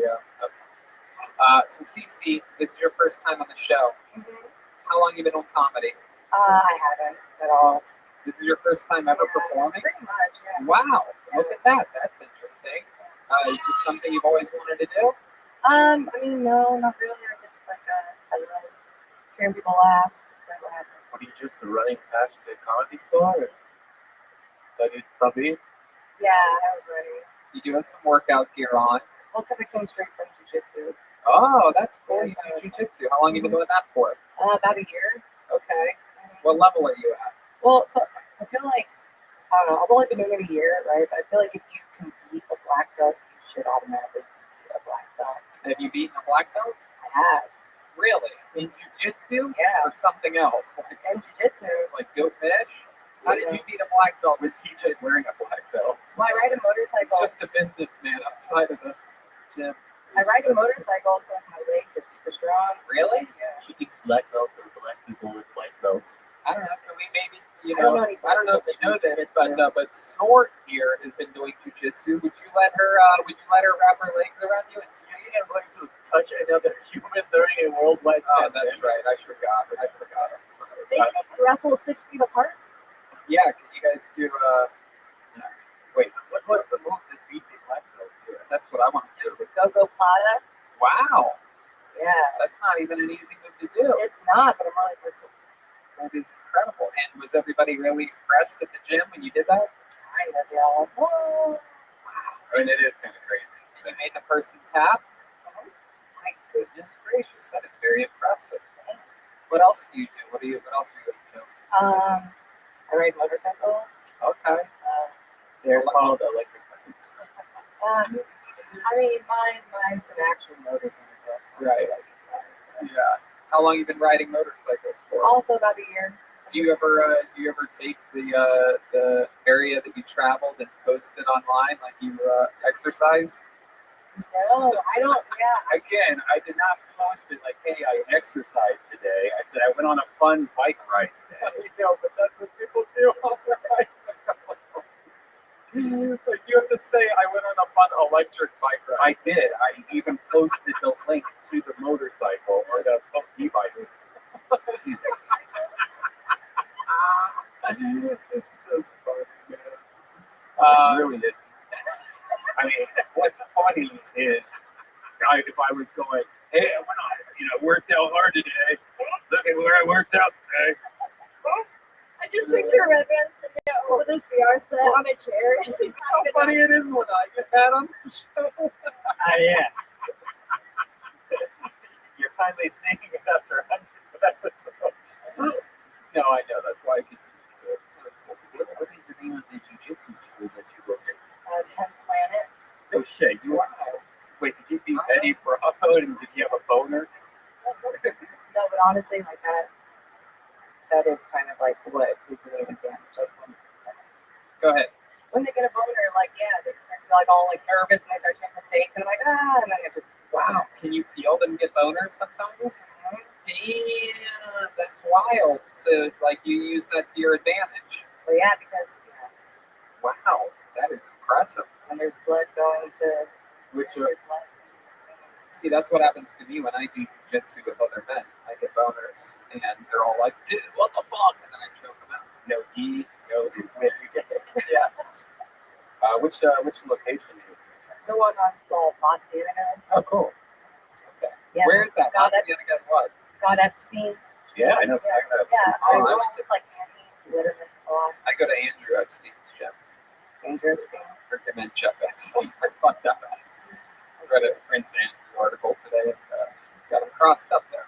Jeff Epstein is the famous pedophile. Okay. So that's at Mont Cienega near what cross street? Whitworth or something, I think.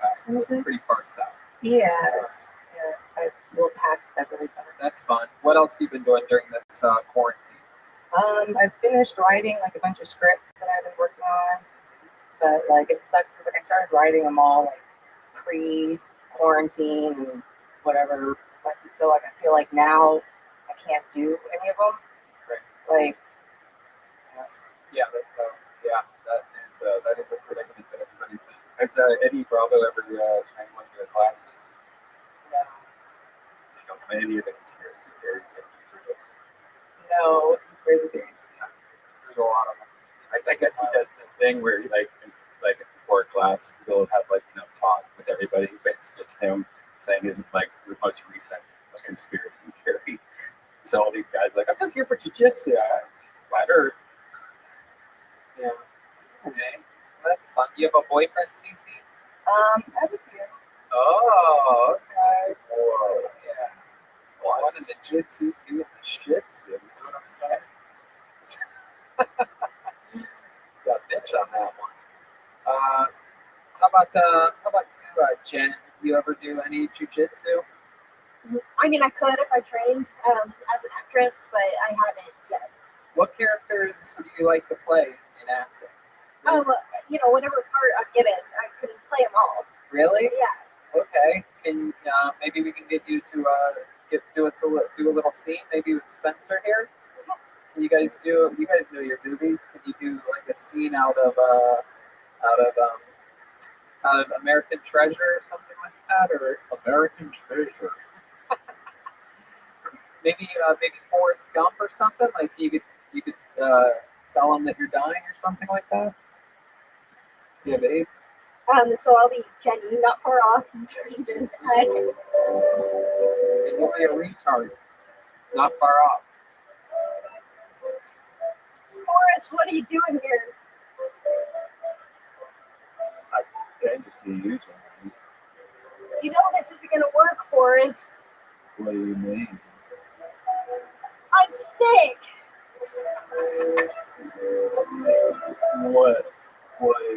What do you mean by sick, Janae? I'm sick. I have AIDS. Okay, all right. Wait, let this go. Okay, you guys want to keep going? No, go. I'm really in this right now. Forrest? What is AIDS? Oh, Forrest, you're so dumb. You'll never understand. Well, could you try to break it down for me? I know I'm smarter than those other guys. Listen, go run. Forrest. Get out of here. Run. You want me to run? Run. Run? Run, Forrest. Run. You don't actually have to run. You can just ride on an electric scooter and coast like you ran.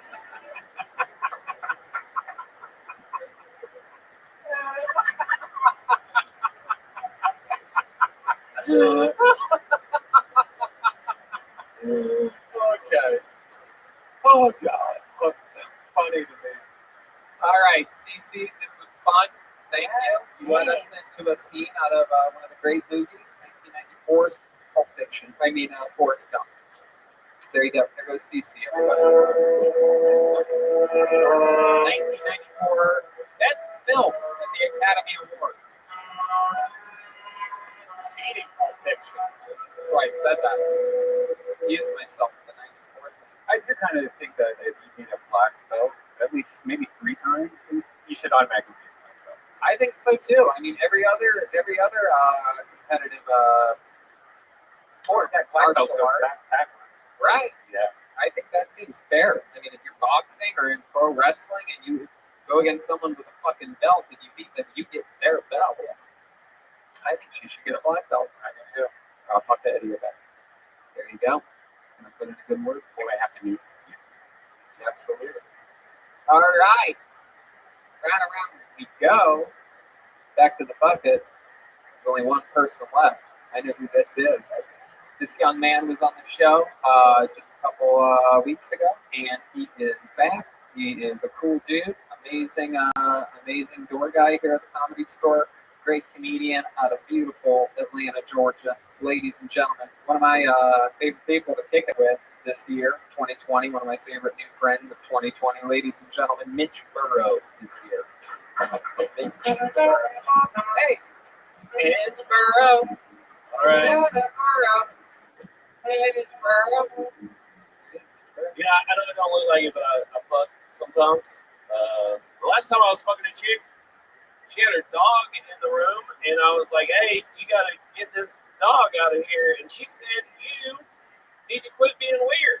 And I was like, no, you and this dog need to quit being weird. That's what needs to happen, because I don't think this is, I'm not the weird one for not wanting this. You have an audience, and I don't like it. And she was like, no, you gotta stop. I was like, look, I know this is weird. And I know it's weird because this is the category on Pornhub. That's how I know it's weird. There's a lot of weird shit on there. People are fucking their stepsisters. They're fucking their stepmoms, which, first of all those are very unrealistic. Not a single one of them is named Tammy, so I know that's not a real stepmom, because that's what mom's name was. And I never wanted to fuck her because she was mean. But that's not what's important. Here's the thing. There's fucking your stepsister. There's fucking your stepmom. You know what's not on there? Fucking your stepsister while the family pet watches you. That's not on there. All right. Hey, can I just say something real quick? Absolutely. Jenny, when you're playing Jenny, and you go, Forrest, what are you doing here? Bitch, you invited him to tell him that he's got a son. Did you ever watch the fucking movie? It was a character choice, Mitch. I'm glad you didn't die, by the way. I found out later that she didn't even, I heard a rumor that she didn't even have AIDS, that she had something else. It's hepatitis. Is that true? Yeah, because this is the 70s. They didn't get AIDS in the 70s. Also, she wasn't a gay man. So, like, it wasn't, like, at that time, that's But all she was a heroin addict. Yeah, and they were just trying to scare everyone. It didn't get over there at that point yet. This is still very early in the AIDS. It was hepatitis. Where I am from, we still haven't gotten AIDS. Is that true? Yes, as far as I know. Frogtown? That's just crazy, dog. Never a case of AIDS in Frogtown. You been to Frogtown before, Snort? That sort of place. I would say that it is an American treasure. Frogtown, baby. Oh, yeah. You go to Frogtown a lot? Oh, yeah, dude. I love fucking drugs and shit. That's right. You're not in Hogtown. You go to Frogtown. Mexican skateboarders. That's what they got in Frogtown. I know one of them. Yeah. People in Frogtown are very proud to be from Frogtown. It's one of those places with a lot of pride. It's like the South. You know, they shouldn't be, but they are. Right. Yeah. People from Do you guys have a Confederate flag in Frogtown? Do you, Snort? You've been there once or twice or 50 times. You seem very... I don't know if this is the right time to say, but you seem mad about it. I have AIDS. Oh, yeah. Actually, it's just hepatitis. Mitch, is that true that you had sex with a girl and her dog was in the room? What kind of dog? What part of that don't you believe, Tony? No, I believe it. I believe it. Yeah. But I also believe the kind of girls you have sex with, they probably only have one room. I feel like this was probably a studio apartment. She's like, what room would you like the dog to go into? It was a shared apartment. She had a roommate, and I was like, put it in the roommate's room or something. It was like a little retarded dog. Oh. What kind of... Well, I mean, it was blind. I don't really know if that's retarded. It was blind? But, what does that word mean? It's no forest over here. Just, not right. Special. But when you see that dog, you go, oh, bless his heart. You know, it's like one of them kind of dogs. You should, that dog's special. You should bless its eyes. It's blind, ugly, fucking dumbass dog. I hate it. Someone said that if the dog was blind, why get it out of the room? Yeah. Yeah, what are you afraid it's going to see? Because that sense of smell is way stronger. Mitch is afraid that blind dog's going to find his fucking little duty hole, huh? You know, you swooped Jenny up at the right time. She and I were about to start a real big podcast together. Oh, she was going to go from Forrest Gump to Forrest Plump. on that night. That was pretty good. You really believe that life is like a box of chocolates. I'm gonna eat it up. Everything that it has to offer. Except for the running part. You have nothing in common with Forrest on that. I ran today. Yeah? Yeah, I raced an 11-year-old. Really? And I won the first half, but he got me on the way back. Wow. Was he blind too? No, he just wasn't fat, and it really worked in his favor. Yeah. An 11-year-old. Well, how'd you race an 11-year-old? How does that even begin? Another door guy, used to be a door guy, Funk Chow. Yep. His son is visiting. Okay. And I was hanging out with him at the beach today, completely unrelated to David Lucas. Wow, everybody know the door guys were at the beach today. They didn't even know it. I like to go on Tuesdays because the meteorological society's out there checking the tide, so I just run out there and I fuck it up for them. Wow. Yeah, when you hear that the meteorologist is out there, you think that's a guy that specializes in meat. See, I tried to beat you to a fat joke, and you just jumped on. No, he has tons of them. Yeah, just like you do. But yeah. So yeah, well, I challenged him to a race. That's great. It's just too far. And just like your alcohol problem, he caught up with you. I don't have an alcohol problem. What are you talking about? I love it, Mitch. So that's great. You're hanging out with Funk Chow. He's a legend. He's been on the show numerous times. Good guy. Chinese warrior. I did a weekend with him in La Jolla as everything closed down. Got to make fun of him. So he taught me how to say "I miss you" in Chinese. Oh yeah? Well, how does that? What is that? Wula fi it. Oh shit! Brad just reversed the tape. That's real. I believe that. Wula fi it. Damn. Oh my goodness. Every time you do that, there's a gong. Oh. You guys remember that movie, the one with what's that happening? Hot Stuff? 16 Candles. That does not hold up very well. I just watched it the other day, and there's a part where you're like, who's that creepy person at her house? We need to wash the sheets after he sleeps. Wrong. Yeah, he's just talking about the Chinese. Oh, you know what's fucked up? I lived in Japan for 3 years, can speak some Japanese, and can do a great Japanese impression, and not allowed to do it. It's very accurate. I'm not allowed to. Why aren't you allowed to do it? Because you can't do Asian accents. Arigato. It's arigato. Arigato. Arigato gozaimasu.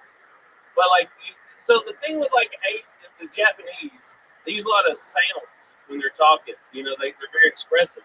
So sugoi means great, right? Sugoi. Or mukatsuku. Mukatsuku. That means I'm angry. But you wouldn't just say mukatsuku. You go, oh, so mukatsuku. You know, be like, I'm very angry. But then people would hear me do that, and they'd be like, why are you making fun of anime right now? That's why Japanese porn's the best, because they make all the extra moaning sounds when they're like, even when I was over there, fucking Japanese chicks couldn't watch the porn. Right. Because the real Japanese chicks don't act like you're murdering them during the process. Hey!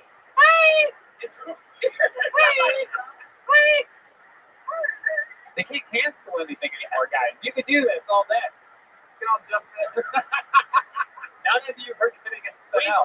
The trees are open. We were canceled 2 months ago.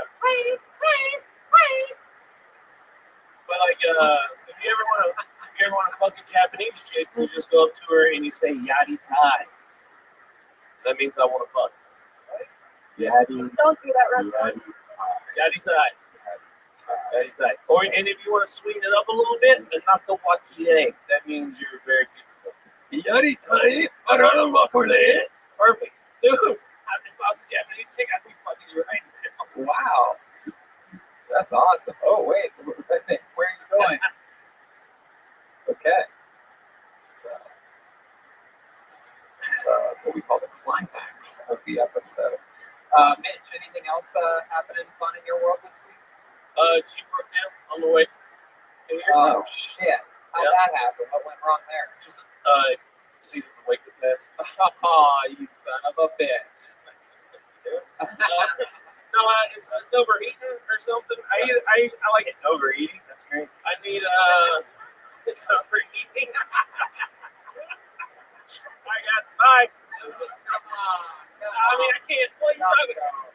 Come on, that was too good. That was a cheap shot. Overheating.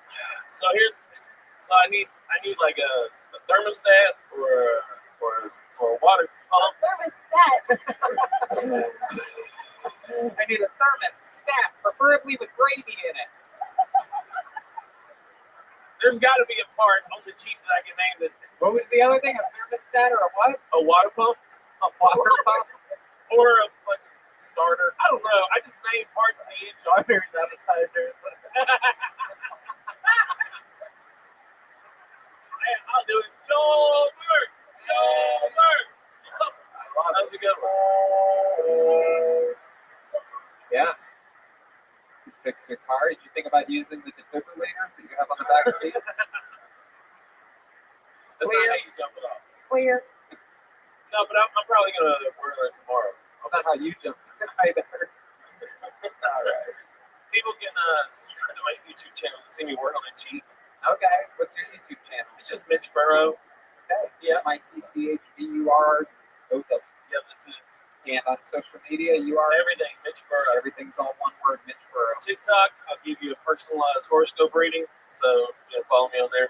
Okay. The redneck astrologist. Hell yeah, absolutely. Go on his TikTok. Yeah, that's a successful thing you have going on, the redneck astrology. It's pretty good. Yeah, it's doing all right. Absolutely. All right, man. Well, fun times, Mitch. Always a pleasure. I'm sorry, I'm just very distracted. I feel like, were you just sitting on something? What? Did you have another way to call me fat? I feel like there was another. Yeah, but not just Come on, Snort. Come on, Snort. Do it. I want to hear it. Honestly, I had nothing. What kind of Jeep do you have? A Wrangler? Yeah, it's a 1998 TJ. Oh, okay. It's the last model that had the 4.06 liter. It's the best one, as long as it's running. Okay. Yeah. What does TJ stand for? The Jeep. Oh, that's it. I don't know. So much at Trader Joe's. Yes. I think I go to Trader Joe's. You have the jacket of the president of Trader Joe's. Yes. I was really hoping you could make it the whole time. Not only the president, I'm also a member.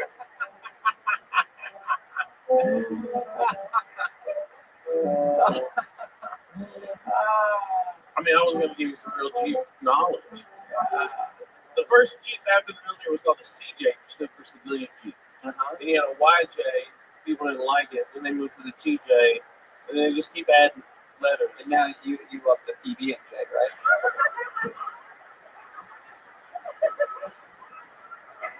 Shit.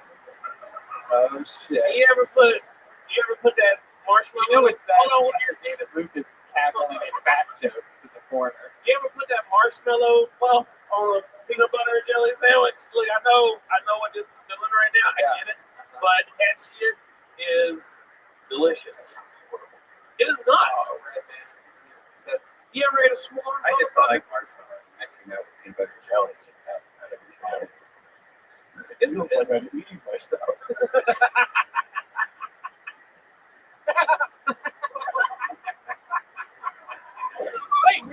Wait, was that directed at Red Man or me?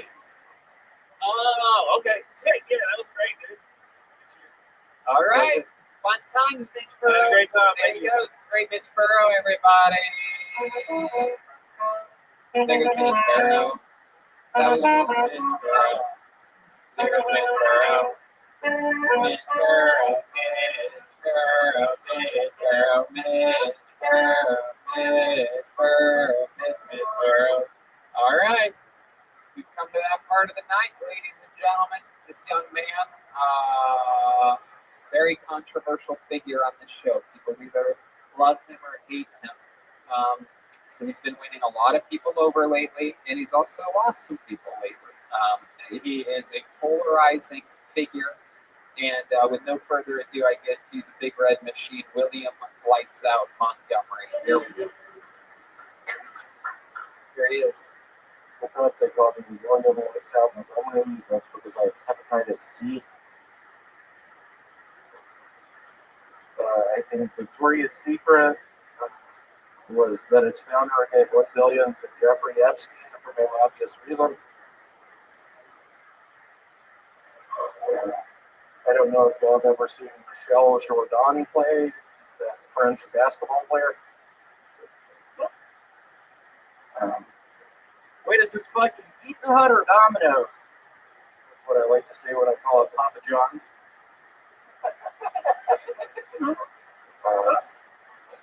I only watch porn for the nostalgia.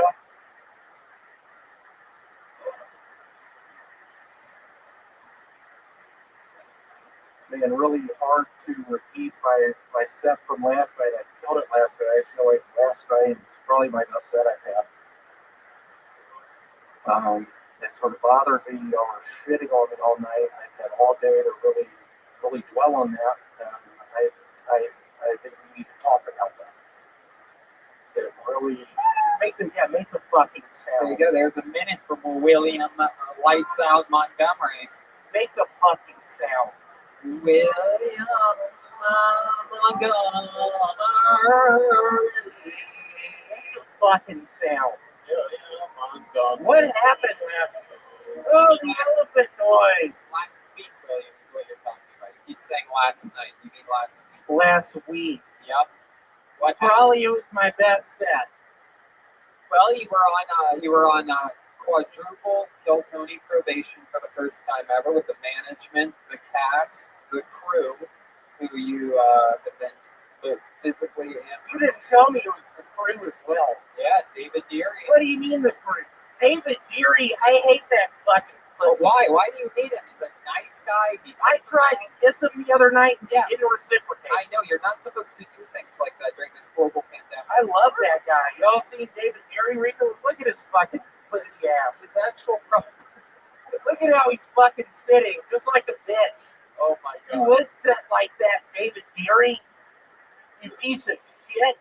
David is, why didn't you kiss me last week? No one wants to be near you. Dude, I'm sick. Okay, we get it. Everybody gets it. Y'all are in for a treat. The cameraman, this is my showtime at the Apollo. Set to get on showtime at the Apollo. Really excited to be here. Thanks for having me. Your Pizza Hut Domino's Papa John's joke is great. Is that true? Do you do that sometimes? It is. I eat the new Shack Pizza. He claims it's an extra large. It happens to be just a large. But same amount of pepperonis, same amount of cheese. $1 goes to some bullshit charity for black kids. I'm not buying it. But I am calling up Papa John's, asking, hey, what is this, Pizza Hut? Or Domino's? If y'all have the cheese bread from Domino's, that is to die for. Jeremiah, it looks like you have. What's up with your hair tonight, dude? Spencer, what's up? What's up with your hair? I've just been growing it out. Love it. It looks pretty. Red Band, what's up with the hood over your head? What's going on? Because you fucked up last night on the AV? Last week on the AV? Why isn't it on YouTube? That was my best stat. It is on YouTube now. Is it? Yeah, last week's episode is now on YouTube. Cool. Perfect.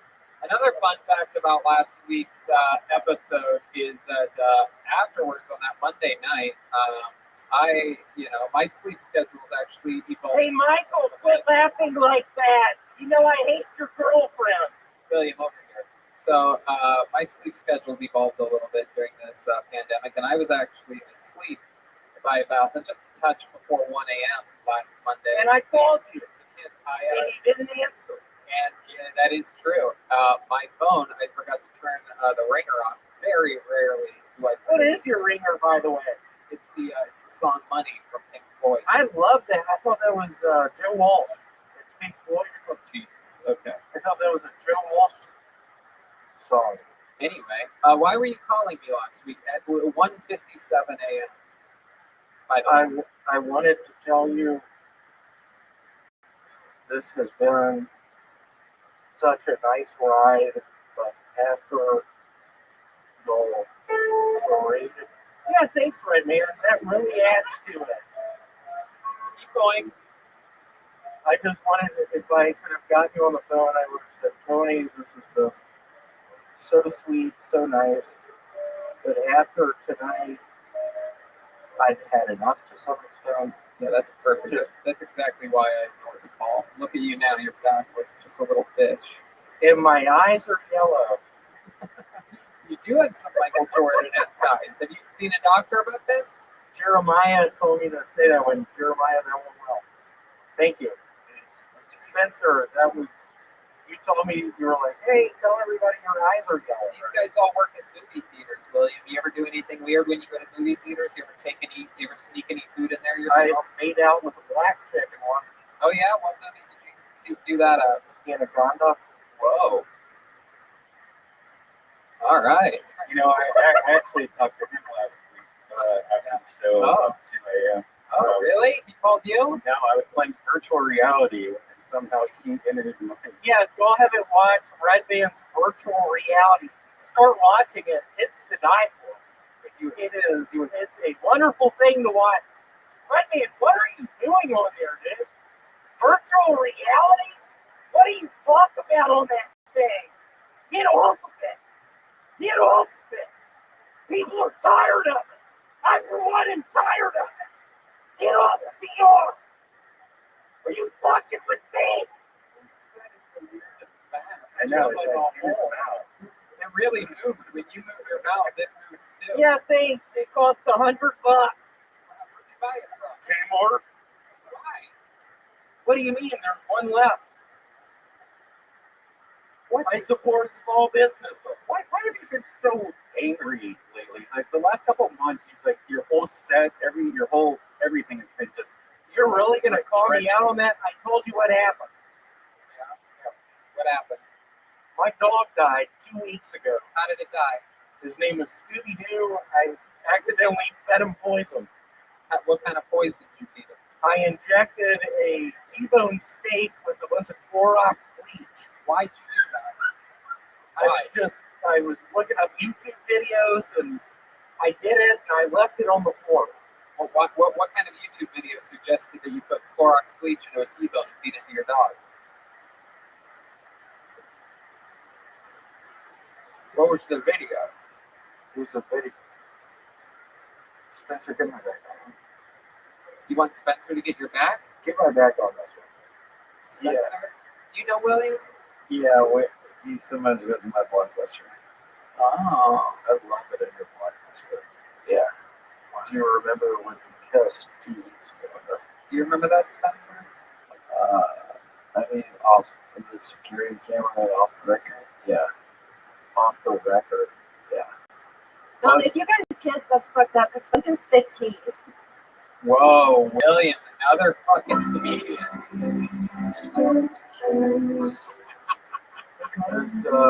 That is the main song of Anaconda. You did that one well. Red Band got tired of all the bike jokes. They pulled up the song. Good job, Red Band. I have your attention. Okay, all right, everybody. Everybody relax. William, big soundboard. Okay, guys, settle down over here. Yeah, stop. The mess is the mess. All right.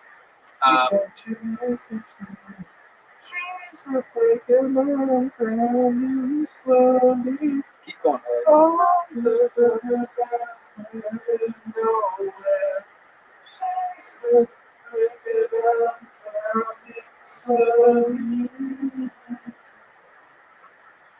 Six of the song. Day after Christmas. American. Yeah, that's a sad deal. It's about an abortion. Is it? Yeah, it is. Really? Yeah, it's a sad deal. Yeah. So, you gonna get how was your test? Am I gonna get a tattoo? Yes, last week. How was your test that you took last Wednesday? How did that go? I have strep throat. Oh, that's good. It's a good time to have strep throat, actually. Much better to have strep throat. Luckily, I don't have adenoids anymore. How's the spot on your belly? Can we get an update on that? Can we see what's going on there? Let's see. It's being blocked by a shadow right now. Can you? Where is it? It's gone. It's a Christmas miracle. It looks like his belly button's waxing and waning. Was that a moon joke? Yeah, I just learned about it. Is that a fucking moon joke? Yeah, it is, William. What's wrong with my belly button? It's a giant as a moon. That's a giant as a moon. Yeah. That's funny. It does sort of look like. Can you lift up your shirt one more time, David? Can you get in there again? It does look like the part of the Death Star where like ships fly into. Yeah. It looks like Darth Vader flies his ship into that. Hey y'all, what are we doing? Why are we flying into this? It also looks like the garbage dumpster where that snake creature is. You know, the apartment where it's crashing. So I believe that is the planet Tatooine. I love some Star Wars. That falls into that little hole. That's it. Not really. Not really. The Sarlacc pit. Yeah. Sarlacc pit.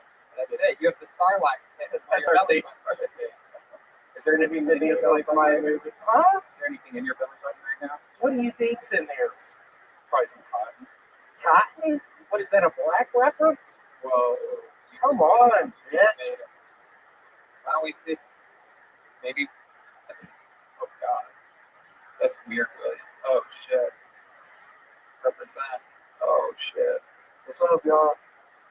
You do that when you're out on the streets? Yeah, I do it at the swimming pools. What swimming pools? YMCA. Oh, my God. Do you at least make sure there's no children around when you do it? Yeah, sometimes. I'm usually swimming laps, and that's why it's there. Really? God. Okay, sometimes it's fun sometimes it's good when an episode just sort of like cruises down, nice and slow, and we get to really appreciate all the comedy that happened earlier on in the show. You know what I mean? Perfect. Ladies and gentlemen, one of the longest tenured regulars in the history of the show, the great William Montgomery. Everybody, there he goes. There he goes. This was another episode of the show. We did it again. Fun stuff happening all around the world. Let's check out the drawing from Ryan J. Ebelt. Let's see what happened here tonight with the movie theater crew. It sometimes works in a blockbuster. There we go.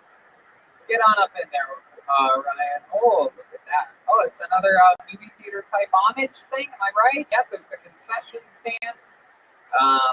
I see me. I see William with horns. We have great fire breathing.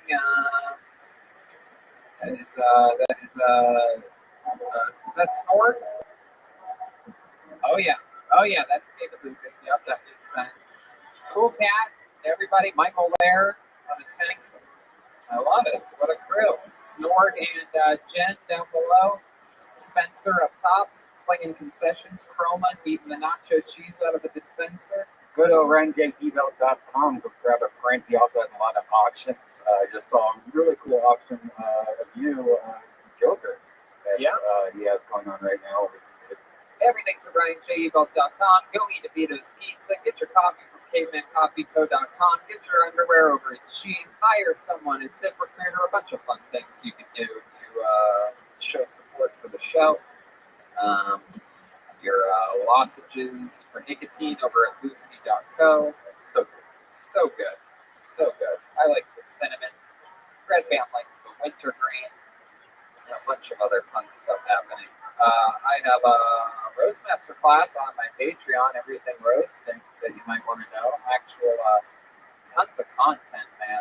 Interviewing Jesse Joyce this week. Just interviewed Sarah Tiana, Benji Aflalo, David Lucas, Donnell Romans, Jeff Ross. Fun times. We just talk about making fun of people, so that's exciting. Red Band? Check out my virtual Red Band, and also Brian Holtzman, Dead Air, and of course Brothers in Cursive, which are we doing one last week? Okay, so check that out. Oh yeah, I have a whole new merch store as well attached to my website, TonyHinchcliffe.com. Brand new shirts drawn up by the McVader. Those are mostly roast master class based. There's also a cute little Hinchcliffe Red Band 2020 shirt there. I like it. Jeremiah Watkins has a new episode of Jeremiah Wonders. I'm sure of that. Tell me about it. It has Dr. Phil and the Starbucks assistant manager, Aubrey, on that episode. I thought that was last week's episode. What's this week's? Shanks and Dr. Phil was last week. Oh, Yeah. what else, Jeremiah? Anything else? At Jeremiah-Watkins on Venmo. Thanks for the support, guys. And if you're in the Tempe, Arizona area at the end of the month, I'll be doing some shows there the last weekend of the month on Thursday. There you go. Tempe, Arizona. Yeah, and if you're on YouTube right now, head over to youtube.com/JeremiahWatkins and hit that subscribe button. There you go. Also hit subscribe for this show if you haven't yet. Jen is actually Jet Ski Jesse Johnson. Quadruple J's tonight. You are Jet Ski Johnson on all platforms. What else, Jet Ski? That's it, at Jet Ski Johnson. Thanks, guys. Chroma Chris. It's Chroma Chris. Did I miss anything tonight, Chroma? No, just checking out the Baby Boys on Spotify. That's right, Baby Boys on Spotify. THBBABYBOYS. And then, of course, the great Joel Jimenez was here. Believe it or not, that was Stuart the entire time. I know, it's shocking. But go ahead, Joel Berg. You have a new episode of Mostly Sorry, which is also your name on all social media platforms. Yep, and David Deary. We are American Treasures. That's right. I absolutely love it. Are we missing anything? That's pretty much it. Thanks a lot, guys. Good night, everybody. Oh, thank you to everybody out on the patio that came tonight to the Comedy Store. We are streaming the show out there. Thank Charlie from Vito's for those ziti. We'll be back next Monday with another episode of Kill Tony. Live.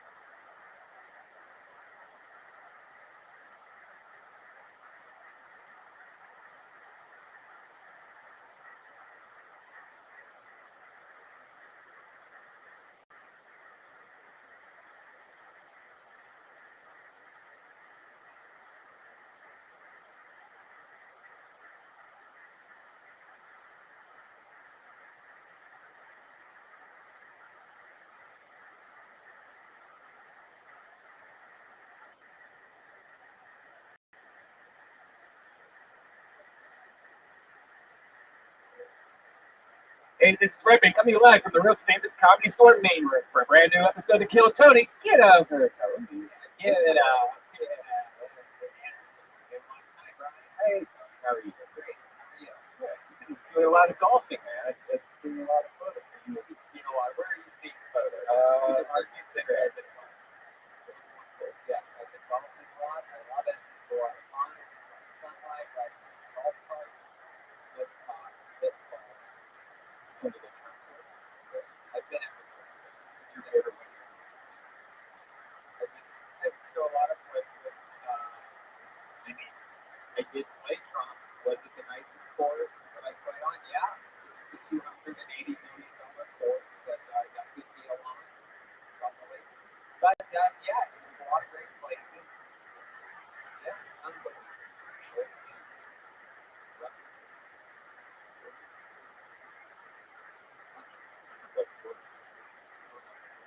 Good.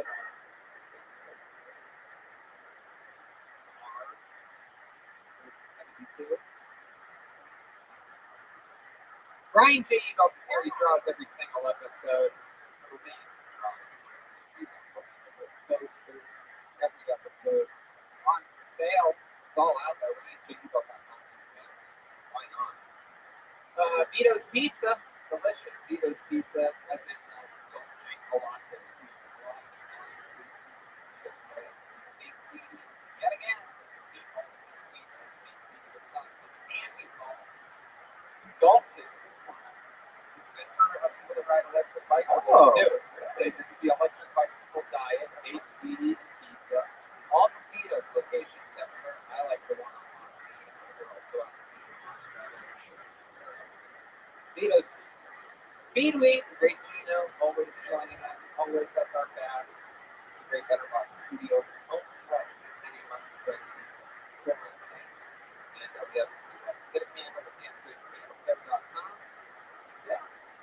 Roastmaster classes up from patreon.com/eachfoot for a bunch of extra Tony talk about making fantasy stuff.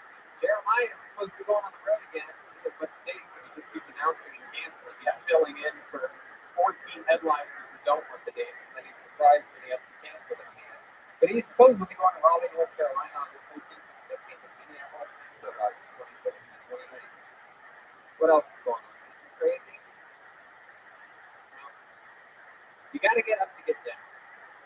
I'm talking about erectile dysfunction, and it isn't always easy to talk about erectile dysfunction. Usually you just brush it off or blame ourselves, saying, I think I lost my mojo, or we avoid it altogether with excuses like I have a long day at work, or sorry, honey, I'm just not feeling it, or I think I'm in bed.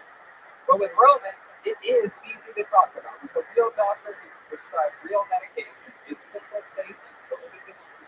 Yeah, with Roman, you can get a free online evaluation and ongoing care for ED. All the comfort and privacy of your own home. The doctor will work with you to find the best treatment plan. If medication is appropriate, Roman will ship it to you with free 2-day shipping. The whole process is straightforward and simple and discreet. Getting started is simple. Just go to getroman.com/Tony and complete an online visit. Erectile dysfunction used to be tough to down, but now there's Roman. Complete an online visit today to connect with a doctor and take care of it. Go to roman.com/Tony today. If approved, you'll get $15 off the first order of ED treatment. Wow, $15 off. Get a boner. Let's get roman.com/Tony. Get roman.com/Tony. And boy, oh boy, are we excited to announce the return from one of our favorite sponsors. You guys know this, fans of the show. If you're having a rough time getting through lockdown and social distancing, well then I want to tell you about some of the products from Infinite CBD. You remember Infinite CBD. Infinite CBD is the cleanest, purest CBD available. If you've never heard of CBD, it's derived from hemp plants, and that's all the benefits of marijuana without getting high. And Infinite CBD has a ton of different products that we use, and they're just great. I rub it all over my body all the time. Here's some Infinite CBD products I can get you through the hard times, Tony. CBD AM Plus, difficulty concentrating while you're working from home. This has CBD plus caffeine for mental clarity. CBD gummies, that's my favorite, with new flavors like sour and full spectrum gummies. Ooh, full spectrum. Like people say that. If you think you're losing it, these can help you relax. CBD lube, it feels good. You've got time to kill. Treat yourself. Actually, that's really amazing. Instead of using spit, try that. CBD lube is amazing. Put lube on your fucking stuff. Yeah. If you haven't tried CBD, look it up. There's a lot of research and users reporting benefits like reduced anxiety, reduced inflammation, and more. So go to infinitecbd.com to switch their products. It's yours. That's infinitecbd.com, and if you use promo code KILLTONY, you will get 20% off. Once more, that's infinitecbd.com, promo code KILLTONY for 20% off. We're just gonna get going sometime. I'm just excited about these sponsors. They just love me, everything about them. We're having fun. It's a beautiful Monday. We're live on YouTube. Watching, right? Okay, let's start tonight's episode. We have a fun one I do believe lined up. You never know that. Sometimes I lie. I say tonight's going to be a fun show, but I don't know. I don't know what kind of group the band's in. I don't know who's going to get pulled out of the bucket. I don't know if the regular might be prepared or whatever. I never know. This is a really improvised show. Other podcasts, they know what they're going to talk about. They have a big whiteboard right behind the camera that you never see, in which they talk about the things that they're going to talk about, the things that they talk about all the time. Anyway, we know the band on this show. They come in to be different characters for the episode. We never know what they're going to be. Let's find out what they are tonight. Ladies and gentlemen, I thank you the best thing they have tonight. It's the Close Handy Band. Jeremiah Watkins, former drum tennis, Jets, Jesse Johnson, and Chroma Chris. Here we go. Let's see what happens tonight, shall we? Here they come, I'm sure, any moment now.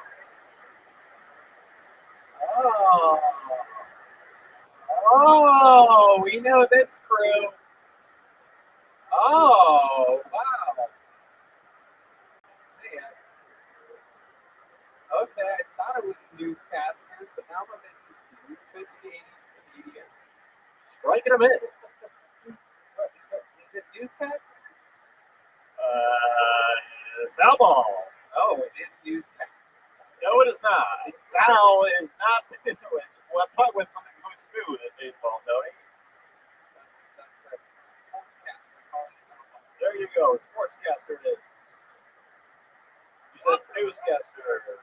We do not. You're all sports guys? Yes. Okay. Well, then you're not newscasters. You are sportscasters. Sports announcers, sportscasters, sports broadcasters, whatever you like to say, Tony. Yes. Okay. So these are new characters.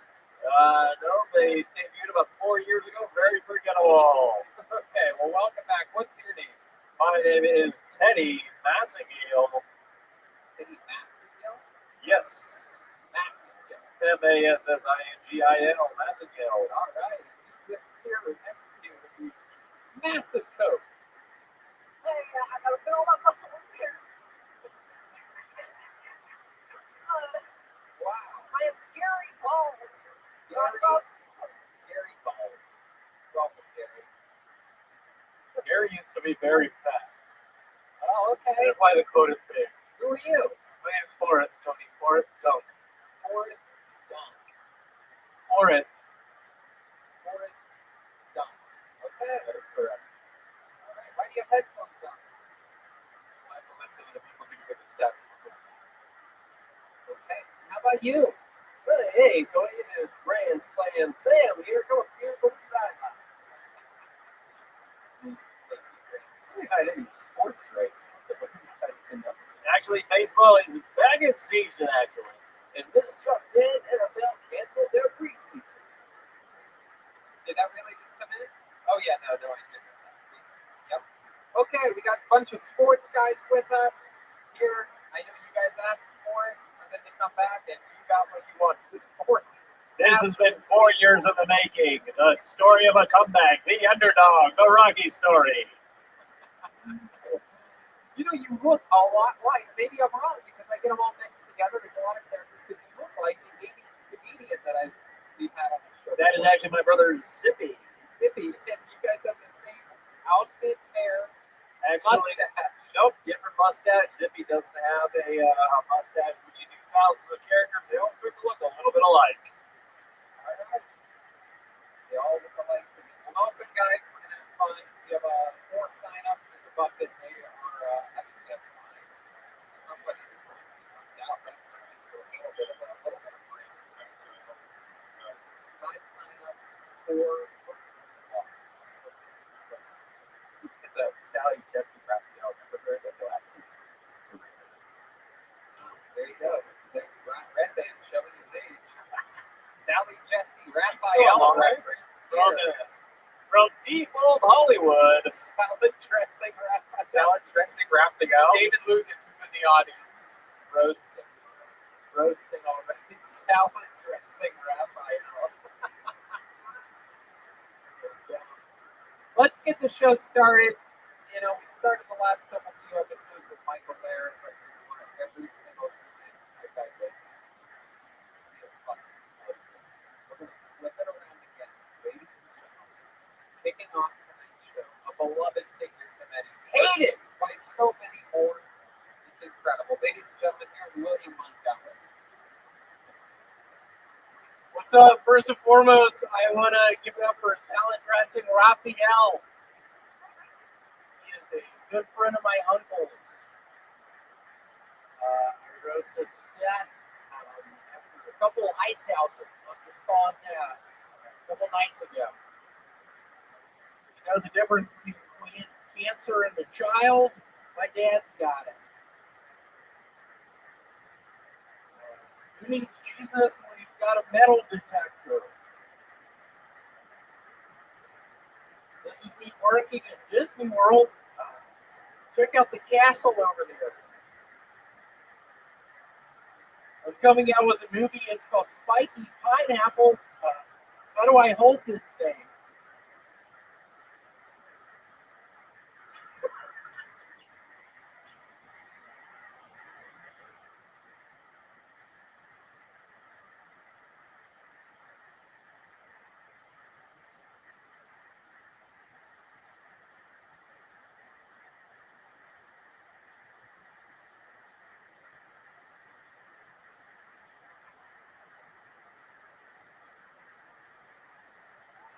Wow, William Montgomery Wow. really, What was up with that time? Woo! he really, Whoa! What happened there? you left a lot of space for laughter there at the end. You must have thought that spiky pineapple joke was going to I really... did. Have you recently called it pineapple? Yes. They are spiky. Yeah. Yes, they are. Yeah, I think now the movie is called Spiky Pineapple. But literally, I don't know how to alter it. Why would it be a movie? Why would you make an entire movie out of a spiky pineapple? It's flipper to it. You know, you get to smoke the pineapple. It's like a wafer. Perfect. Maybe I wanted to write that movie. How much did you write? 200 pages. 200 pages. Wow, barely. You wrote something of the jokes this week. I was just wondering exactly what it was. Does your dad have cancer?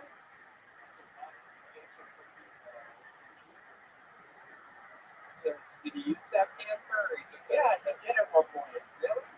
Pretty much a miracle. And then William moved away.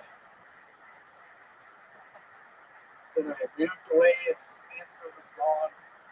The doctors would know what happened. So it's me moving away. My goodness gracious. How about the Jesus metal detector joke? Can we talk about this for a second? If you don't need Jesus, if you have a metal detector, can you explain? Yeah, you don't need Jesus. You've got a metal detector. What do you mean? I mean, how many times watching you walk up water, you can walk up water. You're a fisherman. Jesus is a fisherman. He's a Christian. Jesus is a Christian. Fisherman. Is he? Was he a fisherman? What passage in the Bible says he's a fisherman? Do you know? Ted Massengill? Mark Carpenter, but I think he's coming up with a fisherman the other day, like the 5 loaves of 2 fish story. The parable of 5 loaves. 5 loaves and 2 fish. Are we talking about Red Man's Midnight Snack? What's going on? A deal of biblical proportions. Hallelujah. Yeah, what is Red Man gonna die? Oh, William. Red Man. No, I didn't sick a Red Man devil. Why? Well, I'm definitely not gonna die of laughter. Whoa. Come on, what is that? Wow, Red Man? Because even when we asked you to explain that joke about the metal detector, it still made no sense. So you What wrote do a you joke mean? that That's one of my best jokes, man. That's one of my best jokes. Talking about. Okay. Okay. All right, let's talk about I'm sick. I got 104. Let's talk about another one of your jokes here today. This is me working at Disney World. Hey, check out the castle. Hey, look at the castle over there. Did you Steal that from a 2nd grader? I don't even think a 2nd grader would have that. Look at the castle over there. My point is, this world is known for the Cinderella's castle. And I swear to God, if I work in there, I'm going to be saying, hey, look at that castle over there. Please, Cinderella's castle. I've been working for Disney now for 5 years. No, you work in a storage facility. Well, I had to resign. No, you didn't. I had to resign. Did you really? If anyone has a job, do you have a job? Gino, you got a job for me? Yeah, nobody's really hiring. Okay. Oh! I literally had tens and tens of people offering jobs. Well, now I finally need it. You finally need one in the middle of a global pandemic. In a pandemic, I need a job. But you didn't accept any of the high-paying jobs that would have changed your life, alleviated your alcoholism when the economy That was several months ago. Yeah. The economy's booming. I'm drinking a bunch of alcohol and Sprite bottles. And you're telling me about these jobs, and I greatly apologize. I should have listened to you. I need a job right now. So what kind of job are you? I gotta be back in Memphis soon. You are. So what kind of job are you willing to do? Just so that the listeners out there know, because a lot of the fans of the show, we have ZipRecruiter, there's a lot of people hiring. So my question is this, just so that everybody knows, what's the worst job that worst job I've ever done? No, William, listen.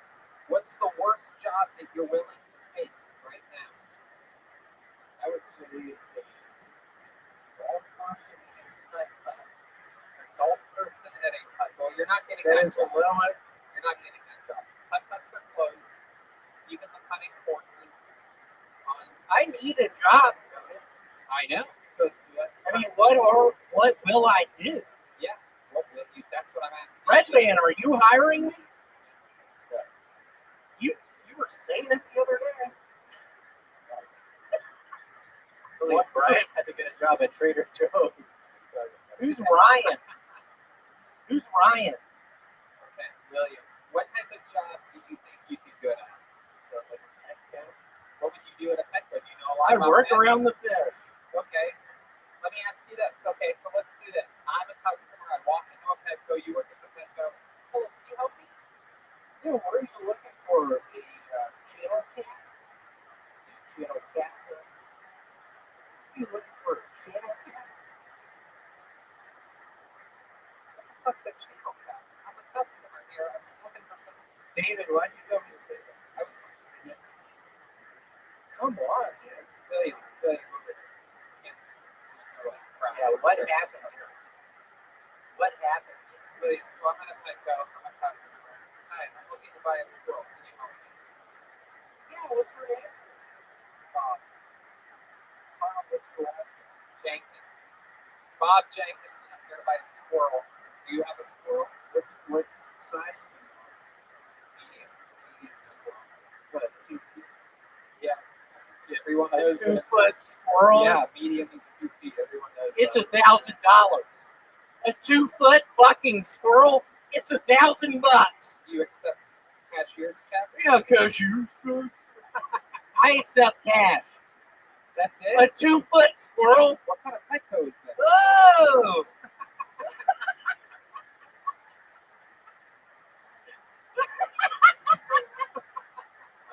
I'm right.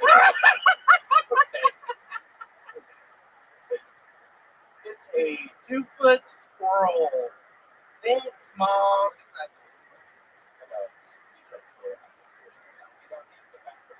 Wait, that's perfect. God, what was that? I'm writing a script called Puffer Fish. How to hold this thing. Spiky. It has spikes on it. Exactly. That's what made my joke funny. Holding a pineapple. Coming out with a pineapple movie. Have you been talking with your parents lately? Yeah, They a care little bit. deeply about you. What have they been saying?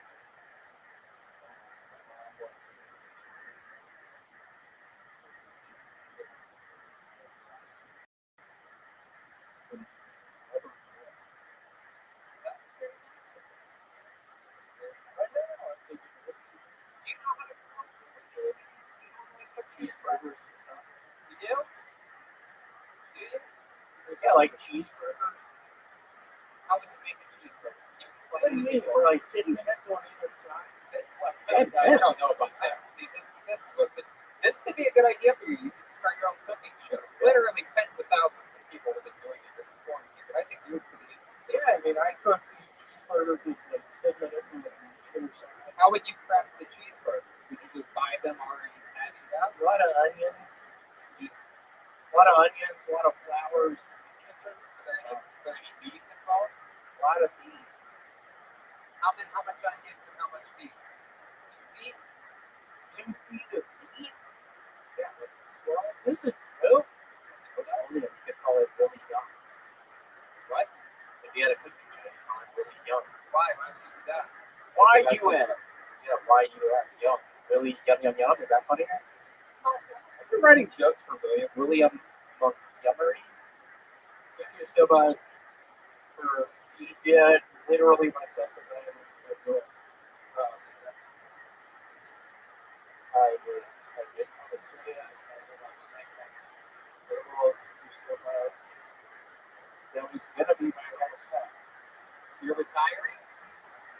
I'm saying tonight I wasn't prepared for my set. Why do you think that is? We would now like to hang you from the rafters to the picture. Retiring with props. Come on.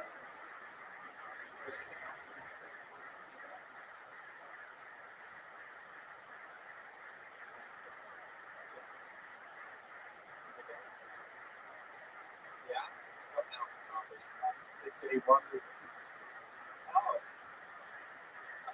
Well, there you go.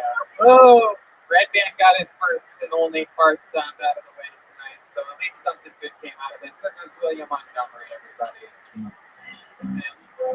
Montgomery, he's the one with red hair, no joke. All right, David Deary.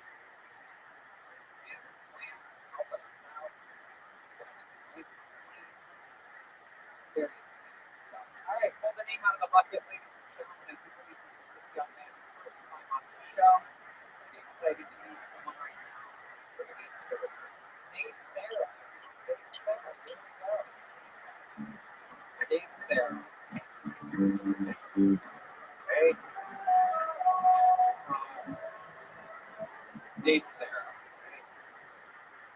They're calling to you right now. Well, yeah, my mom. I'm going to know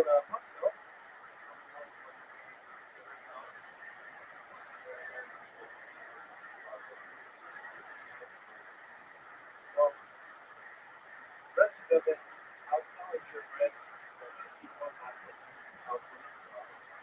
It's probably not information. So I just did it. So we bought a whip and then a lead pipe. I'll just let you know. What fucking turn it into? I think that's the easiest way to do it. I'm no expert, but puppies are so unaggressive and dumb and obedient. It's night after night and night eating over the head. You want to kill a guy, but you just want to. And you know what? Hey, Sarah.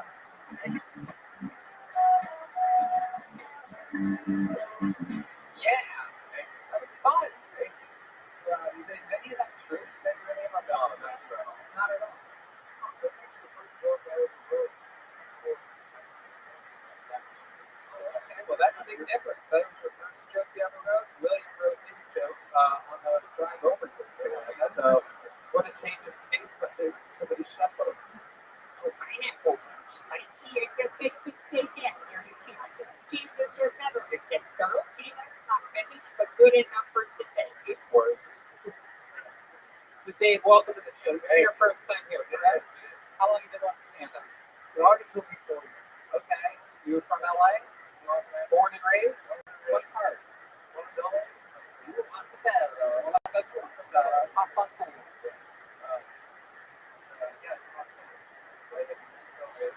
Montebello. Oh, okay. Montebello's not as it sounds like it would be up here, like Mendocino and all that, but it's not. Lake Paris, California? What? Lake Paris, California. Sounds really fancy, but it's private. Yeah, you know that. Well, you're an East LA correspondent. I am actually a white man from Philadelphia. Forrest Dunks.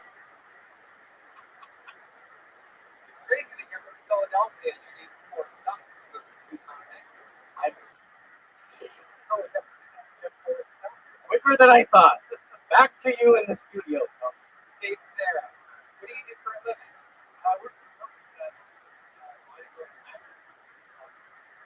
Bodyguard for a website. Oh, okay.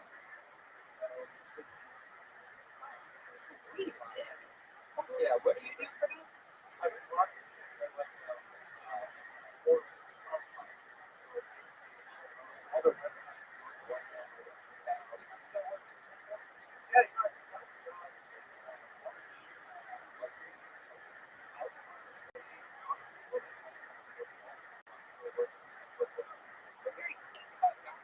Yeah, your life together. You drink plenty of water. Am I right? You drink a lot of water?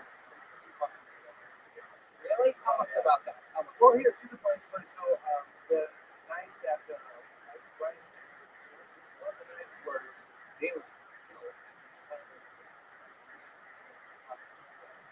really on that day, right? And so that night, Wait, I thought that William was a regular before David. Yeah. We talked to William about something about. I wasn't really asking you. No, you weren't. No, you were just talking. No, William doesn't help me with any of this. And honestly, it's funny because William lives on the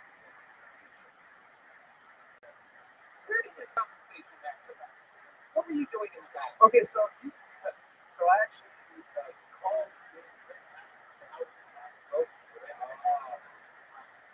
You really are. Yeah. Of course, yeah, we did do it. So then you were out back, you missed your spot, and then it turns out that you're out back again, eavesdropping on confidential. No, well, he looks kind of like a cop. You do have Yeah, cop face. How long have you been impersonating? How long have you been impersonating Clark Glass? Anyway, so yeah, no, I went back.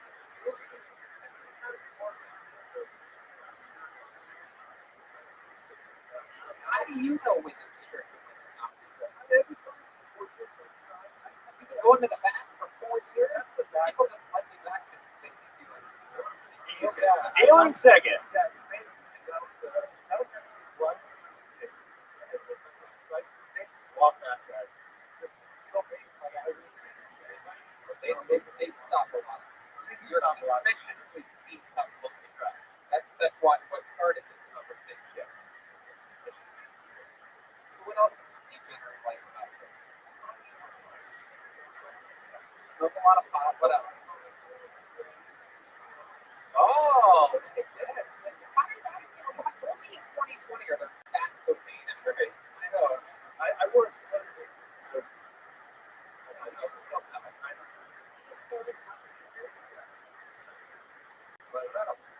Coca-Cola? What's your living situation? I live with my brother in one building. My brother is so he gets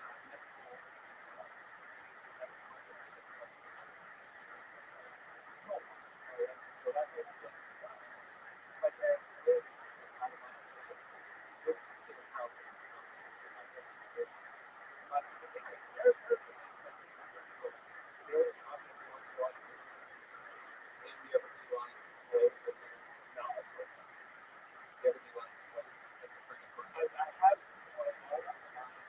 what kind of caretaker are you?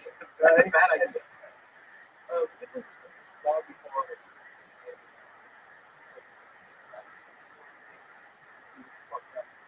You couldn't tell that he was fucked up. No.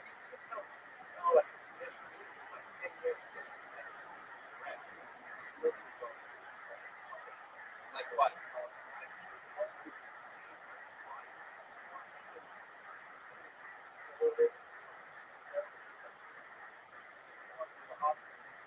I mean, I'm friends with Michael Laird. That happens to him all the time. It's like they're looking around. The body, or You look like you have an that's pretty good.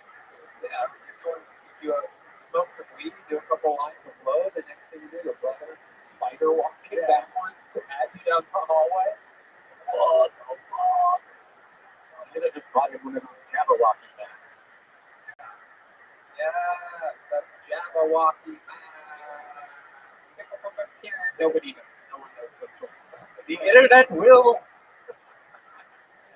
I know exactly what you're talking about, Forrest. You did a great work back there. Thank you. Back in with you. Forrest Dunks, ladies and gentlemen. Back to me in studio.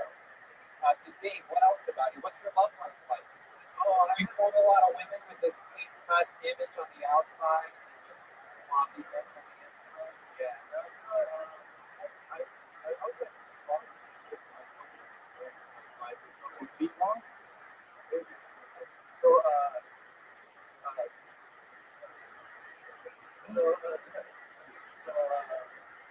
my last book. How'd that end? Why did that end? Tell the truth.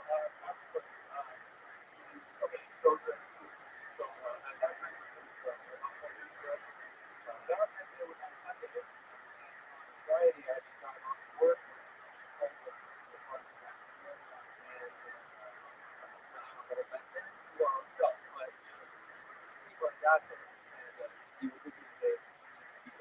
No. Okay, but So, yeah, she was asleep. It was Friday night. I get the call from my cousin saying, "You want to come downtown and drink?" I was like, "Man, I don't feel wait for that." So I did. you went and had it. No, I did not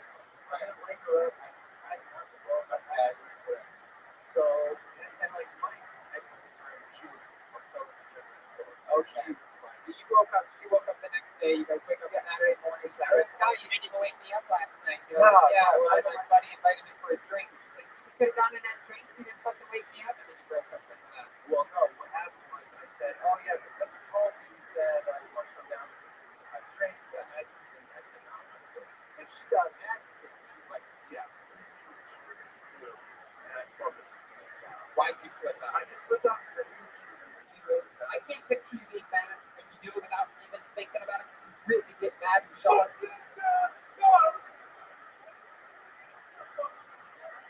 Wow, this is like gay Tony Soprano. I know. I'm excited. I've always wondered what gay Tony Soprano would be like. Broke up this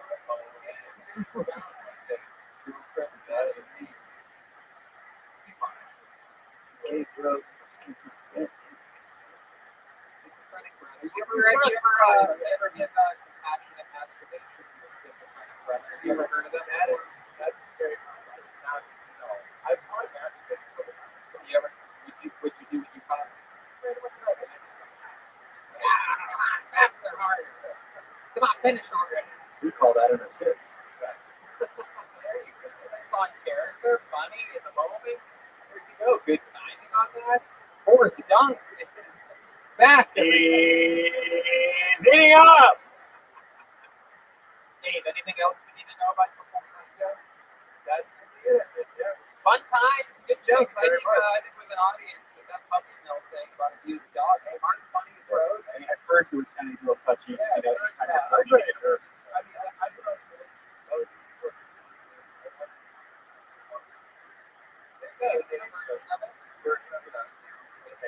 there you go, Steve, Sarah, everybody.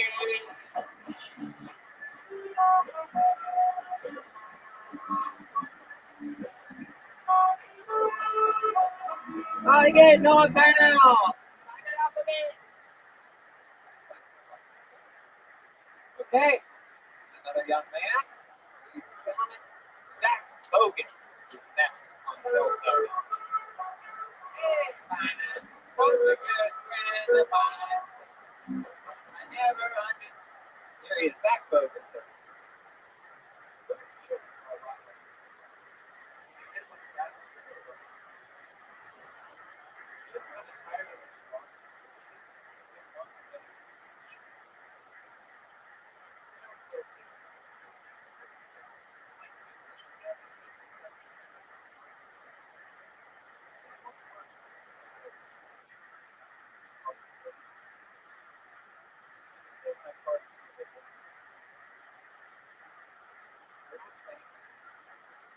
So much.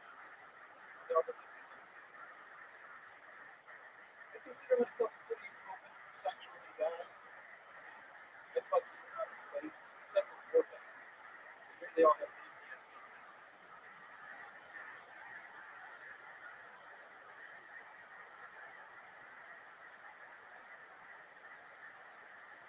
I'm a cancer survivor. I'll be in a couple of months. I don't care what they say, Vortex and cancers. Here you go, Zach Boger. Was a bullfrog. Was a good friend of mine. Hey, I never understood a single word you said. But I felt his wine. Yeah. Stand back from that ledge. Bow down and from my friend. All right, Zach Bogus. The best part of that song, by the way, is the second verse. If I was the king of the world, tell you what I do. We don't give a fuck anymore here on Kill Tony, everybody. We are talking about a song right now. And make sweet love to you. All right, very good. We're losing our minds. You know I love the lady. Yeah. And loves to have me too. Turn that missus to a man. And I love my wife. And straight to son of a gun. We just were. All right, Zach Bogus, welcome to the show. Is it your first time on, or are you going to look for it? No, it's my first time. Welcome to the show.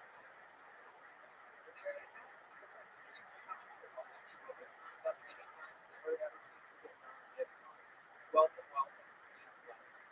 How long have you been stand-up?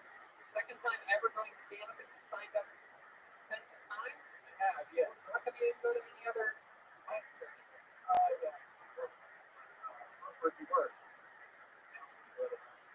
Oh, nice. Malibu has a great restaurant. Good restaurant. Paradise Cove. Oh, I love Paradise Cove.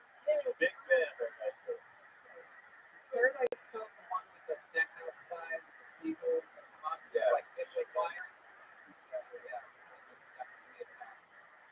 Saw a lady. A whole glass of red wine.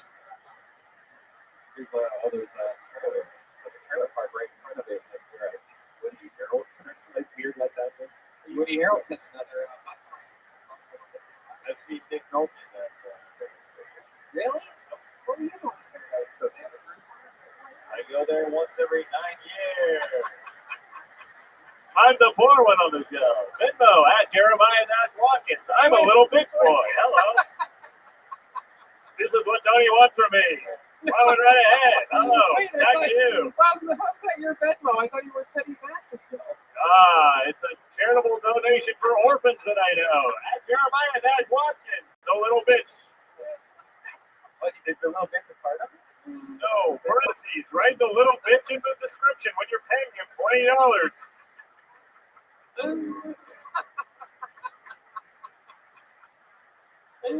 Look up his song, I Need You on YouTube. It has 3,000 views. Back to you, Teddy.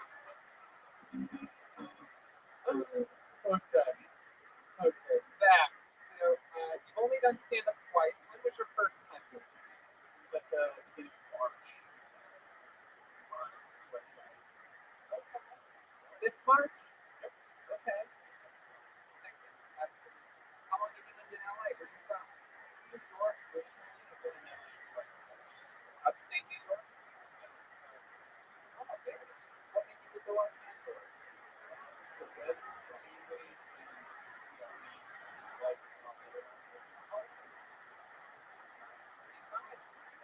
How long have you lived out here?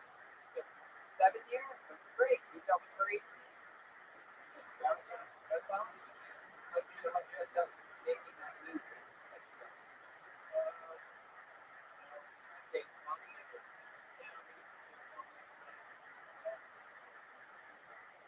How about Stephen? What did you do up for you?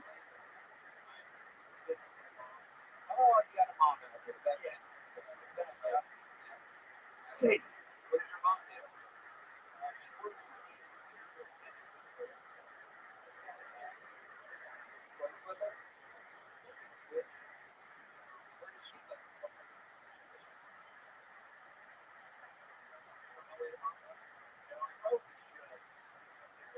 Do you know where your dad lives?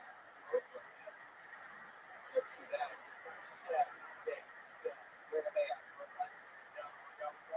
Virginia? Your biological dad's important.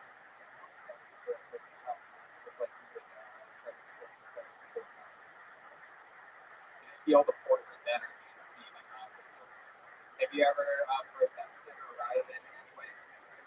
Go to the hockey final? No, do that. I like protesting. Like what? What are some weird protests? Yeah, I can tell.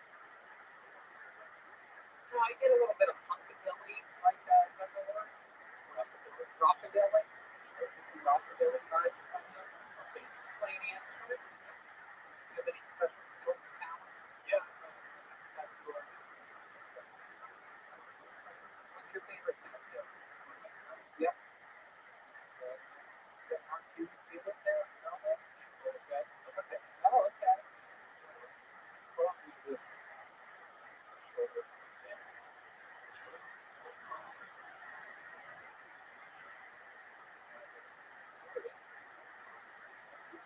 How about your biggest, most regretful tattoo? When I was learning how to tattoo, I tried extra fighters. Sit on my partner.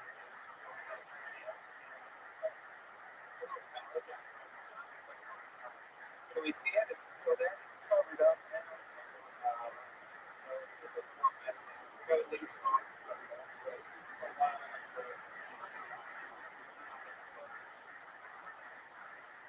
How about now during quarantine?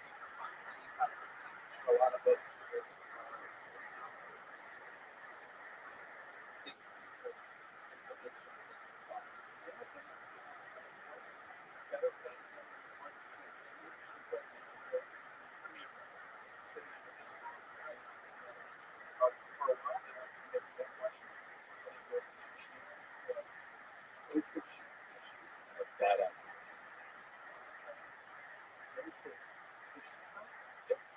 What did you get? That he goes sashimi. Strike one. What do you do in the video games? Whoa, whoa, whoa. That come out after the coronavirus did? They're going to kill Asian people that they're killing us. Am I right? People! No. Because of that disease? And the crowd goes wild. Zach, you ever been arrested? For what? Subway.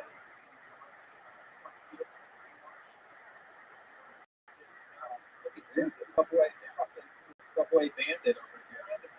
Once I stole a foot long. I didn't do anything bad. How about the other two times? Once, that's good for you. Sitting on the Subway, once for not paying a toll. It's a bunch of shit. I'm trying to go werewolf once. One time I had a woman in a Subway. You don't remember the other two times you got arrested? They were all. Wow, that's incredible. Oh, you know what? That actually reminds me of a funny story that my brothers reminded me of this past week when they hung out with me for a quick barbecue. When I first moved to LA, I once took my bicycle down the trains many years, 15 years ago, and they tried to give me the ticket for riding the bicycle in the lower area. You're not allowed to do that. You fucking stop. And they had to chase me, and they ended up getting me. It was a whole big rigmarole. I'm like fucking 19, 20 years old. And they're like, we're going to write you a ticket. Give us your ID. And I don't have an ID. They're like, okay, give us your information. I immediately realized that I was lying, right? But I'm like halfway through the thing, lying about my information for this ticket. I had already said to them, like, your address. But I was halfway through lying. So I got all the way to, what city do you live in? I'm like, Burbank. So like, zip code. Fuck. I only know, the only zip code I know in LA is my actual zip code. So I told them 90210. They didn't even fucking blink at it. They were so excited to give me a ticket and they weren't. I know. Fucking train police. You could lie the whole time, dude. I told them the fuck. Has anybody ever told you that the Green River Killer? Ryan James, that's the real killer. BTK. No? Look up the UP killer.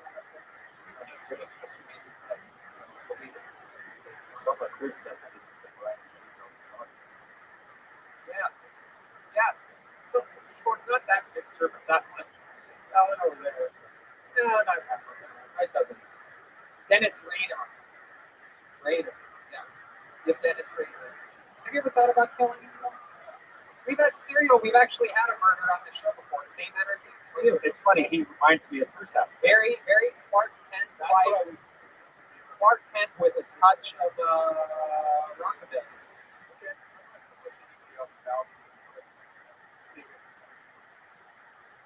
He actually grew her. Did he really grow her? I believe. Hell of an arm. I mean, I was going to say, he was a sportscaster. It's quite an opportunity.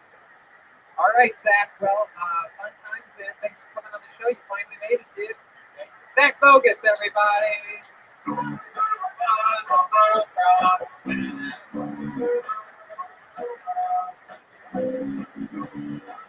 Yeah, word he said, but I helped him sip his wine. A regular who I absolutely adore. This man did a great job showing me this last week. I did a crazy house show at a drive-in comedy show.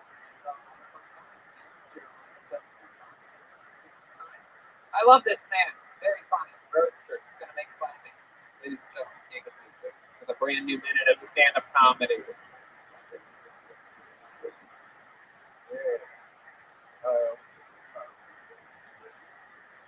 I'm not trying to make like a six pack with biceps thing.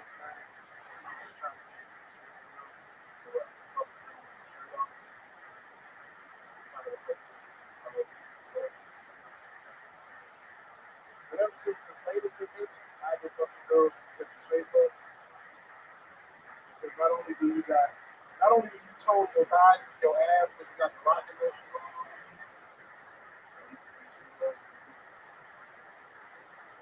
I'm tired of skinny guys thinking that they fucking fat guys. It's impossible. I got 300 pounds of pressure coming behind my dick. How you fuck that? Pressure makes my ass.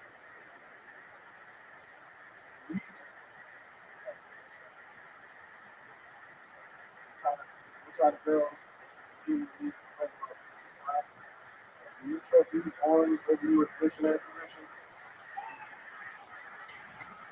There you go. Hey. These minutes are long as fuck with no audience. No, you're doing good, man. You're doing good.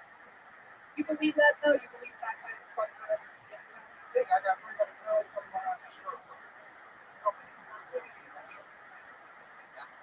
It depends on what type of fat guy you are.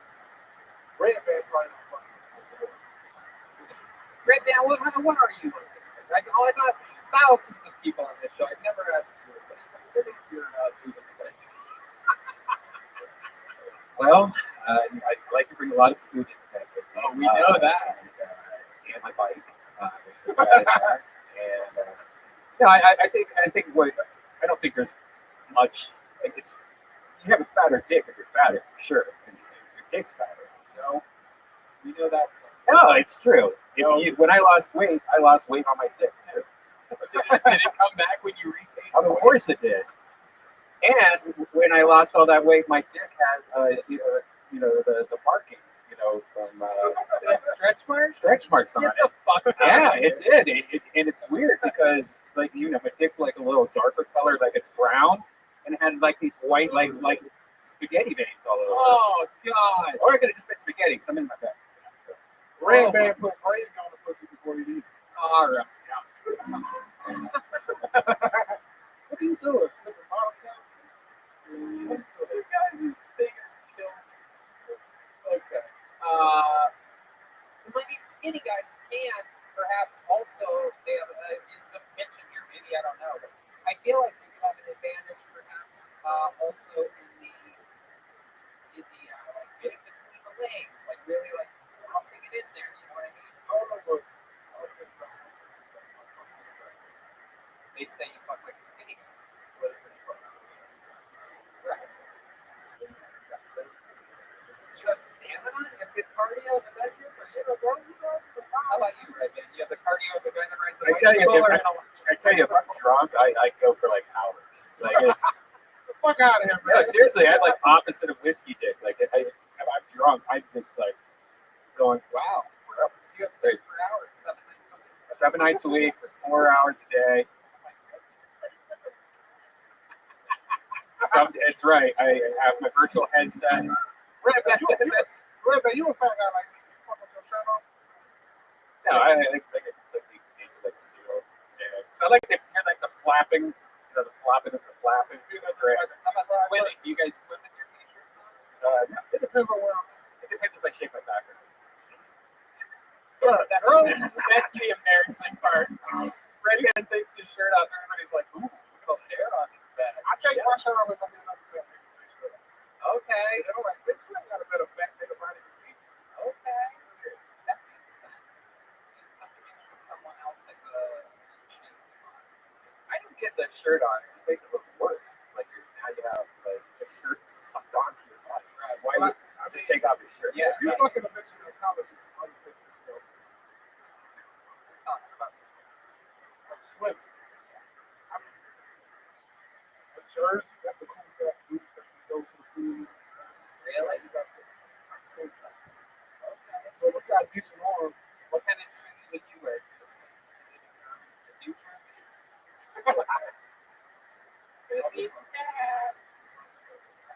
What jerseys do you have? Jersey. I get your three Jet shoes. ski. What is it? Oh, come on. You can't roast these characters. It's very hard to roast silly. You actually work for me. PGA Tour last year. That's right. That is right. What jerseys do you have?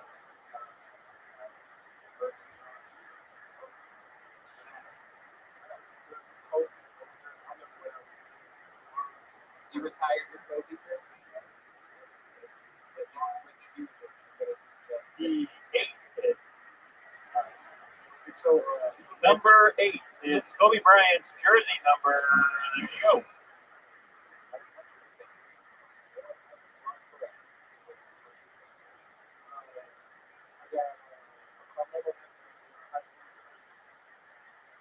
Really? Caramel in it. Caramel.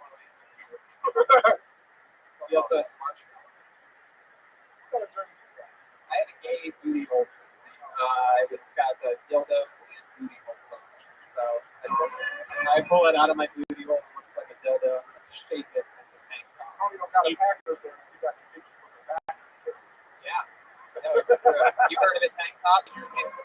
My jersey's a tank top. That was in his own way.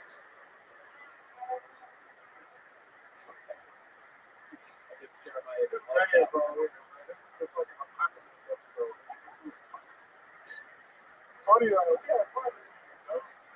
Yeah, yes, we did. We had a great time. What was that? We had a fancy meal. We took Jeremiah and David Lucas to a restaurant called Salt. Even though David needed any more salt in his guys, we went there. We had a great meal. We had the salmon and the onion dip. Jeremiah had the pork shoulder with a Brussels sprout slaw. I wasn't used to the fancy food because I usually eat moldy meat. Oh, yeah, you did talk about that old bullshit. You eat Aldi meat, and David eats Aldi meat. And you eat the sweet meat. That's right. I eat that straight up booty hole Jenkins. That's my name. You take a hot dog off the grill and put it in the bed. That's right.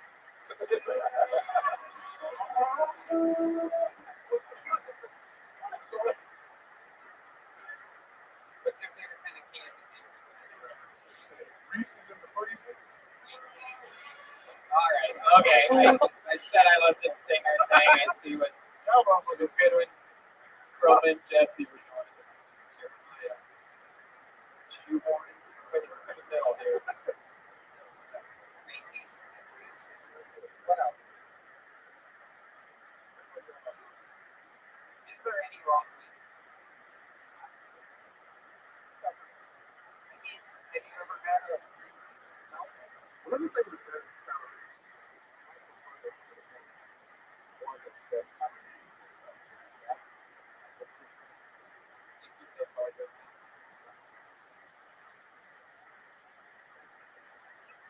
you may think it's okay if your booty don't go out. You know what? I actually do that. I have corn in my people do.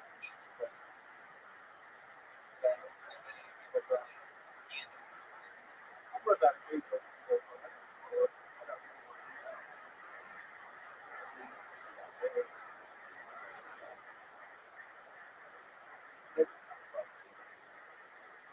I'm joking. Have you ever been to like spice before? No, it's not a that's not a game thing, or else I would do it. All things gay, everything I do. If you ought to buy some, you would have no secret. I would. I actually do. I said I'm actually a dildo. You know, my bicycle handles are both dildos, and the pedals are booty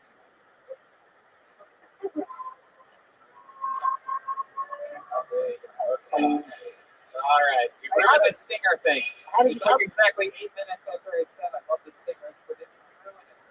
How do you feel about the outside show? An outside show in Tony. I liked it. I told someone earlier it's 100 times better than not doing a show, and it's 25% as much fun as doing in front of an audience. I only actually brought from what we're doing.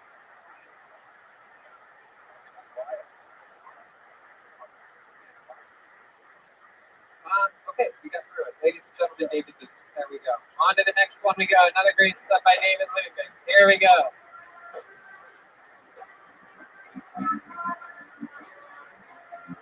Back to the bucket we go. All right. Ladies and gentlemen. It's for Shangi, everyone. It's Shangi.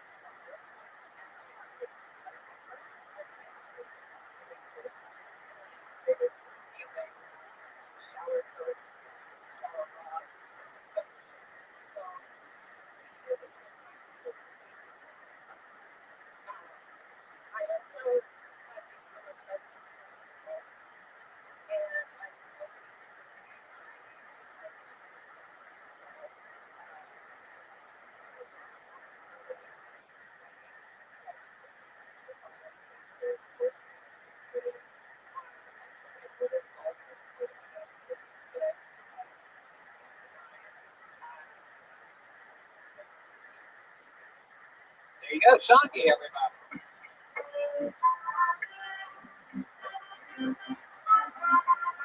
Welcome.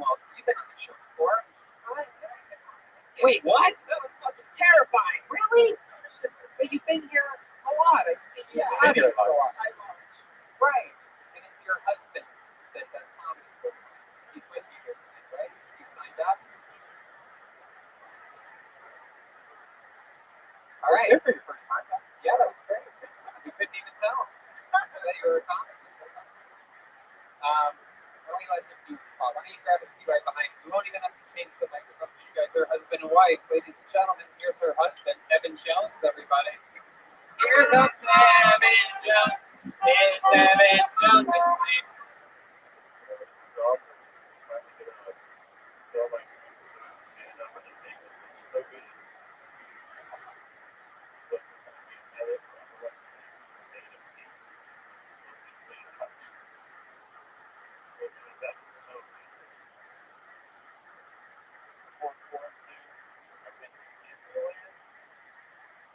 Fucking magical.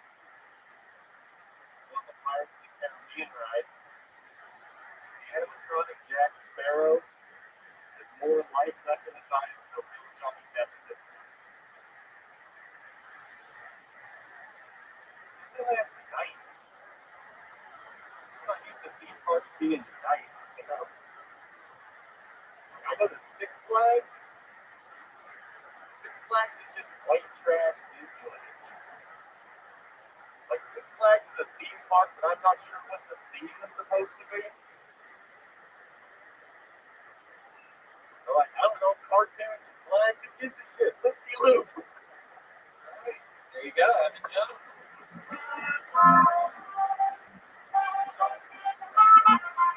Damn, look at your hair. It's fine, man. What happened there? I went at one point. I looked like a sitcom dad from the '90s. I was like a Danny Tanner, and then I went to an Uncle Jesse, and now I'm like going Elvin. I think. All right, man. Good. Very, very, very good. That's fun. Is that all stuff you wrote? I wrote all that right before. I wrote like a whole 5 minutes about like theme parks right before theme parks didn't exist. So I've just been sitting on a bunch of theme park material. It's all good. I love the David Lynch part. I don't know if you're allowed to say Lynch with your wife that close sitting behind you. Yeah. Well, I think I am allowed to say it because of that. Right. Exactly. How long have you been on Like 10, more than 10 years, 11 years. All of it here in LA? No, I'm mostly in New York. I moved here like 3 years ago. So it's just like I started in New York, and then I started doing some just DIY road stuff, like maybe 4 or 5 years in there. How long have you been in LA? Since when did we move here? Like 2016, I think. What made you want to do that? Just New York. There was a lot of people had a weird thing. A lot of guys had like a weird like density, and it sort of made it difficult to move up socially. In New York. Yeah. Right. Yes. And very tough guys. Yes. New York City. They're all tough guys. So they're around LA. And then I also am very into like psychedelics and weed and stuff, and a lot of the New York guys are more like, I'll say cigarettes. I don't smoke fucking 6 coffee a day. Yeah. So they would just be like, "Who the fuck is this guy trying to talk about this weird shit?" And then also it's like, I have a lot of social anxiety, but I don't look like I should, so they took it as maybe an arrogance or something, like not being able to socialize for a while there. So no, I get it. I know exactly everything that you're talking about. Seeing in New York is definitely not exactly wide open to a lot of innocent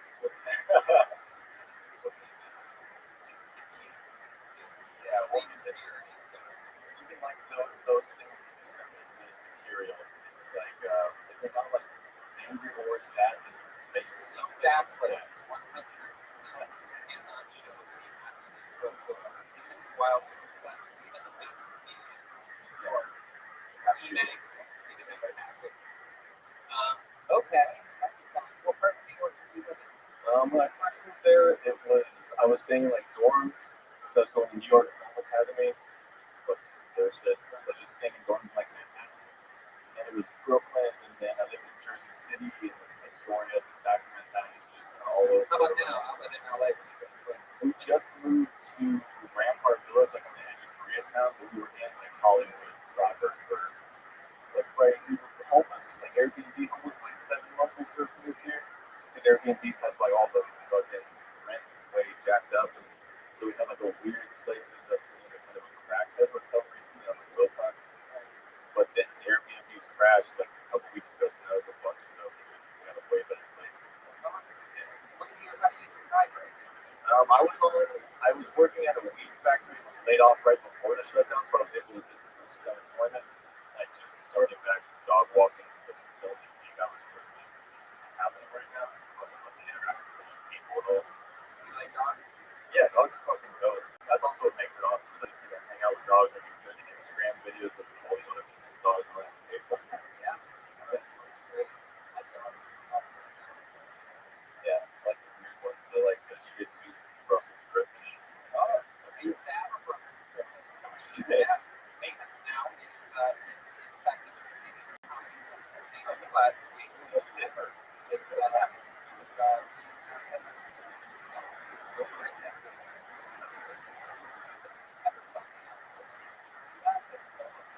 what a great Christmas. And the artwork that they did on that. I thought it was so good. I thought it was a Ryan. That's fun. You guys don't have to talk about it? No, we were waiting for somebody to have carpet. We had gross carpet in the last place. She wants to get a chihuahua, so I think that's no. Chihuahuas.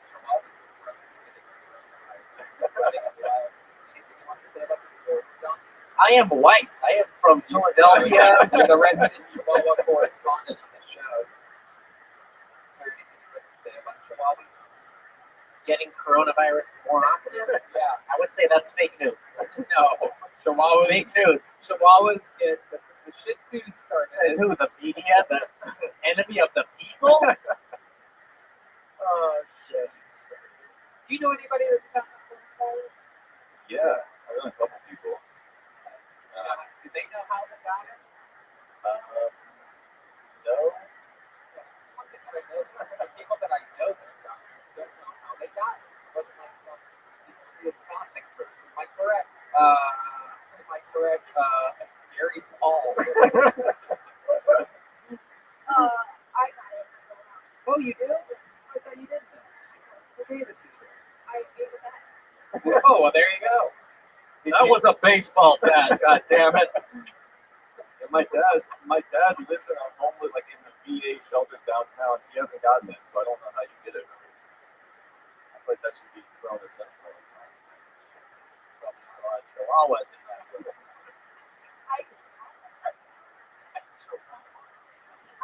Oh, man. So, your wife, you guys are an interracial couple, and any wild things with that? You guys ever like drive to Arizona to the opposite is when we moved here, people were overly supportive. Right. So they'd be like, "We love what you're doing," like yelling at us from cars, like, God. "Like you go, girl." Oh my God, that's so fucking Yeah. Because in New York, no one gives a fuck. Like everyone just dates what everyone just everything. I fucked her. I put my dick in a dumpster the other day. I'm a New York fucking guy. What are you looking at? Yeah. But here it's like weirdly, people notice racial thing. I think because they're trying to like cast you in something, so they'll like notice racial things, and so I feel like there's not as much like crossover social interaction or something. I don't know. I guess it's maybe also the city's set up in a way that it's like segregated strangely. You and Sean think about making a baby. Yeah. I feel like you guys are making people for a child. Yeah, it's maybe ridiculous. Yeah, it's what the high school kids. Jesus Christ. Oh my God. More crime. Out of hell. Yeah, we're having a kid with little titties. That little baby. Fucking, like, damn, that baby's fucking confusing me. As a white man, let me ask you this: as a white man being with a black woman, have you is that your first black woman that you've been with? Did I dated full time? Yes, but not that I've like hooked up with. Right. With a black woman, are you ever concerned that perhaps you don't have all the things that are used to? No. You have a special package. It's not that my dick is like excessive, but it's just like, I don't know. I did the first naked show in New York, and everybody was like crazy about how big my dick was or whatever. But I don't think it's not like the dick that would like stand out in a porn gangbang. I think it's just like aesthetically perfect. So it's like, so your kids gonna have a big Santana. Yeah, at least a very nice dick and gigantic titties. It's incredible. We have a big dick correspondent on this show. You can see where he is for a second here. But let's check in with our big dick correspondent. Hey, why don't you come back up to the stage, bucko? Here he comes, ladies and gentlemen. This is our big dick correspondent, Forrest Dunn, everyone. He left the stage where the show is for a moment. Sorry, it was so big I needed to let it breathe. Forrest, you're known for having a nice pop. This is true. Yours also made its debut in a New York naked race. Yes. Do you have any questions for Evan Jones or any concerns about his big dick? Or perhaps you guys are maybe you can start a club or something like that. Yeah. New York Big Dick Association. Maybe start a new baseball league. We only hit the ball with our thumb. That's what I meant. 2 balls, 1 bat. Well, Evan, very fun. Amazing set, man. All the way through from beginning to end. Very, very good. Shanti, thank you so much. Her comedy debut. What a beautiful couple. We love what you guys are doing. There they go. Shangi and Evan Jones, everyone.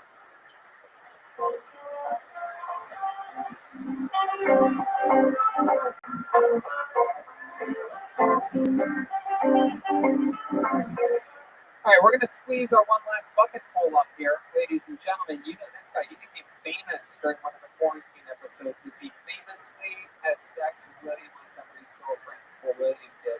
He's back, ladies and gentlemen, with a brand new minute. Here's Mario Conti, everybody. 1, 2.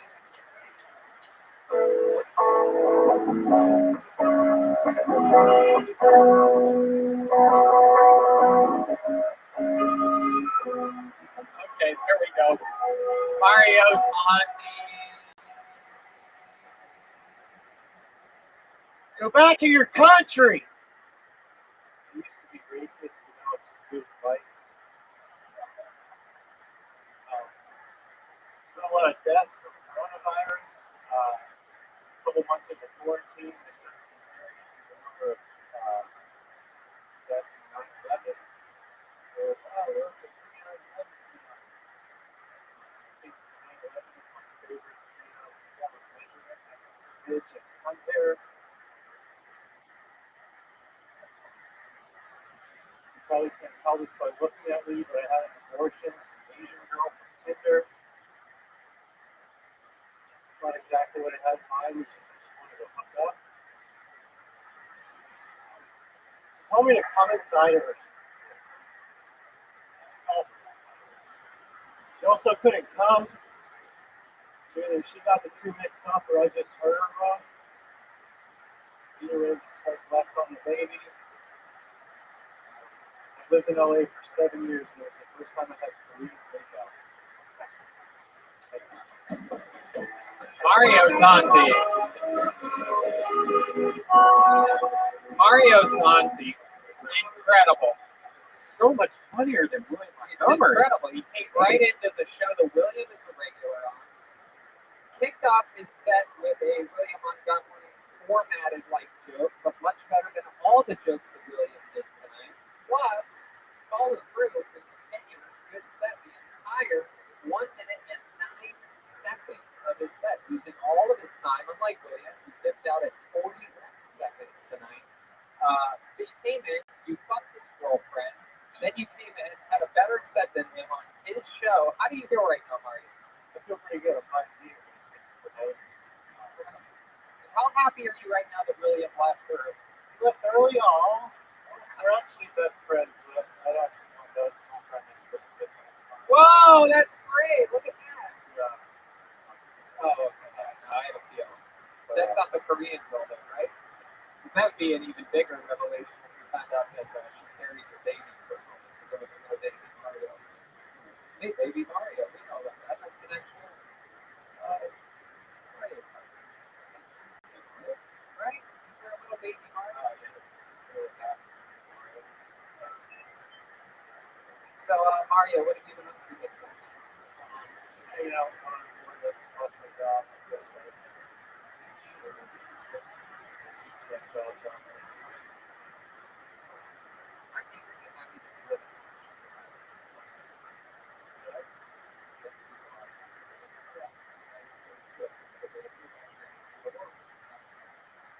Take a break. Right on. Everybody talks about the stimulus package. That's an extra benefit. That's an extra bonus. Anybody who wasn't employed, now is on unemployment. Thank you, Mr. President. Thank you. You did such a good job keeping us out of wars with other countries. U.S. So Mario, what else is going on? Collecting unemployment. What have you been doing the past time? Maybe golf. We talked about that earlier. What's your goal? Going on walks, drives, go to the beaches. What do you do before the beach? You sit on a bench or on the I brought a blanket. You took a blanket? You have extra blanket? You seem like a guy that only has one blanket. I just wanted to be comforted. You take a comforter to the beach? I have multiple Jesus blankets. Christ, this guy takes his fucking duvet to the beach. And then the third blanket. What is your comforter? It's a normal comforter? White? Yeah. You have a white comforter? Yeah, this is No, white's great. You like to come all over it. You want to see it. Wait, but how does your sister even see your comforter? You live with your sister? She came over, she's like, we got a girl's comforter. Black one, then you get maybe red. You get come all over it from using your Roman.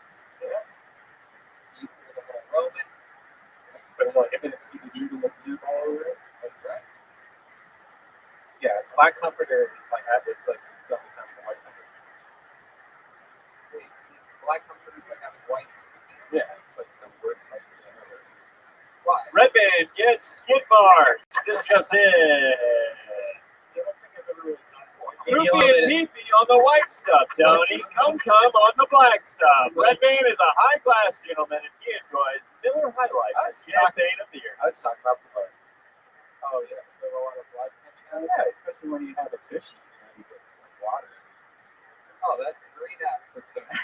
What a great ad for one of our sponsors. Hey, blast your ass with water so hard you stop fucking bleeding. Hey, It cleans it out though, dude. you could use the tushy, little tushy. You know what I mean? Hey, there it is. So Mario, you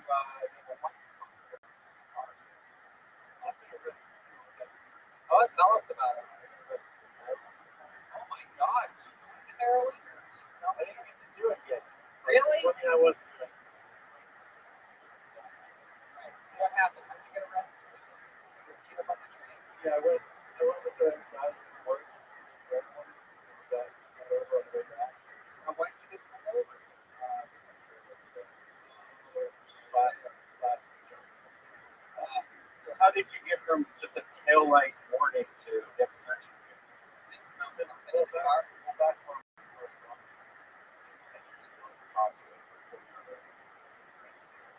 Where are you from? Yep. What part of Pennsylvania? South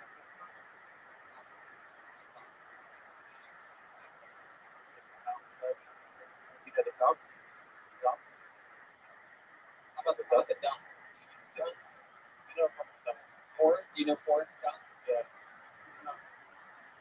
We actually watched Jurassic Park together last week. Oh, you are wearing a Jurassic Park shirt. Why is that? Probably on a swing.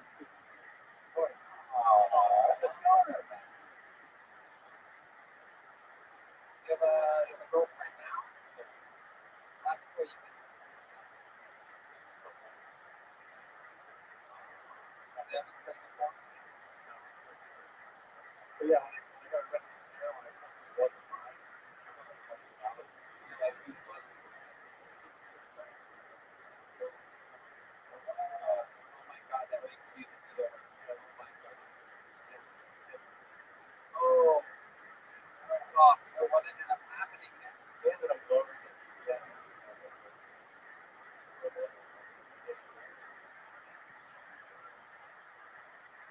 Always say it's yours. It's a lot. More of it. Maybe a butt or something. Yeah, that's Redman's policy on everything. Wait, what? Shove it in your butt. Pull the electric bike over now, sir, please. Hard to pedal with this heroin in my ass. Luckily, I wasn't going to pedal anyway. Never. I'm pedaling heroin.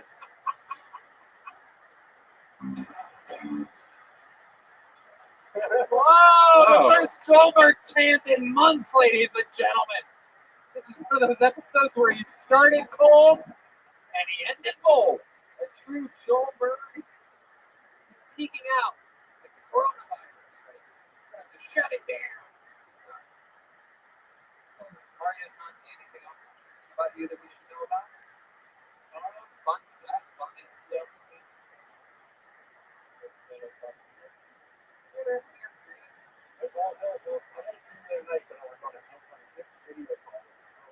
What's Hinge Video? Okay, no, I don't know. It's easy out of my friend that knows a friend or a friend. Oh, it's a dating app. You can like video call people to say hi. So I had a dream that I was on an inch call with this girl, and in the middle of the call, she shows up to my apartment with a gun. And she showed up to my apartment with a gun while we were on the call. She went to go like point it at me, and I jumped at her, and she pulled out a knife. I went to go swing it at me. I said no, and sprung up. I said no. And that call never even happened. Never even happened. They are. My favorite food is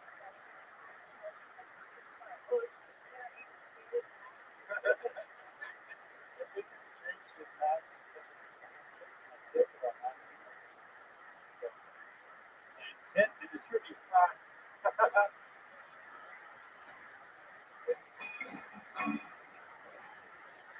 There he goes, ladies and gentlemen. Fun sets on interview. Mario Tonti, everybody. There you go. Mario Tonti. Hey. Now it's Mario Tonti. All right. It is that most special part of the night, everybody. I mean, this fucking guy, I don't know what he did. I just love him with all of my heart. He's incredibly agile, entertaining, and hilarious. You know, currently as one of the contenders in the Easter Seals film competition. Ladies and gentlemen, here's Michael Blair.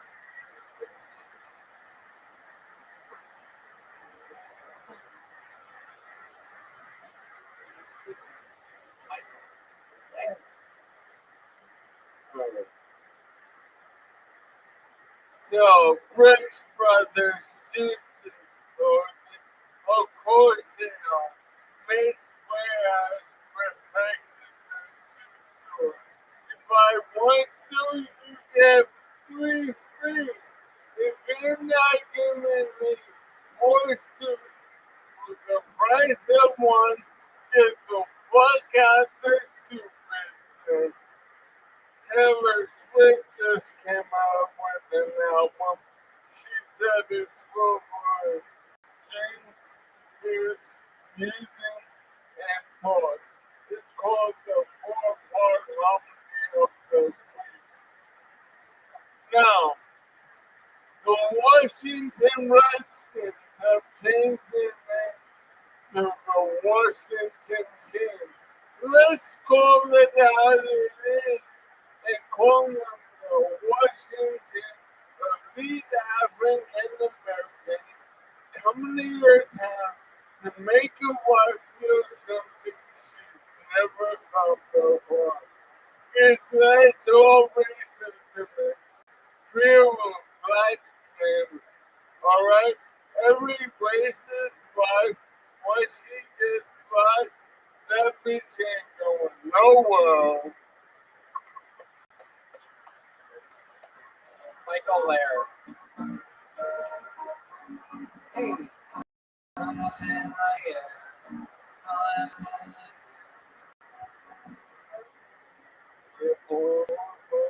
I like that. That was a good set. That was like a Tonight Show set. It was like a weekend update with Michael Lair.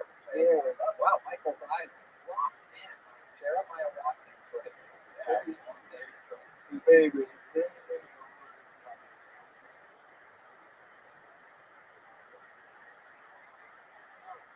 It's a Chicago tournament.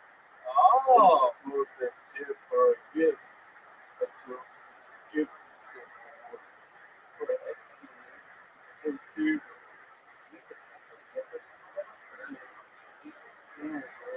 We know the whole deal.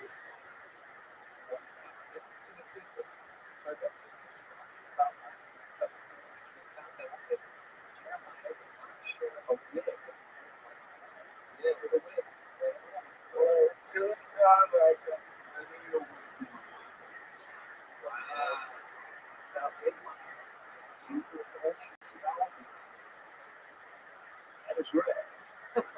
Jeremiah, you can hide, but I see you. And next week, What's going to happen next week? I'm very excited about it. I turn into Whoa! A monologue off. Oh, actor versus actor. A monologue. Nice to use the master thespian kill Tony. Wow, look at this. I love this challenge. Jeremiah, do you accept the challenge? Thespian versus thespian, mono versus mono. What kind of monologue is that? Same one. End of Rainbow Part 1, first class. Rainbow the first one. The end of Rainbow. The end of Rambo, the first one. First class. Rainbow Part 1. Part 1 of Rambo, first class. Roman numeral. Rambo?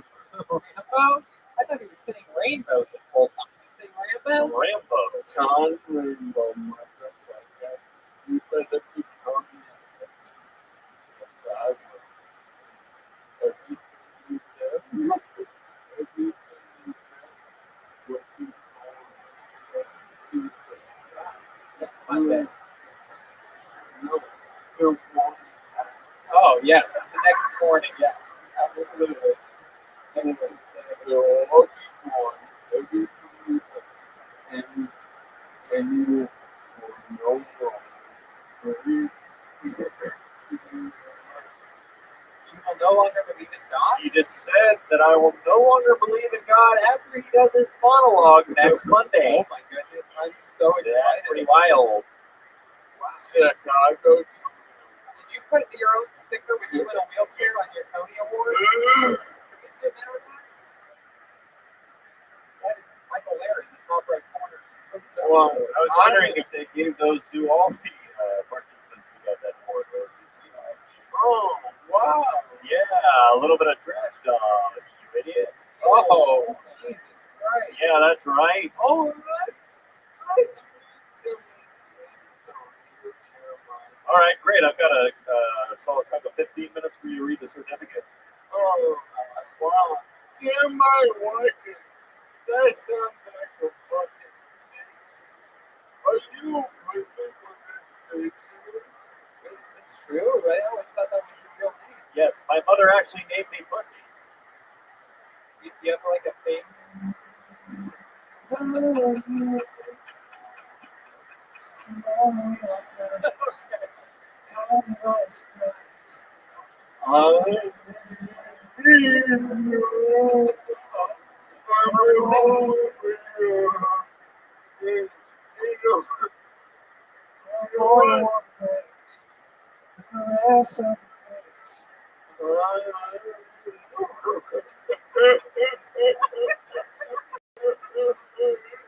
Alright, that brings us to our next segment because I'm done with you and next to some morning guys. Alright? But right now, He just threw his Tony Award like it was nothing. It doesn't mean anything to him.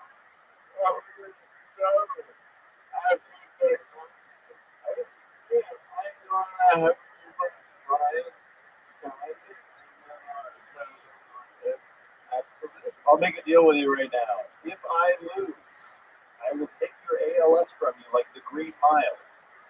Wow, he's gonna suck your ALS right out of you. We're gonna have flies come out of his mouth. Bring it. Let me take you. I want it because look at the platform.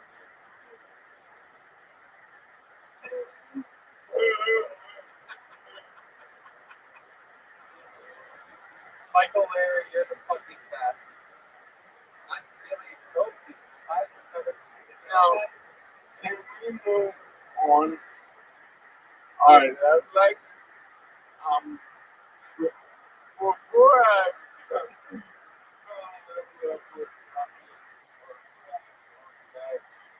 my first book was karaoke. Oh my goodness. And since I've gotten sick, I haven't been able to go home. And honestly, I don't know what it's going to sound like because although this sounds pretty good right now, and that's why I'm covering my eyes to see if I can find them. They hear better. I wonder if I talk better if I'm fine. You actually sound amazing. Yeah. I thought it was Walter Cronkite over there for a second. I stopped looking. The same one. Yeah, that's my next destination. But moving on, with the help of the writers and registration,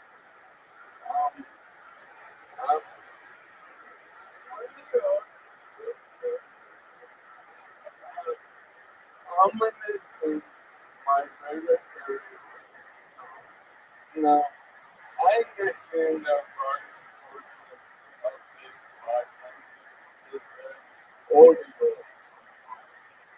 So, if it is unbearable, stop it. And also, your slash girlfriend, are you there? Alright. Now, what I'm going to be singing on my spin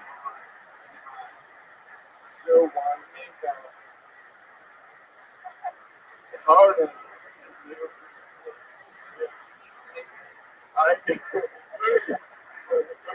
I get overheated. So, and they change my so if I open my mouth,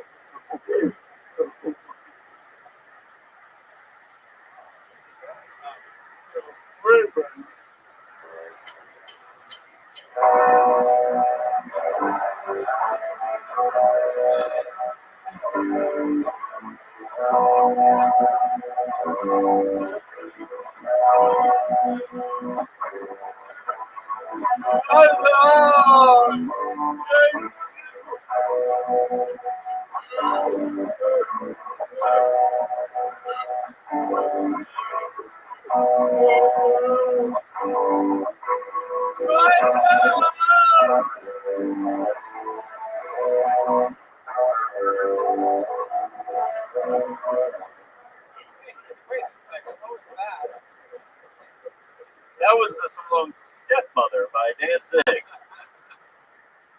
Oh my goodness, like really surprised there. I don't even think you got one word out, and the only word of that song really is just mother. You're doing good stuff. Somehow the headband made him blind and mute at the same time. Headband. Now I know that I can't do it.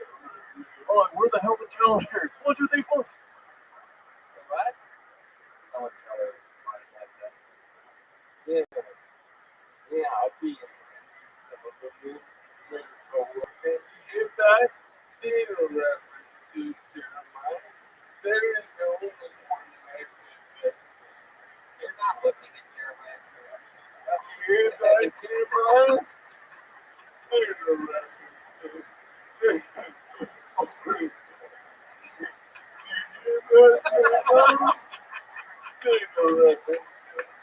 there's only one message on using this. Ladies and gentlemen, what a great way to end tonight's show with the extremely powerful Michael Laird. Next week, it's him versus Jeremiah Watkins, mano a mano in a monologue challenge. Rambo versus Rambo. Rambo versus Rambo. It's going to be a goddamn slambo. He's giving Jeremiah the thumbs down. He's also giving the thumbs down to the far left speaker of the stage. He hates that He speaker. just gave one of the neons the middle finger, and he's telling the neon to go fuck himself. Jeremiah is the opposite direction. Look to your left. Oh, no, not that way, Michael. Not that way. That's not. No, that's the guy that went up first. Ladies and gentlemen, MichaelLairComedy.com for everything Michael Lair. Anything else, Michael? Well, check out his video. Yes. Mr. Seal's video is available right now. Give him a view, give him a comment, give him a like. I need all the Kill Tony fans to go over there and check that That's out. right, because they judge it off of views and likes. Is that correct? That is one category. What are the other categories? Best actor. I wonder with everything. But I'm my couple. So I don't know. Well, a lot of people in the Eastern Seals Club overflowing. Let's face it. It's a lot of spilling cups on that competition. Yeah. So I'm fine with that, really. It's nice That sounds like a band that feels like he's about to lose to children with special needs. You weren't fine with not winning 2 weeks ago. You said you were All the competition is like, I can't beat that guy. Well, we'll see if you can beat Jeremiah Watkins and monologue off. Oh, that's gonna happen. You're going down there, Jeremiah, let the record show that he is losing an Eastern Seal special needs film competition, but he's confident he's going to be in a monologue next week on the show. Extreme confidence that he can beat you. A girl with Down syndrome who's 4 years old is dominating him right now. But you, easy pickings, you would say. Yeah. What's your YouTube called? Michael Lair Comedy? Yeah. Go to Michael Lair Comedy channel. Look at his Easter Seals video. It says Easter Seals in the heading. Can't miss it. And give it a like. Please. Stay Kill Tony. Don't let us lose it. Don't let Michael. Tony, I don't care about all of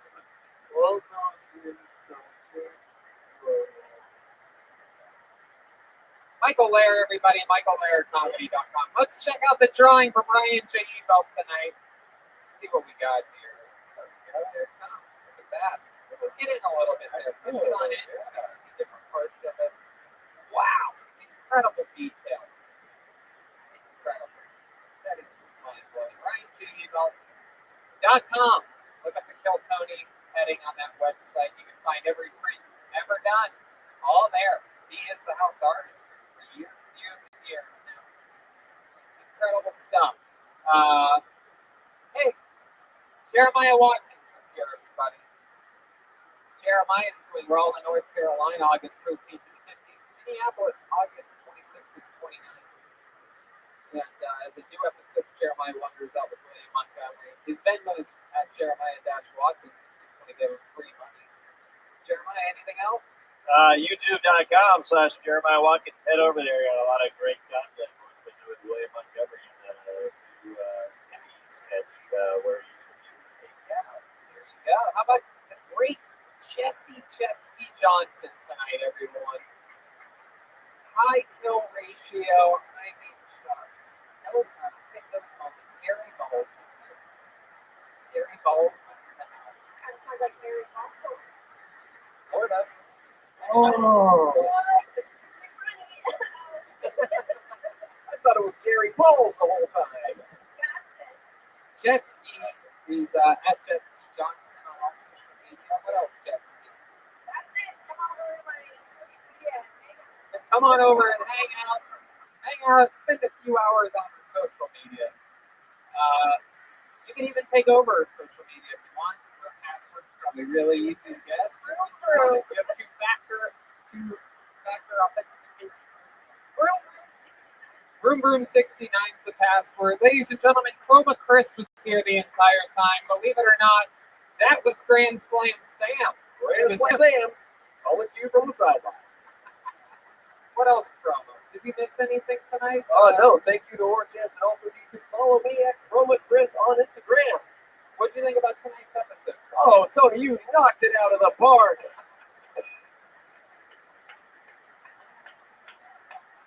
And I know the fans of the show are never going to believe this. He was in character so deeply. But believe it or not, Forrest Gump was actually Joel Jimenez tonight. Oh, whoa! Whoa! I even knew that, and I couldn't believe it. He took off the wiglet. Joel is at Mostly Sorry on social media. What else, Joel? that premiere of Mostly Sorry podcast with David Deary tomorrow, 5 o'clock, YouTube. That's it.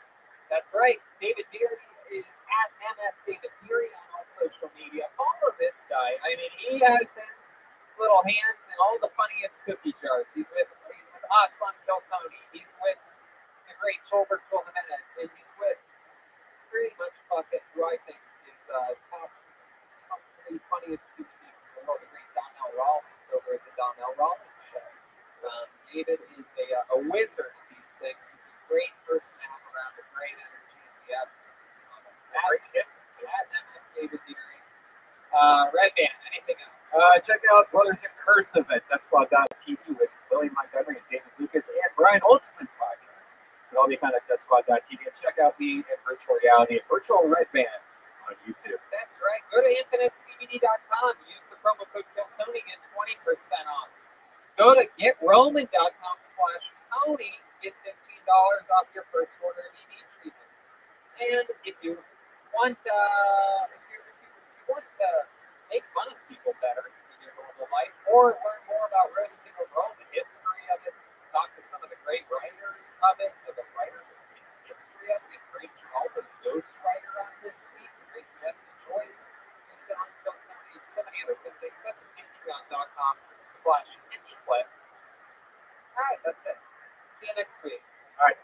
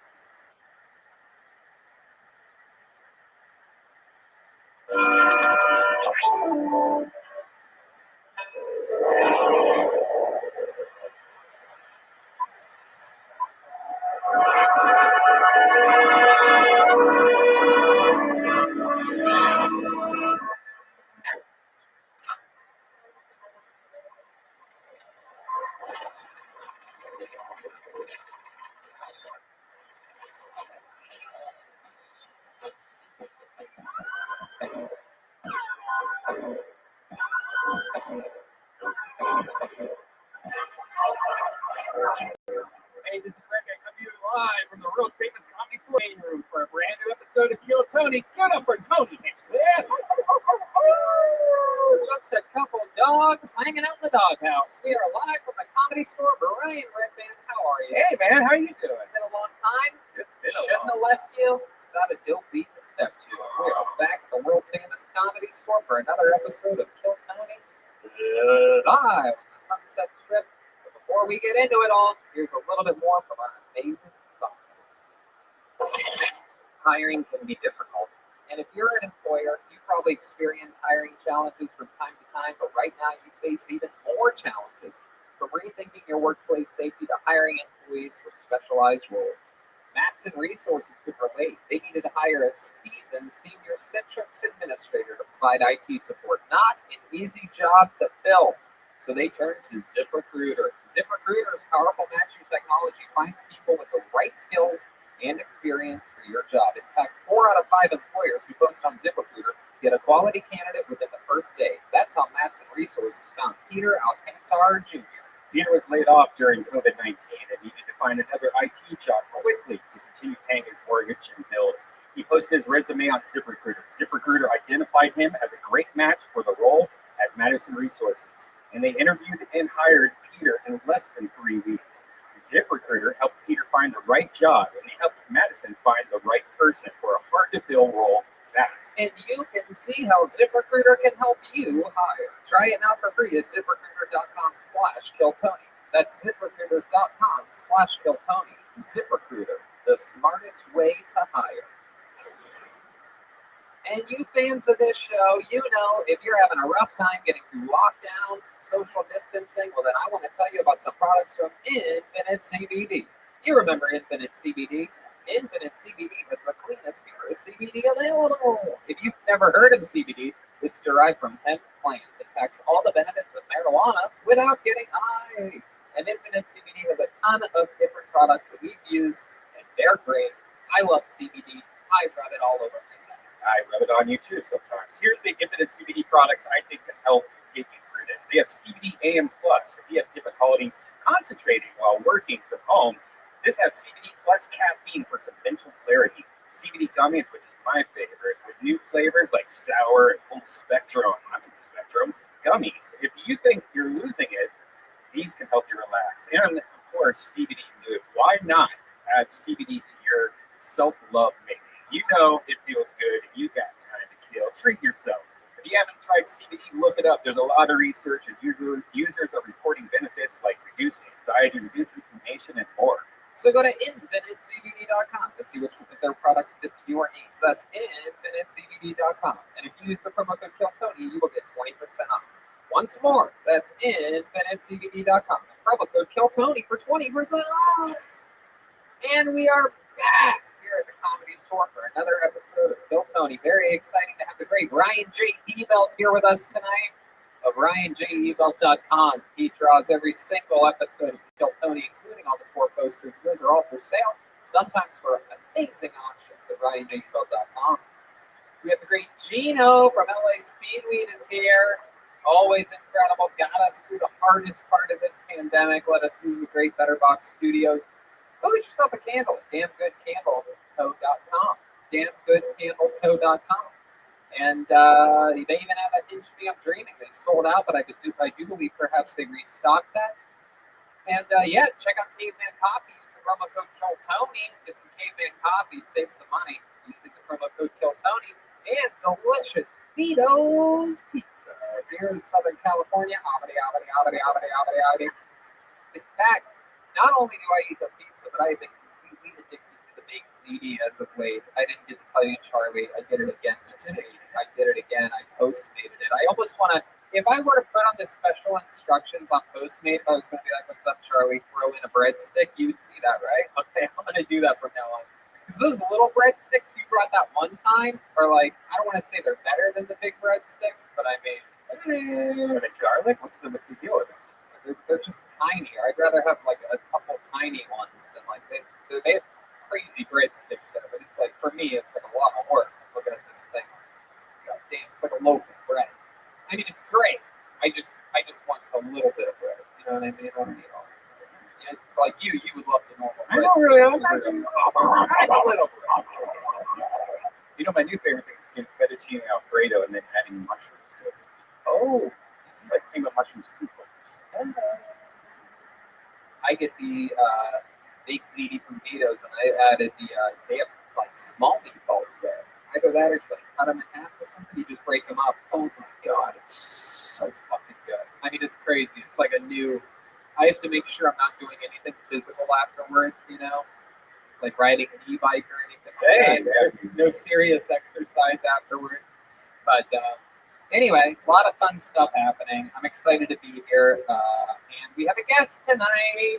Very excited about this. Ladies and gentlemen, this young lady joining us for this entire episode, I can say with no ego at all, is one of my favorite human beings, and she is truly Kill Tony royalty. I mean, she started on this show at the age of 19 years old. She became a regular at the age of 20. At that point, the Comedy Store enforced a rule that people under 21 aren't allowed in the building at all for any reason, even to perform, which was a controversial law at the time because you were allowed to perform on stage as long as you left right afterwards back then. So she had to break her tenureship of being a regular, and on her 21st birthday, she came back to be a regular. Did it for years. Now it opens up for the likes of Joe Rogan and a lot of the other best comedians in the world, including her own headlining dates as of late. Ladies and gentlemen, I present to you truly one of the truly greatest regulars in the history of the show, a woman that has a full-fledged comedy career and an unbelievable podcast. I love her with all of my heart. One of my favorite humans and favorite comedians. It's the great Ali Makovsky, everybody. Remember that music from when she was a regular? Wow, look at her. The baby girl is all grown ups, everybody. Hi. Hello, Allie. How are you? Oh, gosh, I'm good. I'm so happy to have you here. I'm so happy to be here. I am a big fan of yours. I get a little bit starstruck around you, so this is exciting. Welcome, welcome. You've been doing a lot of skateboarding on your Instagram as of late. It's very inspiring. Yeah, I've had like this skateboard for 4 years because I thought that if I got a skateboard, skater boys would fall in love with me, and that didn't happen. So I just stopped skating. And then this guy came over to my house to look at a room that was open, and he mentioned that he was a skater. And so when he was leaving, I saw my board that I haven't rode. Okay. In like 4 years, and I'm like, what do I do with this? Can I sell it? Do I just give it to the kid? And he picks it up and he looks at it and he was like, this is my pro model skateboard. So now we've been skating together. Ooh, yeah. Are you learning fast? Kind of, somewhat, to some extent. Well, I actually had Allie. I asked her if she would bring her skateboard here with her, and you did. I brought it. So I'm thinking maybe at the end of tonight's episode, if she's willing to do us the honor, I'm thinking maybe you could try a little trick here on the greatest stage in the history. I'm pretty nervous about I am nervous because I ate shit so hard today, just like trying to do a cool turn to like put my skateboard in my trunk. Like, I wasn't doing anything except trying to turn, and I fell so hard. There's a lot of people that fall down on this show, but you know what? They pick themselves up, and that's what matters at the end. I believe that's what the great Michael Caine said in all of the Batman movies. Oh, that's Bane. That was Bane. I get all my voices, Batman voices. If I do eat shit and like end up handicapped, do I get to become a regular? Absolutely, you will become a regular yet again. You will be. We have many wheelchair regulars now, and you will be added to the club. You guys can come out in a little choo-choo train once in a while. Okay, Allie, I don't know if you remember this, but there's a band on this show. Yeah, and they're the best band in the land. Every single episode, they commit to being different characters. Let's find out what they are tonight. As I present to you the best band in the land, it's the Kill Tony Band. Jeremiah Watkins, Robert John Menes, Chroma Chris, and the Jet Ski Jesse Johnson. Here we go. Oh, this is scary music. What is this? Oh my God.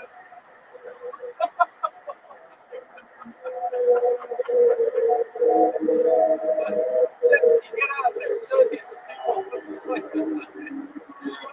I literally have no idea what they're supposed to be, by the way. You guys all work at like a haunted house, a Halloween house or something? Wells and Ghouls and Goblins, Channel 9's horror-themed show. Wow. Bend, Oregon is in for a scare tonight. Oh my goodness. I thought you were Tommy Wiseau from The Room for a second. I did not mean her. I did not. Oh, hi Jeremiah. That's not Jeremiah. What's your name? My name's Vincent Shadow. Vincent Shadow. I'm going to write that one down because that seems easy to forget. Vincent Shadow. And who's this little ghoulie Think of the shadows. Okay. Who's this little ghoulie gobbly you got here? Is that Edna Scissorhands over here? Hey, I'm a skeleton. Oh, you are? What's your name? Skeleton. Oh, hi, Skeleton. Welcome to the show, Skeleton. You came out, you were all silly and stuff. You swing that arm, that's like your trademark. Whoa. A lot of activities. And then who's this young cowboy back here? Good evening, skeletons and creatures of the night. This is your host on AM 66.6 Terror Hour. It's Ghoul Lee. Thank you for dropping in. Ghoulie? Your name's Ghoulie? These are my favorite band characters of all time. I know it's early in the show. I don't want to curse it. I don't want to ruin it, but I already love these guys. And there's a beautiful woman here, absolutely stunning. What's your name, little lady? My name's Joe Lyra, Joe Lyra. and I have a regional horror host in Texas, Channel 9. Oh my goodness. You really put the horror in horror. Well, you just stole my opening joke, but back to you in the studio, Tony. She thought of that for 3 months. Just big bold letters at the top of the page. Do not forget. Do not forget. Horror, horror, horror. Oh, that's great. Well, Joel Myra, hopefully you have a little bit more of your sleep, even though you don't have sleep. Oh, you're getting into it. Oh my goodness. This is a Halloween spectacular, everybody. Welcome to October 31st. The great David Deary is here helping us out. We have a very fun episode, I do believe, planned, so let's just jump right into it. This first guy kicking it off, he's been on the show a couple times before, and he's back. It is Kyler Bentley, everybody. Here's some music, because here comes Kyler Bentley.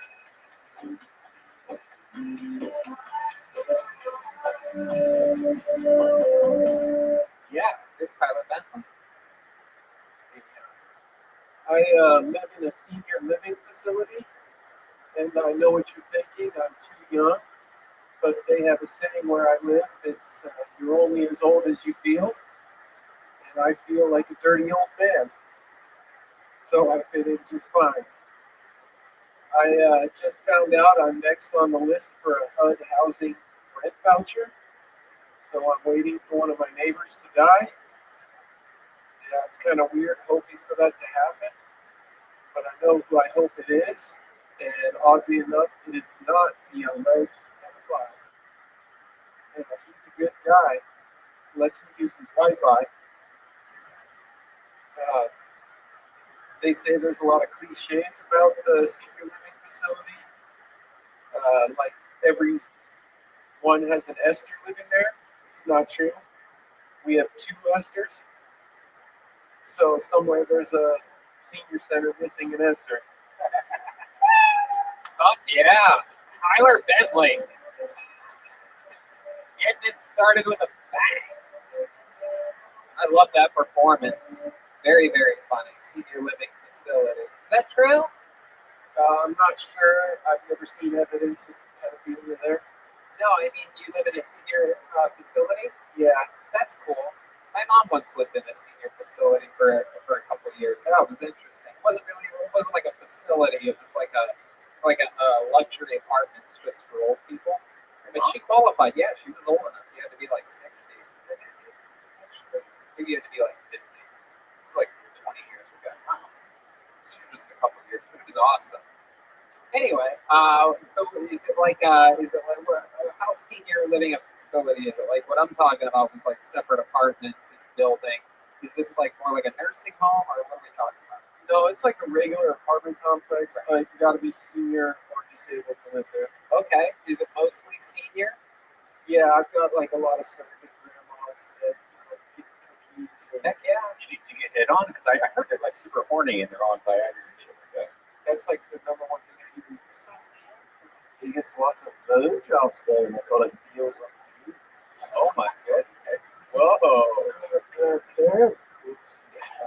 Oh my goodness. Channel 9. Welcome to Kill Tony. That's very exciting. oh, Do you guys ever play games? Do they have like community events or anything like that? oh yeah, bingo's a big thing. You play bingo? Favorite bingo number is B9. Wow. Yeah, yeah. It perfectly describes bingo. It's not really fun, but it's not cancer. That's true. I heard bingo's actually pretty fun. Like I used to know a lot of hipsters that would go to the bingo hall. Red Band's favorite bingo number is I-8.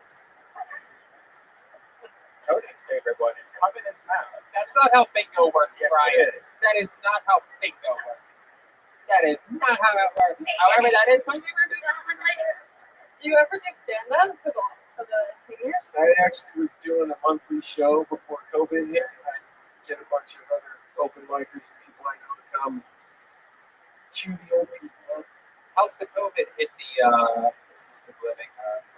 It's like Hitler running the place over there, man. It's on serious lockdown. Yeah, it's wild, right? Mask required, and even if there's nobody around you, where's your mask? Right. Yeah, exactly. People are freaking out. Has anybody gotten it? A lot of ambulances swinging by as of late? No, crazy enough, nobody's had COVID there. That's good. It must be in a nice part of town, not too far east, huh? No, it's really far east. Oh, it is? How far? I mean, not far east, like China far east, but Montclair. Montclair? Yeah, it's about 45 minutes from here. Put one thing at Joel I Byer. will put this nail in your coffin, Tony. Joel Byer is our senior East LA correspondent. Yeah, my favorite bingo number is Be Quiet. Joelberg. Wow, real Joelberg champ. Look at that. Good job, Joel Byer. Whoa, you didn't start with it. Whoa. You ever steal any like jewelry or anything expensive from any of these old people that are about to die? Good question. No, my neighbor says he has a $10,000 domino set, though. Oh. Red Band. Wait, Dominoes. You dominoes. got- Like cheesy bread? That's expensive. $10,000 cheesy bread. That must be the best cheesy bread ever. $10,000 dominoes. That's only a week at my place. Wait, why would that be? I don't get it. It's my impression of Red Band. Ooh, reverse. Hello? That sucked. You called him to tell him? Yeah. Oh, it's a bitter ghost. Ooh. Kyler, what's your sex life like? Did I ask you this before? No, but that's how I know that you're not gay, Tony, because only straight guys ask me that question. There you go. It's pretty much non-existent. Rothschild. But that's not because things don't work. It's just I have no gay. Well, you know what? We have good news for you. Joel Vira is ready to have anal sex. Here we go. Oh, look at this hairy armpits. Can you do it? Have you ever been to Transylvania? Hey! There you go. That's a fucking slid that right in there. Go get the purple dildo. Oh, shit. I love it, man. Well, Kyler, I love that we're able to squeeze you in here and up here. What do you got planned for the rest of the night? Anything crazy? I got Aphrodite waiting in my access right outside. Oh, I love that. Yeah, so it's going to be a tight squeeze this season. Black magic. Cocoa butter. Allie, you've seen Kyler on the circuit, right? Yeah, it's so nice being here because I haven't seen him since, all the stuff closed down. And I always ask him lots of questions about his wheelchair situation. And you are bad at spitting game. Because I feel like, there could have been some moments where I would have busted down on that chair, but sometimes it falls flat. I remember one of our conversations, we have something in common is we were orgasm. Oh, I didn't want to bring it up. there you go. My goodness. Looks like the only nuts being busted here tonight are in the peanut gallery.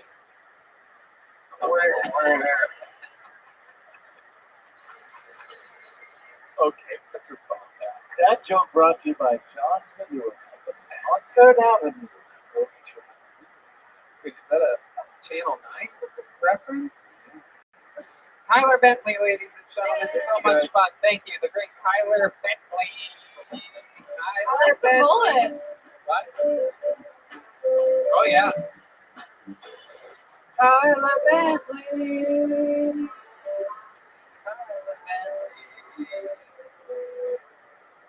Kyler Bentley stand-up on social media. Absolutely. That's where you can follow him. All right. Let's see. What do we got here? What do we got? Let's see. William Moore David. Is that correct? Oh, at the same time? Okay. Yeah. Tell one of them to come over here. Okay. God, it's unbelievable. Just saying, it's just amateur. It's absolutely sub retarded. Like to call that retarded. You know, when Allie was a regular, we didn't have to do this at all. Waiting, ready, everything written, prepared, professional, ready to go. It cost me so much. Wait. Allie. It's in your head. In your head. Zombie. Okay. All right.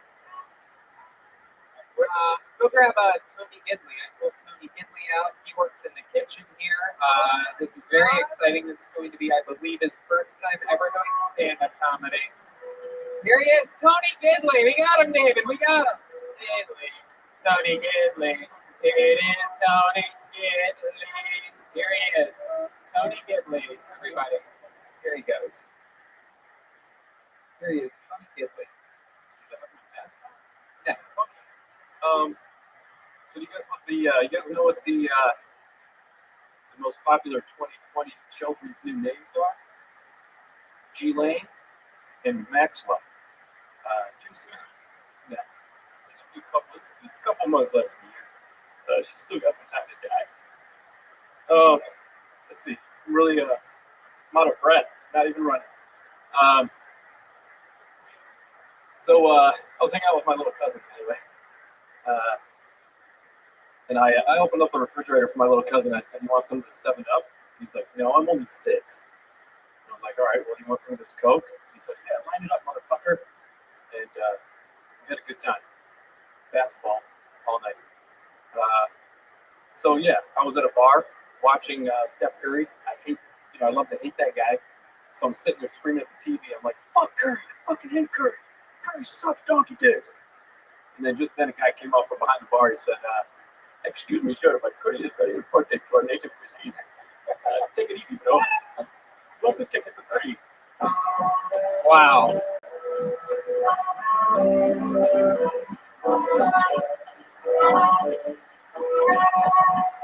There you go. And it's in your head.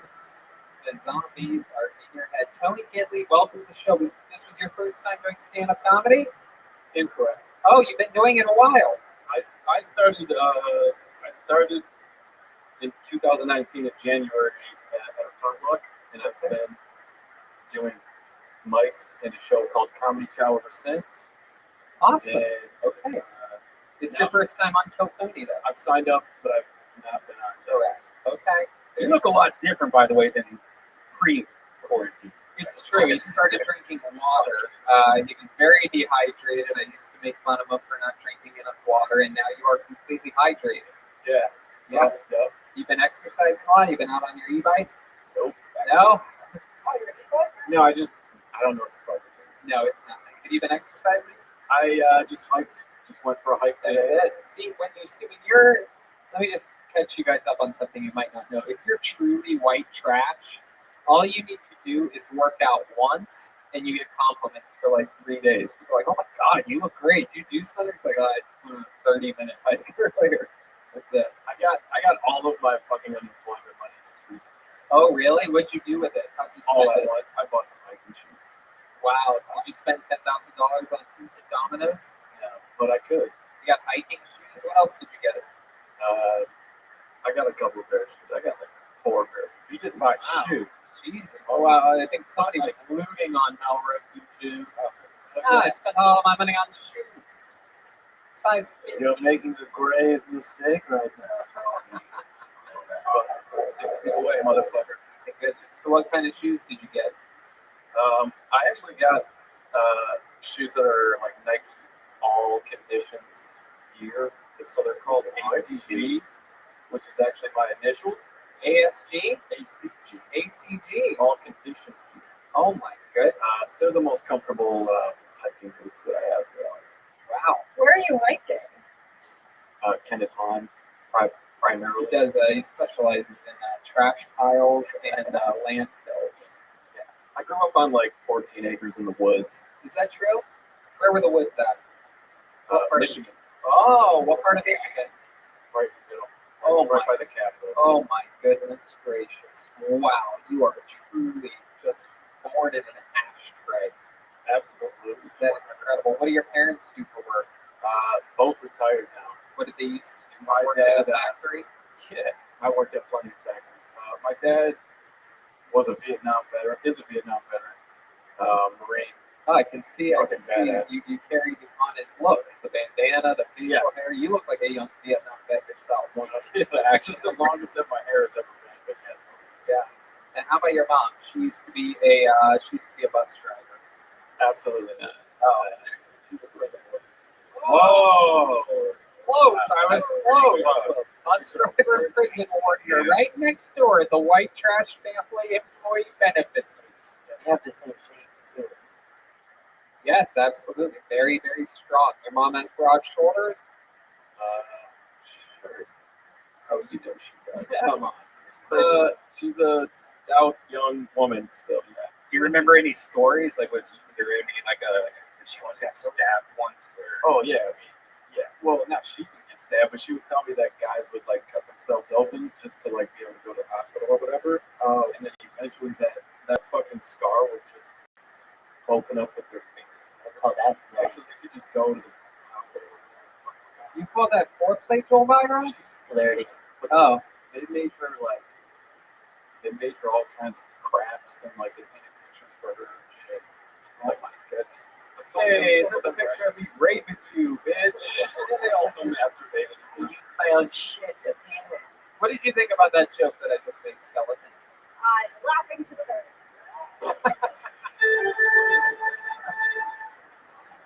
Oh my goodness. What's something crazy that we find a little bit wild about you, Tony? At least like you have a lot of skeletons in your closet. Crazy? I'm not very crazy. I make beats. You do?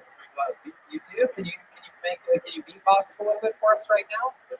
Here we go, everybody. It's one of the rare live performances that we're getting. He's putting on his mask. He's going future on us. Yeah, we have not beatboxing. It would be one of the most dangerous things. He's got one of the official Kill Tony masks on. It's very exciting. He's a big fan of the show. Represent. That's right. Oh, shit.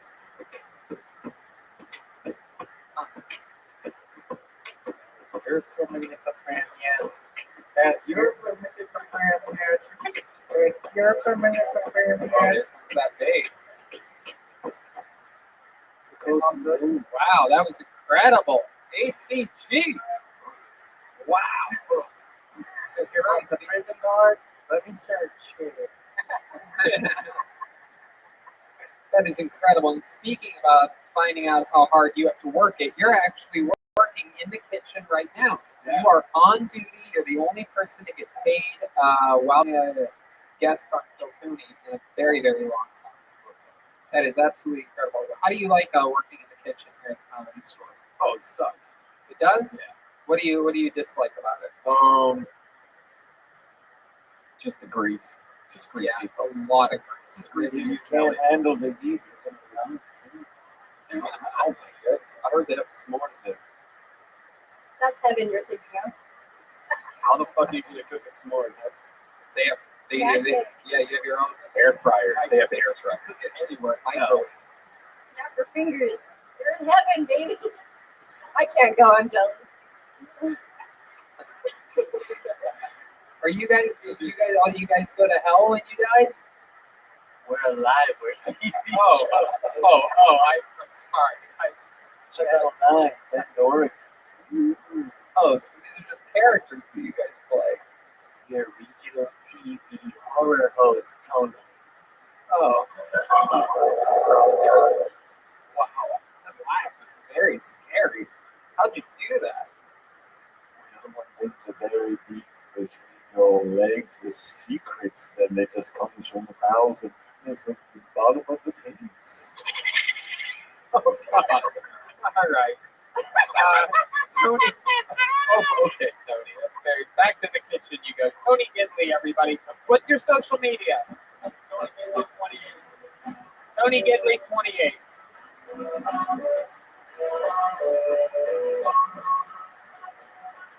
It's in your head. All right, we're having fun here.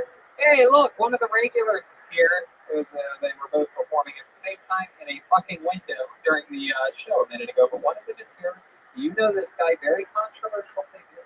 A lot of people say he is the most beloved person ever. A lot of people absolutely want to murder him on sight. Ladies and gentlemen, I give to you the Big Red Machine, the Red Dead Revolver, the Red Dead Red Shed. Ladies and gentlemen, it is lights out, William Montgomery. Y'all, I read this set when I was in New York City last week. I was about to perform at Showtime at the Apollo. Bunch of blacks. Spoiler alert. Smashing Pumpkins is a cool band name. If I named my band after my high school hijinks, we'd call ourselves Shooting Schools. I miss the old Weather Channel. Show me some lo-fi graphics accompanied by elevator jazz. Now you've got World's Strangest Weather and shit as programming. Bitch, I got YouTube. Hey, Red Band, when you receive a gallon of eugenics in the mail, don't blame me, queer. That's a testosterone joke. Red Band is pretty much a bitch. Wow. Yeah, are you gonna really look at me that way, Red Band? Wow. William closing on a joke calling Red Band a bitch. That is not an angle very much used on Red Band. When I saw Red Band, I was at his place 3 nights ago. I was at his. I would never let you have my house. I was in his glory hole in his bathroom. I saw his Oriental. Oh, are you going to use another racist term from the 90s, you fuck? Wow. Are you really? No, seriously, are you calling my girlfriend? Are you calling my girlfriend Oriental? I said I could what? Oh, Red Band's walking over there. David, are you on camera? Bitch! You think I'm a fuck? Bitch! You're gonna do that?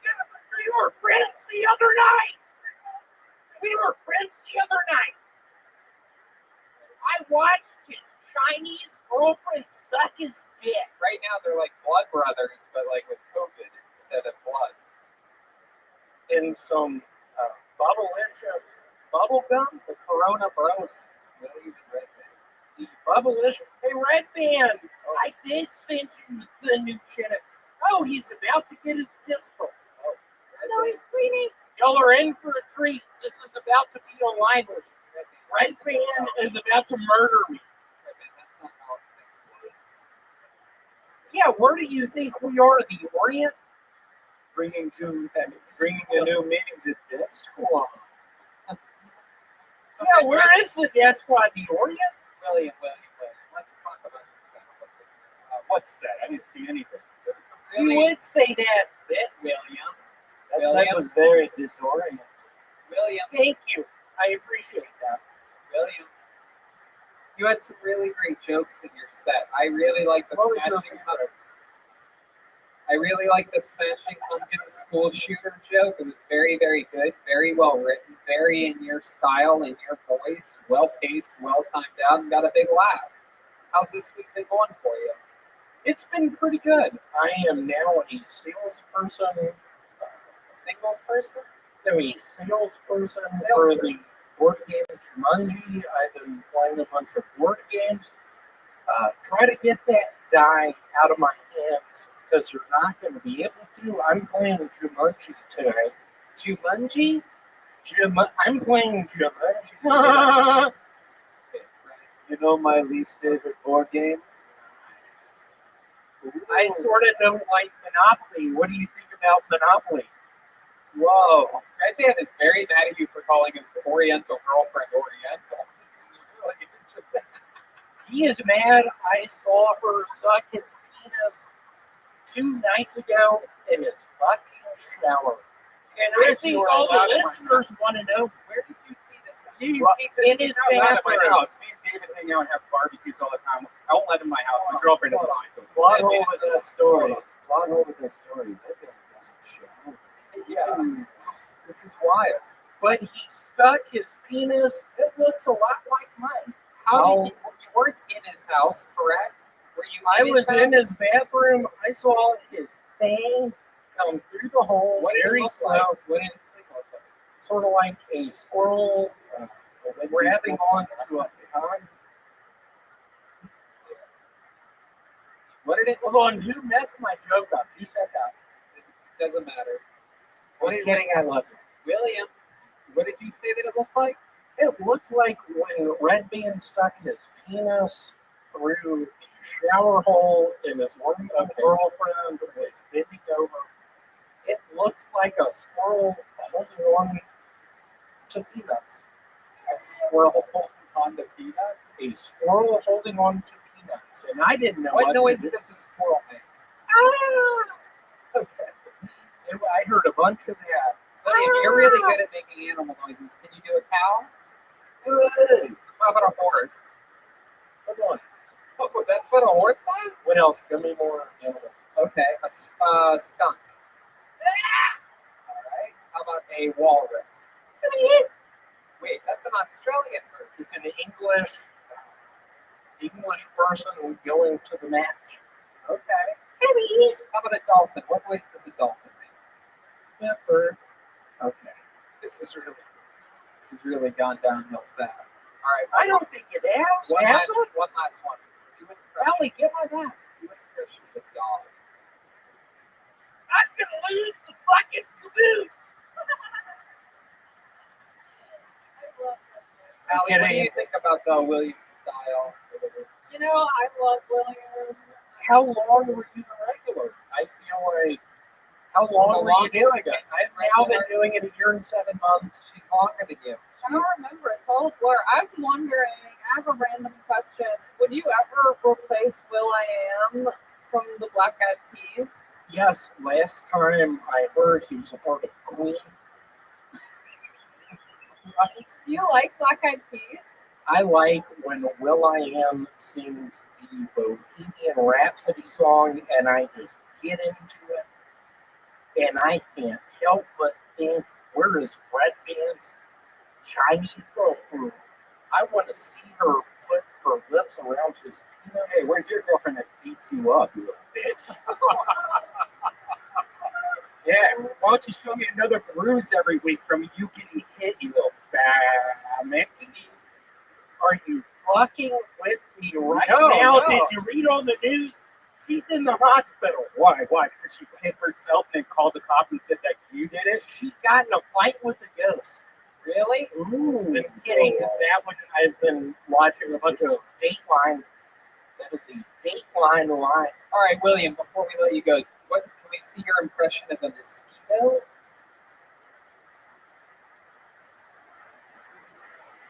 Of a what? Mosquito. The bug that flies and sucks the blood of people. Hey, dude, just take your socks off. Could you do an impression of me? Yeah, do one of Allie. stand a little closer to the goddamn fence. That's very interesting. That's an interesting. Give me another one. Can you do an impression of Red Man? Hold on, I get it. We're up in outer space now, but y'all realize I am a dice shooting gambler. Is there any sort of, what's that word again? When you're up in space, is there any gravity here? Oh, that's a great Ryan Red Band impression. You put the ice thing with that rubber, you packed in a cup. Give me another one. Yeah, that's it. Okay. There he goes, William Montgomery, everybody. William Montgomery, it's a William Montgomery. It's a William Montgomery. He is William Montgomery. We already did that. That was kind of. My mouth tastes like the Clorox. Yeah, that was a very bizarre maneuver. I mean, Trump said it wouldn't work, right? No, that's not what he said at all. At all. He said there should be some type of cleansing agents in a vaccine, which there are in other vaccines. There's formaldehyde. He was actually right about that. And he was right about sunshine killing him, but they don't go back and look at any of these things. Go ahead, Ali McCoskey. Thank you, Mr. President. Don't you produce this podcast? Yeah. I mean, I did. Oh my god. Me and David have been looking for a replacement for her. Oh my goodness. You stole it. We actually talked last night. You know what? I pulled another name out of the bucket, and we're going to knock it out right now. Ladies and gentlemen, this young man's first time on the show. Here, hands together for Pedro Mijo, everybody. Here he is.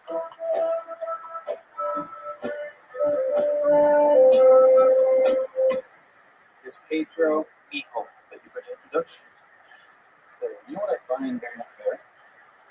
I find very unfair when you're fighting a girl, and her friends find it very odd that she is fighting me, so she gets into it.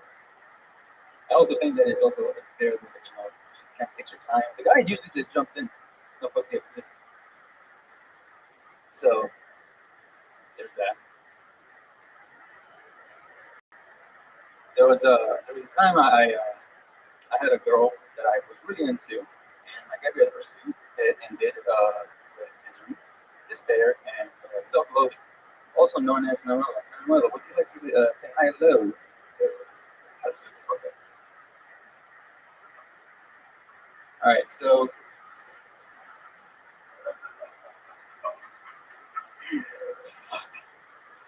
okay. So there was a. There you go. There we go. I only got two. Save you there. It's okay. Thank you.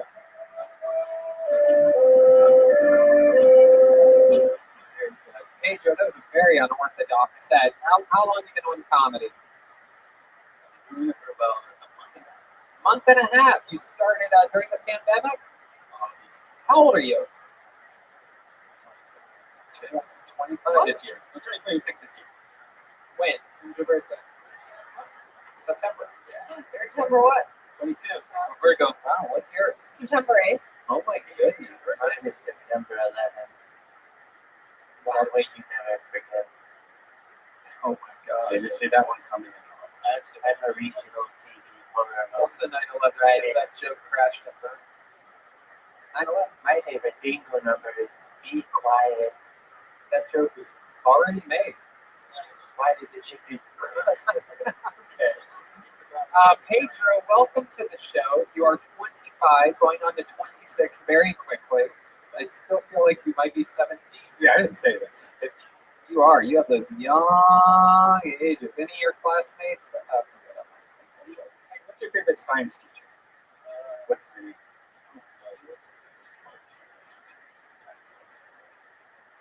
Okay. Red Band is still deeply affected from the words of William Montgomery minutes ago, still riding that adrenaline and perhaps the bleach poisoning running through his veins. Pedro, tell us about your life. You're 25. What do you do for? I don't really have a job. It's working at a factory whenever I feel like doing. Why do you have such a lax schedule at the factory? Well, because I just feel like there's so many things to do throughout the day. Why do I need to stay in work? What kind of factory is it? You're such a bad comedian. I feel like it could be the Laugh Factory. Cookie factory. It's a cookie factory? Cookie factory. A cookie factory? Yes. Uh-oh, the Red Band's new favorite Canadian of the year. I don't like the sweets. Your Instagram at 4 a.m. tells an entirely different story. Yeah, meat and cheese, a different story. You're right. Biography. So what kind of cookies are you making over there? You guys know the Jerry's, the whole cook, you know, the one with the crazy hair and stuff? Yeah. Tastes nice. Yeah, the cookies that you make taste nasty. What are you good at? But you make shitty cookies, you write shitty jokes. What's like a talent that you have? Well, I did serve my country. What did you serve? What did you do? You served them cookies? What are we talking about here? Now I do, but no, I used to serve for the military back in 2013 to 16 for the U.S. Army at Fort Hood. Really? Wow, that's incredible. What branch of the military were you in? The Army. Why do I feel like you're lying? How many push-ups did you do? 25. Why? What if we had William do 25 alongside of you? Come on, here we go. Lay down, guys. Here we go. 25 push-ups coming from both of them. Do some Armed Forces music coming at you. Here we go. 25 push-ups. 1, 2, 3, 4. Come on, this is for America. Keep up, William. This is very exciting. Wow, this kid really was in the Army. This is very impressive. All right.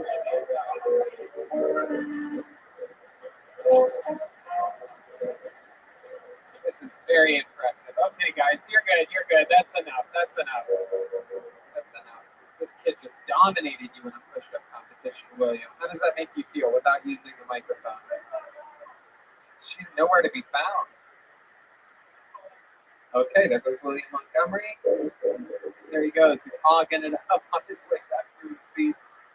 Pedro, what's your love life like? I got a girlfriend. I don't like God. Just much this. Wait, what? I have a girlfriend. I don't acknowledge as much as I should. Why don't you acknowledge your girlfriend? Because she's not here. Where is she? That's a good question. What does that mean? What?